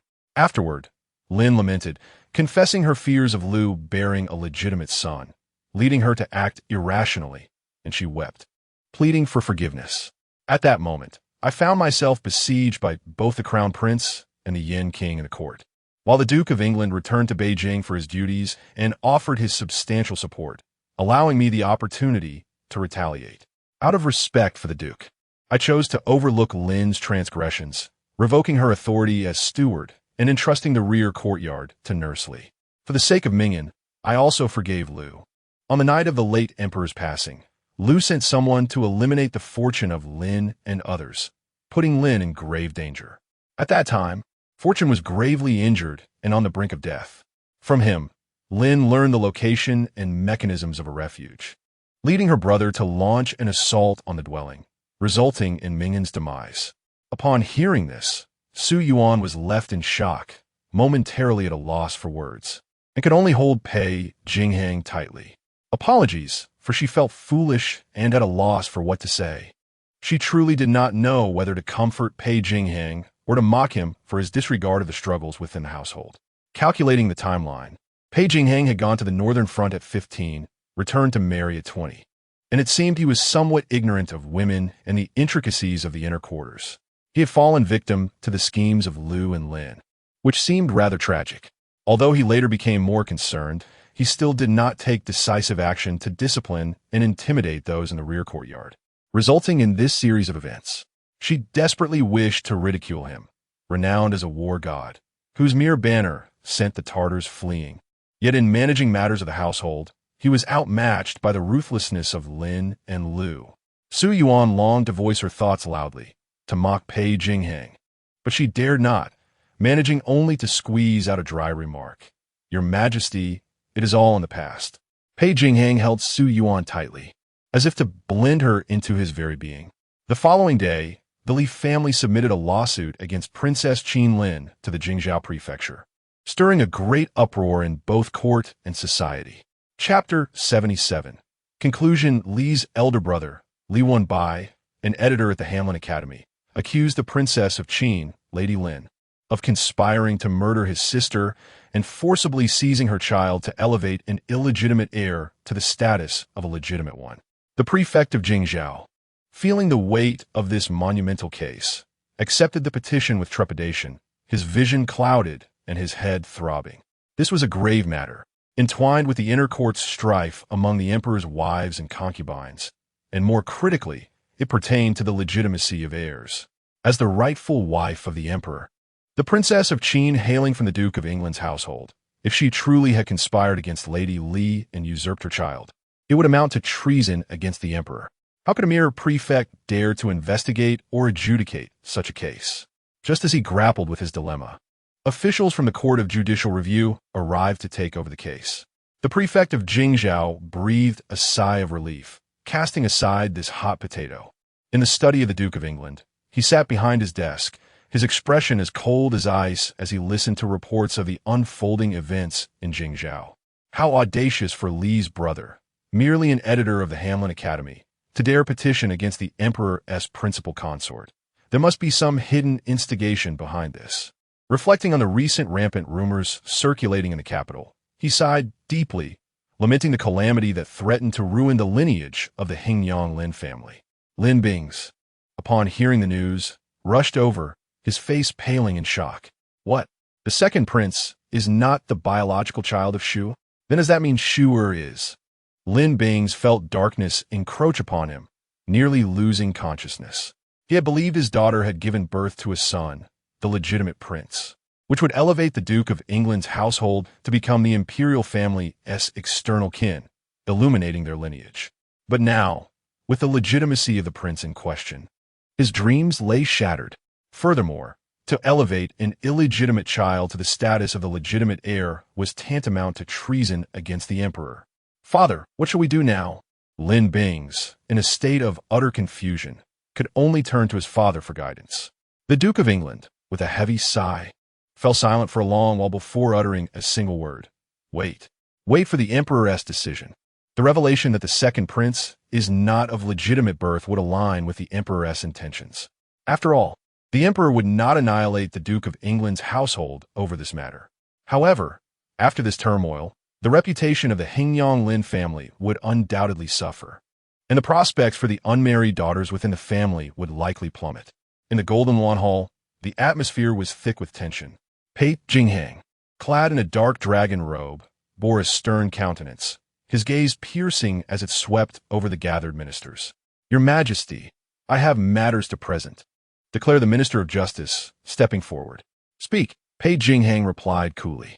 Li Wenbai has accused the Princess of Qin of conspiring to murder his sister and usurp her child. I have ascertained the truth of the matter, the Minister of Justice reported. As the minister concluded, a wave of astonishment rippled through the court. They had only learned of the situation yesterday. Yet today the case had been clarified. All eyes instinctively turned towards the Duke of England, who sat with his gaze lowered, his expression grave, betraying no emotion. Upon investigation, it was revealed that on the day in question, both the princess and Lady Li gave birth simultaneously. Lady Li suffered from postpartum hemorrhage, and amidst the chaos, the midwives mistakenly swapped the infants. Fearing punishment, they dared not reveal the error and allowed the mistake to persist. Furthermore, Lady Li's hemorrhage was a consequence of a difficult childbirth, not an act of foul play. The voice of the Minister of Justice resonated powerfully throughout the Grand Hall, each word distinctly reaching the ears of all present. The courtiers exchanged bewildered glances. Could it truly be that an exchange of children had occurred, orchestrated by the midwives? How could this even be possible? Some courtiers longed to voice their doubts. Yet upon catching sight of the Duke of England standing at the forefront of the military officials and the emperor seated upon the high throne, they hesitated, retracting their eager words. Pei Jingxuan observed the crowd's reactions, his expression inscrutable. Only a handful of obstinate courtiers dared to speak up, questioning the audacity of the midwives to boldly claim a common child as legitimate. The Minister of Justice remained unperturbed, his gaze sharp as he surveyed the assembly. The ministry had apprehended all implicated midwives and subjected them to rigorous interrogation. They had confessed to the child exchange without reservation, with both witness and material evidence at hand. Should there still be doubts among you, feel free to visit the Ministry of Justice for personal inquiries. Now that the facts have been established, this matter is hereby concluded. Pei Jingxuan's tone was frigid, imbued with an undeniable authority. Very well. The courtiers bowed in unison, refraining from further comment. The Minister of Justice was favored by His Majesty, and since the Emperor had chosen to resolve the case in this manner, they had no choice but to acquiesce. Pei Jingxuan nodded slightly, his gaze profound. concealing the thoughts within his mind. Your Majesty, although the incident was the result of a momentary lapse of judgment by the midwives, the princess consort of the Qin has indeed acted inappropriately by elevating a commoner to the status of a legitimate heir, thus bearing the responsibility of deceiving the emperor. It is the opinion of this elder statesman that the princess consort has failed to maintain proper household discipline and lacks the virtue befitting her position. I humbly implore your Majesty to select a virtuous lady to assume the role of empress. The Duke of England once again stepped forward to advocate for his granddaughter's resignation from the position of empress. This time, no one rose to defend the Qin princess consort. Lin Song Yuan Shan stood composed among the ranks of the civil officials, casting a fierce glare at anyone who dared to glance in his direction, particularly at the individual who had previously spoken in favor of the Qin princess consort. He had no intention of getting embroiled in this murky affair. It was clear that His Majesty had no intention of naming the Qin princess consort as empress. Why should he risk incurring displeasure? With the revelation of today's events, the truth was evident to all. Did not those staunch traditionalists among the elder courtiers now remain silent, presumably believing that the Qin princess consort was unworthy of the title? It appeared that the emperor had long since uncovered the truth and had conferred with the Duke of England. No wonder this was the second time the Duke had opposed the elevation of his granddaughter. The more Song Yuan Shan contemplated, the more convinced he became of his understanding. He decided to observe the developments quietly. The hall fell into a profound silence, all eyes converging upon Pei Jingxuan seated on the dragon throne. His countenance was cool and unreadable. After a prolonged pause, he finally inquired, Song Qing, what is your perspective? Startled, Song Yuan Shan abruptly raised his head. His Majesty was asking for his opinion. All gazes turned toward him in unison, and he inwardly lamented, never expecting the emperor to direct such a question at him. Though it was evident that the emperor and the duke had reached an understanding, why would His Majesty compel him to voice such a contentious opinion? Hadn't he merely spoken a few kind words for the Qin princess consort? Your Majesty, I believe that the Qin princess consort bears the responsibility of deceiving the emperor, and the Duke of England, as her grandfather, deems her character insufficient, thus opposing her elevation to empress. Thus, the humble minister believes that the Qin princess should not be appointed as empress.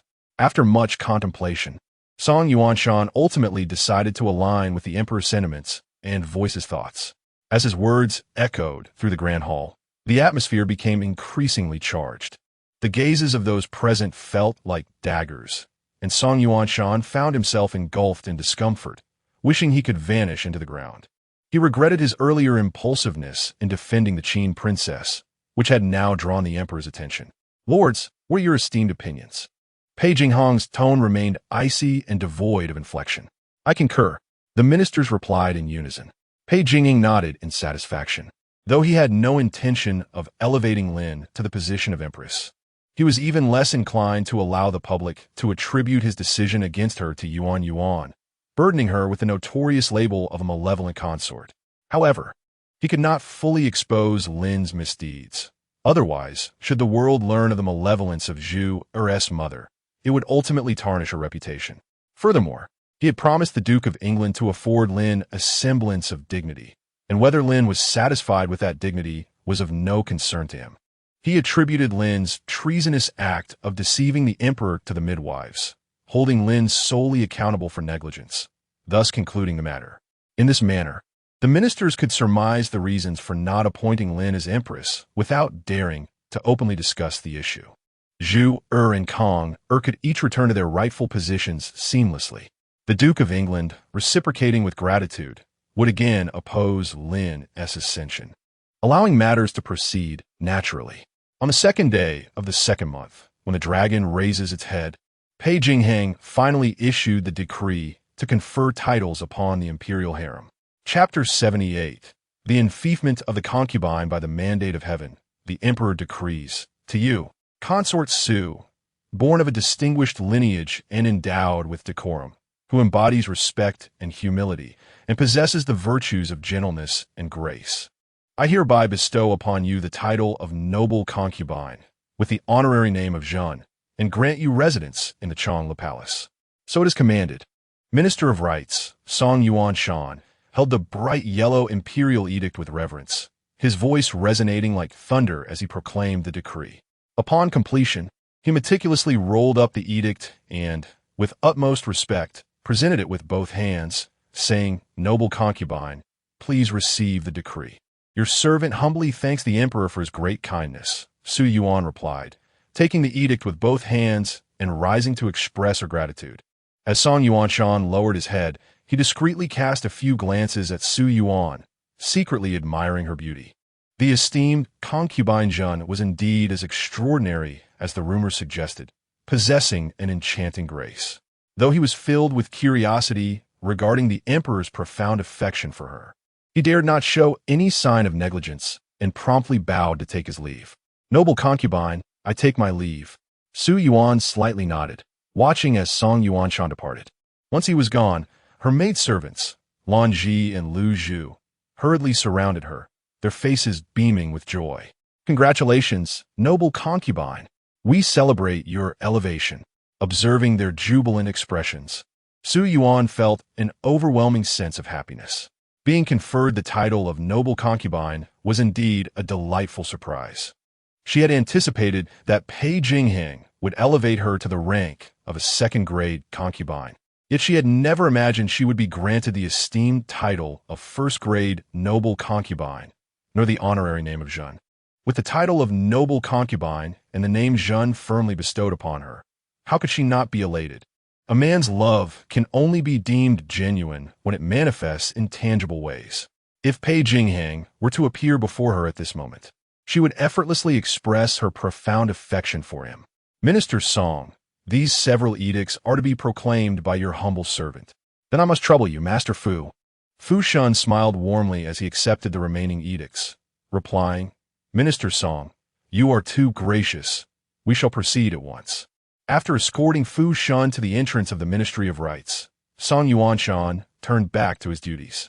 Fu Shun, with the edicts in hand, hurried to the residence of the Qin Wang. First visiting the courtyard of Consort Sunday, Consort Sun had been waiting for quite some time. "By the mandate of heaven, the emperor decrees, to you, Consort Sun, known for your prudence, gentleness, and modesty, I hereby elevate you to the rank of concubine, with the honorary name of Ding, and grant you residence in the Pingning Palace. So it is commanded." As Consort Sun listened to the content of the decree, her emotions surged. Yet she strove to suppress her inner exuberance, bowing in gratitude as she reached out to accept the edict. Fu Shun carefully rolled up the edict but did not hand it over to her. Clearing his throat, he stated, "His Majesty has expressed his hope that Consort Ding will embody her title, maintaining composure and avoiding unnecessary disputes. Should there be any transgressions, you shall not be lightly pardoned." Instantly, the smile on Consort Sun's face froze. It was as if she had been doused with cold water, chilling her to the bone. She had never anticipated that on this day of joyous elevation to concubine, the emperor would issue a warning, reminding her that even as she ascended to this new rank, she must continue to act with the same discretion as before, avoiding any provocations. This was akin to trampling her dignity underfoot, causing a bittersweet pang to swell within her amidst the celebration. Though her heart was tumultuous with grief and indignation, she dared not reveal any semblance of her feelings. Forcing a smile upon her lips, "Your servant shall certainly abide by the imperial edict." Fu Shun then presented the imperial edict to her, smiling warmly as he said, "Congratulations, Consort Ding. His Majesty's words are to be etched in your heart. It seems that His Majesty may have heard certain rumors about you, hence this gentle reminder. From now on, you must be even more cautious in your words and actions. Don't you agree, Your Highness?" Sun's heart raced. Although she harbored grievances within, she had done nothing wrong. What could His Majesty mean by this? At that moment, she could only respond vaguely, "Yes, yes. Thank you, Master Fu, for your guidance. This consort will bear His Majesty's teachings in mind." Fu Shun nodded slightly and continued, "Your Highness, do not be modest. You may begin to prepare your belongings. Someone will come to escort you to the palace the day after tomorrow. Your Highness, I shall take my leave." After departing from Sun's courtyard, Fu Shun made his way directly to Zhaoyan Hall. Unlike the lively scene in Sun's residence, Jiayan Hall was shrouded in an eerie silence, as if enveloped by a dark cloud. Ever since the two children were taken into the palace, Lin had appeared as though her soul had departed, wandering aimlessly and speaking not a word. The servants in the courtyard wore ashen faces, anxiously fearing that calamity might strike them at any moment. Fu Shun's arrival shattered the stillness of Jiayan Hall. The maid, Su Yuan, trembling with apprehension, welcomed Fu Shun into the main hall. Lin, reclining languidly on the soft couch, gazed vacantly out the window, showing no reaction to Fu Shun's presence. "Your Highness, Master Fu has arrived," Chiyue gently reminded. Only then did Lin seem to snap back to reality, slowly sitting upright and casting a faint glance at Fu Shun. Seeing this, Fu Shun inwardly sighed. The eldest daughter of the Duke of England, the Emperor's rightful wife, had fallen to such a state. It was truly lamentable. "Princess, please receive the edict." After steadying himself, he unfolded the bright yellow decree and read aloud, "By the mandate of heaven, the Emperor decrees, Princess Lin, hailing from a noble lineage, is hereby elevated to the rank of consort, with the title and granted residence in Xianan Palace. Thus it is decreed." Upon hearing the words, "receive the edict," Lin's previously dull eyes suddenly sparkled with hope. However, as soon as she heard the titles consort and her expression shifted dramatically, as if struck by lightning. "Consort? And?" Lin abruptly stood, her voice piercing and shrill. "Why am I merely a consort? Why in—" Fu Shun was taken aback by Lin's reaction, and after regaining his composure, he explained, "Consort in His Majesty is wise and surely has his reasons." Yet, Lin seemed deaf to his words, frantically demanding, "What about Su? What position has Su been granted? What title?" Fu Shun, having no desire to conceal the truth, replied honestly, "In response to your Highness, Consort Su has been conferred the title of Noble Consort with the name Zhen." "Noble Consort? Zhen?" Lin's vision darkened abruptly, and she staggered, nearly collapsing. Chiyue, quick to react, rushed forward to support her, anxiously calling, "Your Highness." But Lin forcefully pushed Chiyue away, collapsing back in her chair, her eyes vacant as she muttered to herself, "How could this be? How could this be? I am the Emperor's rightful wife, his original spouse." After many years of companionship with His Majesty, she ultimately received only the title of consort, and while the woman she had never regarded with respect suddenly ascended to the rank of noble consort, even acquiring the coveted title of Zhen, filled with the Emperor's intent. This abrupt shift was akin to a thunderclap on a clear day, shattering Lin's spirit and overwhelming her with despair like a tidal wave. Fu Shun had intended to wait until Lin had regained her composure before presenting the imperial decree, but after a considerable time, without any response from her, he had no choice but to say, "Your Highness, please accept the decree." Lin, in a daze, took the decree, and Fu Shun continued, "His Majesty states that the palace will send someone to escort you tomorrow. I shall take my leave now." "Wait," Lin suddenly interjected, "what about Lu? What title has Lu been bestowed?" Chapter 79. Consort Lu. Fu Shun was momentarily taken aback, not anticipating that the princess would suddenly inquire about Consort Lu. Regaining his composure, he replied, "Your Highness, Consort Lu has been bestowed the title of Consort Jing and resides in the Jingxin Hall." Upon hearing this, Lin's expression shifted from surprise to unabashed laughter, her mirth laced with scorn and self-satisfaction. "Consort? Jingxin Hall? Ah." She laughed uncontrollably, tears streaming down her face. Fu Shun observed her near-manic behavior, his brow furrowing with concern.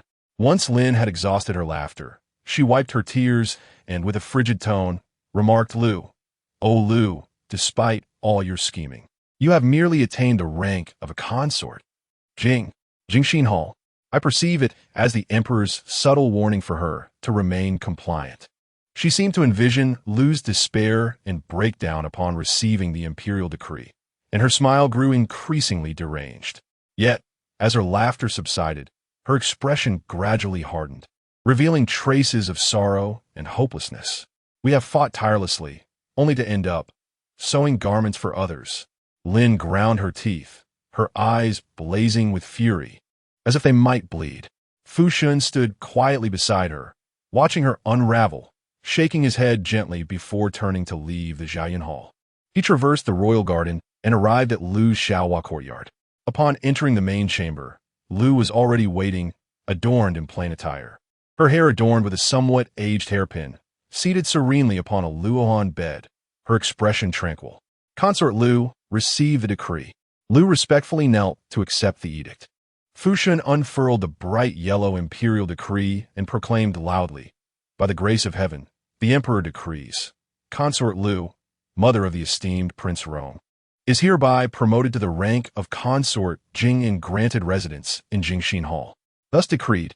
Upon hearing the titles consort Jing and Jingxin Hall, Lu's countenance shifted dramatically, the calm facade crumbling as she became disoriented and collapsed heavily to the ground. Consort Jing. Jingxin Hall, she murmured, her eyes filled with bitterness and despair. After years of meticulous planning and effort, she found herself with nothing more than the title of a consort, marked merely by the word Jing. Jingxin Hall, peace of mind. Was this not the emperor's insinuation for her to cultivate serenity and abandon any unworthy aspirations? A wave of bitterness washed over Lu, tears welling in her eyes. Fu Shun extended the decree towards Lu, a forced smile plastered on his face as he mockingly said, "Consort Jing, please accept the decree." With trembling hands, Lu took the edict, tears silently cascading down her cheeks. Fu Shun reveled in her state, saying, "Consort Jing, do not rush to weep. The emperor has further messages for me to convey." Clearing his throat, he continued with an air of superiority. "The emperor has stated that your elevation to consort is, in part, due to the late Prince Rong and the fourth Prince's legacy, and he expects you to conduct yourself accordingly." Lu raised her head, glaring fiercely at Fu Shun's face, which bore a look of schadenfreude. Unperturbed, Fu Shun chuckled and added, "Oh, by the way, you may not yet be aware, but the emperor has posthumously bestowed the title of Prince Rong upon the first prince. You, as his mother, are the last to learn of this news." At this revelation, Lu froze momentarily before her tears flowed freely like rain. Anne, mighty Anne, she wept softly, her heart laden with remorse and sorrow. Had she not allowed ambition to cloud her judgment, had she not committed the foolish act of eliminating Fu Lu, perhaps Anne would still be alive, and she would not find herself in such a dire predicament. Yet it was all too late, irretrievable. Fu Shun observed Lu Shi's despondent and grief-stricken demeanor, a wave of satisfaction washing over him. He continued to embellish the tale, saying, "Esteemed concubine Jing, I almost forgot to mention, Consort Su has been elevated to the rank of precious concubine. Madame's son has been conferred the title of distinguished concubine, and the princess has been granted the title of an concubine. As for you, you remain merely a concubine. Alas, should you feel joy or sorrow in such a circumstance?" Once a sycophant who bowed before her, the eunuch now dared to mock her, igniting Lu Shi's astonishment and ire. Anger shattered her reason. She abruptly lifted her head, glaring fiercely at Fu Shun, and spat out, "Silence!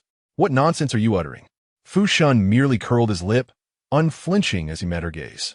"How could I dare to speak falsehoods? What I speak is the truth. If you doubt me, do inquire with others. I have never lied." He paused, then continued, "Esteemed concubine Jing, as I serve closely beside His Majesty, while I cannot make any sweeping claims, one thing is certain. In His Majesty's eyes, you are likely now regarded as inferior even to Madame's son. Oh no, I should say distinguished concubine now." Upon hearing this, Lu Shi trembled violently. She bit her lip, glaring at Fu Shun with wide, furious eyes, yet found herself at a loss for words. Was she truly deemed less than that wretched son? It was that very wretch who had caused her to be neglected by His Majesty. Now, that same wretch had ascended to the rank of distinguished concubine. Riding high above her, a torrent of intense resentment, anger, and jealousy surged within Lu Shi, culminating in a raging fire of envy that consumed her very being. Fu Shun, seeing her distress, smiled and remarked, "Esteemed concubine Jing, do take care of your health. After all, we have many days ahead of us." With that, he bowed to Lu Shi and leisurely made his exit. "Fu Gonggong, I bear you no grudge. Why must you add salt to my wounds?" Lu Shi's voice echoed behind him, laced with bitterness. Fu Shun paused, glanced back at her and scoffed.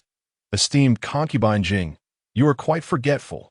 Have you so quickly forgotten Fu Lu? Not to worry, we shall always remember." With a flick of his dusting cloth, he strolled away, leaving Lu Shi in a state of shock, collapsed upon the ground. Green Pearl hurried back to the rear hall of Qian Yuan Palace, her face radiating uncontainable joy. "Your Highness! Your Highness! Wonderful news!" Su Yuan, engrossed in travelogues by the window, lifted her head upon hearing Green Pearl's voice and gently inquired, "What brings such delight?" Green Pearl swiftly approached Su Yuan, barely able to contain her excitement, and lowered her voice. "Your Highness, I have learned that Madame's son has been conferred the title of Distinguished Concubine. The princess has been granted the title of Concubine, and Lu Concubine has been elevated to Concubine Jing." Su Yuan was momentarily taken aback, but soon comprehended the reason behind Green Pearl's exuberance. She had been elevated to the rank of noble concubine, standing above all others, the foremost among the harem. A wave of joy surged within Su Yuan, but it was swiftly replaced by a tinge of unease. The imperial harem had never been a realm of tranquility. Pei Jingxuan, not yet 30, ascended to the throne at the pinnacle of his youth. Henceforth, who could foresee the myriad of enchanting beauties, each with their own allure and charm, who would grace the harem, vying for attention and showcasing their elegance? And she, now the foremost lady of the harem, the one closest to the title of empress, would inevitably become the target of all those aspiring for the coveted position. "My lady, what troubles you?" Green Pearl inquired, noticing the change in Su Yuan's expression, her concern palpable. Su Yuan snapped back to reality, forcing a smile. "It's nothing. Could you check if Lele and Yenner have awakened? If they have, please bring them to me." Green Pearl complied and departed. Su Yuan let out a gentle sigh, her gaze drifting towards the window. The sky was high and the clouds sparse, while a gentle spring rain fell. How many storms awaited her within the confines of the grand Qing Palace? That night, as they prepared for sleep, Pei Jingxuan broached the topic of relocating the palace. "Your Majesty, are you suggesting that I and the children should move away?" Chapter 80. The Palace of Eternal Joy. Su Yuan widened her eyes in disbelief as she gazed at Pei Jingxuan, as if struck by a thunderbolt. Was he truly intending to send her away? In the afternoon, she had been consumed with the worry of becoming the target of public scorn, yet unexpectedly, in the evening, Pei Jingxuan presented her with an astonishing surprise. Was he about to expel both her and the child, to make room in Qinyuan Hall for a new favorite? Alarm bells rang in Su Yuan's mind. Her eyes reddened, and crystalline tears swirled in her gaze, as if they were poised to spill over at any moment. Biting her lower lip, she looked up at Pei Jingxuan with tear-filled eyes, exuding an aura of pitiful reluctance. "Your Majesty, what have I done wrong? Are you truly sending me and the child away?" Pei Jingxuan observed Su Yuan's sudden change in demeanor, nearly amused, but managed to suppress a smile. He had merely suggested that she relocate to the Palace of Eternal Joy, and she reacted as if the sky were falling. This vibrant and animated Su Yuan was far more endearing than the timid girl who had first entered the palace. "What's this? Are you so reluctant to part with me?" Pei Jingxuan inquired, lifting her chin with a gentle hand and a smile. Su Yuan sniffled, continuing to gaze at Pei Jingxuan with a woeful expression, and nodded slightly. I cannot bear to leave your Majesty," she added, "and neither can Lele and Yenner," seeing her demeanor of complete dependence. Pei Jingxuan felt a stir in his heart and leaned down to kiss her forehead. "Silly girl, I merely wish for you and the child to reside more comfortably. Qinyuan Hall is bustling with courtiers, a constant hubbub of activity. I noticed you have been avoiding the rear palace these past few days, only occasionally bringing the children to the imperial garden for some fresh air. I worry that you might grow weary and fall ill from boredom. The Palace of Eternal Joy is the finest in the harem, far more spacious and comfortable than this rear hall. I have already instructed people to renovate it meticulously, all to welcome you and the two children." Upon hearing this, Su Yuan felt a measure of relief, though a hint of grievance lingered. "But if I move to the Palace of Eternal Joy, will I still be able to see your Majesty often?" Pei Jingxuan chuckled, playfully tapping her nose. "The Palace of Eternal Joy is adjacent to Qinyuan Hall. Just exit through the eastern side gate and cross a passageway, and you shall arrive. It is but a few steps away, so do not fret." Seeing that Pei Jingxuan had made up his mind, Su Yuan ceased her protests and merely nodded gently. "I shall heed your majesty's wishes." With her acquiescence, Pei Jingxuan felt a surge of joy and pulled her into his embrace, speaking softly. "How could I ever bear to send you away? In the future, I shall reside in the palace of eternal joy with you and the children, attending to state affairs by day and returning to spend the nights with you and our little ones." Su Yuan was taken aback, both surprised and delighted. And then it dawned on her that she had misunderstood Pei Jingxuan's intentions. He did not wish for her to make way for a new favorite. Oh, this was rather awkward. She chuckled nervously and playfully chided him. "Your Majesty, why did you not clarify this sooner? You made me worry for nothing. I was merely trying to give you a surprise." Pei Jingxuan retorted. "Yet you did not allow me to finish my words." Internally rolling her eyes, Su Yuan feigned annoyance as she gently pushed Pei Jingxuan away, teasingly exclaiming, "Your Majesty, this is not a surprise. It is clearly a fright. You delight in toying with me. Truly, you are such a straightforward man. What a delightful surprise has turned into a fright." Pei Jingxuan laughed heartily, embracing Su Yuan. "Enough, enough. I shall cease my teasing. Tomorrow, I will accompany you to the Changlu Palace. Should there be any shortcomings, let the Imperial Construction Office make the necessary adjustments." Leaning against Pei Jingxuan, Su Yuan listened to the steady rhythm of his heartbeat, feeling a profound sense of peace. In this moment, Pei Jingxuan truly cherished her and their child. She was determined to nurture this relationship, sparing no effort to ensure it flourished over time. The following morning, golden sunlight flooded the palace, casting a brilliant glow upon the crimson walls and yellow roofs. After finishing the morning court session, Pei Jingxuan made his way directly to the inner hall to find Su Yuan. Yuan, today we shall visit the Changlu Palace." Dressed in a delicate pink palace gown adorned with exquisite peony embroidery, Su Yuan appeared even more enchanting. With a gentle smile and a playful curtsy, she replied, "Your servant obeys." Pei Jingxuan took Su Yuan's hand, and together they proceeded to the Changlu Palace. Historically, this palace had been the residence of favored concubines, grand in scale and splendidly intricate. It had remained unoccupied during the previous emperor's reign, with no concubines residing there. Recently, the Imperial Construction Office had been laboring tirelessly, working day and night to ensure its completion before the designated date. The crimson palace gates of Changlu Palace were embellished with intricate carvings, flanked by towering white jade pillars that added to its grandeur. Within the palace, pavilions and towers adorned with splendid beams and painted rafters exuded royal opulence. The small garden accompanying the palace featured meticulously pruned flowers and trees, arranged in a delightful disorder, each vying for beauty, creating a breathtaking spectacle. Rockeries and ponds, along with babbling brooks, added an air of elegance. Surrounded by such beauty, Su Yuan's eyes sparkled with amazement and joy. "Your Majesty, this Changlu Palace is truly magnificent." A hint of indulgence flickered in Pei Jingxuan's gaze. "As long as you are pleased. Should you have any grievances, do not hesitate to voice them, and the Imperial Construction Office shall make the necessary changes."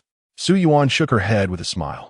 "With your Majesty's attentive care, how could I possibly be dissatisfied? I adore everything here."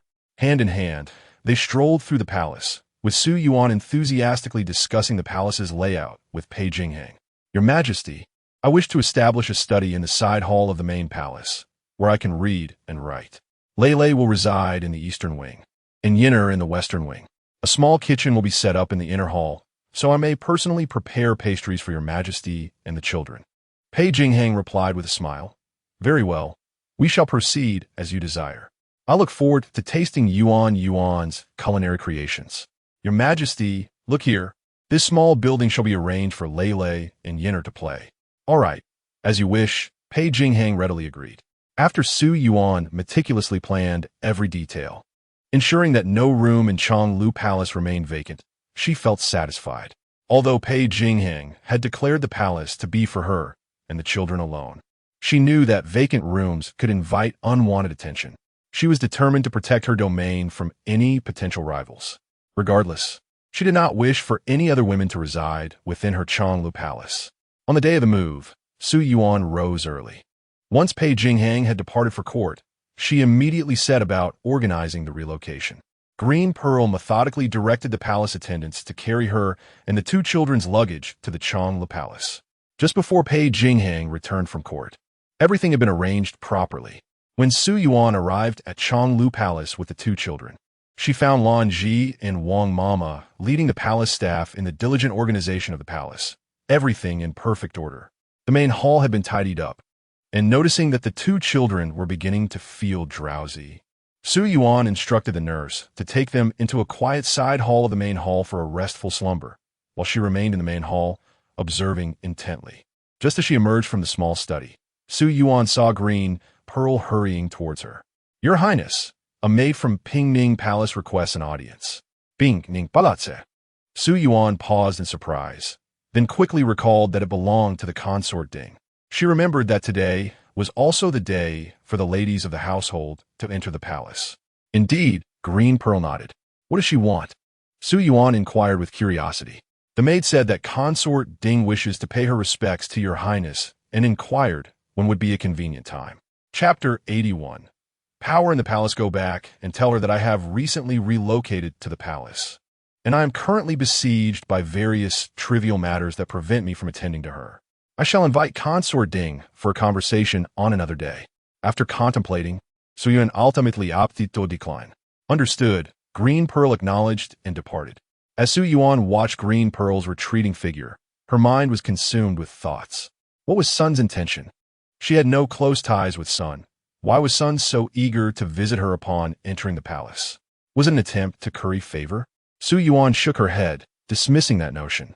Sun was a perceptive individual and should recognize that she had no desire to form factions or rely on the support of others. Would her overtures not be in vain? What, then, was her true purpose? Su Yuan was utterly perplexed. Just then, Green Pearl returned with an air of mystery. "Your Highness, I have gathered some information. Both consort and concubine Jing have also entered the palace today.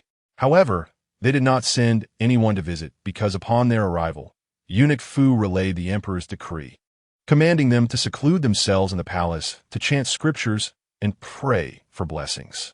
Secluded? Su Yuan was taken aback. They were confined immediately upon entering? Green Pearl nodded. Lowering her voice, she continued with a conspiratorial tone. After eunuch Fu delivered the decree, consort and has been incessantly crying and demanding to see the emperor and the second prince, yet she has not mentioned a word about Princess Yongchang. Su Yuan was astonished. How could Lin be so ill-advised? Had her wits been devoured by dogs? Shouldn't she be expressing remorse and affection for Princess Yongchang at this moment?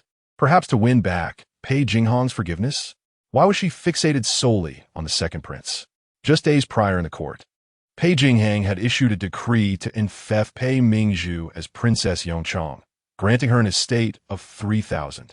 Simultaneously, Lei was promoted to Princess Yongning, also enjoying the same estate. Although some officials opposed Lei receiving the status of a legitimate child, Pei Jingxuan dismissed their objections, citing Lei's affection from the late emperor and her original designation as a princess. Meanwhile, none of the four princes had received titles. Now, the entire court was aware of Pei Jingxuan's deep affection for his two daughters, treating them as treasures. Lin's singular focus on the second prince would surely irk Pei Jingxuan.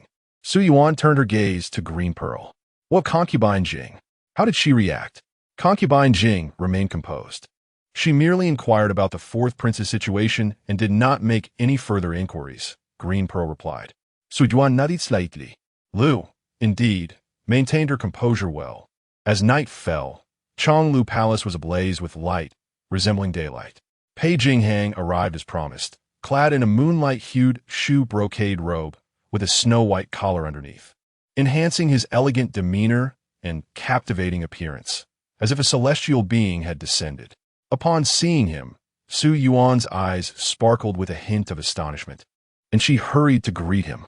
Your Majesty, may you be in peace. She inclined her knee slightly. Pei Jingxuan reached out to assist her, lifting her up and subsequently enveloping her in his embrace. Are you accustomed to living in Changlu Palace? He inquired with genuine concern. Changlu Palace has been meticulously restored at your majesty's behest, and my children and I reside comfortably, which indeed brings us joy, she replied. During mealtime, the absence of his majesty inevitably left a sense of melancholy in her heart. Look how reluctant I am to part from you. Do keep both me and the children in your thoughts. Su Yuan murmured to herself, raising her delicate face slightly, her eyes reflecting a blend of grievance and anticipation. Pei Jingxuan's heart softened as he enveloped her in his embrace, softly reassuring her, I too wish to return and share meals with you. But the affairs of state are demanding my attention, making it impossible for me to leave. Please endure a little longer. In due time, I shall be able to join you and the children for dinner every day. Really? Su Yuan's face brightened instantly. Pei Jingxuan, captivated by the sparkle in her eyes, bent down and gently kissed her glistening lips. Of course it is true. When have I ever deceived you? Su Yuan felt her body relax, leaning into Pei Jingxuan's arms.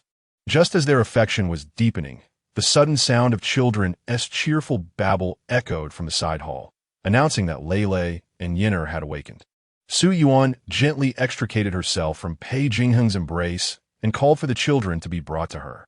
Upon seeing Pei Jingxuan, Lei excitedly waved her little hands, chattering joyfully, while Yinner, displaying a calmer demeanor, mimicked his sister's gestures and reached out to Su Yuan, seeking a cuddle. Pei Jingxuan lovingly lifted Lei, his hand tenderly stroking her soft, dark tresses, eliciting peals of laughter from her. Holding Yinner, Su Yuan gazed at this heartwarming scene, her heart swelling with tenderness. Yuan, I intend to entrust the management of the inner palace to you, Pei Jingxuan stated with unexpected seriousness. At his words, Su Yuan was taken aback, staring at him in astonishment.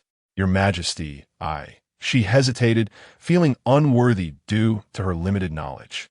Yuan, you need not worry, Pei Jingxuan reassured her, grasping her hand encouragingly. There are established protocols to follow, and Granny Li will be there to assist you. You need only oversee the bigger picture. A flurry of thoughts raced through Su Yuan's mind. She had contemplated the notion of power within the palace, yet she did not wish to appear overly eager, lest Pei Jingxuan perceive her as ambitious. Given her current status, if she did not seize control, the world would view her merely as a favored concubine, a beautiful but ultimately insubstantial ornament, and her children would be looked down upon as well. With authority, even if she were to lose favor in the future, as a powerful consort, she would retain the dignity that she and her children deserved. It was evident that Pei Jingxuan had made up his mind to entrust her with this responsibility. To decline further would be inappropriate. After a moment of contemplation, she replied, I shall obey your command. Pei Jingxuan smiled with satisfaction. From now on, it shall be arduous for you, Yuan. He understood that while Yuan may not harbor grand ambitions, wielding power was a crucial step for her standing in the palace. Moreover, his future plans necessitated her to take this step as well. In a few days, the female officials from the 6 departments will come to pay their respects to you. Pei Jingxuan continued. Su Yuan nodded. I understand and shall not disappoint your trust, Your Majesty. Rest assured to proceed. I will handle everything, Pei Jingxuan gently assured her, determined to support Yuan in her new role. He lifted her high, allowing the mama to stand by, draping a tiger skin over her, embodying the majesty of a sovereign in the imperial harem. Contemplating this, Pei Jingxuan smiled faintly, observing Su Yuan's earnest demeanor. He could not resist the impulse to pinch her nose playfully, saying, Fear not, for with Mama and myself, you are well protected. Su Yuan looked up and caught sight of Pei Jingxuan's eyes brimming with affection and trust. Yes, I am aware, she replied. Days later, within the main hall of Changlu Palace, Su Yuan sat regally in the principal seat, adorned in a resplendent rose-red palace gown. Her hair elegantly styled with a golden 8 treasure hairpin, accentuating her porcelain complexion and vibrant beauty. Li Mama stood steadfastly beside her, providing support. Below, the female officials of the 6 departments and 1 office stood with heads bowed, none daring to raise their eyes to meet the gaze of this newly appointed authority. Su Yuan's eyes swept over the sea of women assembled before her. Chapter 82. support as I take my first steps in managing the affairs of the palace. My experience remains limited. Henceforth, I shall rely on the esteemed court ladies and the chief of internal affairs for their invaluable assistance." Su Yuan's voice, melodious and gentle, nevertheless held an undeniable authority. The court ladies felt a chill in their hearts and promptly responded in unison. "Your Highness speaks too humbly. We shall exert our utmost efforts to assist you." Each of these court ladies was a seasoned expert, having spent many years within the palace walls. Who could fail to notice that the precious consort, now the object of His Majesty's affection, might soon ascend to a higher station? Li Mama. Su Yuan turned to the venerable Li Mama, standing beside her. This woman, the wet nurse of Pei Jingxuan, was not only adept in handling affairs, but also possessed remarkable skills. With her presence in the harem, Su Yuan felt a sense of reassurance. "Your servant is here," Li Mama replied promptly. "The position of left court lady in the Court of Internal Affairs is currently vacant. I have decided to appoint you, Li Mama, to this esteemed role, while also entrusting you with the responsibilities of the Chief of Internal Affairs," Su Yuan declared, her voice steady. At this pronouncement, the court ladies were taken aback, yet none dared to voice their objections. The position of court lady was of the 5th rank, the highest among female officials, commanding authority over 6 departments and 1 office. Many had long coveted this position, yet Li Mama's connection to Pei Jingxuan rendered the outcome understandable. "Thank you for your trust, Your Highness. This old servant shall not disappoint your expectations." Li Mama expressed her gratitude, bowing deeply. "Please rise, Li Mama. Both His Majesty and I are fully aware of your capabilities and loyalty. This position is rightfully yours. Henceforth, I entrust you with the management of all matters within the harem," Su Yuan said kindly. "I shall obey your command and will not fail your trust, Your Highness." Li Mama responded with another bow. "Enough of the formalities, Li Mama. You need not be so courteous," Su Yuan smiled, urging her to stand. Her gaze then swept across the other court ladies as she continued. "In the future, I ask that you all remember one principle. Perform your duties diligently, avoid creating disturbances, and never engage in deceitful practices. Should anyone dare to disrupt the established order, I shall not show mercy." Though her tone was gentle, it carried a chilling undertone that sent shivers through the assembly of court ladies. "We shall heed your teachings, Your Highness," they replied in unison, none daring to dissent. Su Yuan nodded in satisfaction and added, "In a few days, the Empress Dowager will return to the palace from the Western Mountain residence, accompanied by the 2 imperial concubines. The cleaning and organization of Sinang Palace and Xi'an Palace will be overseen by the Court of Internal Affairs, with the cooperation of the other departments. It must be done meticulously, without a single error." Li Mama and a court lady dressed in a blue uniform, adorned with a golden hairpin and bearing a solemn expression, immediately stepped forward, responding in unison, "Your servant obeys." The blue-clad lady, surnamed Gao, was the senior court lady in the Court of Internal Affairs. The second prince, 4th prince, and Princess Yongchang are currently housed in the Yanqin Hall, requiring attentive care from their attendants. Not long ago, the 4th prince caught a cold due to the negligence of his nurse. I do not wish to see such incidents recur. Henceforth, you must all dedicate yourselves fully to the care of the 3 young masters. Any lapse will not be forgiven." The court ladies present hurriedly bowed in acknowledgement of their orders. Su Yuan observed the reactions of those around her, silently nodding in approval.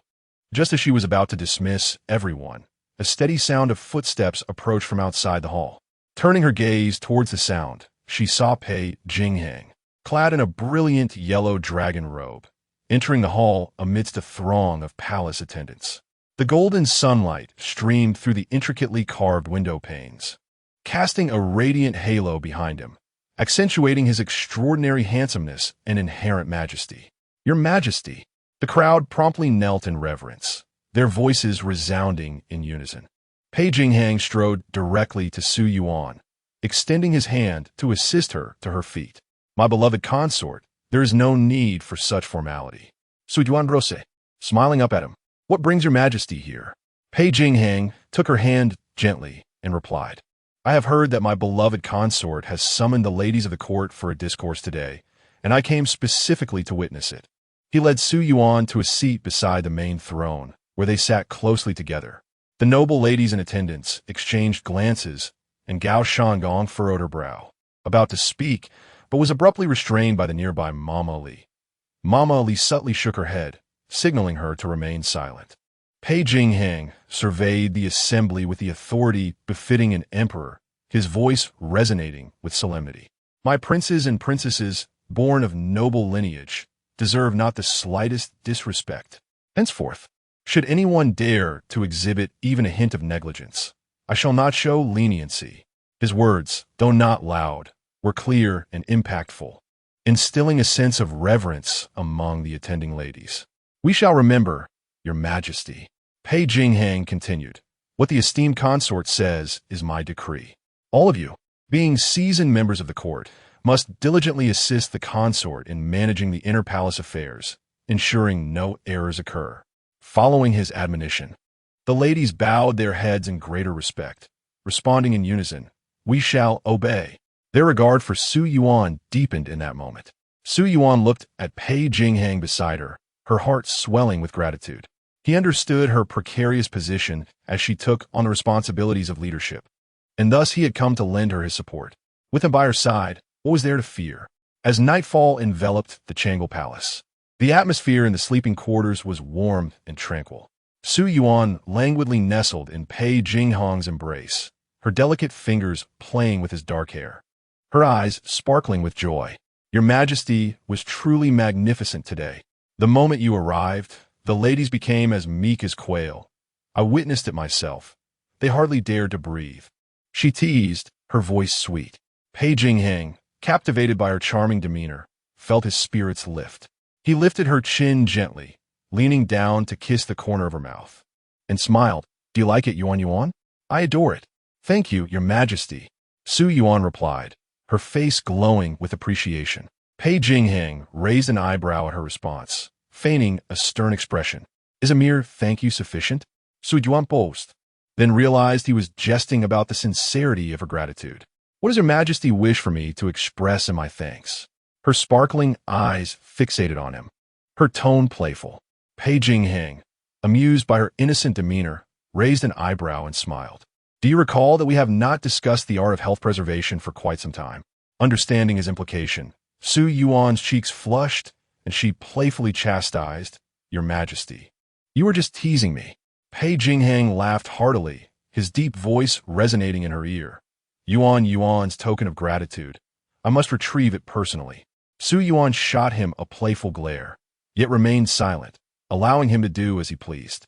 A night of springtime revelry, with flickering red candles and a warm, fragrant atmosphere. When dawn broke, Su Yuan awoke, feeling an overwhelming soreness throughout her body, particularly in her waist, which felt utterly weak. She couldn't help but inwardly lament that this man, who had practiced restraint for so long, was truly formidable. Nevertheless, despite her physical exhaustion, her spirit was notably buoyant. She nestled her head against Pei Jingxuan's neck, inhaling his refreshing masculine scent, and found it a delightful sight to wake up to such a handsome man. Pei Jingxuan noticed her movements, a smirk curling at the corners of his mouth as he leaned down to kiss the top of her head, chuckling, Yuan, are you taking advantage of me? It was His Majesty who insisted I take advantage. She retorted playfully, I am but a victim, with a teasing glint in her eye. She added, Your Majesty, you must introspect. Upon hearing this, Pei Jingxuan couldn't suppress his smile, embracing Su Yuan as he burst into laughter. You little flatterer. Oh, you are the flatterer. She thought to herself, secretly amused, clearly delighted by the praise. So coy. Just as she was about to speak, a hurried sound of footsteps echoed from outside the door. Chapter 83. Poisoning Your Majesty, noble consort, I have urgent news to report. Fu Shun's voice pierced the serene atmosphere of the inner palace, laden with evident anxiety. Pei Jingxuan furrowed his brow slightly, releasing Su Yuan as he spoke in a deep tone. What could be so urgent? Fu Shun's voice trembled slightly as he replied, Your Majesty. We have just received alarming news from the Yangqin Hall. Princess Yongchang has suddenly developed a high fever and is persistently vomiting. The situation appears dire. The imperial physician has been dispatched. Upon hearing this, Su Yuan's heart jolted. Just yesterday, she had advised the palace attendants to take meticulous care of the princes and princesses. How could such a calamity befall Yongchang so soon after? Pei Jingxuan sprang into action, donning his outer garments while calmly issuing orders. Summon the chief physician and the other doctors to the Yangqin Hall immediately. They must exert every effort to save Yongchang. Yes, Your Majesty. Fu Shun complied and hurried away. Ignoring her own fatigue, Su Yuan quickly dressed. Your Majesty, I too shall go to see Yongchang. Pei Jingxuan nodded. Very well, let us go together. The two hastened to the Yangqin Hall, where they found the physicians diligently attending to Princess Yongchang, while the palace maids and eunuchs wore expressions of deep concern. Noticing the arrival of the emperor and the noble consort, everyone bowed in respect. Pei Jingxuan gestured for them to rise and swiftly approached Yongchang's cradle. There lay the small child, her face flushed, breath rapid, and her faint cries were heart-wrenching. Pei Jingxuan's countenance darkened, his gaze fixed intently on the chief physician. Jiang Qian, what is the status of the princess? Su Yuan's heart raced, tightly clutching her handkerchief, her anxious eyes fixed on Yongchang's fiery red face. Glancing back and forth at her grandfather, her heart in turmoil as if suspended in midair. The little princess was still so young, akin to Lele, a tender little bundle, and it pained her to witness such suffering. Moreover, if Yongchang were to suffer any grave misfortune, Pei Jingxuan would undoubtedly vent his ire on the imperial physicians, and her grandfather might also bear the brunt of the blame. Jiang Qian stroked his graying beard, meticulously examining Yongchang's symptoms. After checking her forehead, he frowned, his expression grave. Your Majesty, I have just carefully examined the princess's pulse. In my humble opinion, her symptoms suggest she has been poisoned. Jiang Qian spoke solemnly, his tone tinged with uncertainty. Poisoned? Pei Jingxuan's face darkened immediately, a tempest brewing in his eyes.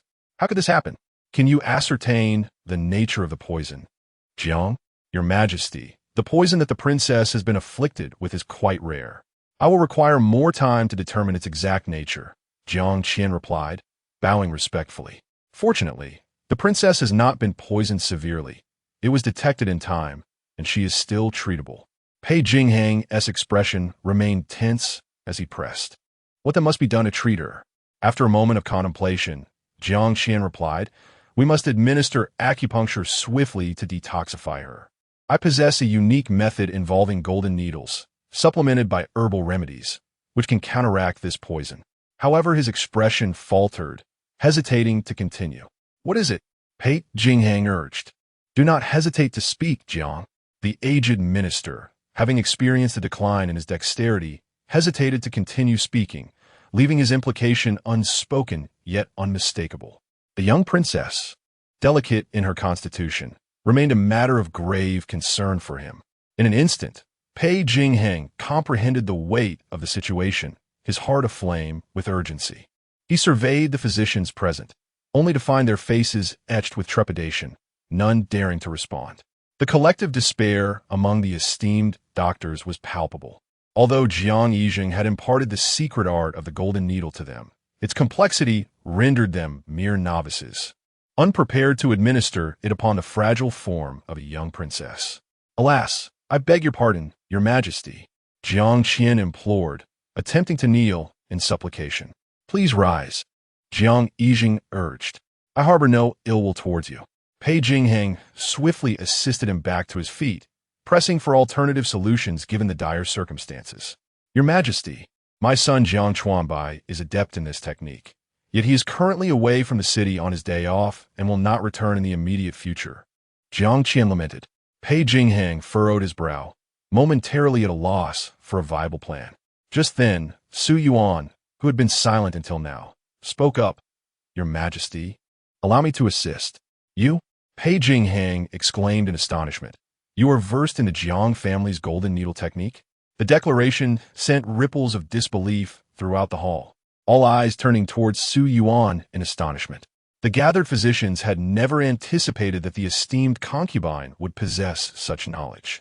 Only Jiang Qian maintained a composed demeanor, as though this revelation was entirely expected.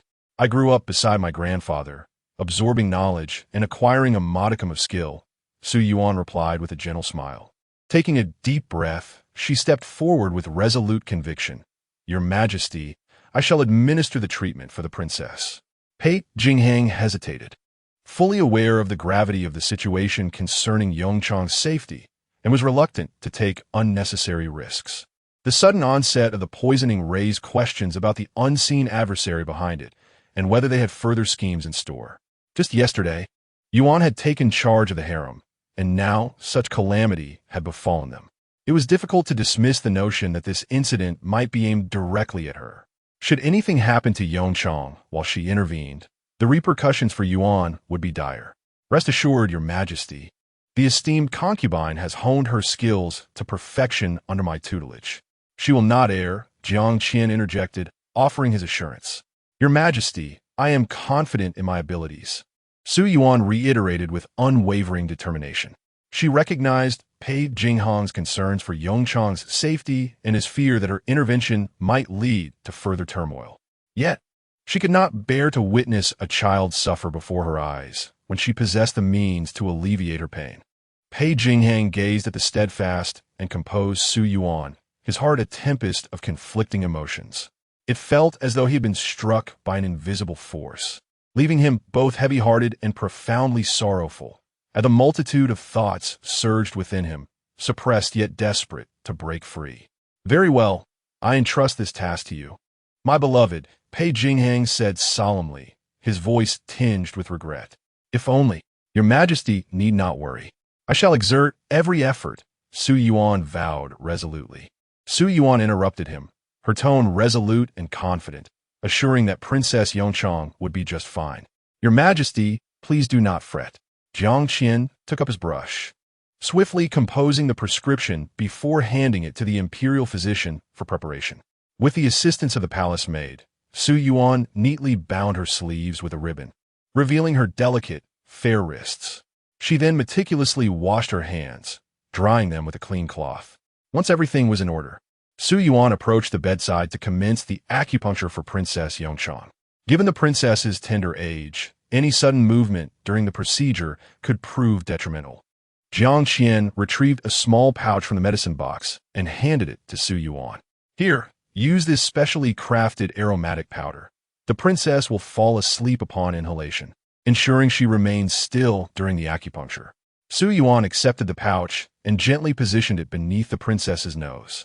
In mere moments, Princess Yongchang succumbed to a deep slumber. Observing this, Pei Jingxuan waved his hand, dismissing the attending palace, maids and physicians from the chamber. In the vast chamber, only Pei Jingxuan, Su Yuan, Jiang Qin, and several skilled physicians remained. Taking a deep breath, Su Yuan endeavored to calm herself as she picked up the silver needle, preparing to commence the procedure. Chapter 84. Shadows. Su Yuan deftly maneuvered the silver needles, skillfully inserting them into the various acupoints of Princess Yongchang. Her speed was remarkable, yet her precision was impeccable, without the slightest deviation. Jiang Qin observed from the side, a mixture of pride and regret swirling in his eyes. He cast a glance at Pei Jingxuan, resentment brewing within him. If it were not for Yuan being favored by His Majesty, she could have continued her medical studies under his guidance, perhaps even becoming a renowned female physician throughout history. Furthermore, although Yuan was clever, she possessed a certain laziness. Jiang Qin, frustrated by her lack of ambition, could only sigh in resignation. Alas, such is fate. Pei Jingxuan stood nearby, his gaze fixed anxiously upon Su Yuan's needlework, his thoughts entwined with the rise and fall of the silver needles. As the final needle was inserted, the once pallid complexion of Princess Yongchang gradually regained a hint of color. Her tightly furrowed brow began to relax, and her breathing stabilized. Phew! Su Yuan let out a long sigh of relief, reaching up to wipe the fine beads of sweat from her forehead. How is it? Pei Jingxuan inquired. Reporting to Your Majesty, the princess's complexion has improved significantly. It seems the toxicity has been subdued, she responded. Director Qin stepped forward to assess the situation and remarked, "The needle technique of the esteemed consort is truly admirable. Indeed, The esteemed consort's technique is even more exquisite than that of the old ministers, Jiang Qian declared proudly, stroking his beard. You flatter me, Su Yuan humbly replied. My beloved consort, you have worked hard, Pei Jingxuan said. His eyes filled with admiration and tenderness as he looked at Su Yuan. It is merely my duty, Su Yuan smiled gently in response. Pei Jingxuan gently clasped Su Yuan's hand, turning to Jiang Qian to instruct, Director Jiang, please take care of Princess Yongchang for the time being. Should anything unusual arise, inform me immediately. Old Minister obeys, Jiang Qian replied, bowing. When Pei Jingxuan and Su Yuan returned to the Changlu Palace, the hour for court assembly had already arrived. He hastily changed into his official attire and, before departing, reminded Su Yuan, as for the matter concerning Yongchang, I have ordered Fu Shun to investigate. You need not worry. Simply await the news. Su Yuan nodded in acknowledgement, watching as Pei Jingxuan's figure disappeared beyond the palace doors before retracting her gaze. The incident of Princess Yongchang being poisoned weighed heavily upon her heart like a great stone. She summoned Lan Ji and Wang Mama, instructing, thoroughly investigate every corner of our palace, especially around Lele and Yenner. There must be no mistakes regarding their food and utensils. Her tone was stern, imbued with undeniable authority. Rest assured, my lady, we will be diligent. The others responded, their hearts trembling with resolve.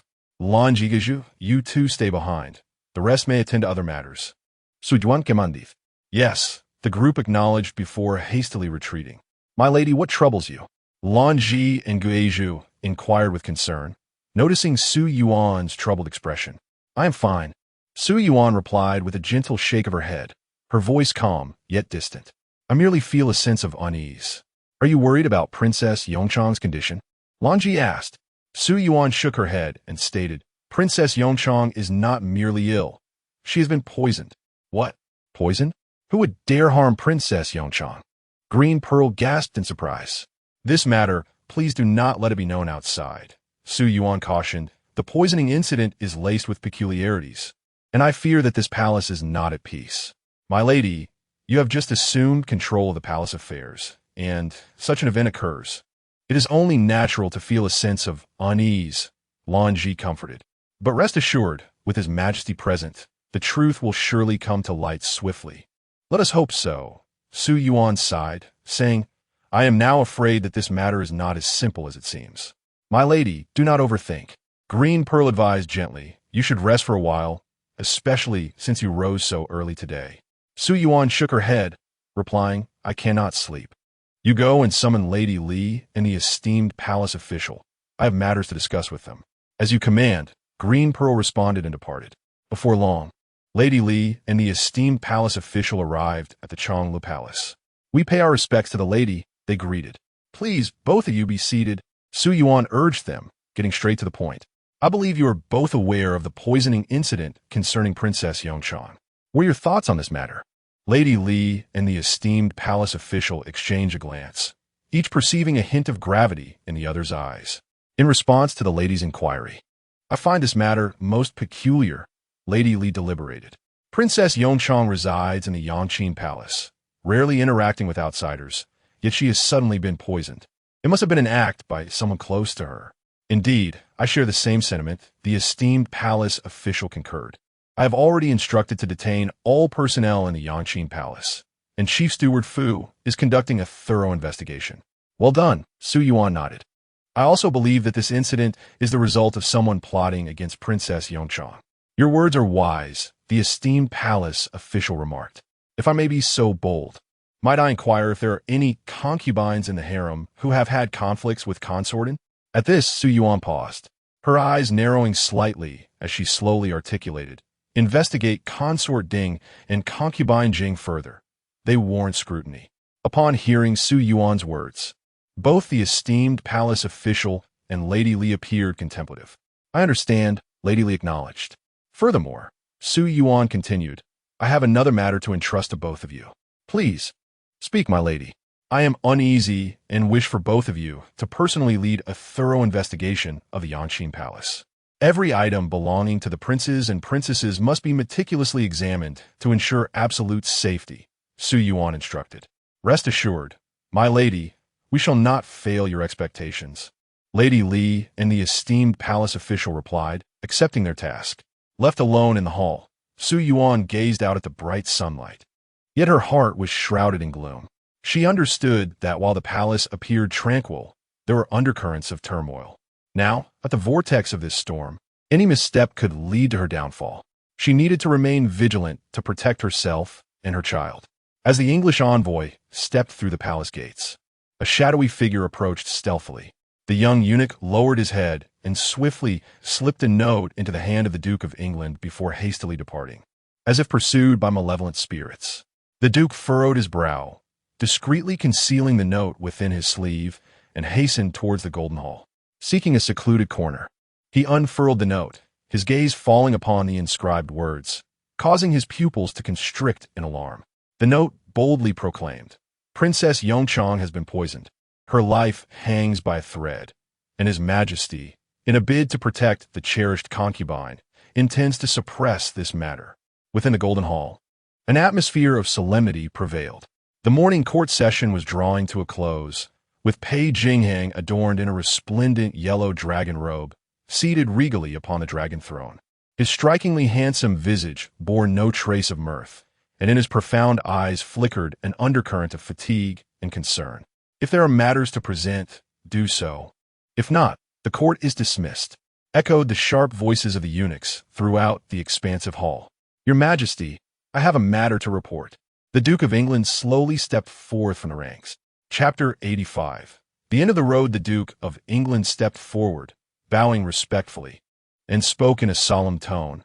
Your Majesty, with the spring plowing in the northern border imminent, I earnestly request your grace to permit me to return to the northern frontier to oversee the agricultural endeavors. Pei Jingxuan, upon hearing this, nodded slightly and replied, approved. After the morning court session concluded, the Duke of England did not depart the palace as usual, but proceeded directly to the imperial study to seek an audience with Pei Jingxuan. The emperor commanded the eunuchs to invite him in. Old Duke, what brings you to see me today? Pei Jingxuan inquired gently, putting aside the memorial he had been reviewing and looking up at the Duke, whose expression was grave. The Duke presented a note, his voice low. Your Majesty, I have received urgent intelligence today, which is of great importance and must be reported to you.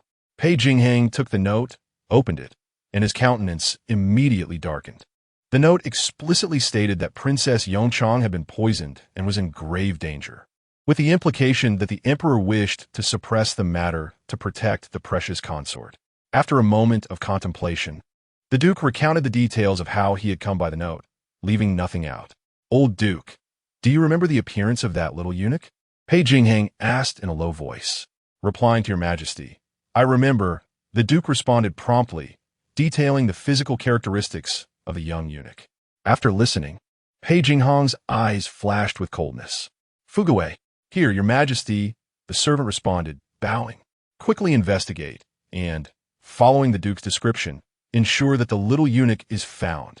Additionally, issue an edict to Fugshan to suppress any news that Princess Yongchang has been detoxified and is no longer in serious danger.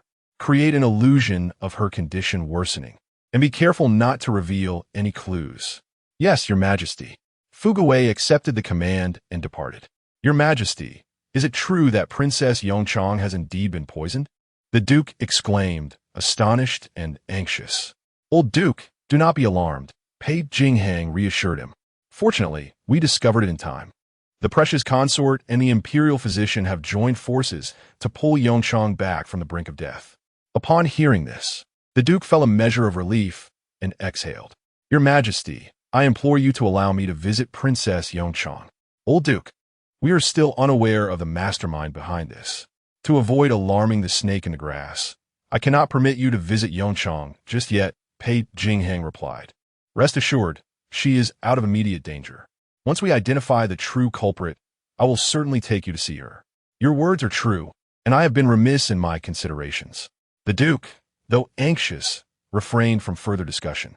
The Emperor's words were undoubtedly sincere. Since Princess Yongchang had escaped from peril, the pressing concern was to unearth the hidden perpetrator. Otherwise, the presence of an unknown threat would pose a grave danger to her. Do not worry. I will uncover the truth and seek justice for Yongchang," Pei Jingxuan declared emphatically. The Duke, overwhelmed with gratitude, said, "Thank you, Your Majesty. I express my heartfelt thanks on behalf of Princess Yongchang, as well as my gratitude for the precious consort's life-saving efforts." Though unaware of the specific circumstances, the mention of the precious consort's assistance compelled him to express his gratitude. "There is no need for such formalities, old Duke. Yongchang is my daughter, and I will surely protect her." Pei Jingxuan smiled and continued, "After the old Duke returns, he must not reveal any traces, lest we alert the snake in the grass and jeopardize our grand scheme. The old minister obeys your command." As the Duke departed from the Qinyuan Hall, his complexion was ashen, his eyes filled with fury and concern. This scene was inadvertently witnessed by a maid nearby, who, with a glimmer of insight in her eyes, hurried away. As night fell, within the chambers of Chonglu Palace, the flickering candlelight cast a warm yellow glow upon the intricately carved window frames.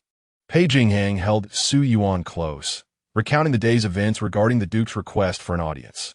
"Are you suggesting that someone deliberately leaked information to the Duke, intending to escalate this matter through his influence?" Su Yuan's delicate brows furrowed, a flicker of anxiety crossing her gaze. "Indeed," Pei Jingxuan gently caressed her shoulder, his voice soothing. "I have instructed Fu Shun to contain the news and feign that Yongchang's condition has worsened. We shall observe the situation and see what actions the shadowy figure behind this will take next." Nestled in Pei Jingxuan's embrace, Su Yuan's slender fingers unconsciously traced the dragon pattern on his chest, yet her heart was engulfed in unease. What could be the ulterior motive in bringing this matter to the court? Did they wish to bring about her demise, ruin her reputation, and sever her path to advancement? "Your Majesty, I am concerned," she bit her lip, hesitating to voice her fears. "What are you worried about?" Pei Jingxuan gazed down at her, his eyes filled with tenderness. "I fear that this hidden hand may pose a threat to other children as well." Su Yuan's voice quivered slightly. "The poisoning incident involving Princess Yongchang, was it aimed at the princess herself, or was it a direct attack on me and the children? I truly feel uncertain." Pei Jingxuan tightened his hold on Su Yuan, gently reassuring her, "Do not worry. I shall protect you and the children. I have already instructed Granny Li and the esteemed Gaoshang Palace to thoroughly investigate the Yangqin Hall, and we have also checked every corner of Chongla Palace. Fortunately, nothing unusual has been discovered thus far." Su Yuan's brows remained furrowed, clearly still uneasy. "You have done well," Pei Jingxuan praised as he patted her hand affectionately. "I will ensure that the truth is uncovered and provide an explanation for Yongchang, as well as for you." Su Yuan lifted Hergaze, her eyes brimming with trust and reliance. "Yes, I believe in you, Your Majesty." Pei Jingxuan looked at Su Yuan with deep affection and tenderness. He gently stroked her flowing hair, his gaze darkening with concern. From the clues Fu Shun had uncovered, it appeared this matter was entangled with various factions from both the previous dynasty and the inner palace. The Lin and Lu families were currently confined within the palace, while the Sun family, although free, lacked the capability to connect the old court and the inner palace. Moreover, the one orchestrating this scheme was undoubtedly well-versed in the palace's layout and personnel, something beyond what the newly arrived Sun family could accomplish. How many secrets remain hidden within the inner palace, and whose hands are truly at play? The following morning, during the court assembly, a censor clad in a crimson official robe stepped forth from the ranks, holding a tablet, and proclaimed loudly, "Your Majesty, I have a memorial to present. I wish to impeach the esteemed concubine Zhen for her moral failings, deeming her unworthy to govern the inner palace." The moment these words left his lips, the hall erupted into uproar. Pei Jingxuan sat regally upon the dragon throne, his expression unchanging, yet a glimmer of cold light flickered within his profound gaze. "Oh, what prompts such words from you, my dear minister?" Huang Yushi, unperturbed, raised the memorial high. "Your Majesty, news has emerged from within the palace that Princess Yongchang is now gravely poisoned. Noble consort Zhen, being both an elder and the steward of the harem, not only neglects to care for the princess, but allows her to languish in her poisoned state. With such a moral failing, how can she be deemed worthy of wielding the phoenix seal?" I implore your majesty to discern the truth. Huang Yushi's impassioned words struck like sharpened blades. Directly targeting Su Yuan, Pei Jingxuan observed the unfolding drama with a detached interest, eager to witness the various displays this day would yield and the monstrous specters that might emerge. Indeed, your majesty, Princess Yongchang is your cherished jewel. Now that she is poisoned, you must take a stand on her behalf. They clamored, decrying noble consort Zhen's perceived cruelty, asserting she was unworthy of the Phoenix Seal. A wave of righteous indignation swept through the court as ministers rallied in unison, transforming the Golden Luan Hall into a scene reminiscent of a tribunal against Su Yuan. Listening to the vehement accusations and fervent rhetoric, Pei Jingxuan's lips curled into a cold smile. Esteemed ministers, you speak of Princess Yongchang's poisoning and imminent peril. But from whence does this information originate? My beloved Yongchang is, in fact, quite well within the Yanqin Hall. His voice, sharp and commanding, pierced through the assembly. His gaze like a sword fixed upon Huang Yushi. You spread such rumors and invoke curses upon the princess, slandering the noble consort. What is your intent? Who among you dares to step forth and elucidate this matter? Chapter 86. The dagger appears upon hearing these words. The imperial censor Huang felt a sudden chill in his heart, realizing that something was amiss. Could it be that Princess Yongchang was truly unharmed? That seemed implausible. He had received reports indicating that the princess was gravely poisoned and on the brink of death. Beads of perspiration began to form on Huang's forehead, but he quickly reassured himself that the emperor must be feigning in order to protect the precious consort. Gritting his teeth, he forced himself to reply, "Your Majesty, the information regarding Princess Yongchang's poisoning was discreetly conveyed by her wet nurse, who claimed that the precious consort mismanaged the harem, leading to the princess's dire condition. I humbly beseech your majesty to take action on behalf of the princess and to punish the precious consort severely." Pei Jingxuan, consumed by anger, laughed coldly. "Oh, is that so? Then tell me, which wet nurse informed you of this? Can you assure me that the information is accurate? If it turns out to be false and you have slandered the consort, you will face imprisonment and punishment." His tone was icy, instilling fear. Huang's heart trembled. He had no knowledge of the identity of the wet nurse. This information had been passed to him by another, instructing him to bring Su Yuan to account in the court today, with others set to follow with further accusations. He had thought it a simple matter, yet it had incited the emperor's wrath. The beads of sweat on Huang's forehead grew more numerous, but he found himself in a precarious position. Bowing again, he stammered, "Your Majesty, I have not met that wet nurse, but the news was indeed delivered to my residence by her agent." Pei Jingxuan's gaze turned frigid, laced with sarcasm. As the imperial censor, you bear the responsibility of overseeing the officials and exposing wrongdoing. Yet you so readily believe this unsolicited information.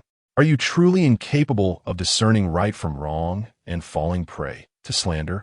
Huang was left flushed with embarrassment, rendered speechless by Pei's remarks. He realized that the situation would not end well for him today. If that were the case, he might as well proceed down this treacherous path, diverting the blame onto others. With a sudden resolve, Huang dropped to his knees, tears streaming down his face. "Your Majesty, in my moment of negligence, I failed to verify the truth of the information and thus erred. I humbly accept your punishment. However, the fact that such rumors have arisen under the precious consort's management of the harem indicates her lax governance. I implore your majesty to investigate. The harem cannot remain leaderless for even a day. I beseech your majesty to issue a decree for a selection of candidates to establish a consort soon." The mention of establishing a consort sent a wave of astonishment throughout the hall. Since the Minister of Rights had previously proposed the selection of the current consort, and as the future empress, only to be met with opposition from the Duke of England and a firm refusal from the emperor, no one had dared to broach the subject again. Now, someone had finally dared to revive the idea of selecting an empress. Those officials with eligible daughters eagerly voiced their agreement. "Your Majesty, what the imperial censor said is entirely correct. The harem cannot be without a leader for even a day. Please issue a decree to select a consort to rectify the state of the nation." I second that. The chorus of agreement echoed throughout the court. The Duke of England stood by, observing with a cold smirk, his heart filled with scorn. Just moments ago, these individuals were indignant over Princess Yongchang's poisoning. Yet in the next moment, they turned their ire towards the position of the empress, revealing their true colors.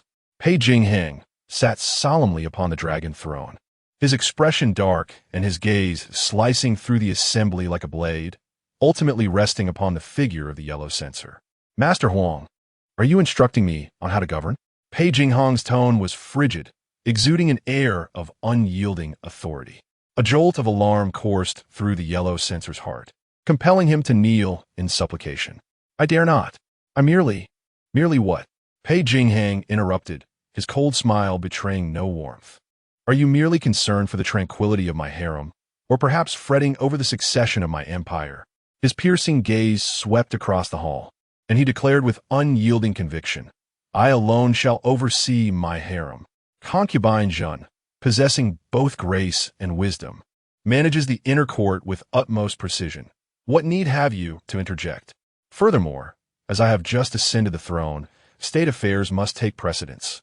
The selection of new consorts shall be postponed, and matters of succession are not yours to meddle in. What a splendid play, Pei Jingxuan thought with a cold smirk within. The puppeteer behind the scenes had danced around in circles, all in pursuit of the coveted position. Did they believe that by undermining Yuan, they could elevate their own daughter or granddaughter to the throne? A mere fantasy, Your Majesty. The ministers attempted to persuade him further. A flicker of menace flashed in Pei Jingxuan's eyes as he replied, coolly, dismissed. In the capital, within a lavishly adorned courtyard, a maid hurriedly traversed the corridors, making her way to the inner chamber. My lady, news has arrived from the palace. The maid's voice, laced with urgency, shattered the tranquility of the inner room. Speak. A cool, melodic voice emerged from behind the beaded curtain, resonating with an undeniable authority. The yellow censor's impeachment of concubine Zhen has failed, and he has been relegated to the southern frontier. Oh, and what of the matter of succession? The woman appeared unfazed. His Majesty was enraged and categorically rejected the selection of new consorts. It is truly regrettable. The yellow censor, a mere pawn, has been rendered useless without having served his purpose. The woman chuckled softly, her tone imbued with a hint of delight. Who claims he was of no use? His outcry has undoubtedly opened a rift. Those cunning old foxes, coveting the throne, must surely be unable to restrain themselves now. Go, inform our informants to conceal their traces. We shall await the unfolding drama. A glint of cold light flickered in her eyes, her voice devoid of emotion. Yes, the maid acknowledged before hastily retreating. The woman gazed at the departing figure of the maid, a cold smile gracing her lips. The grand performance has only just begun. Chapter 87. The truth of poisoning in the main hall of the Su residence. Su and Tang, Jiang sat at the head of the table, her brows furrowed with a blend of fury and concern. The more she pondered, the angrier she became, and with a sudden clap of her hands on the table, she exclaimed, how outrageous! The allegations of Princess Yongchang's poisoning are utterly baseless. Even if there were a grain of truth to it, how can they place the blame on Yuan? Those officials are clearly just seeking trouble. Seated at the lower end, Su Hong wore a grim expression as well. Earlier that day at the National Academy, he had heard from an informant about the censure directed at his elder sister, Yuan. He had just relayed this shocking news to Jiang.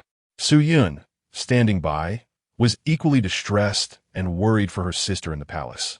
Unable to restrain herself as she interjected, what should we do? Is sister in danger? Mother, do not fret. Yuan is safe. His Majesty has reprimanded Inspector Huang and demoted him to the southern frontier, praising Yuan in the process. Su Hong reassured her hastily. Yet, Zhang's anger only intensified as she slammed her hands down again. Your father is utterly unreliable, being dispatched to Jizhou at such a critical time. Mother, no one could have anticipated this. Besides, father was sent by His Majesty himself. Su Yuan replied softly. Jiang paused, her fury escalating. Your sister is being slandered at such a crucial moment when we need support in the court, and he is absent. What hope do I have left? Su Yuan was about to speak again, but was restrained by Su Hong. At this juncture, rather than allowing their mother to be consumed by anxiety, it would be better for her to vent her anger at their father. After all, she was accustomed to directing her ire towards him. Once the storm passed, all would be well. However, in their household, aside from their father, no one could advocate for Yuan in the court, which was indeed troubling. Su Hong clenched his fists, silently resolving to study diligently and enter the court as an official at the earliest opportunity to support Yuan. "Mother, I wish to visit the palace to see sister." Su Yuan tugged at Zhang's sleeve, her eyes glistening with unshed tears. "Previously, when we were at the Wang residence, you did not take me to see her. Now that sister has become a noble consort, and the fifth prince and Yongning princess are nearly 6 months old, I, as their aunt, have yet to meet them. Jiang longed to visit her eldest daughter, yet your sister has been residing in Qinyuan Palace recently and could not summon anyone to the palace. After relocating, she has been preoccupied with palace affairs. A few days ago, she sent word saying she would welcome us once everything was settled. But now with this incident, I wonder if going to the palace will only complicate matters." Zhang's face showed her distress. After a moment of contemplation, Su Hong suggested, "Mother, why don't we send a message to the palace first to inquire?" Jiang nodded. "Very well, you may send someone at once." In Qinyuan Palace, within the imperial study, Pei Jingxuan sat behind a zeton wood desk intricately carved with dragon motifs, sifting through memorials. His brow slightly furrowed, revealing his displeasure at the contents before him. Fu Shun entered quietly and stood respectfully to the side, aware that His Majesty was currently troubled by the incident involving Princess Yongchang.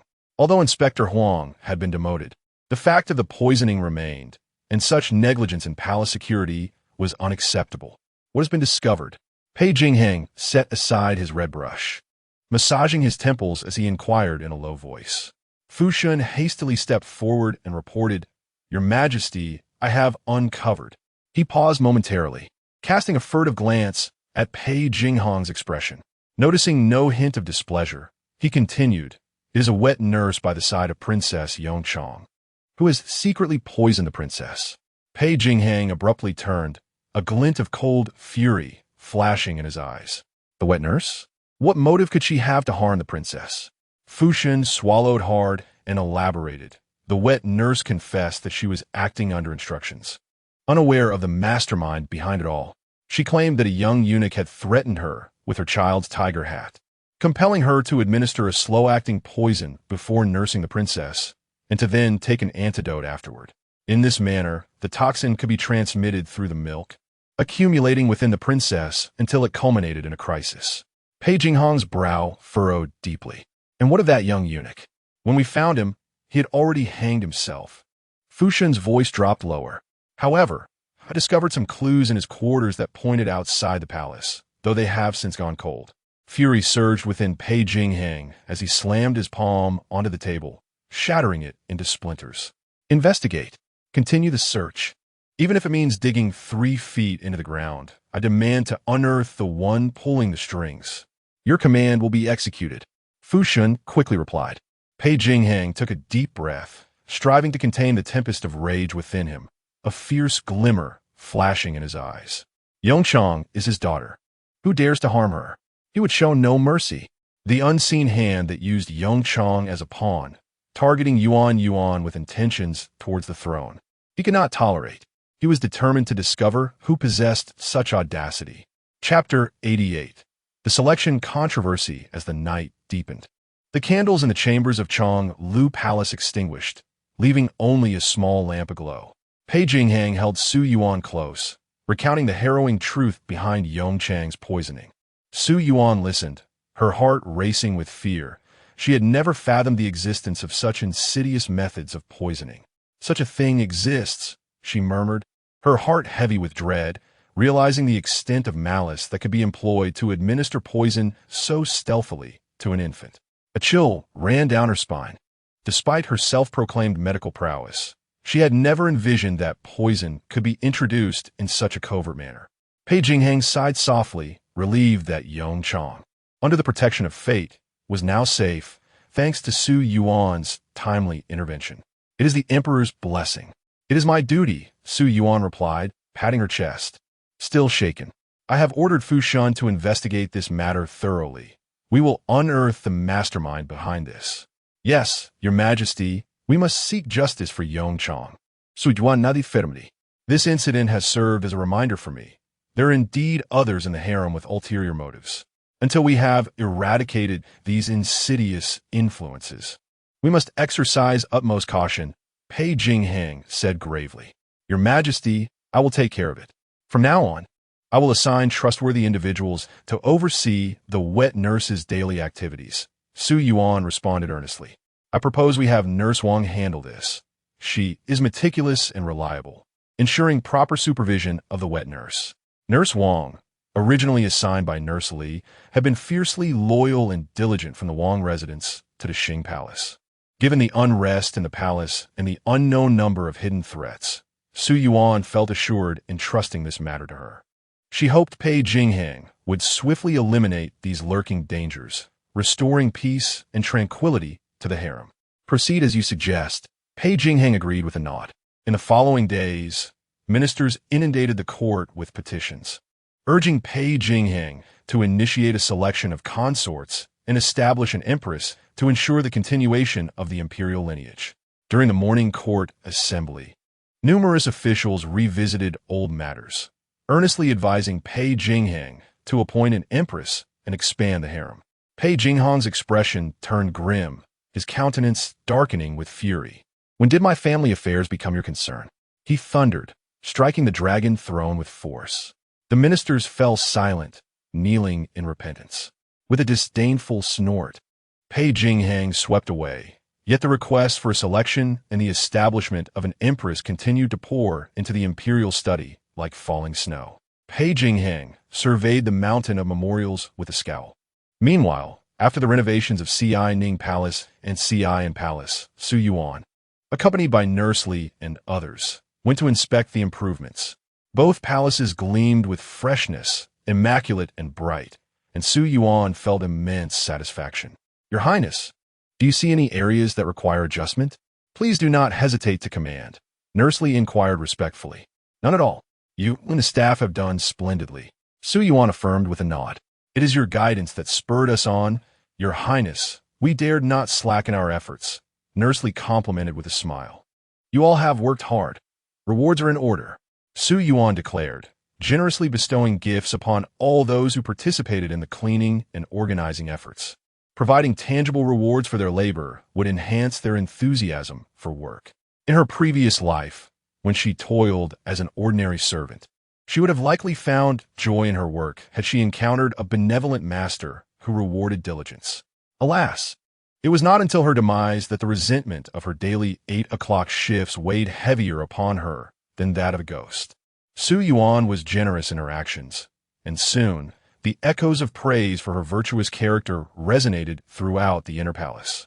In the western wing of Pingning Palace, 2 lowly maids huddled in a corner, engaging in idle chatter.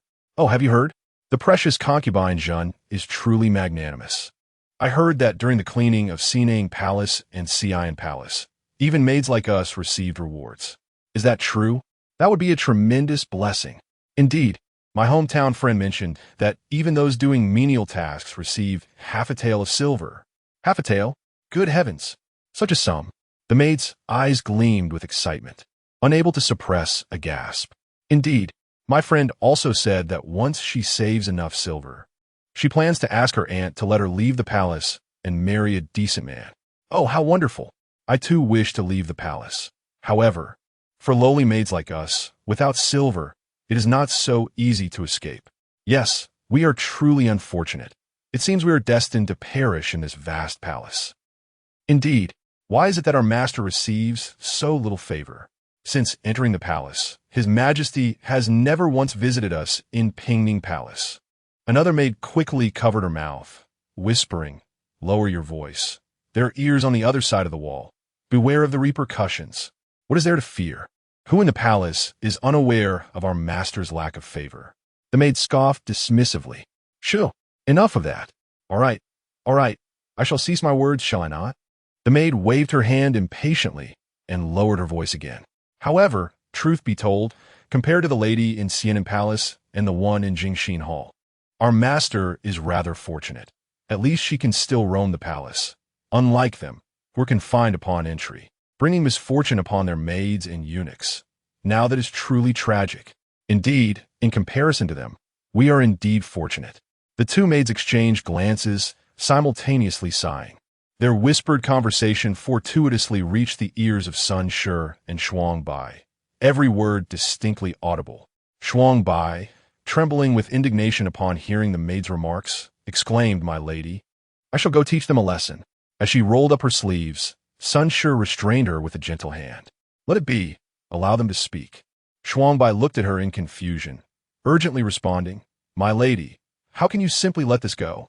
They, Shuang Bai, do you not comprehend? In this palace, without favor, one is destined to be looked down upon." Sun Shi replied with a calm, chilling smile. "But there are no buts to consider. Yes, I shall obey." Shuang Bai, unwillingly biting her lip, finally bowed her head in acquiescence. Sun Shi regarded her with a complex gaze, aware that Shuang Bai was merely standing up for her. Yet, within this deep palace, one must learn to endure in order to survive. Endurance is a means to ultimately triumph and soar to great heights one day. Chapter 89. The Empress Dowager returns to the palace. The sky was bright and clear, with a gentle breeze blowing. A procession slowly approached the grand entrance of the Dasheng Palace, heralding the return of the Empress Dowager. Pei Jingxuan, adorned in a resplendent yellow dragon robe, stood tall at the palace gates, flanked by Su Yuan, Sun Shi, and the prince and princess cradled in the arms of their wet nurse.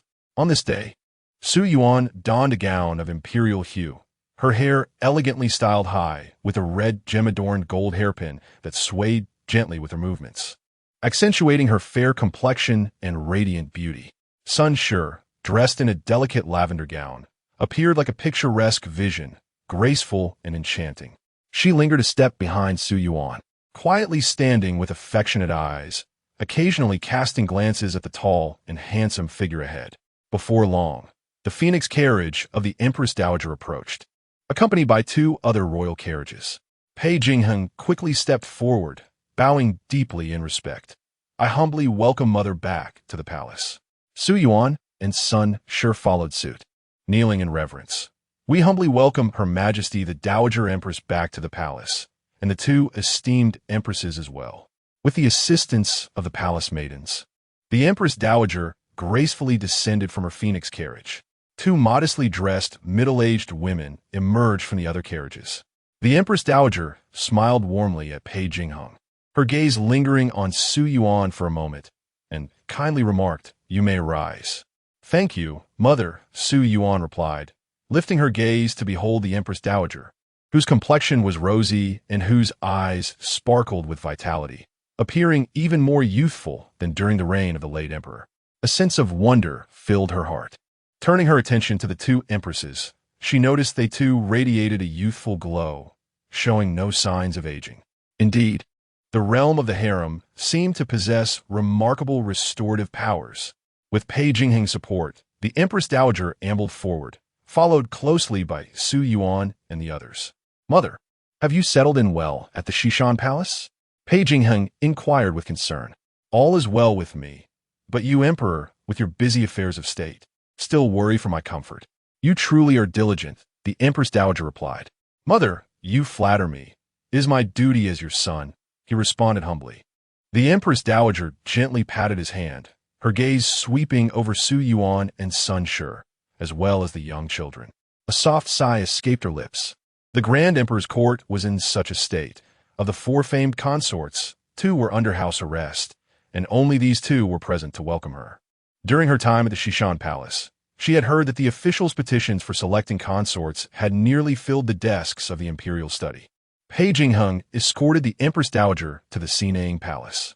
Upon entering the main hall, the Empress Dowager surveyed her surroundings. The hall was immaculate, with sunlight streaming through the windows, and several pots of blooming orchids filled the air with a fragrant aroma that was refreshing and delightful. She nodded in satisfaction. "The Dasheng Palace has indeed been well maintained."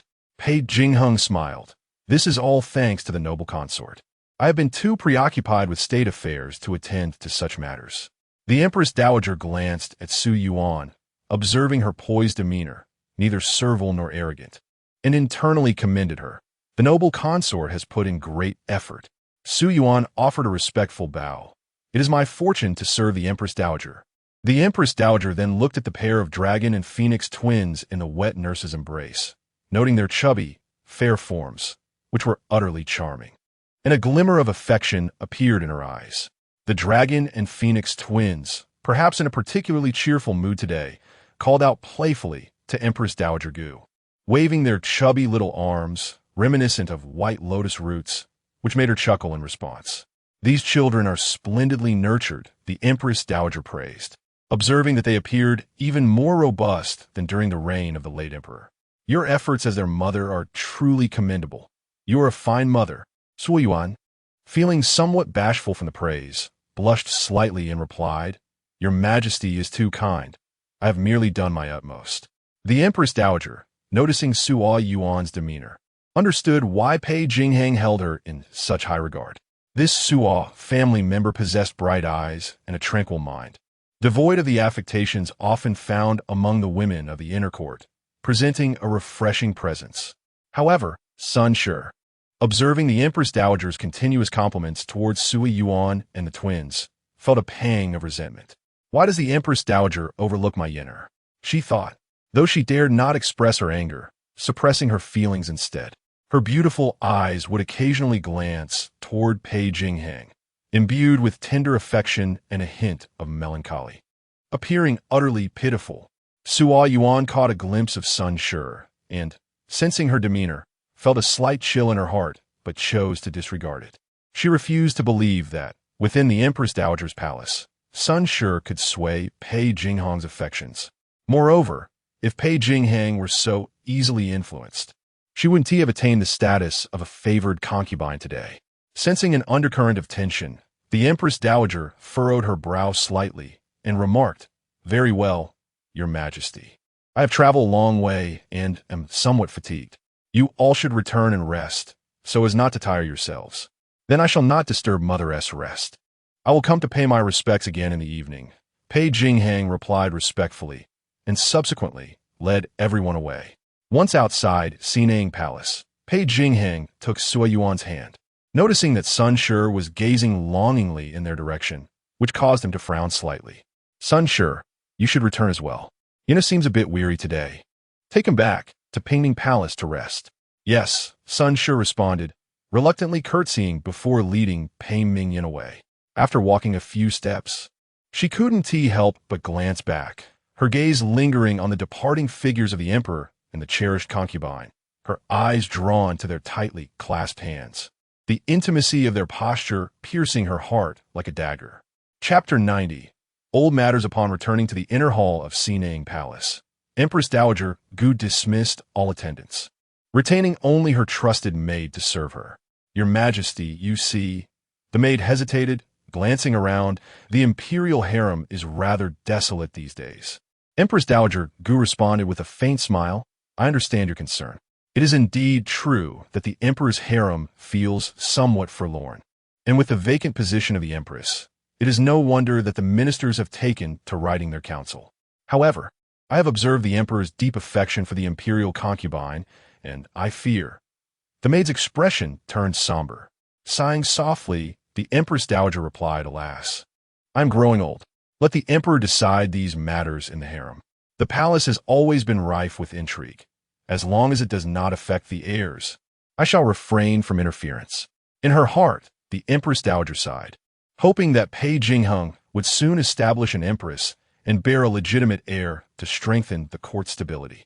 That night, in honor of the Empress Dowager's return, Su Yuan specifically arranged a banquet at Chang'an Pavilion. The pavilion, built by the water, was embraced by it on three sides. As night fell, the palace maids and eunuchs lit the lanterns surrounding the waterside pavilion, the flickering candlelight reflecting on the surface, creating a dazzling spectacle of twinkling lights. Pei Jingxuan personally poured a glass of clear wine for the Empress Dowager, raising his cup in a toast. Mother, after your arduous journey, I toast to you. The Empress Dowager smiled kindly, lifted her glass, and took a gentle sip, saying, The emperor is thoughtful, my journey was smooth, and I feel much rejuvenated upon my return to the palace." Su Yuan also raised her glass, softly proclaiming, "Your Majesty, I toast to your health and well-being, wishing you all things auspicious." The Empress Dowager regarded Su Yuan with admiration in her eyes, nodding, "Good child, please take a seat." During the banquet, Pei Jingxuan frequently instructed others to serve dishes to the Empress Dowager, while Su Yuan engaged her in gentle conversation. Sun also interjected occasionally, contributing to a pleasant atmosphere. However, the smile on Sun's face appeared somewhat strained. After the banquet concluded, Pei Jingxuan personally escorted the Empress Dowager back to Sinang Palace. Noticing the night was just right, the Empress Dowager declined the palanquin and allowed Pei Jingxuan to support her as they strolled, conversing along the way. "Jingxuan, you are now esteemed as the son of heaven. If your cousin knows of this from beyond, she can rest assured." Pei Jingxuan paused, a shadow crossing his gaze. The Empress Dowager seemed lost in reminiscence, her tone distant. "In those years, your cousin." She hesitated, the memories too poignant to revisit, fearing they would only evoke sorrow. Pei Jingxuan remained silent. Yet the visage of his mother, with her radiant beauty, filled his mind. She, born of a military family, met and fell in love with his father, the emperor, under the guise of a commoner, loving someone she should not have. A decree summoned her to the palace, plunging her into a life of confinement. She watched helplessly as her beloved embraced others, powerless to alter her fate. During the Yinshan campaign, the family of consort Zhu deliberately delayed military maneuvers, leading to the deaths of her father and brothers in battle. The tragic news reverberated, causing his aunt to perish from grief during childbirth, while his grandmother succumbed to despair shortly thereafter. Yet his father treated the family of consort Zhu with leniency, brushing the matter aside. With the whole family wiped out, his mother, heartbroken, lived in desolation until her untimely end, leaving him, a mere child, to navigate the treacherous solitude of the palace. Pei Jingxuan clenched his fists, a glint of coldness flashing in his eyes. After the downfall of the Yan Wang's coup, consort Zhu took her own life, and the Zhu family, having joined the rebellion, faced retribution, sent to atone before her mother and maternal relatives. "Hunger, it is all in the past. You are now the emperor, and all matters should prioritize the stability of the state." Grand Dowager Gu gently reassured Pei Jingxuan, her hand resting on his, her words imbued with earnestness and significance. "Rest assured, dear aunt, I shall govern the realm diligently, living up to the expectations of you and my mother." Pei Jingxuan responded solemnly, grasping the Grand Dowager's hand.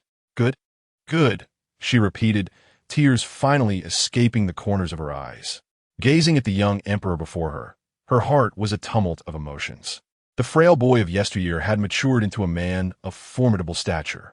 The year following her cousin's passing, she was summoned to the palace due to her resemblance to her late relative. Few knew of their familial connection, rooted in past grievances involving her mother. Upon entering the palace, she implored the late emperor to raise Heng as his own, while the concubines merely regarded her as a means to vie for favor. In the depths of the palace, the two of them relied on each other, navigating countless perils together. She ascended from a mere concubine to a position of influence, and Heng grew to maturity, at 15 venturing to the northern frontier to assume control of the military networks left by the Hua and Gu families, reforming the whole army. After enduring years of turmoil, mother and son finally found peace. She could at last release the burdens of resentment she had harbored and savor her twilight years. When summoned to the palace, she was in the midst of arranging a marriage, her heart captivated by a young general, the subject of her dreams. Yet, a single imperial decree shattered that dream. For the sake of the Gu family and her lonely son in the hallowed halls, she resigned herself to fate and entered the palace. Once inside, she struggled to comprehend the late emperor's intentions. He observed the various underhanded schemes, targeting them with cold detachment, while simultaneously acknowledging her strategies and defenses, guiding her step by step to a position of power. He allowed the Yan Wang to bully Heng, but would occasionally intervene to protect him. Regardless of the circumstances, she was grateful to the late emperor for enabling Heng to venture to the northern frontier at the age of 15. granting him the strength to contend with the Yin Wang and the crown prince in the court. Moreover, before his demise, he entrusted Heng Er with the green robe token. Now that Heng Er has ascended the throne and the late emperor has passed, the past has faded into the wind. She would soon go to her cousin to seek forgiveness. Chapter 91. The imperial concubine, after escorting the Empress Dowager back to the Xinang Palace, Pei Jingxuan returned to the Changla Palace. By then, the night had deepened, and the palace was enveloped in tranquility. Su Yuan reclined on a soft couch, holding a scroll of books, absently flipping through the pages, her thoughts drifting far away. Hearing a sound, she quickly rose to greet him. "Your Majesty has returned," Su Yuan said softly, her eyes reflecting a hint of joy. Pei Jingxuan nodded slightly, drawing her into his embrace with a gentle tone. "What were you thinking about?" "I was pondering how kind the Empress Dowager is," Su Yuan replied, offering a convenient excuse. She was reluctant to disclose her thoughts about Sun Shi or the court officials pressing Pei Jingxuan to select candidates for the imperial harem, topics that could stir discord or dampen spirits, which she never mentioned in his presence. Whenever Pei Jingxuan returned to Changlu Palace, she always chose to discuss light-hearted and pleasant subjects, such as her calligraphy of the day or an interesting travelogue she had read, along with amusing anecdotes about the children. She wished for Pei Jingxuan to feel warmth and joy within the palace, a sanctuary where he could unwind after a day of toil. She endeavored to ensure that his return to Changlu Palace was always accompanied by delight. Over time, she believed these daily moments would, through subtle influence, coalesce into a profound emotional bond. "Oh, what makes you say that?" Pei Jingxuan raised an eyebrow, intrigued. "The Empress Dowager praised me today for Lele and Yin'er, saying I'm a good child." Su Yuan's cheeks flushed with a slight rosy hue. "That is because you are inherently good, which is why the Empress Dowager commends you." Pei Jingxuan replied with a smile, his tone laced with affection. "Your Majesty always knows how to flatter me," Su Yuan teased playfully. Pei Jingxuan took her hand and pressed it to his lips, speaking earnestly. "What I say is not mere flattery. My mother possesses discerning judgment." After a brief pause, he added, "In truth, she is my maternal cousin." "What?" Su Yuan gasped, her eyes widening in astonishment as she gazed at Pei Jingxuan in disbelief. Pei Jingxuan recounted the relationship between the Empress Dowager and his family, explaining how she had raised him. Only then did Su Yuan grasp the depth of the bond between them, realizing it was not merely that of a typical mother and son in the palace, but rather a connection enriched by familial ties. She felt a surge of emotion, her respect for the Empress Dowager deepening. A woman navigating the intricacies of the imperial court, safeguarding herself while nurturing the young Pei Jingxuan, must have endured tremendous hardships. "Your Majesty, you must have suffered greatly in the past."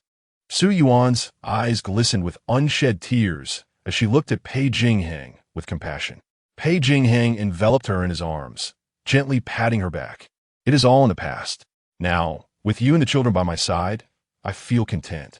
Su Yuan lifted Hergaze, tilting her head to place a tender kiss upon his cheek. "With your Majesty's companionship, I too am very happy.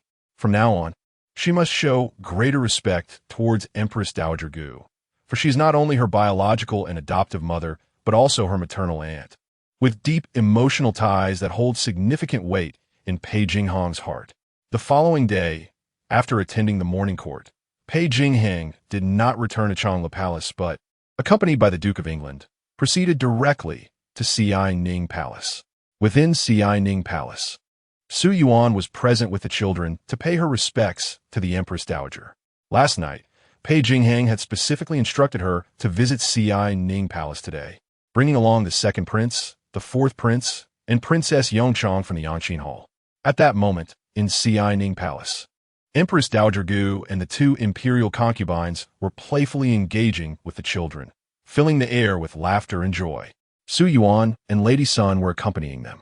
The two imperial concubines, one surnamed Qin and the other surnamed Chu, had always maintained a close relationship with Empress Dowager Gu, having shared both fortunes and misfortunes during their time in the late emperor's palace. Upon returning to the palace, the two concubines, unwilling to remain in the western mountain villa like the other consorts of the late emperor, chose to return to the palace to share their lives with the Empress Dowager. Both concubines, childless, were delighted to see the several princes and princesses, their smiles never fading. They surrounded the children, engaging in cheerful conversation and laughter, creating a lively atmosphere. "Your Majesty, look at these children. They truly are endearing," exclaimed Lady Chun, gently pinching the chubby little hand of the second prince. "Indeed, these children are well-born. The princes are lively and robust, while the princesses are charming and lovely, clearly blessed," Lady Chu chimed in with a smile. "Indeed, my heart is filled with joy just by looking at them," Empress Dowager Gu replied, her eyes narrowing into crescent shapes from her beaming smile, evidently in high spirits. Observing her two sisters so fond of the children, she felt a pang of guilt as she recalled how they had suffered due to her, losing their own children and being unable to bear any. She contemplated Pei Jingxuan's proposal from the previous night, realizing it might indeed be a good idea. "I see that you two sisters have a strong affinity with these children, perhaps." Before the Empress Dowager could finish her sentence, a sharp announcement from outside the hall interrupted, declaring, "His Majesty has arrived." Chapter 92. Nurturing. As soon as the words were spoken, Su Yuan beheld the tall silhouette of Pei Jingxuan appearing at the palace entrance, accompanied by an elderly gentleman. The man, with hair and beard as white as snow, appeared to have surpassed the age of 50, yet emanated an air of vigor. Adorned in a deep purple official robe embroidered with dragon patterns and cinched at the waist with a jade belt, he exuded a remarkable vitality. The two advanced into the hall, prompting Su Yuan and the others present to promptly pay their respects. "Your servant pays homage to your Majesty. Long live the Emperor. Rise." Pei Jingxuan replied indifferently, stepping forward to assist Su Yuan to her feet. "I pay my respects to Her Majesty the Empress Dowager. May the Empress Dowager enjoy 1,000 years of longevity." The elderly gentleman bowed deeply before the Empress Dowager Gu. "No need for formalities. Duke of England, it has been a long time," the Empress Dowager remarked with a warm tone. Upon hearing this, Su Yuan pondered to herself that this venerable figure was indeed the Duke of England, the esteemed grandfather of the Lin family, a reputation truly deserving of its renown. Pei Jingxuan proceeded directly to take a seat beside the Empress Dowager. Casting a glance over the assembly before his gaze settled on the little girl cradled in the Empress Dowager's arms, a gentle smile gracing his lips. With a softness in his eyes, he reached out to touch her small head. Upon entering the hall, the Duke of England immediately noticed the little girl in the Empress Dowager's embrace. His expression momentarily lost in thought, but he quickly regained composure, his gaze softening with affection. The child was exquisitely beautiful, with large, expressive eyes that sparkled with life, her chubby cheeks endearing to all. Notably, her eyes bore an uncanny resemblance to those of his late wife, even more so than to Shu.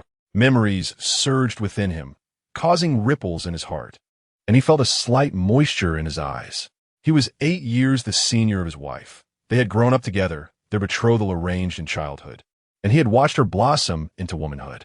Now, gazing upon Princess Yongchang, the Duke felt as though he were looking at his youthful bride, his heart a tumult of emotions. Sensing the Duke's unusual demeanor, the Empress Dowager chuckled. "Duke of England, this is Princess Yongchang. Do hold her." At her words, the Duke returned to himself and smiled. "Thank you, Your Majesty."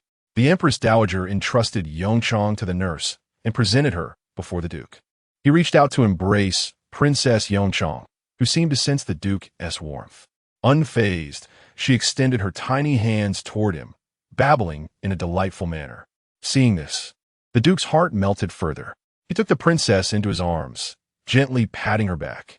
In his embrace, she beamed, her large, sparkling eyes curiously exploring the elderly gentleman before her. As he gazed upon the healthy and charming Princess Yongchang, the Duke's eyes glistened with emotion, his voice thick with sentiment. "She resembles her so much, truly. It is uncanny."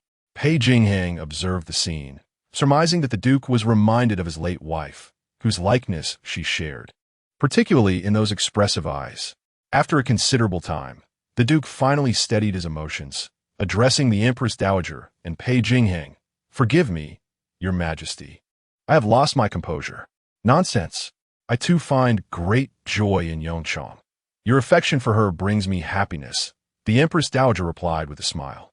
Upon observing the situation, Pei Jingxuan's gaze flickered slightly as he seemingly nonchalantly remarked, "It is rather inappropriate for Yongchang to be raised in the Yangqin Palace, solely under the care of palace attendants." He paused, his eyes sweeping over the assembly before finally resting upon Empress Dowager Gu.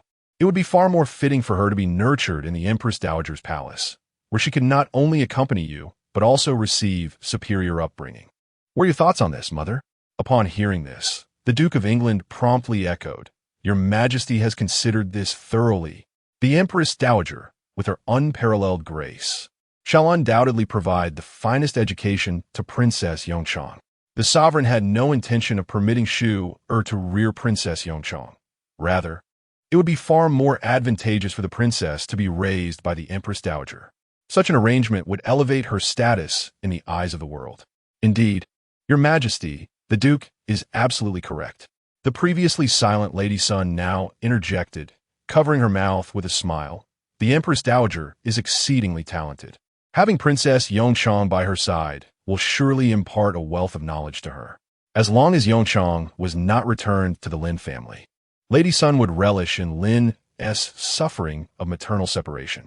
The more anguish Lin endured, the more joy it brought her. The corners of Empress Dowager Gu's eyes sparkled with delight. In that case, I shall gladly accept this arrangement. How splendid! I shall rely on you, mother. Pei Jingxuan replied with a joyful smile. Su Yuan, standing to the side, took in the entire scene, silently commending Pei Jingxuan. Entrusting Princess Yongchang to the Empress Dowager for her upbringing undoubtedly severed Lin's opportunity to solicit sympathy from Pei Jingxuan through her daughter. Lady Chun and Lady Chu exchanged glances, each recognizing a spark of envy in the other's eyes. The Empress Dowager is truly fortunate. I too hope to often visit the Xinang Palace to serve her and bask in her blessings while occasionally catching a glimpse of Princess Yongchang. Lady Chun remarked with a smile that barely concealed her envy. Lady Chu added in agreement, "Indeed, I shall also make it a point to frequent the Xinang Palace. The Empress Dowager must not find me a nuisance." With the matter of Princess Yongchang settled, Pei Jingxuan continued, "Mother, I have another matter to discuss." Chapter 93. Strategies for Coping. Pei Jingxuan paused, directing his gaze towards the two imperial consorts. With the second and fourth princes now grown, I contemplate entrusting their upbringing to the two of you. Upon hearing this, Sun and the others were left in astonishment. The two consorts, Chun and Chu, were particularly taken aback, momentarily rendered speechless. I intend to assign the second prince to consort Chun and the fourth prince to consort Chu. What are your thoughts on this matter? Pei Jingxuan's tone was calm. Your Majesty, this. Consort Qin's lips quivered as she sought to decline, yet found herself reluctant. Consort Chu mirrored her sentiments, her hands tightly wringing a handkerchief, her heart a mixture of joy and apprehension. The joy stemmed from the honor and trust bestowed upon them by His Majesty in assigning the princes to their care. The apprehension arose from their awareness that they were merely consorts, with only a prestigious title and no maternal clan to rely upon, fearing that the princes might harbor grievances as they grew. What do you two consorts think? Pei Jingxuan's tone held a hint of inquiry. I fear that I may not be capable of raising the princes well enough to meet your Majesty's expectations. Consort Qin admitted, her head bowed, her voice trembling slightly. Your Majesty, I too worry about my lack of experience in properly caring for the fourth prince. Consort Chu echoed. The Empress Dowager observed their reactions with a gentle smile, assuring them, "Rest assured, I will fully support both of you." She turned to Pei Jingxuan, her eyes filled with approval. The Emperor has considered this thoroughly. I have also felt that the Xi'an Palace has been too quiet. If there were two children in the palace, the lives of the two consorts would surely be more lively. Pei Jingxuan smiled in agreement. Indeed, Mother is correct. The Empress Dowager then addressed the two consorts. You need only to devote yourselves to nurturing the princes. Should difficulties arise, do not hesitate to seek my assistance. In the future, you may bring the children to the Xinang Palace daily, allowing the three little ones to play together while the three of us elders look on, relishing the joys of family. Would it not be delightful? Upon hearing this, The two consorts finally felt their anxious hearts settle. "We thank the Empress Dowager and your Majesty for your grace, and we shall do our utmost to care for the princes," they declared in unison. Su Yuan was also pleased with the prospect of the two consorts raising the second and fourth princes. After all, if they were to remain in the Yangqin Hall under the watch of palace attendants, she would bear the brunt of any future issues that might arise. Having narrowly escaped a crisis with Princess Yongchang, she feared that another misstep would be unbearable. Sun, standing nearby, secretly breathed a sigh of relief. As long as the princes were not raised by the Empress Dowager, she felt a bit more at ease. Especially with the second prince. Should he be under the Empress Dowager's care, the implications for the throne. She dared not think further, lowering her gaze to conceal her scheming thoughts. With the matters of Yongchang and the prince's upbringing settled, Pei Jingxuan felt a weight lifted from his mind and intended to take the Duke of England back to the study. As the Duke prepared to take his leave, he paused, his fierce gaze turning towards Su Yuan, his face alight with gratitude. On the day Princess Yongchang faced danger, it was thanks to the noble consort's timely intervention that she was saved. I, an old minister, am here to express my profound gratitude for your kindness. Su Yuan hastily evaded the bow of the Duke of England, who gravely remarked that attending to the princess was a duty of his. And such a grand gesture was unwarranted. The Duke of England cast a profound glance at Su Yuan, inwardly lamenting the loss of his granddaughter. Indeed, the favored concubine of the emperor, who possessed such humility, reflected a commendable character, justifying the emperor's affection for her. His intention in mentioning this matter was twofold: to genuinely express gratitude towards Su Yuan and to subtly gauge the emperor's sentiments. Pei Jingxuan assisted the duke to his feet and gently stated, "There is no need for such formalities, for Yongchang is also my child." The compassionate and virtuous precious concubine would never turn a blind eye. "Your Majesty, the benevolence and virtue of the precious concubine truly serve as a model for all women in the realm," the Duke of England exclaimed in admiration.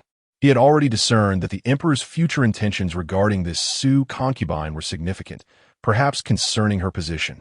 Pei Jingxuan smiled faintly, choosing not to elaborate further. After Pei Jingxuan and his entourage departed, Su Yuan returned to the palace with the child, thereafter occupied with arranging the relocation of Princess Yongchang and the two princes. Upon returning to the imperial study, Pei Jingxuan dismissed all but the ever-faithful Fu Shun. "Regarding the poisoning of Yongchang, I have ordered a discreet investigation." However, Pei Jingxuan hesitated, a note of gravity in his tone. "The clues all point beyond the palace, and they have been severed." "Outside the palace?" the Duke of England exclaimed in surprise. "Could it be that someone within the court is involved?" "It is too soon to draw conclusions. It remains a speculation," Pei Jingxuan replied, shaking his head. "Old Duke, I have dispatched people to secretly probe the families with eligible daughters who might covet the position of consort. Yet no abnormalities have been discovered," Fu Shun clarified from the side. "Your Majesty, I believe this matter is indeed connected to those within the court. Consider, after Princess Yongchang was poisoned, the court officials used it as an excuse to pressure your Majesty into selecting a consort. While these families appear unrelated to the poisoning, we cannot dismiss the possibility of their clandestine collusion with the instigators," the Duke of England analyzed. Pei Jingxuan regarded the Duke with a glimmer of insight in his eyes. "I knew it. These individuals present a facade of propriety while secretly harboring ulterior motives. I shall not allow anyone to escape punishment for harming Yongchang." He scoffed. "They wish to compel me to select a consort. I shall defy their wishes. To dismantle this scheme, I require your assistance, old Duke. Your Majesty, command me, and I shall exert every effort to aid you," the Duke of England replied, bowing respectfully. "Old Duke, I intend to." Chapter 94.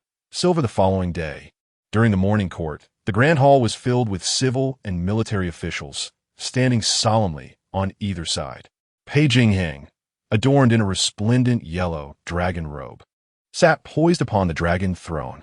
The Duke of England stepped forward, clasping his hands, and addressed, "Your Majesty, I have a matter to report." "Please speak," Pei Jingxuan replied with a slight nod.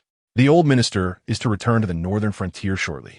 However, upon my recent inquiry at the Ministry of War, I discovered that this year's provisions and armaments for the northern frontier have yet to be prepared, the Duke of England stated with a voice laden with barely concealed anger. Pei Jingxuan's brow furrowed at his words. He struck the armrest of the throne and exclaimed, Yin Song. The Minister of War, Yin Song, trembled and hurriedly stepped forward. Kneeling upon the ground, stuttering, Your servant is here. Why have the provisions and armaments for the northern frontier not been prepared?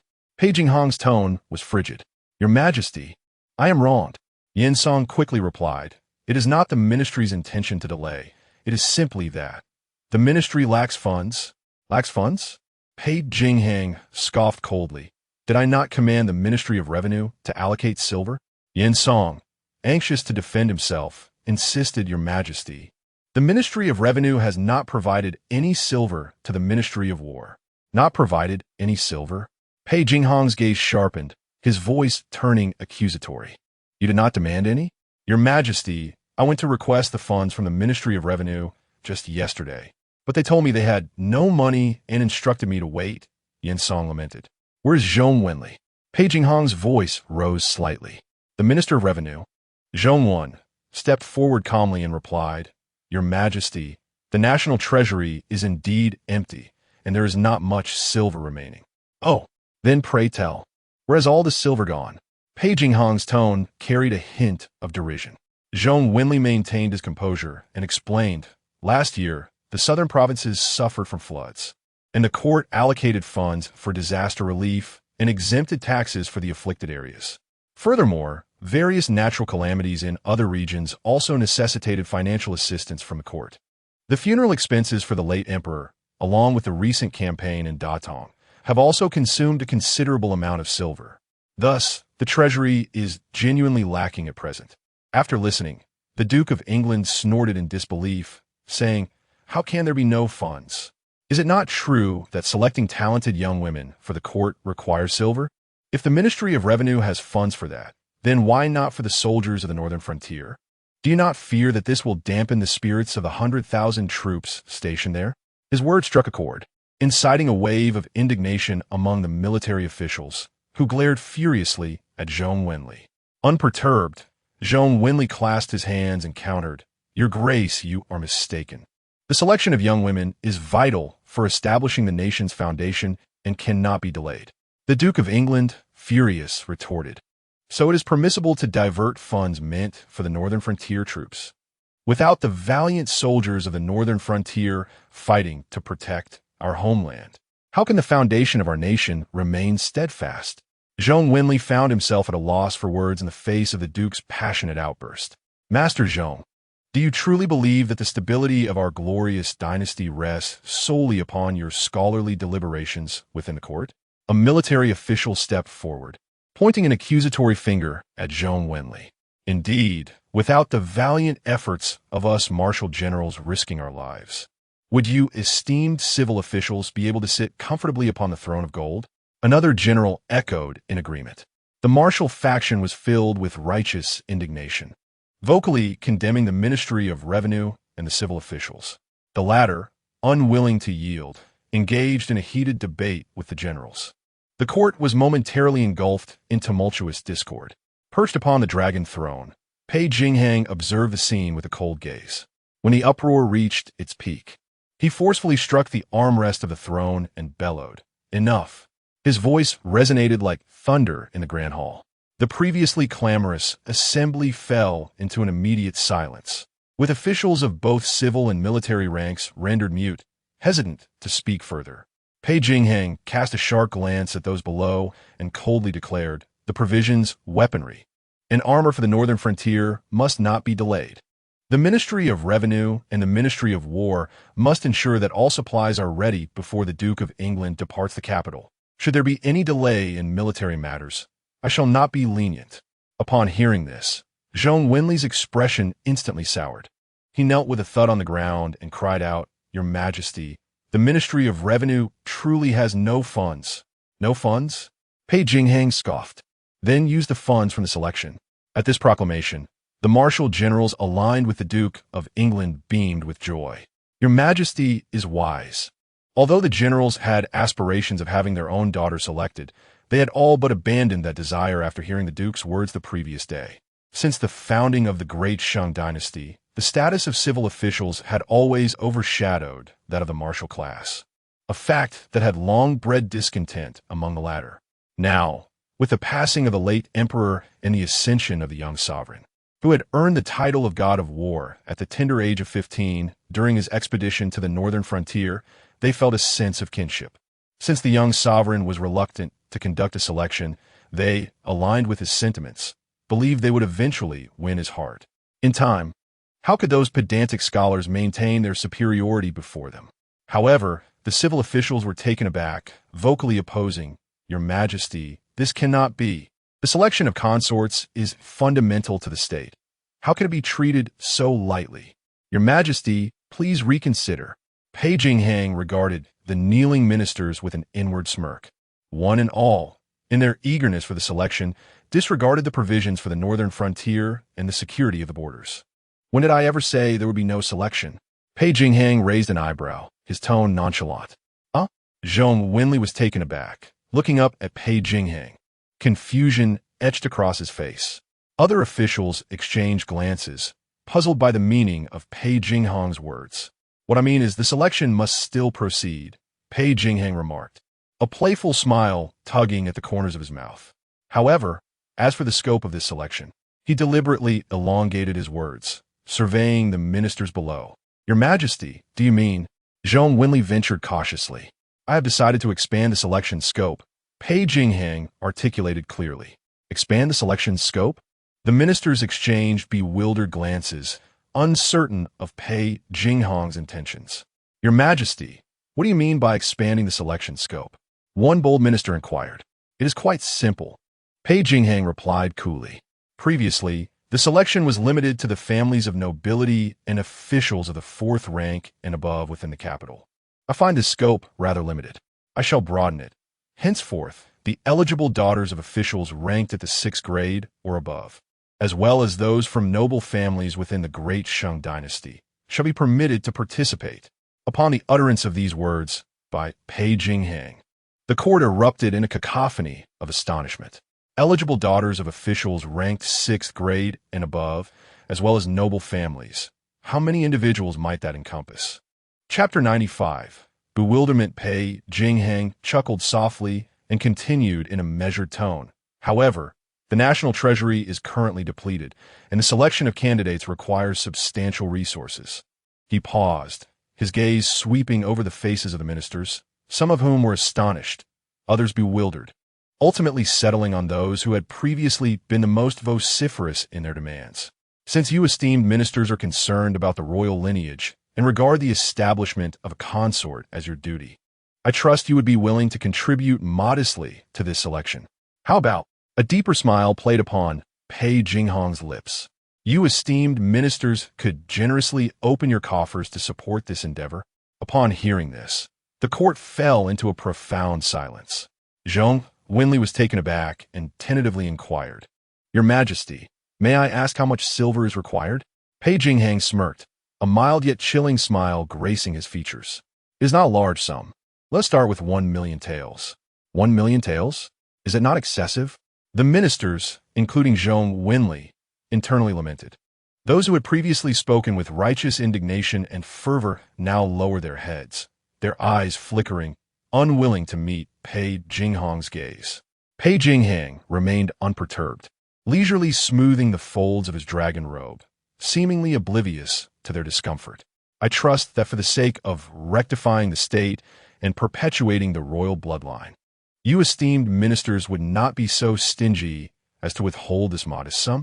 Of course, for the honor of the royal family and the court. This silver must be raised by you esteemed ministers yourselves, without disturbing the common folk and merchants. With the Qingyi guard present, should I learn of anyone exploiting this opportunity to extort the common people?"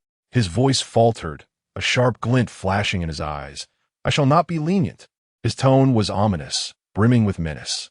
"I will entrust the Qingyi guard with full authority in this matter, and once the funds are secured, I shall promptly issue a decree for the selection." The ministers exchanged glances, each reflecting the bitterness and regret they felt. They had never anticipated that the emperor would devise such a clever scheme to silence them. Truly, a scoundrel. Before they could formulate a response, Pei Jingxuan delivered another blow.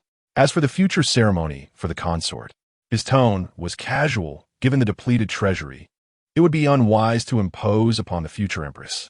How about this? The family that produces the empress shall bear the expenses of the ceremony. After all, with the treasury in such disarray, even the most skilled housekeeper cannot cook without rice. Pei Jingxuan feigned helplessness, as if he were the true victim in this scenario. The ministers were left speechless, their senses dulled. Is this truly the same solemn and austere emperor they had known? Regardless of their inner turmoil, Pei Jingxuan continued. My internal treasury must be preserved for future allocations to the northern borders and various outposts, to reward our soldiers and repair the city walls. As for the expenditures of the imperial harem, he chuckled lightly. I too plan to make some reductions. However, the current ladies of the harem have accompanied me from the Qin Wangfu through thick and thin. For their future needs, I shall squeeze some provisions from my own resources to share with them. As for the newly inducted concubines and the empress, Pei Jingxuan's gaze swept across the assembly of ministers. I cannot allocate much from my side, and the treasury is devoid of silver. The daily expenses shall rely on the generous support of your esteemed families. Once the treasury is replenished in the future, I shall adequately compensate them. An utter silence enveloped the court. The ministers were utterly taken aback, their mouths agape, yet not a single word could escape their lips. Before they could formulate a retort, a resounding chorus arose from the ranks of military officials. Your Majesty is wise. We, your subjects, thank you for your benevolence. The booming voices of the warriors reverberated through the grand hall, creating a hum that filled the air. Upon hearing that His Majesty intended to allocate treasury funds to support the border defenses, the military officials were elated, a stark contrast to the disheartened civil officials. Having fought on the battlefield, the emperor understood the hardships of the soldiers and held them close to his heart. Which prince, upon ascending to the throne, would prioritize the welfare of these rugged military men and their soldiers? They now rejoiced, grateful for their decision to pledge loyalty to this emperor, which had led to such a favorable situation. Pei Jingxuan nodded slightly, his gaze lingering on the pallid faces of the ministers, a meaningful smile playing upon his lips. At that moment, the civil officials awakened from their stupor, realizing that the sovereign seated upon the dragon throne was not like the late emperor. Although he too wielded sharp tactics, his actions were still bound by decorum. He had emerged from the blood-soaked northern front, commanding formidable forces. Now, with the treasury's initiative to support the borders, the military officials were fiercely loyal, viewing him as a deity. Moreover, the emperor's almost audacious demeanor mirrored that of the rough soldier. They could not help but reminisce about how, upon his return from the northern front, he had retained that soldierly swagger, which had gradually faded, revealing that it had been meticulously concealed.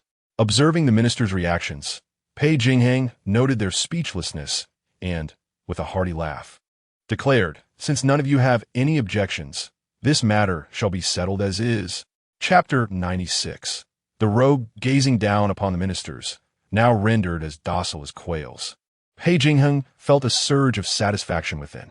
These officials, who had compelled him to conduct a selection of maidens, were solely concerned with their own familial interests, never once considering the welfare of the court. At present, the national treasury lay barren, plagued by frequent natural disasters and calamities in recent years.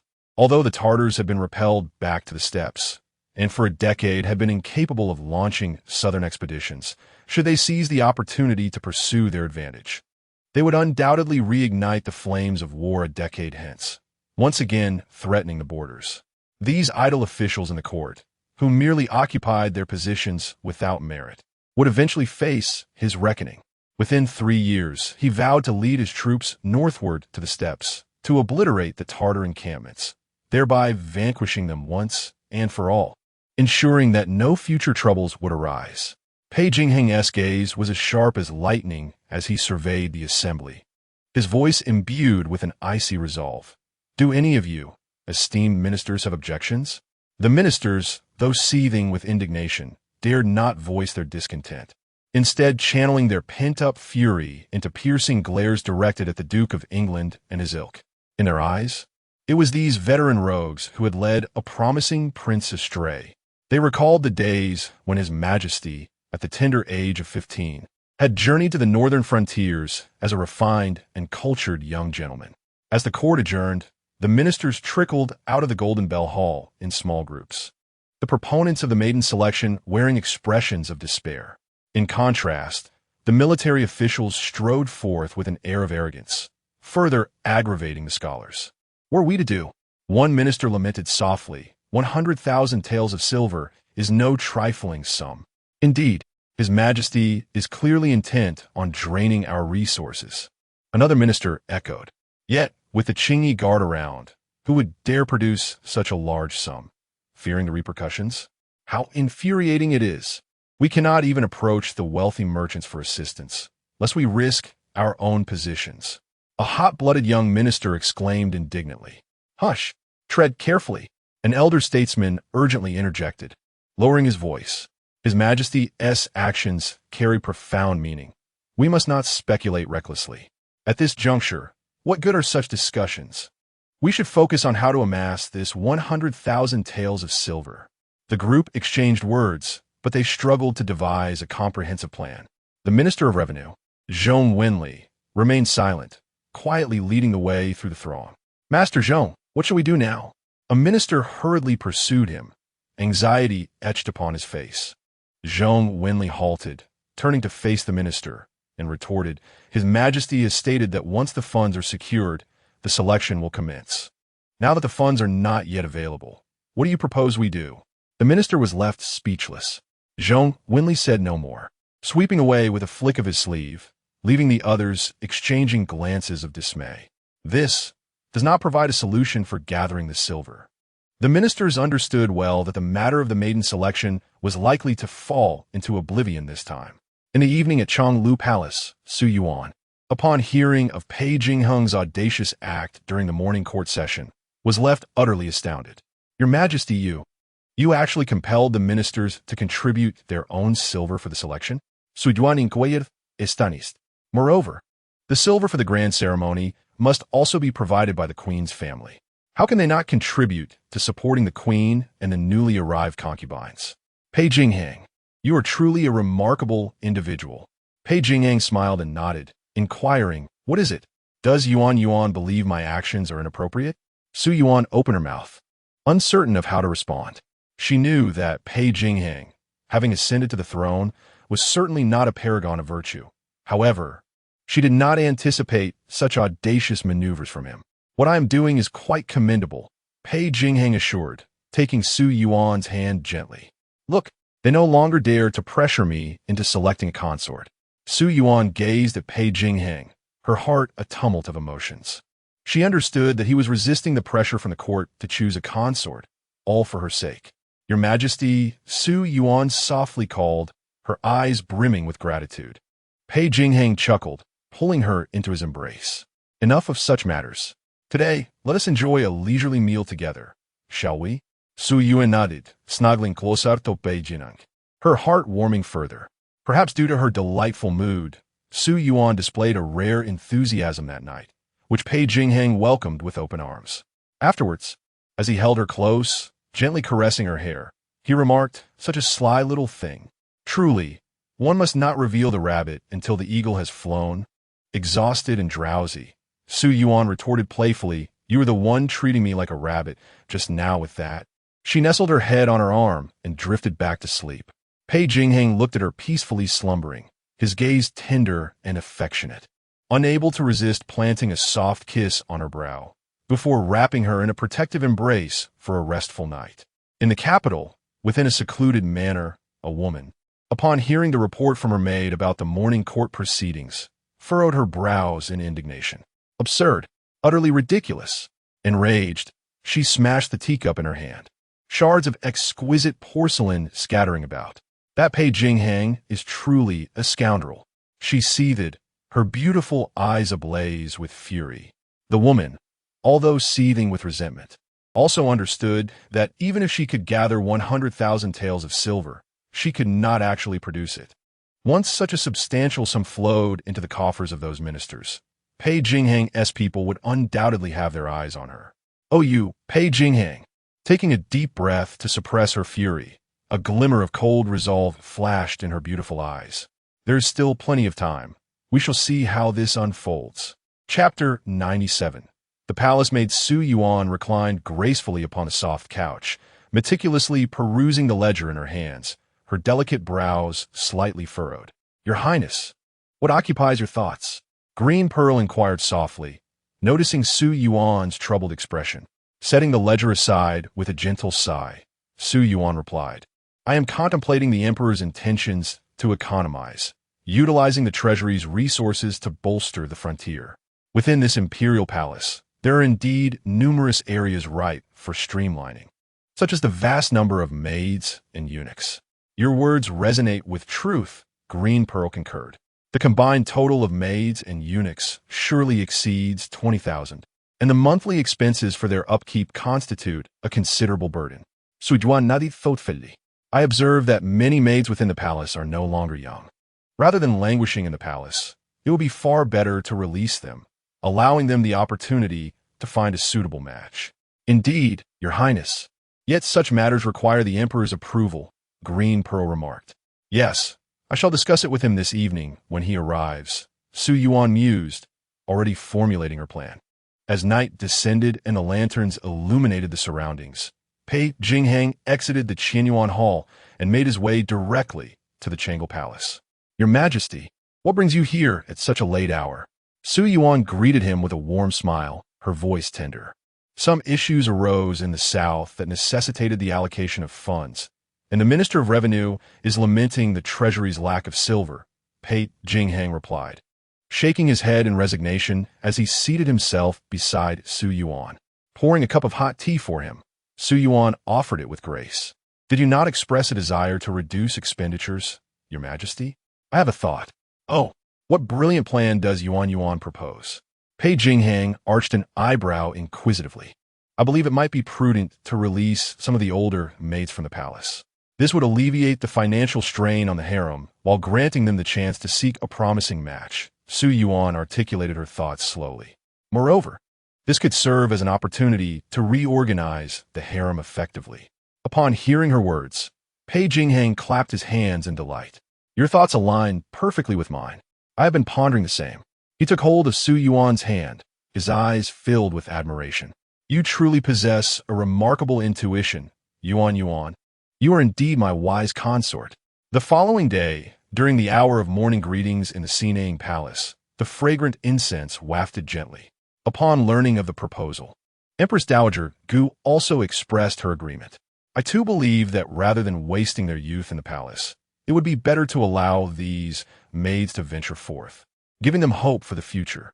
Pei Jingxuan smiled and said, "Since Mother agrees, let this matter be entrusted to the imperial concubine to handle." Su Yuan accepted the command, her mind already set in motion. Upon returning to the Changle Palace, Su Yuan promptly summoned Granny Li and the esteemed officials to deliberate on the arrangements for the maid's release. Given the multitude of maids, it is better for them to leave the palace sooner rather than languish in idleness. Many among them yearn for marriage. Su Yuan spoke gently. "I propose to broaden the age criteria to 20 years. Any maid wishing to leave may register, and after evaluation, they shall be allowed to depart." Granny Li and the officials exchanged glances, responding in unison, "Your Highness is compassionate." Su Yuan paused momentarily before continuing. "Certainly, the release of the maids is a matter of great import. We must exercise careful selection and not rush the process." As they concluded their discussions regarding the details of the maid's release, Granny Li and the officials prepared to take their leave. "Wait a moment, Granny." Su Yuan called to Granny Li, gesturing for her to pause for a moment. Observing this, the esteemed high noblewoman discreetly took her leave, leaving Granny Li within the hall. "Does the lady have other matters to discuss?" Granny Li halted her steps. "Please take a seat, Granny." Su Yuan indicated the embroidered stool beside her. Granny Li cumplía, her heart filled with curiosity, uncertain as to why the lady had chosen to keep her alone. "Granny, within this palace, The presence of both noble and deceitful individuals is inevitable, and it is not uncommon for some to harbor ulterior motives. The true perpetrator behind the poisoning of Princess Yongchang remains at large. Su Yuan lowered her voice, her tone imbued with gravity. Granny, we hope to seize this opportunity to thoroughly cleanse the inner palace. What does the lady imply? By this means, we shall meticulously investigate all suspicious individuals within the inner palace. Su Yuan's voice was cold and resolute. Granuli, you must arrange for trustworthy personnel to conduct a careful examination. Should any dubious individuals arise, record their names, and I shall present them to His Majesty for further deliberation. I understand, my lady. Rest assured, I shall select with utmost care and ensure that no ill-intentioned individuals remain in the inner palace. Granny Li responded with unwavering determination, a glimmer of sharpness in her eyes.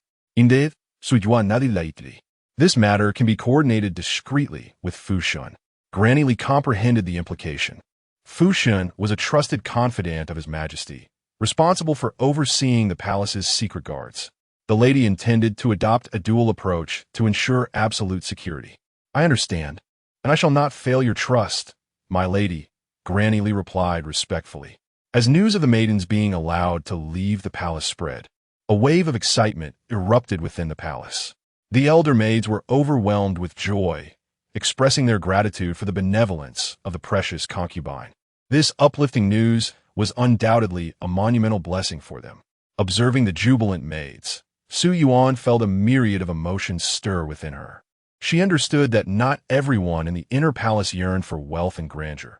Many merely sought a simple happiness. She was willing to do all within her power to facilitate their happiness, hoping that once they left the palace, they would find their own joy. The arrangements for the maid's departure and registration were entrusted to Granny Li and the esteemed high noblewoman. With no pressing matters at hand, Su Yuan seized the opportunity to send word to the Su residence, inviting her mother and younger sister to the palace. Chapter 98. The carriage rolled steadily towards the imposing Dasheng Palace. Mother, do you think my elder sister has gained weight? The food in the palace must be exquisite. Su Yuan lifted a corner of the carriage curtain, peering outside with an unmistakable excitement in her voice. You child, all you think about is food, Jiang remarked with a teasing glance at her daughter, though her eyes brimmed with affection. In the palace, the rules are strict. It's likely that your sister has slimmed down. Do the fifth prince and princess Yongning resemble my sister? Su Yuan inquired curiously about the two children she had never met. You chatter away without a moment's pause, and you don't seem to tire. We are nearly there. You shall see for yourself. Jiang shook her head helplessly, acknowledging her daughter's youthful exuberance. Once we arrive at the palace, you must refrain from speaking out of turn. Su Yuan made a playful face. As the carriage slowly entered the palace gates, her eyes widened in awe, her mouth slightly agape, overwhelmed by the grandeur before her. The crimson walls and golden roofs, intricately carved beams and painted rafters, the majestic palaces, all exuded an air of royal elegance. Elju had long been waiting at the palace entrance. Upon seeing Jiang and Su Yuan, she promptly stepped forward to bow. Servant Elju pays her respects to the Madam and Second Mississippi. There is no need for such formality. Please rise quickly, Jiang urged, helping Elju up with a smile. Meanwhile, Su Yuan discreetly surveyed her surroundings, her eyes filled with wonder. As Elju stood up and motioned for them to follow, she said, Madam, Second Miss, please follow me. Elju, where are we going? Su Yuan tugged at Elju's sleeve and whispered, to Changlu Palace, Second Mississippi. The princess is waiting there, Elju replied softly. As they walked, every palace maid and eunuch they encountered respectfully bowed to Elju, addressing her as Sister Elju. Jiang observed this with quiet approval, realizing that her daughter's attendant enjoyed considerable esteem in the palace, ensuring that her daughter's life in the harem would be comfortable. Su Yuan continued to gaze around, marveling at everything new and enchanting. Upon entering Changlu Palace, she was further captivated by the splendid scenery. Pavilions and towers, artificial hills and flowing water, flowers in full bloom. Each sight was more breathtaking than the last.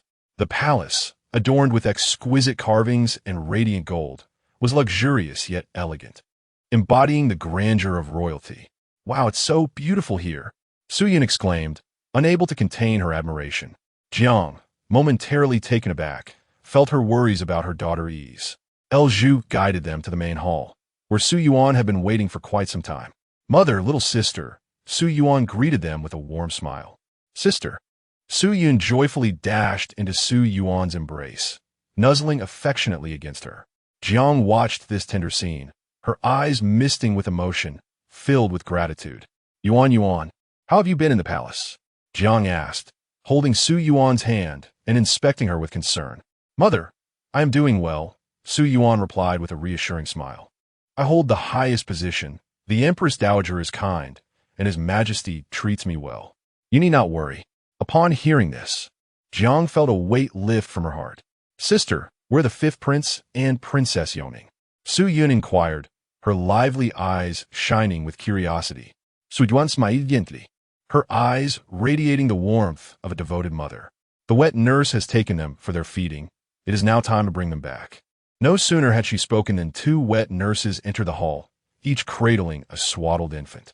Upon sighting them, Su Yuan's eyes brightened instantaneously, and she eagerly rushed forward. Jiangshi was unable to contain her excitement either, her gaze filled with anticipation and affection. Look at them. They are truly exquisite, Jiangshi exclaimed, her eyes fixed on the little Lele in the swaddle, her smile wide as she remarked, she resembles you so much when you were a child. Yuan. Su Yuan, equally curious, leaned in to behold her plump, cherubic niece and nephew, her heart brimming with joy. Mother, little sister, do hold them. Su Yuan giddy warmly. Upon hearing this, the two wet nurses gently placed the children into the arms of Su Yuan and Jiangshi. Su Yuan cradled the porcelain-skinned Princess Yoning with great tenderness, unable to resist the urge to gently squeeze her chubby little hand, her eyes sparkling with adoration. The princess, calm and composed, gazed curiously at her unfamiliar aunt with her large, glistening eyes, occasionally breaking into a smile that revealed her delicate gums, utterly charming.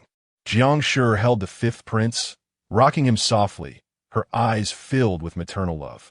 After serving fragrant tea, Zhu quietly withdrew, leaving the space for the three women. Jiangshi and Su Yuan each held a child, while Su Yuan settled beside them, and the trio began to engage in light-hearted conversation. Sister, when you were reprimanded by that censor, you truly frightened both mother and me, as well as our brother, Su Yuan remarked, cradling Princess Yoning as memories flooded back. Mother even scolded father for being absent during such a critical moment, claiming he was of no use while attending to official duties. Indeed, your father was not even in the capital. It was utterly distressing, Jiangshi chimed in, her tone laced with playful reproach.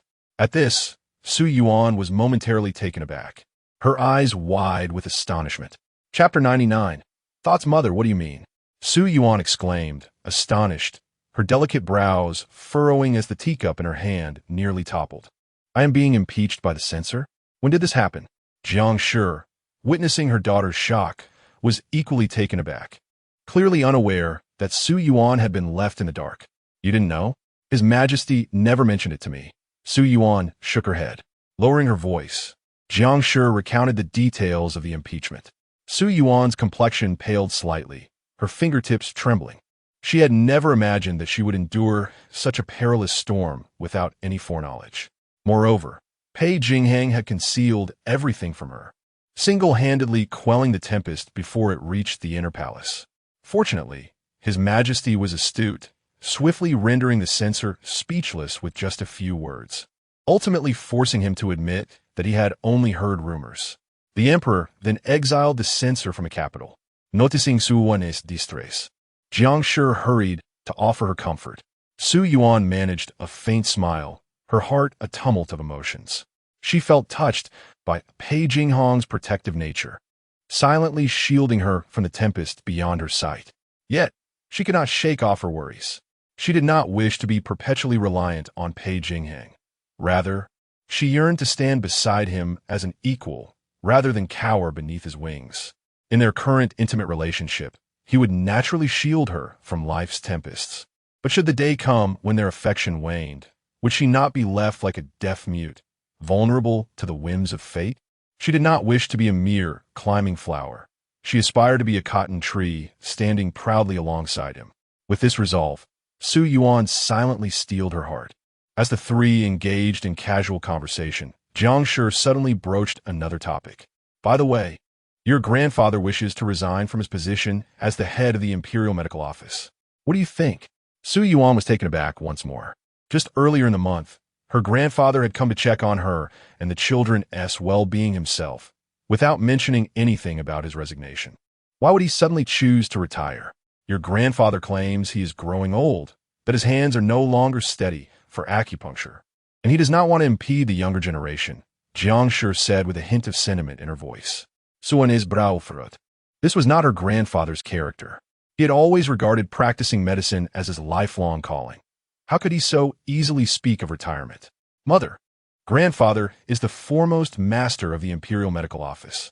How could he? Jiangshi hesitated for a moment before lowering her voice. Silly child, your grandfather is doing this for your own good. The head of the Imperial Medical Office is responsible for checking on the emperor's health, and such information is confidential, never to be disclosed to others. Understanding dawned upon Su Yuan. Her grandfather was concerned about potential controversies. You are currently in the inner palace, and he is your grandfather. This, Jiangshi sighed. No one is speaking ill now, but who knows if someone might exploit it in the future. Your grandfather merely seeks to protect you, not wanting to become a tool for others to use against you. A warmth blossomed in Su Yuan's heart, her eyes slightly reddening. Her grandfather truly cared for her, willing to sacrifice so much for her sake. Mother, this matter.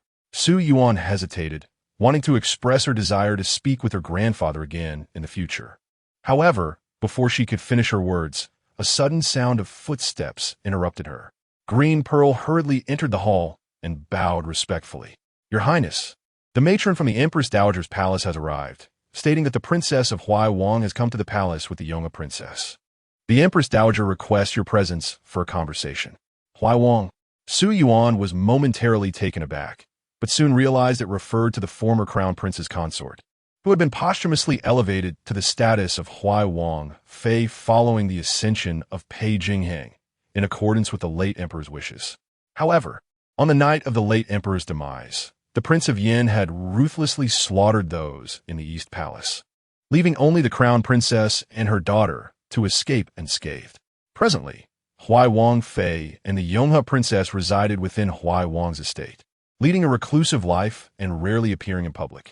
What could have prompted their sudden visit to the palace today? Pondering this, Su Yuan had yet to voice her thoughts when Green Pearl continued. The matron mentioned that the Empress Dowager is aware of your and the second Mrs. presence in the palace and has invited you both to join, as a larger gathering would be more lively. Upon hearing this, Jiangshi promptly rose, saying, if that is the case, we should hasten there and not keep the Empress Dowager waiting. Suppressing her doubts, Su Yuan gently addressed Jiangshi and Su Yuan, mother, sister, let us proceed together. The Empress Dowager specifically requested our presence, likely wishing to meet with you both. Jiangshi and Su Yuan naturally had no objections. Su Yuan then turned to Green Pearl, instructing, you and Lanji shall remain in the palace to assist the wet nurse in caring for Lele and Yen Er. I shall not take them with me today. Later, Danyue and Xiao will accompany me. Green Pearl acknowledged the order with a bow. Su Yuan stood, adjusting her appearance, and once everything was in order, she led Jiangshi and Su Yuan towards the Xinang Palace. Chapter 100. The princess consort when Su Yuan and her companions arrived at the Xinang Palace. The atmosphere inside was filled with joyous laughter. Princess Yongchang, the second prince, and the fourth prince were being entertained by a little girl, who was delighting them with her antics. The youngest, the fourth prince, was so excited that he waved his plump little hands, babbling eagerly as he tried to reach for the rattle in the girl's hand. The little girl, merely 7 years of age, was a picture of beauty, her delicate features adorned with sparkling almond-shaped eyes. Looking at the fourth prince, she playfully exclaimed, sister won't give it to you. Fourth prince, do not be anxious. With that, she teasingly held the rattle away from him. It was evident that this was Princess Yonghe. The fourth prince gaped, his eyes fixed longingly on the rattle, stretching out his hands and incoherently murmuring woo-woo. Beside Princess Yonghe sat a woman dressed in a light green palace gown, her lovely features radiating grace and warmth. Undoubtedly the princess consort of the Duke of Huai. Empress Dowager Gu and the Grand Dowager Empress sat at the upper seat, their faces adorned with kind smiles, clearly delighted by the familial joy unfolding before them. Upon noticing the arrival of Su Yuan and her companions, Empress Dowager Gu's smile widened. "I thought you would take a while longer to arrive. Come, take a seat," she beckoned. Su Yuan stepped forward to pay her respects, followed closely by Jiang and Su Yuan. "Your servant, daughter, pays her respects to Her Majesty, wishing you longevity and peace." Empress Dowager Gu smiled, bidding them to rise, and gestured for Su Yuan to sit beside her. A nearby palace maid promptly brought over an embroidered stool, and Empress Dowager Gu took Su Yuan's hand, inviting her to sit. Subsequently, she encouraged Jiang and Su Yuan to join them. Seeing this, Jiang and Su Yuan could only bow in gratitude and take their seats on the embroidered cushions on the other side. After inquiring about the well-being of Lele and Yenner, Empress Dowager Gu turned her gaze to Su Yuan's companions, smiling as she remarked, "This must be your mother and sister? Upon closer inspection, I see a resemblance among you three. You are all quite the beauties."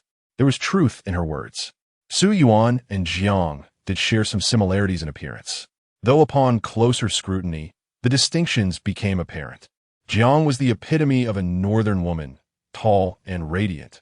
Su Yuan, on the other hand, possessed a delicate charm with exquisite features. As for Su Yuan, she inherited Jiang's looks, but also bore a resemblance to Su Yuan, exuding a playful cuteness. The trio of mother and daughters presented a delightful sight, and Empress Dowager Gu felt her spirits lift as she gazed at them. The princess consort of Huai covered her lips with a light laugh, her beautiful eyes landing on Su Yuan as she exclaimed, "What the Empress Dowager says is true. I have long heard that concubine Jun is a paragon of beauty and virtue. Today, seeing her in person, she truly is a remarkable person." Su Yuan Ismail, replying, "Your Highness, you flatter me."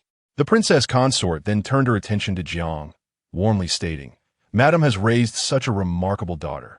This little one is indeed most endearing." Jiang, taken aback by the praise, quickly waved her hands in modesty, saying, "Your Highness, you overstate. My little girl is rather mischievous and hardly deserving of such compliments." "Madam, do not be so humble," the princess consort gently chided with a playful laugh. Then, seemingly casually, inquired, "Why do I not see the fifth prince and princess Yoning? I have heard that both young princes are exceptionally charming. Why are they not present today?" Su Yuan's eyes flickered with a hint of amusement as she remarked, "When I first arrived, the two little ones were sound asleep, and they remain ensconced in their dreams, even now." This was her inaugural encounter with the princess consort of the crown prince, a relative, albeit distantly so, given the princess consort's esteemed status as the former crown princess. Su Yuan felt a twinge of apprehension, leading her to refrain from bringing her children along. Upon hearing her words, the princess consort smiled knowingly and ceased her inquiries, turning her attention back to converse with the Empress Dowager and the two grand princesses, who were all soon beaming with delight. Su Yuan discreetly observed the princess consort, noting her effortless charm and poise, a testament to her noble upbringing. It was evident that, as the former crown princess, her grace was unparalleled. Seemingly recalling something, the princess consort inquired with a smile, "Mother, will this year Shaanxi festival be celebrated by the Jinlin pool as per tradition?"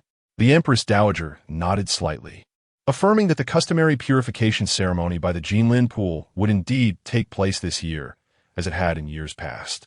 The princess consort then expressed, "In that case, I must prepare in advance, so that I may take Yonghe along to offer prayers for blessings and to avert calamities."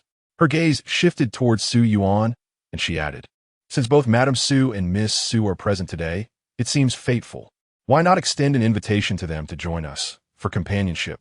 The purification ceremony at the Jinlin pool was not merely a royal affair. It was a grand event that attracted participation from nobility, officials, and their families alike.